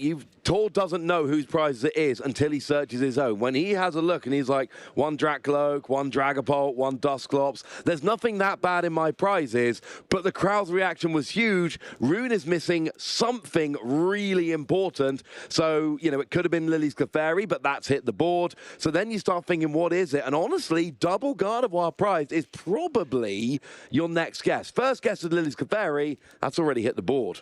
I'm thinking back to that 20 or so win rate that Dragapult Dustoir had into Gardevoir that we showed before the match. that's all part of it. Yeah, in day 2, which would now phase 2, because we do start it on day 1, we see that actually the win rate is over 70% for Gardevoir. This is maybe one of the exceptions. It only gives a real opening to Tord here. And of course, with the extra time limit in the final, we are not worried about the clock. We're in game 2. There's 55 minutes. We've got plenty of time. Here's an energy onto that Lily's Clefairy. We see a Professor's Research. And with no Badoo in the active, there's no point slapping with Screamtail. What we really want to do is get this out the active and then start attacking. What are we doing, Joe? Nice pickup as well. The Bravery Charm might protect this Lily's Clefairy that little bit more as well, buffing it up from 190 hit points with an additional 50 now. Also obvious that Rune didn't prioritize going for an early TM evolution that you typically look towards, because we can only get into Curlier. That's far less exciting. Yeah, you got time to do that later. You can evolve up naturally. Of course, without Gardevoir, you're also losing your natural pivot in the deck. You don't need to play a bunch of, Air Balloon and switching cards and all of that, because Gardevoir can accelerate energy that you can use for retreating. But unfortunately, that's not on the board right now, so it might even be next turn that Lily's Clefairy is actually starting to attack here. I think Rune went for a secret box and immediately used the Ultra Ball to discard his other TM Evolution and the Artisan, basically just doing a ton of deck thinning, evolving up to a Curlier naturally, setting up that Lily's Clefairy as well. And the action goes back over to Tord, who's holding onto a Hilda as one of his supporters. Once again, will take advantage of his opponent's Artisan. Yeah, it's always annoying when you play a stadium and your opponent gets multiple uses of it. There's actually really big uses. I was saying about Spike Myth yesterday. It's really fun when your opponent can't search out Amani's Pokemon because they aren't playing it. Artisan, yeah, everyone's playing Pokemon. I think you'll be good. Most players are going to be able to get something. We get a third Dreepy here from Tord. 1 bench space remaining to use as he likes. Do we have... Is that a candy?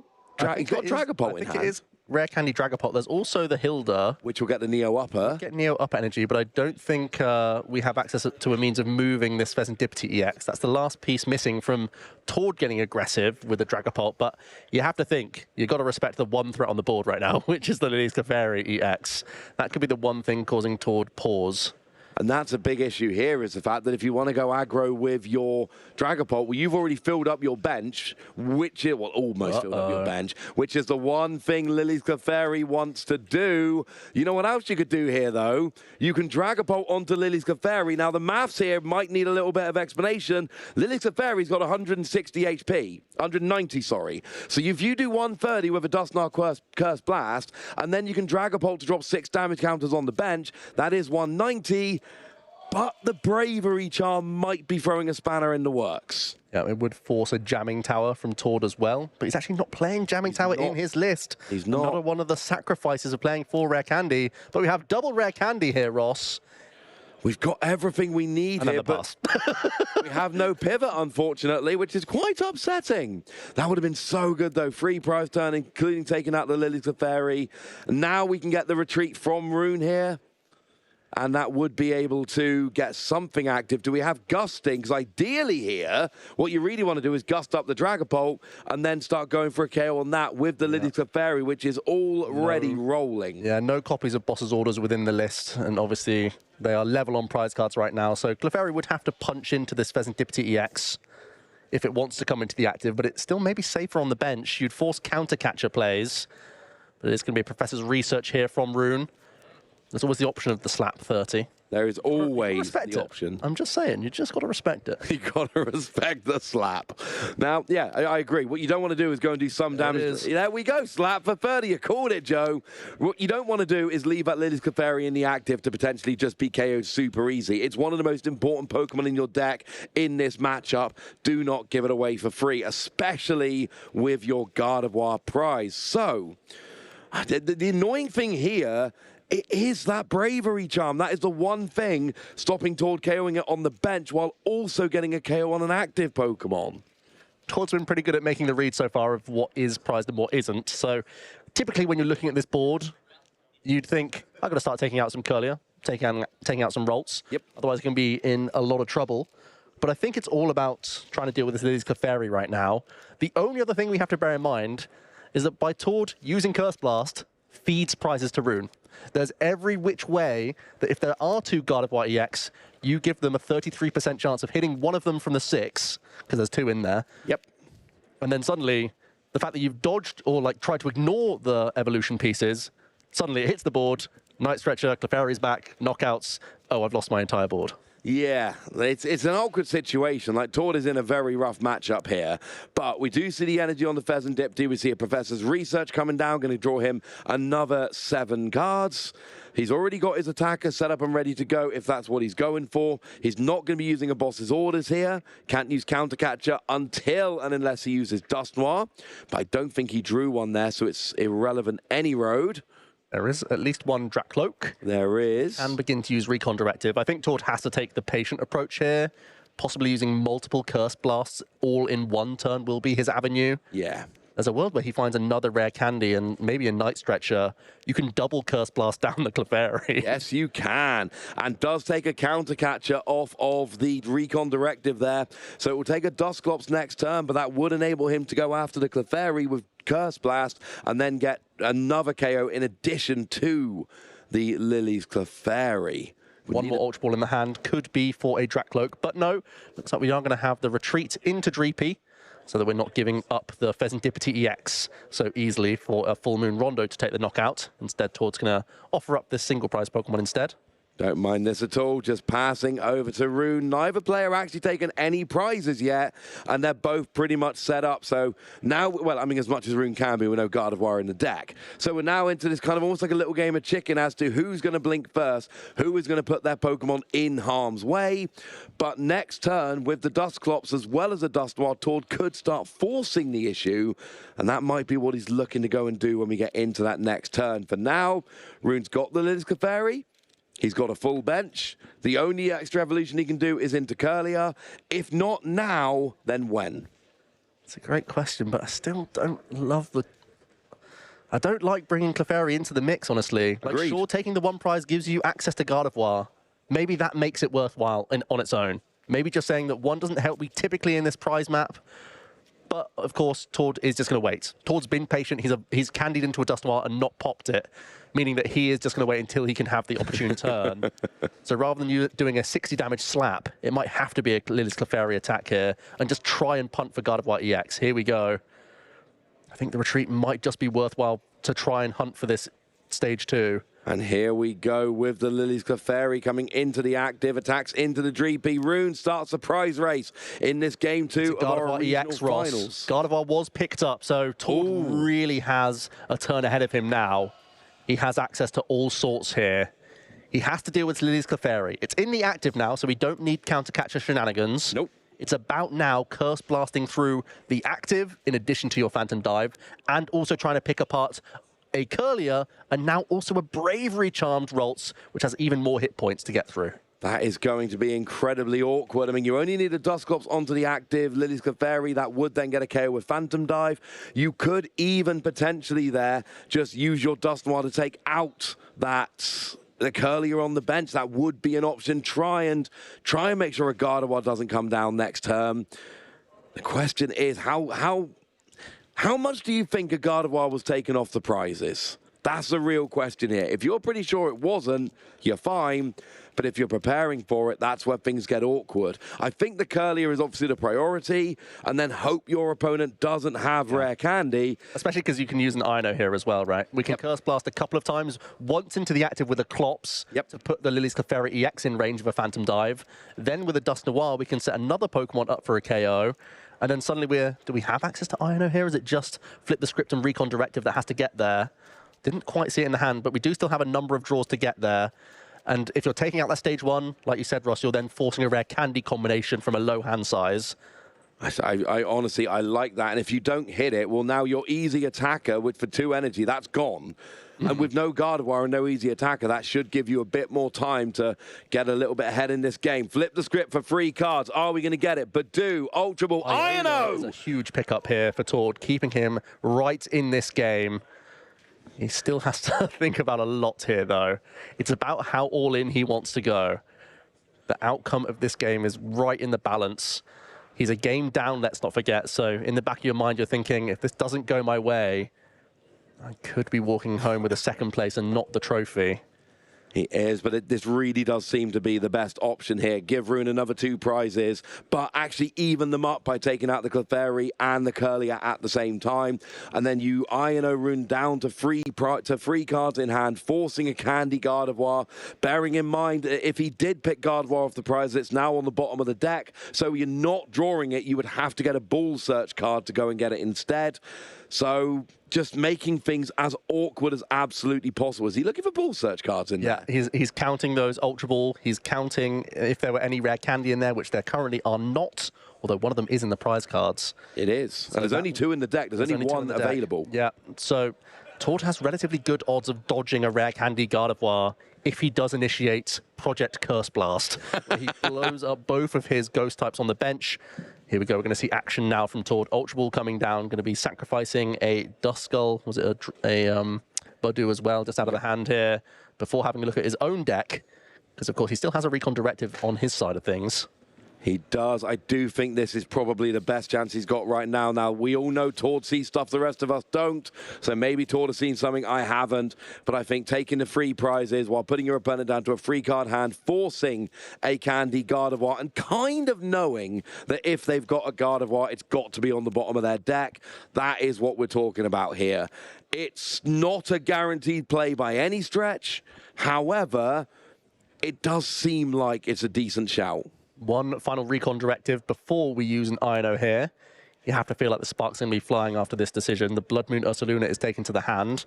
That could be a good Pokemon to put into play, actually, after you use some of these Curse Blast.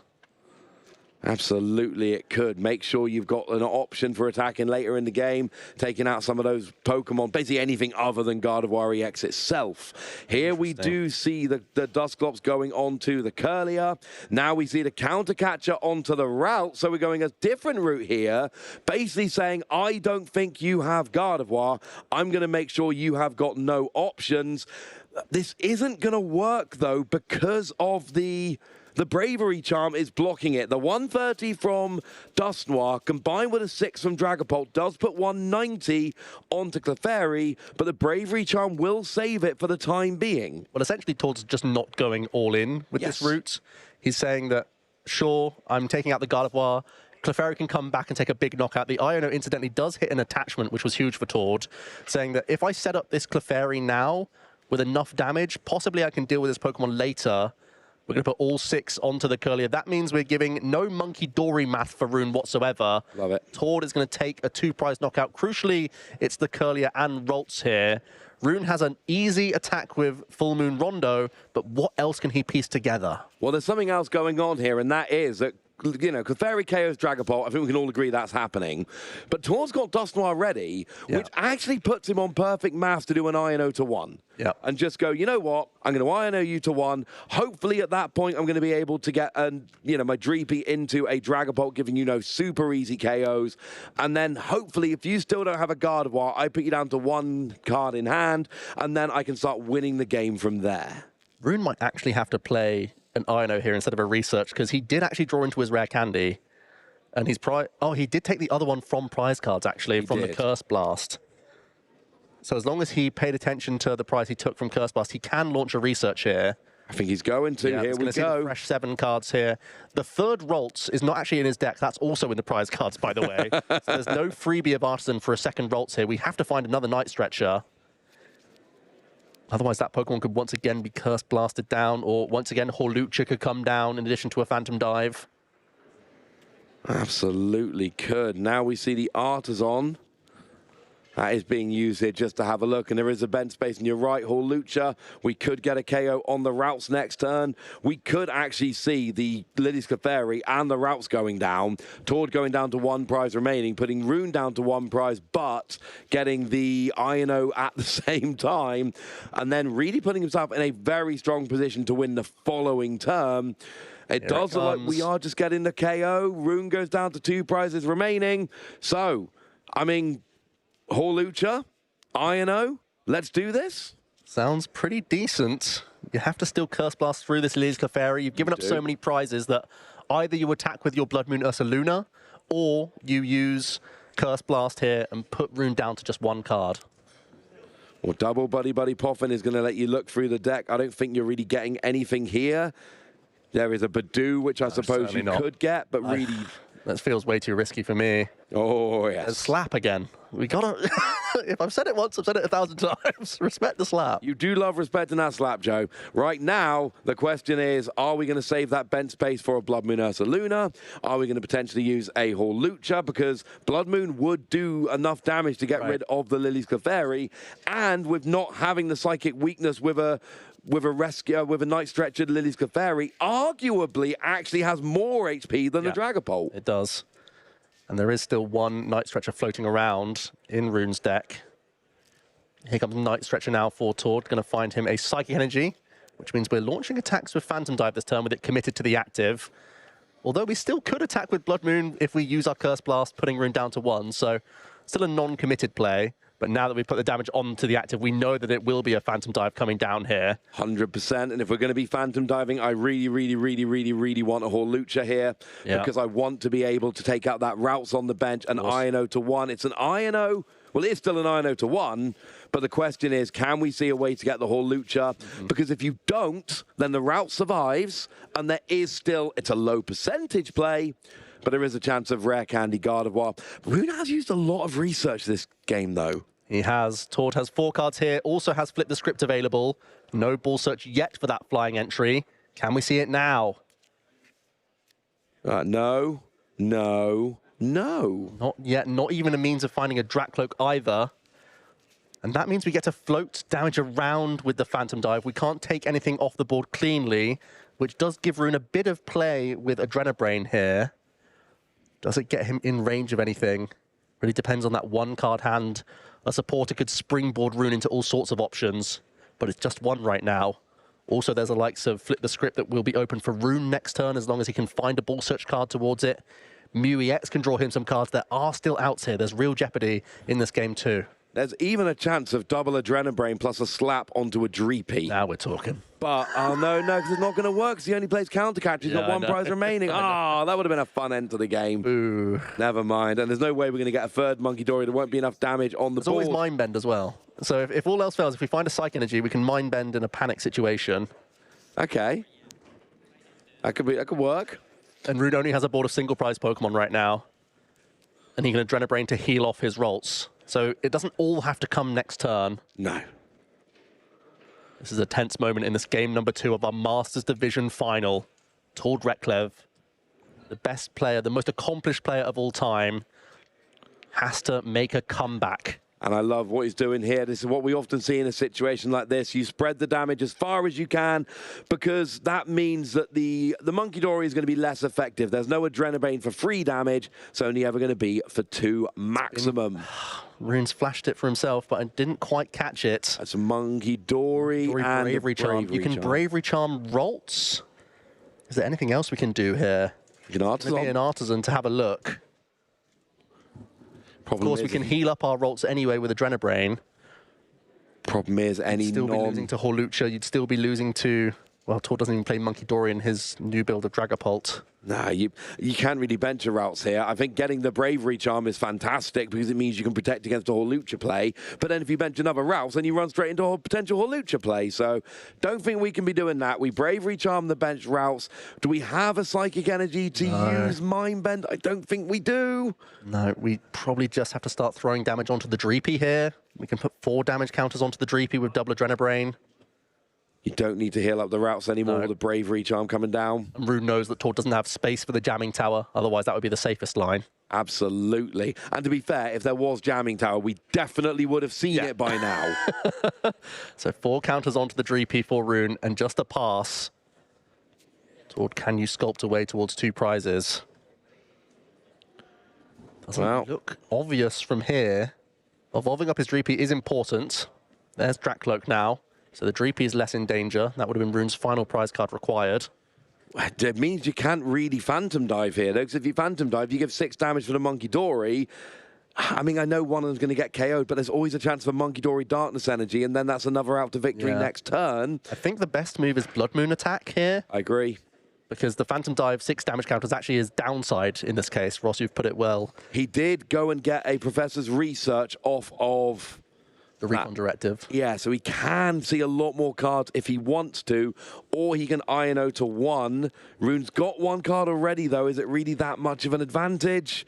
Yeah, you're not scared of the 1 card in the hand, and you've seen the other Bravery Charms, so at this point you might have to grit your teeth. Go with Blood Moon, use the Research, give yourself odds of finding Latias EX for next turn. You could attach a 3rd energy to the active. Boss onto the Routes. I love this. This means a Gardevoir is not coming down. This is a great play from Tord, getting rid of that Routes. You still probably have to attack with a Blood Moon Ursaluna, but it does mean that you can... Yeah, here we go. But it does mean that you have an opportunity here to end the game next turn, and there's no Gardevoir coming down here.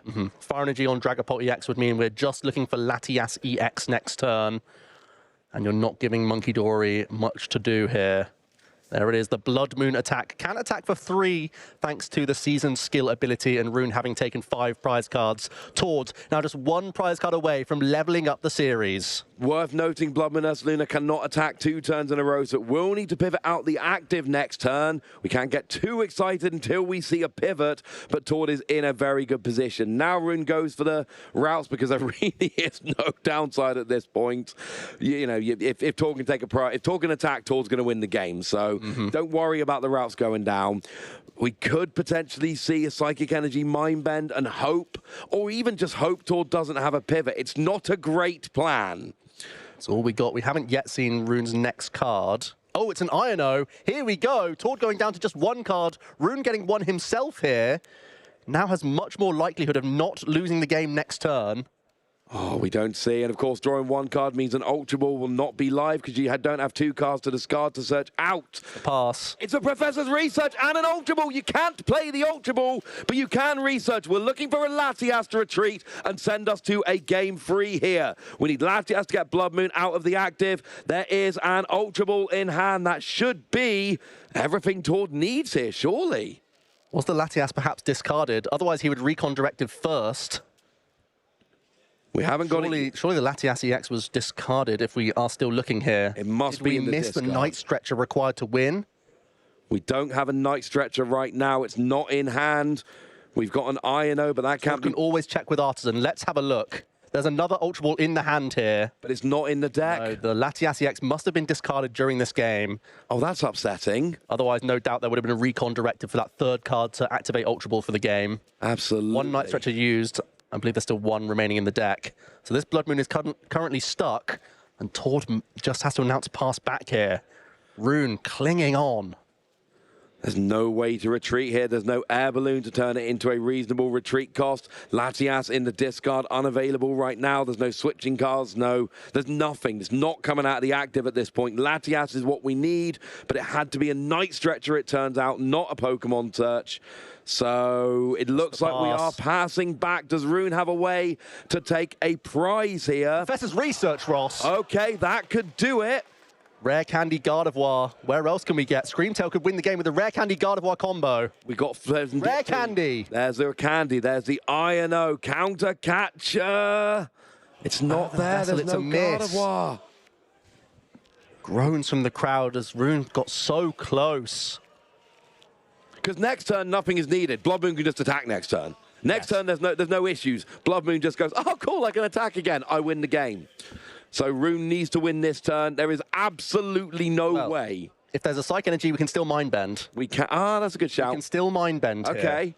It's Okay, not I'm over going yet. Fast. It's not There's over yet. Confusion. And there is Psychic Energy in hand. Oh, confusion flip for game 2 of a regional championship, Joe. These are the moments. Rune quite likely off that research to hit one of those final few Ultra Ball in the deck after finding the one copy of Rare Candy. That was the harder piece. Absolutely, it was. So we have to confuse this Blood Moon Ursaluna. Here we go. Psychic Energy, Mind Bend. 60 damage plus confusion. The crowd are enjoying it. What does Tord get? It is, I didn't see it, to Professor's Research. You've got to, surely you've got to hit it off of Professor's Research this turn. We can attach a Luminous Energy to the Blood Moon Ursaluna.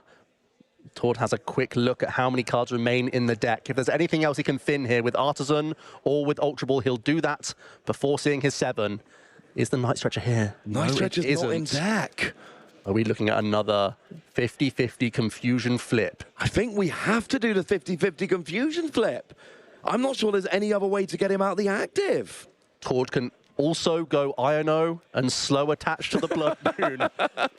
Here we go. We're going to at least throw Rune down to 1 card. That means Tord is pretty happy to flip the coin. Yeah. It means that even if he flips Tails, there's still not much chance that Rune can find the Rare Candy combo he requires. Here's the recon directive from Tord. The boss and a Dragapult. I quite like the Dragapult just to protect your lowest HP Pokemon, but it's not really an issue at this point. Here comes the shrug. Here comes Let's the roll shrug. a dice. Heads, and Tord gets the game. It is a Tails! Blood Moon Ursaluna takes 30 damage. The attack fails. We are back over to Rune. This game is really keeping us on our toes. Here comes a Nest Ball here. That's draw power. That's Mew EX. Rune is going to have more than just 1 card to play with. The hand right now is a Curlier. But you might just have to go for Broken Mew for 2 here first. You might have to, because you don't want to Curlier and then go into the Rare Candy Gardevoir. You can always Curlier afterwards. Yeah. But if you Curlier and hit Rare Candy Gardevoir, you are not going to be in a good position at all. You've shuffled the deck. Yeah, you have to Mew first. Here we go. Well, show us what they are, Rune, would you? We need to see. This is quite important for us. If Rare Candy is there... Is that Night Stretcher as well? There's no way that's the 2-card combination. So the other Guardian's in the discard Gardevoir's anyway. in the prize cards, yeah. So the prizes. That's not the way to win the game. You have to evolve into Curlier here. You can launch another 60 with the Mind Bend. I think it might have. We're chipping through this Blood Moon Ursaluna, Ross. I don't know what else we've got here. Boss's Orders would actually win the game on a Dracloak here. There's no Boss's Orders. I know, that's a problem. Would be great. We got Counter Catcher, Boss's Orders.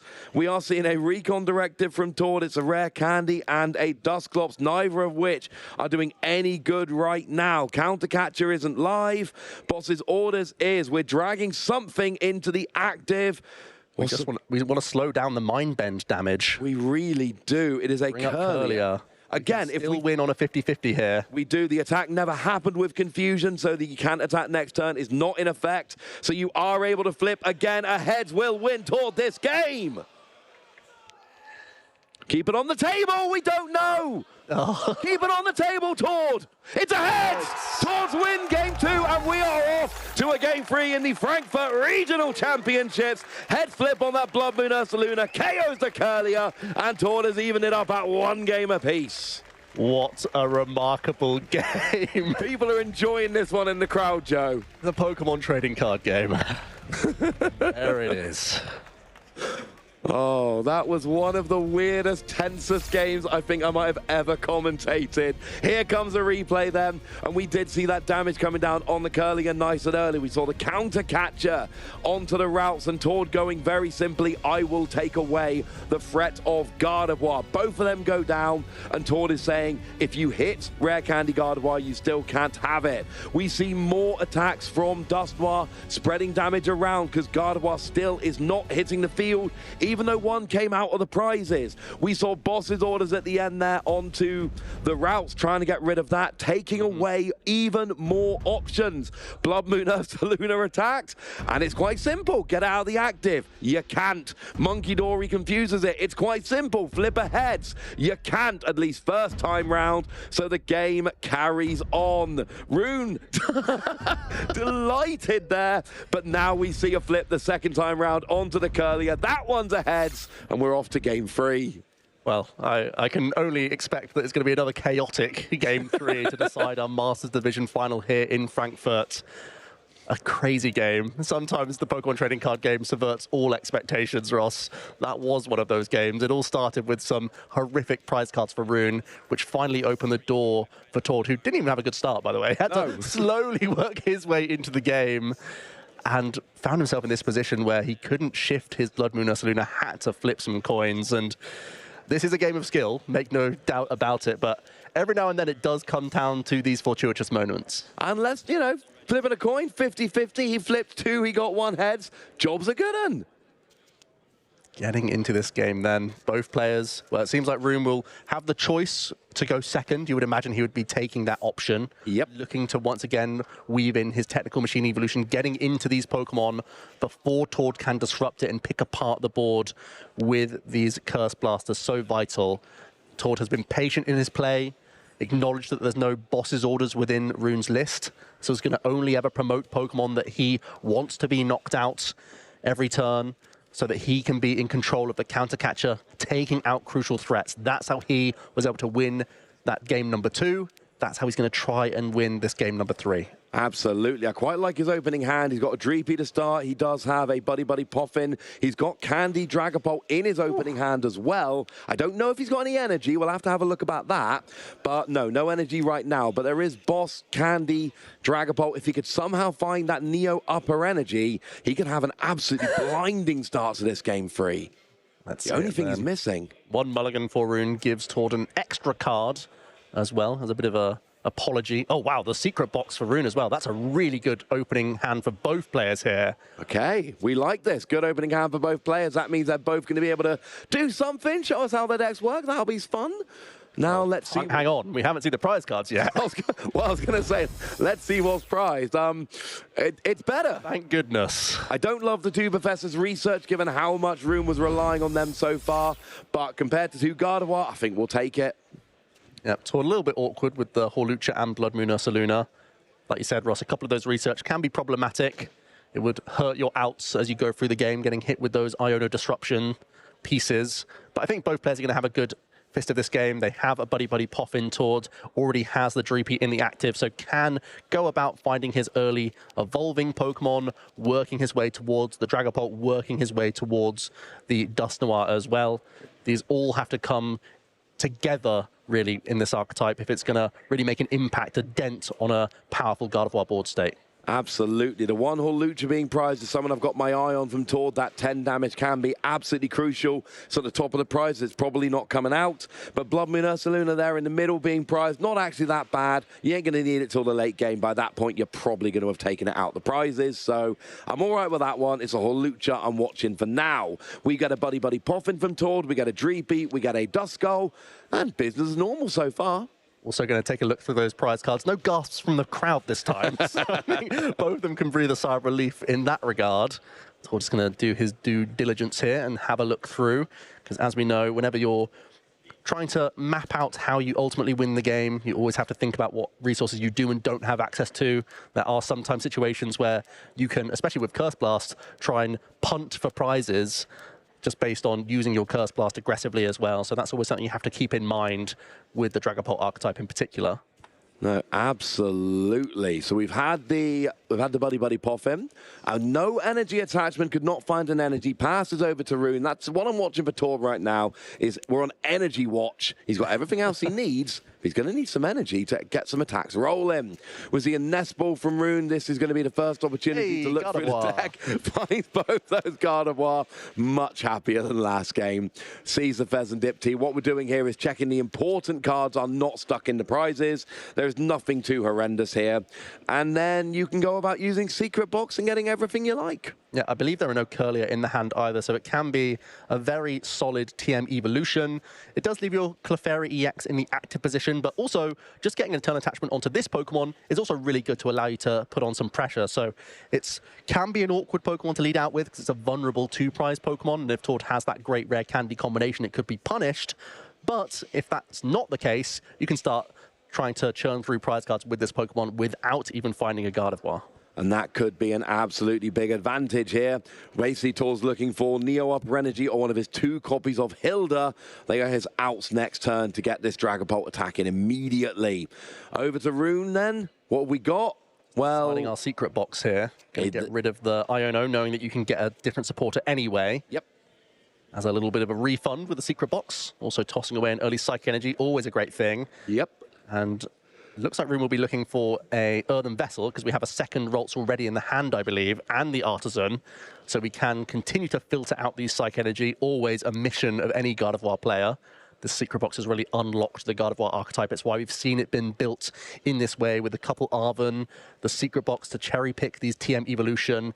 This really was a new development that we saw throughout a large portion of last season. And ever since we've had the secret box included, basically no Gardevoir player has looked back. No, and you know, that we had, years gone past, we had refinement on Curlier, which could draw cards while discarding that Psychic Energy, which really meant you didn't need something like a secret box. Well, we lost that. Now you absolutely do. But here in this, we're going to be able to use that Earthen Vessel to grab a couple of Psychic Energy, immediately bin them using that Professor's Research, get them in the discard pile nice and quickly.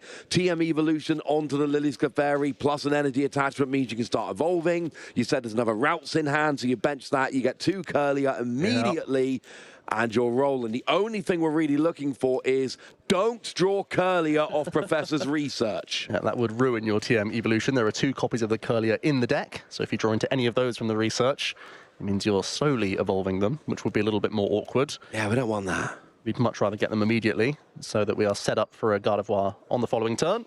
Here comes the TM Evolution. Second Ralts comes down, Darkness Energy attached, researching away the 2 Psychic that we plucked out with the Earthen Vessel. So right, we know that Evolution's already ready. He's hit a Curlier. Not ideal there, so we're only going to be able to TM Evolution 1 Curlier here. Not the end of the world. It still gives you an easy Gardevoir next turn, but it doesn't give you that double Gardevoir you're really looking for. Ultimately, you take this. As long as you get that TM Evolution for 1 Curlier, I always feel like that's a pretty good position. Oh, yeah. As the Gardevoir player.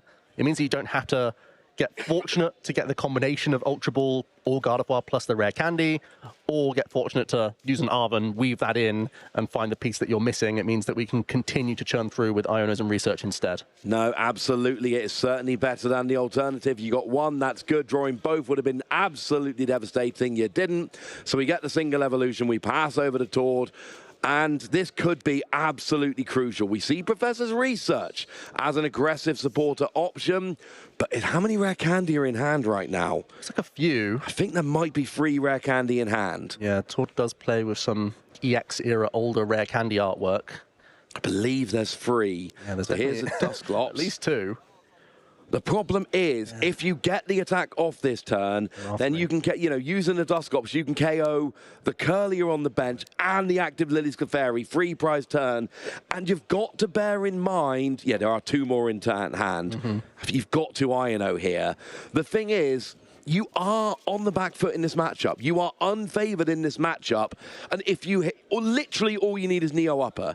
If you hit that right now, it is just devastating to Rune's setup. Absolutely devastating. You're getting 1 fewer card, but you're protecting 2 rare candy. Do we see it? No, no, no, no, no, no. No energy whatsoever. No, still no energy. Can't even retreat this Dragapult EX now. It's right in range of a Lily's Clefairy. That is a problem. There's one more Recon Directive that could help us get there. I think we have to Recon Directive and hope Neo Upper would. I cannot overstate. Neo Upper Energy might well be the card that gives Tord this regional championship victory. If he can hit it, is it there? No, it's a Luminous Energy. That's not enough. I mean, you take it and put it on the bench to a cloak, but it's still not enough. Or do you retreat your active Pokemon? Oh, that might be vulnerable better. Pokemon at this stage with the Fairy Zone. Problem is, if you use it to retreat, then you still need a Neo Upper next turn as well. I don't like being forced into that situation. It's such an awkward place to be. Here comes the Ultra Ball then. Tord can at least get one more Pokemon into the mix. He's looking at sacrificing the Night Stretcher over the Duskull. Interesting call, when typically you can always Night Stretcher back the Pokemon you'd like, but this gives you less flexibility. Absolutely, it does. A Badoo comes down. The next card. Oh, that's really annoying. Yeah, shockingly enough, Tord was seeing what we were seeing. Neo Upper would have been absolutely brutal for Rune. So I think we are going to see the retreat here, Joe. You Luminous Energy onto the Dragapult, retreat into the Badoo, you Itchy Pollen to turn off item cards. It is not the turn you wanted, but you're at least protecting your main attackers here. And I don't know, maybe you can still do it next turn. Maybe Rune doesn't hit a Gardevoir. We're going to see the extra Duskull put into play from Tord. That's why we dispatched the Night Stretcher, and 10 brave bits of damage from this Badoo coming on into the active Lily's Clefairy EX. We have the early Artisan from Rune. Do we have a means? Oh, the Bravery Charm's already looking like a dangerous card here. So again, everything just got more awkward there, because now the Bravery Charm means you don't get a nice easy KO with Phantom Dive, and we've learned at this point Tord does not have a way around the Bravery Charm. The Psychic Energy attachment would be tempting, but with Artisan already found, you could use Iono, try and find a Darkness Energy, then if you do find a Gardevoir, you could Monkey Dory through the Badoo in the active. So at this moment, Rune is saying that my turn's probably good enough if I just guarantee the attack with Lily's Clefairy here, but there was a world where Rune really went for the more aggressive line, trying to find a Darkness Energy from the next 6 cards from this Iono, but would also have to combine it with a Gardevoir EX. Which is far from guaranteed. Take the guaranteed KO. Of course, you had a decent chance of hitting Psychic Energy from the Iono as well, although, as it turns out, doesn't look like there's any energy at all there. Right. So the safe play pays off in this instance. We do, however, get the rare... There's an Ultra Ball there which can get you towards that Gardevoir EX. Yep. We have to make that play, try and protect these vulnerable evolving Pokemon. We know that Dragapult is so strong at targeting down these evolving basics and stage 1s. So the Ultra Ball not playable with Itchy Pollen. Oh, of course. So that's actually not available at all. No, Itchy Pollen turned it off. Okay. I'm feeling a bit better about this now, Joe. Well, it means Tord can target down multiple basics next turn and the Curlier. But Clefairy's still a threat, but you're right, Ross. This Badoo's done it.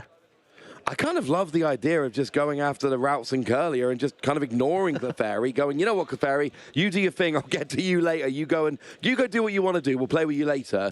I want to take out the Routes and Curlier. Especially because in using your Curse Blast, you then reduce your bench size significantly, whilst reducing your opponent's bench size significantly. So even with Fairy Zone, there's no guarantee that a Full Moon Rondo can knock out an opposing Dragapult. So I think ignoring the Clefairy could well be a great strategy for Tord in this final game.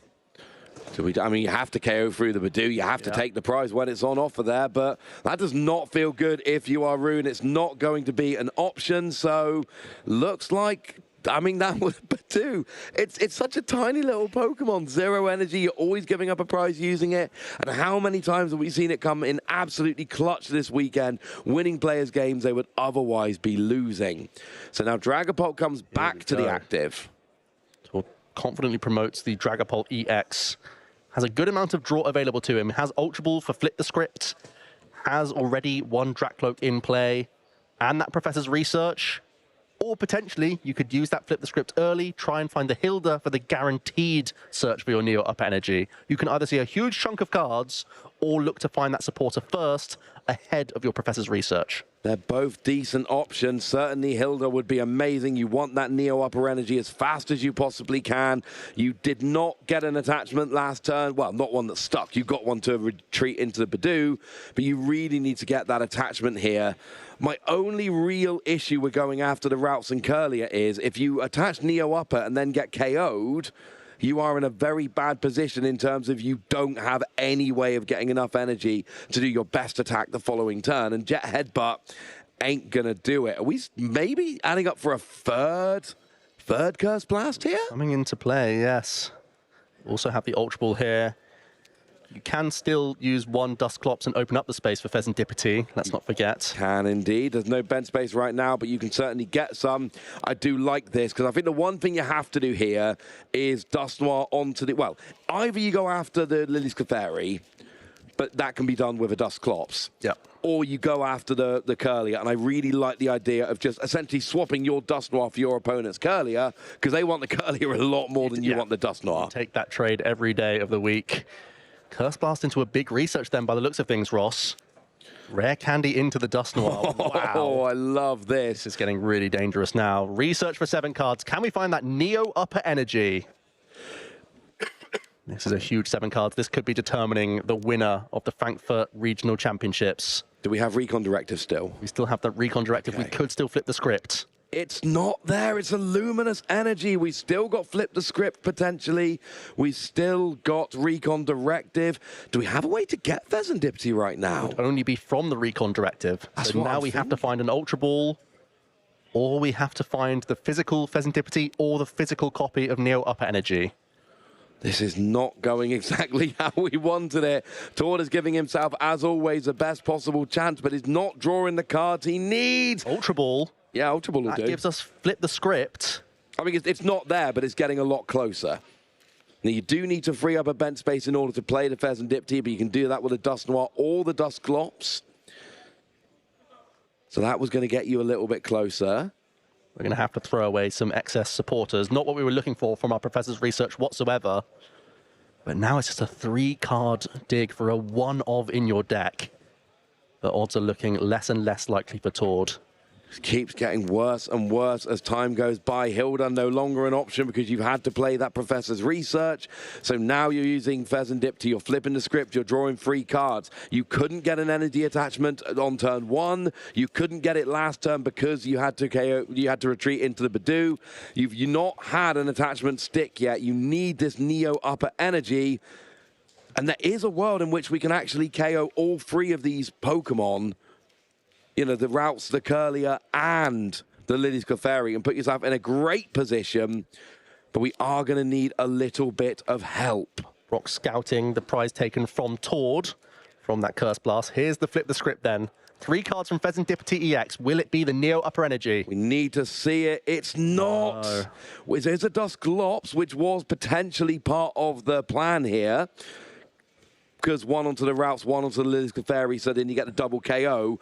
But you need the energy to do the attack to get the double KO. I don't think we even have a counter catcher. We could have tried to counter catch.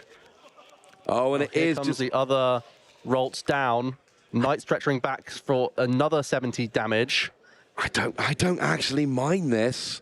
Because like, part of the plan was maybe just take out all the Gardevoir pieces. Well, now we could Jet Headbutt the Lily's Clefairy, trying to put it in range of a Phantom Dive next turn. And then Iono to 1 and Phantom Dive and leave your opponent with absolutely nothing. So we were spouting all about finding the Neo Upper, but just taking out both the Rolts and Curlier, all via Dusknoir, still opens up the line here. And the 70 damage is a really relevant poke. Absolutely is. To be fair, with the Neo Upper, you could have done that and KO'd the Clefairy. So still really wanted the Neo Upper. But it was not to be, unfortunately. But again, Tord is doing what he always does. He's giving himself the best possible chance to stay in this game. And now, I mean, Rune really needs to start getting some routes down and hoping that we can get Gardevoir in a turn or two. And this Ultra Ball cannot search for a Ralts either, because one of Rune's final 3 prize cards is the 3rd copy of Ralts. So Rune now has to dig once again towards those Night Stretcher and towards that Super Rod. No draw on the board right now. Fezandipity not been searched out with the Ultra Ball. There was a cut. Might be in the hand. I think there's already Mew EX. There might already be the Fezandipity in the hand as well. Okay, that would give a bunch of draw then, which would be potentially nice. Actually, I think you're right. I think it is there in the hand. I think we need to see an I-No from Rune's end as well, because, I mean, Tord might not be sat on that large of a hand size, but you're still concerned here. That might be why we're thinning the Curlier, perhaps. No, we're just going to take nothing from the deck here. You can see Rune deliberating over it. It will ultimately just be a shuffle from this Ultra Ball, discarding a Nest and Monkey Dory in the process. Neither of which are going to be that useful at the moment. Not if you don't have the, you know, if you're not searching it for Ultra Ball, you ain't searching it with Nest Ball, so might as well get rid of them. We do see the Mew hit the bench. We do see the, Bravery Charm onto the Mew. I like that. Takes it out of range of a Phantom Dive 200. We then see the Fezandipity. It's going to hit the ball. We know it's going to hit the ball. You need the cards.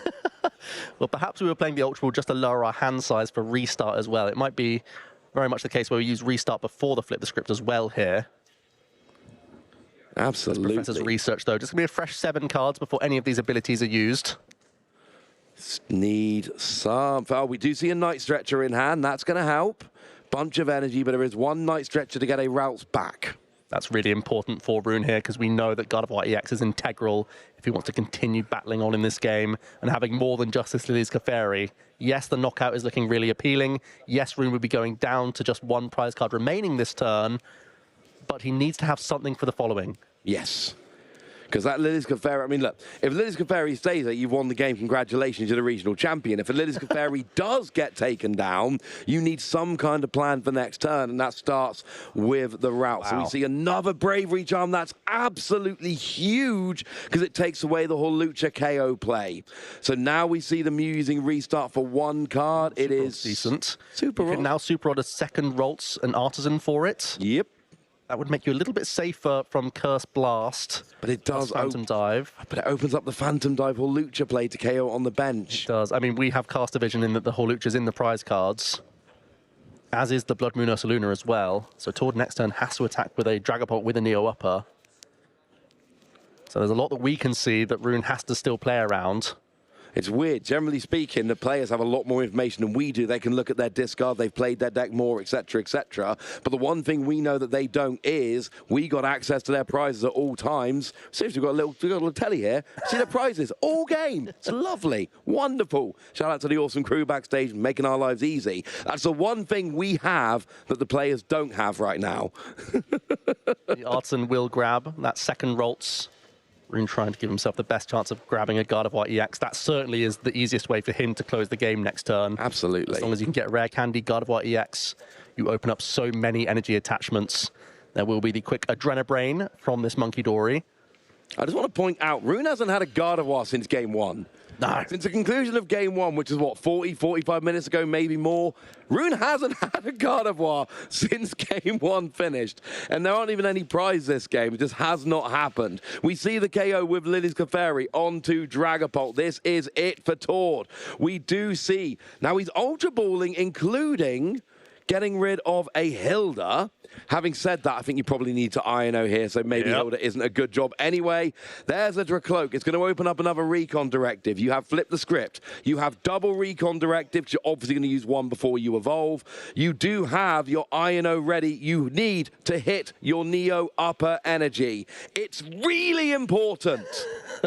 I'm glad you stressed it so much with your voice there, so everyone at home could know it's really important. It's really important, Joe. Like, I know I say this every turn, but it kind of gets a bit more important of every turn that goes by. And honestly, if he doesn't get it this turn, there's a very good chance Rune... Well, if he doesn't get it this turn, Rune's going to win the game. Yeah. Simple as that. Fortunately, Tord does have the Dust Clops in hand as well, so the 3 damage that was thrown over to the Dust Skull isn't quite as threatening. Tord will be having to announce Phantom Dive. We're just going to make sure the shuffle was fine. from both players here. Certainly a tense moment in this Masters Division final. Also, look at the clock ticking down as well. 3 minutes 32. I could sit here for another 2 hours, honestly, to watch these two players. Yeah, I'm kind of enjoying it, honestly. I'm cool with this. I mean, they're not going to let us. It's going to end in 3 minutes, but you know, I'm pretty shaking happy. Their heads right now. I think we're probably the happiest people to keep watching it. Other people here actually want to go home, Joe. There has to be a winner here, and it's going to be apparent to us over the next turn or two toward having a final decision over this recon directive in the active position. One of those situations where he knows he's going to be using Iono, so he's now at the stage of thinking, where do I want each individual card in terms of the positioning in the deck? We're going to evolve up into the Dusclops, evolve up into the active position. Here is the Iono, no other actions in this hand. So let's give Tord 4 cards, Rune just the 1. Again, have to find that Neo Upper Energy, but we have not just the 4 cards for Tord, there's also Flip the Script Open and Recon Directive. At this point, he does have great odds to find it. Yeah, he really is odds on to get it at this point. Not yet. After everything that's happened, doesn't have it yet. There's no, well, there is a little bit more thinning if there's any basics. Now we flip the script, we draw 3 cards. We can see the next 2 from Recon Directive. At some point, we've got to hit it, but it's not going to be now. Recon Directive, final 2 cards. You need to hit Neo Upper, or this is probably going to be it. Doesn't hit it from there. And if he's not going to be able to get a Phantom Dive this turn, it does not look like he's going to be able to stop Rune from just announcing an attack and winning on the following turn, with Lily's Clefairy winning without a Gardevoir in play. You can Jet Headbutt, but Jet Headbutt is not going to get a KO.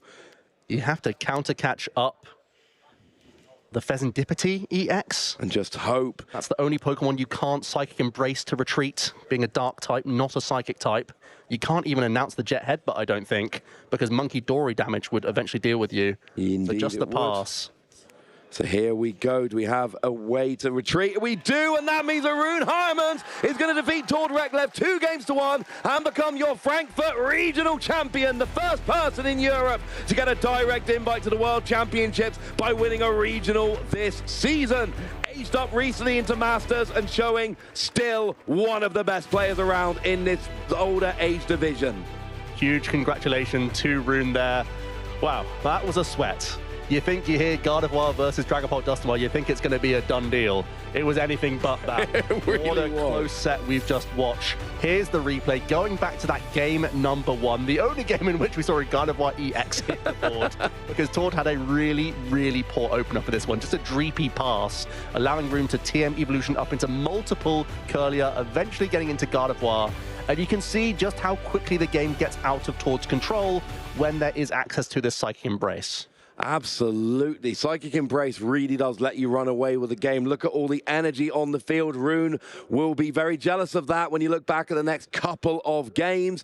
But here we get to bring forward, you know, your Gardevoir, you attack, you take out the Duskull. And the thing is, you've just got so many options with Gardevoir out. Tord does his best. There's damage going all around the board, but it's not enough. So we head over to game 2 with double Gardevoir prize. Yeah, that's exactly the tale of this game number 2. And it allowed chaos to ensue, to be honest with you, because it allowed Tord to slowly build this Curse Blast combination, taking out Ralts and Curlier all in one go, whilst also using Disruption. It opened the door, allowing Rune to still attack with Lily's Clefairy, mind you, to get into a position, submitting a ton of prize cards along the way, eventually dealing with this Pokemon, and he had to resort then to using his Blood Moon Ursaluna. This was so that he was able to play around his opponent's Monkey Dory damage, but there actually was a big issue with this approach, Ross. Yeah, because Monkey Dory can just confuse you, and then you're flipping. The first flip came up tails, you took extra damage. Rune is delighted. He said, oh,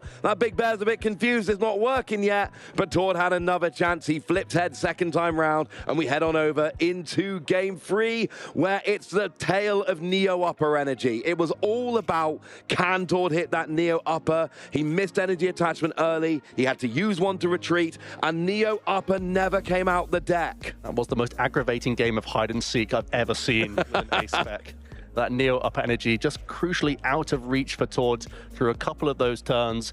And despite Rune having a great option here to put himself so close to closing out the game, it meant that Tord still had this one chance Rune going down to a single prize card, Tord using their hand disruption, finally again trying to just bring up this Pheasantipsy after whiffing, so just one energy attachment was enough for Rune to become your first champion of the season. We are starting to fill out that graphic, and it is Rune Heimans who is going to be the first name on that graphic, going to be filling it up throughout the season, throughout our 9 regionals. Here are your final standings. We've got Rune in first place, Tord in second, with Kato Arai and Fabian Pijols finishing out your top 4, with Dominic Fink, Drew Stevenson, Maze Brenningmeyer, and Alexandra Soleil, your top 8 at the first regional of the season.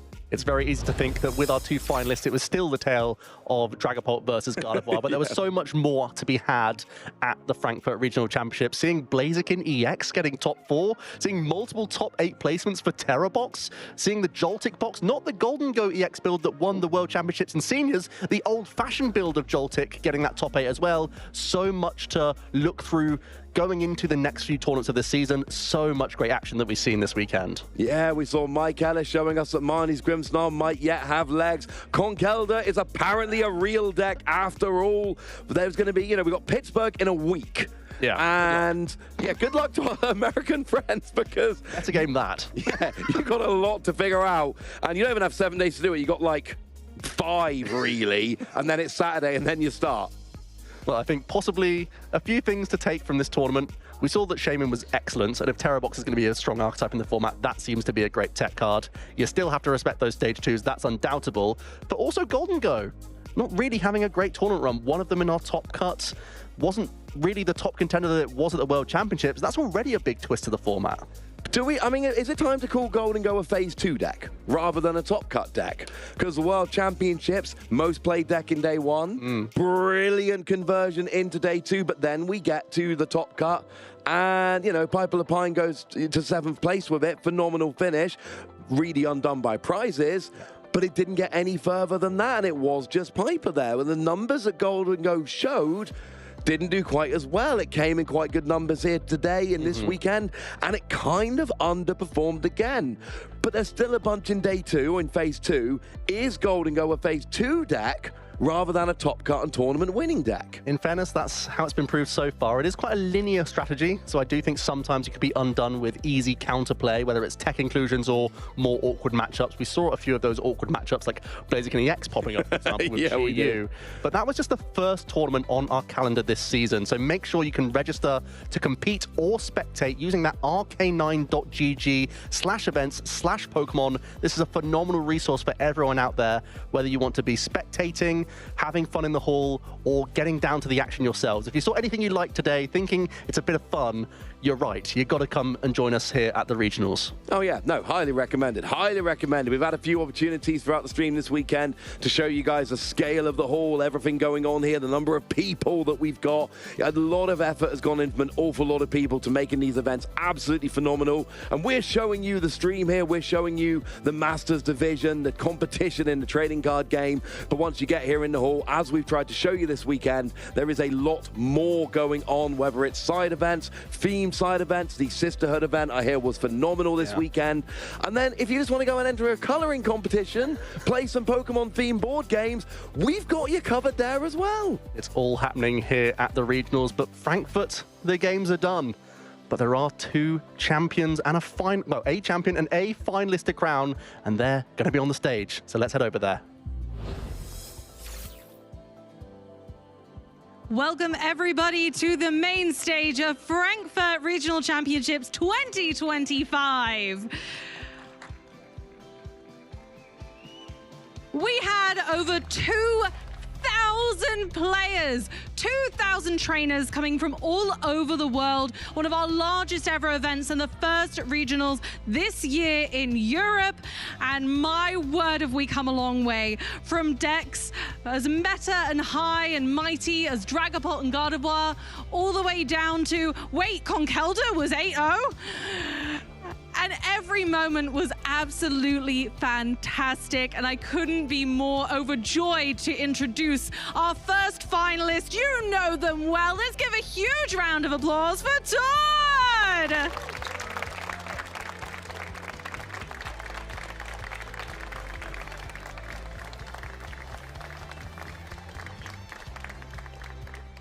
Congratulations once again, Tord. I have a really important question for you. How do you get so good at rolling dice / flipping coins? Ooh, that's years of practice, you know, and you really need to feel it, you know. Okay, right. Everyone, note, you gotta feel it. You gotta feel the win. How did it feel going up into such a tricky matchup, but playing so effortlessly well? I'm not sure how well I played. I was really tired at the end here, but it's all about the early game. So can I get like the Ichipon? How good is the Gardevoir start, right? How many items are they able to put down? And I think he starts with like overall pretty good. You know, second game he priced 2 Gardevoirs, and you know I was able to at least win that one, barely. But it was a lot of fun though. I'm really happy with how everything went. Tord, the ever humble everyone, can we get a huge round of applause to our finalist, Tord Reclam? Thank you.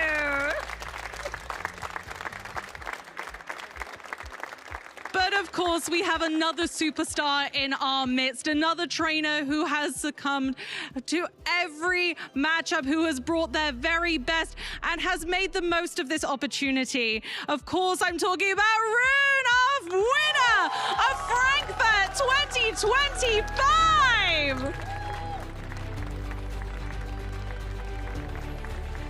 Congratulations, Rune. Amazing. Now, I need to ask again a very important question to yourself. We saw the look on your face. It was a picture. That should be your new profile photo. But how did it feel when you saw those prize cards in game 2? Well, I heard the screaming of the crowd, so I knew it had to be one of us too. And then when I looked at my deck, I was like, okay, tough game, but I can take some prizes. He uses the Dusknoirs, the Dusclops, so I can take some. But then lost to a 2 coin flip, so it's whatever. It is whatever. You're absolutely right. It is. And you did such an amazing job still chaining that Clefairy attack, bringing everything that you had to that game. And honestly, fantastic. How does it feel to be our Frankfurt champion, the first in Europe this season? Oh, it feels amazing. I didn't think I would win this tournament or win any tournament in Masters still this far. But I'm really excited. This is my goal this season, and I achieved it, so... First one of the season, already achieved your goal. Honestly, I couldn't be more happy for you. You're an established player. We all know that we should never underestimate a senior who's come into the Masters kind of recently. Your second year in Masters, right? Third, I think. Whoa, here we go. Rune's coming to the top, guys. Give it up one more time for our Frankfurt champion, Rune!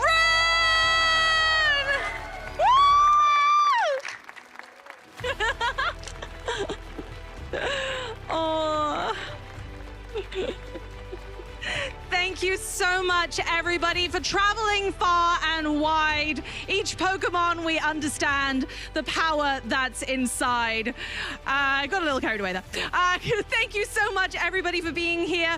We are going to bounce and take a little look at what the World Championship looks like, because Rune's probably going to be there. So I'll see you guys in just a moment.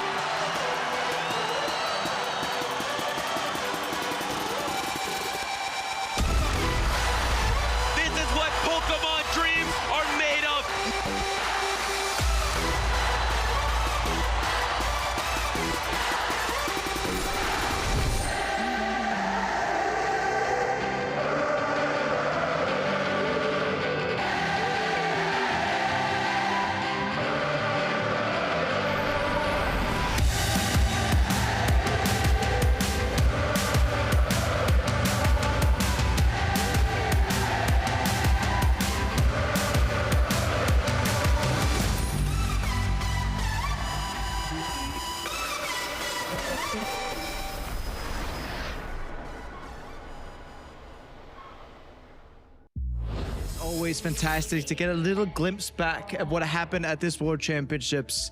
The upcoming World Championships, Pokemon Worlds 2026 in San Francisco. Well, we already know our first contender. It's going to be Rune Heramans from Belgium. And yeah, what a finals that was, throwing it back and forth. What an exciting finals. Again, this matchup on paper, you feel like it's quite Gardevoir favored, but chaos ensued in that game number 2. Rune was pretty much on top of things pretty consistently throughout that game number 1. Tord had a weaker start, and even in his interview, he said that the early game is really crucial for both of these archetypes. So Rune was really able to overcome that game 1 with not too much trouble. Tord then made something happen thanks to some fortuitous prize cards, and I think even the crowd helped out that little bit, alerting him to the lack of Gardevoir there was. And even that game 3 got really close. And a close game 3 and a close set overall in the matchup we just saw at the World Championships played out much differently, to say the very least. You know, Tord did play a bit of a different variant than what Justin Newman did at the World Championships. So that's not going to take it away from the massive amount of work Tord has to put in this weekend. Played with a bit of a handicap in terms of like not having Jamming Tower in the deck, right? When we saw these Bravery Charms come out, where Rune masterfully did see it and was like, well, I'm just going to go ahead and Bravery Charm my Ralts so these can survive. But with this being concluded, we do have our first EU champion. Yeah, Rune Heramans there is going to take the first spot. We got 8 more we need to fill through Lille, Gdansk, Stuttgart, Birmingham, Seville, Prague, Utrecht, and Turin. We're going to get that over. It's going to take us all the way till June. We even got a little poster on the back here to show you where we're going. And it's even, we got Pokeballs representing what kind of events they are. Yeah, we're really proud of that one. I like that one. It's going to be a really good season. This was but an aperitif for what we're going to be seeing through the 2026 season. And if this was just event number 1, we should all be very hyped for the rest of the season moving forward. And one thing we should also be very hyped for, Ross, is during the weekend. We do have a Twitch schedule for us coming up on Tuesday, already starting there. Oh, wow. Mega Month Dragonite Marathon. Okay, I'm pretty hyped for that, I won't lie. A brilliant new Mega that was announced, but also a whole month. I'm in. And then Pittsburgh Regionals. I think Pittsburgh Regionals might be fun to watch. I'm telling you guys, I'm watching this next weekend, and I feel pretty confident that you guys are going to be watching it too. Except you. Oh, yeah, you're not even going to bother watching the stream, are you, Jesper? No, because you guys get to watch me win that tournament, yeah? Gonna be there competing. Exactly. Gonna go to Pittsburgh next weekend, September 19th through September 21st, 2025. Here of the start of 2026 season. First, actually not the first, but the second NA event. Currently, while we're talking right now, Monterey Regional Championships is going on, but it's gonna be the first televised or broadcasted NA event that we have this season. And I mean, personally, I'm looking a lot forward to getting to finally play again. I have this urge to play. Yep, love seeing the Europeans strut their stuff, but there's also so much talent out there in the US. So getting to see how they throw down, how they adapt to the World Championships, and of course this weekend, it's going to be one you have to watch. I can't wait to see them react to Conkeldurr and Fire Armor Rouge Box and all of the other wild decks that have been out there today. You say that, if ever there was a city to play Conkeldurr, it's Pittsburgh. It's true. I'm just saying, it's a very appropriate city for that Pokemon line. And I'm definitely not going to be one of them saying that. But with saying that we already have Pittsburgh coming up, our next EU Regional Championships is going to be the Lille Regional Championships between October 25th to October 26th, 2025. So in around about a month, we get to have Lille in France, coming back to France. And I mean, it's something that excites me. I do like France in some ways. What do you guys think? I think you can take a train from England to France and you don't have to fly, and that makes it a fun regional to go to. I agree. I really like it. I enjoyed it last year. I got to play Clorf last year. Let's see what on earth we're going to see this year in Lille. But it's not just Lille, of course. Even the weekend after Lille, we're actually in Gdansk almost immediately after. And then that leads us into Sao Paulo for the Latin American International Championships, the first big one of the year, into Stuttgart, Birmingham, London for that UK double bill, Seville, Prague, Utrecht, Turin, New Orleans for our big one in the US, just before the Pokemon World Championships and Pokemon XP in San Francisco. And if you enjoyed the scale and pageantry of the World Championships in 2025, San Fran's going to be way bigger. XP is looking really exciting. I had a look at the website. I saw me on the website. That was a bit weird, but I also saw a bunch of very exciting stuff. So I am very, very hyped to get back to San Francisco. But I'm going to take your line here. If people want to be checking out the broadcast, wonderful news, there's a dedicated website. And it's a beautiful one at that. Pokemon.com/broadcasts. Remember that S at the end to make sure you get to follow all our channels and see whatever broadcasts we have coming up. We did have our Twitch schedule throughout the weekend, but do not miss the Pittsburgh Regional Championships happening over next weekend. And yeah, guys, Pittsburgh coming up. We already wrapped up tied a little bow on this regionals. One thing that we get to take away from this, what would that be? The format is not as set as I thought it was. I really thought we were going to have a very to script format after the World Championships. This weekend has been anything but.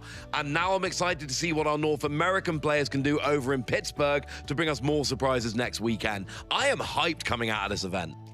And what I'm hyped for also is to see everyone's reactions on our channels. You do get to go to YouTube/@PlayPokemon or our Twitch channel where please remember to follow and turn on notifications so you can get to watch Pittsburgh next weekend.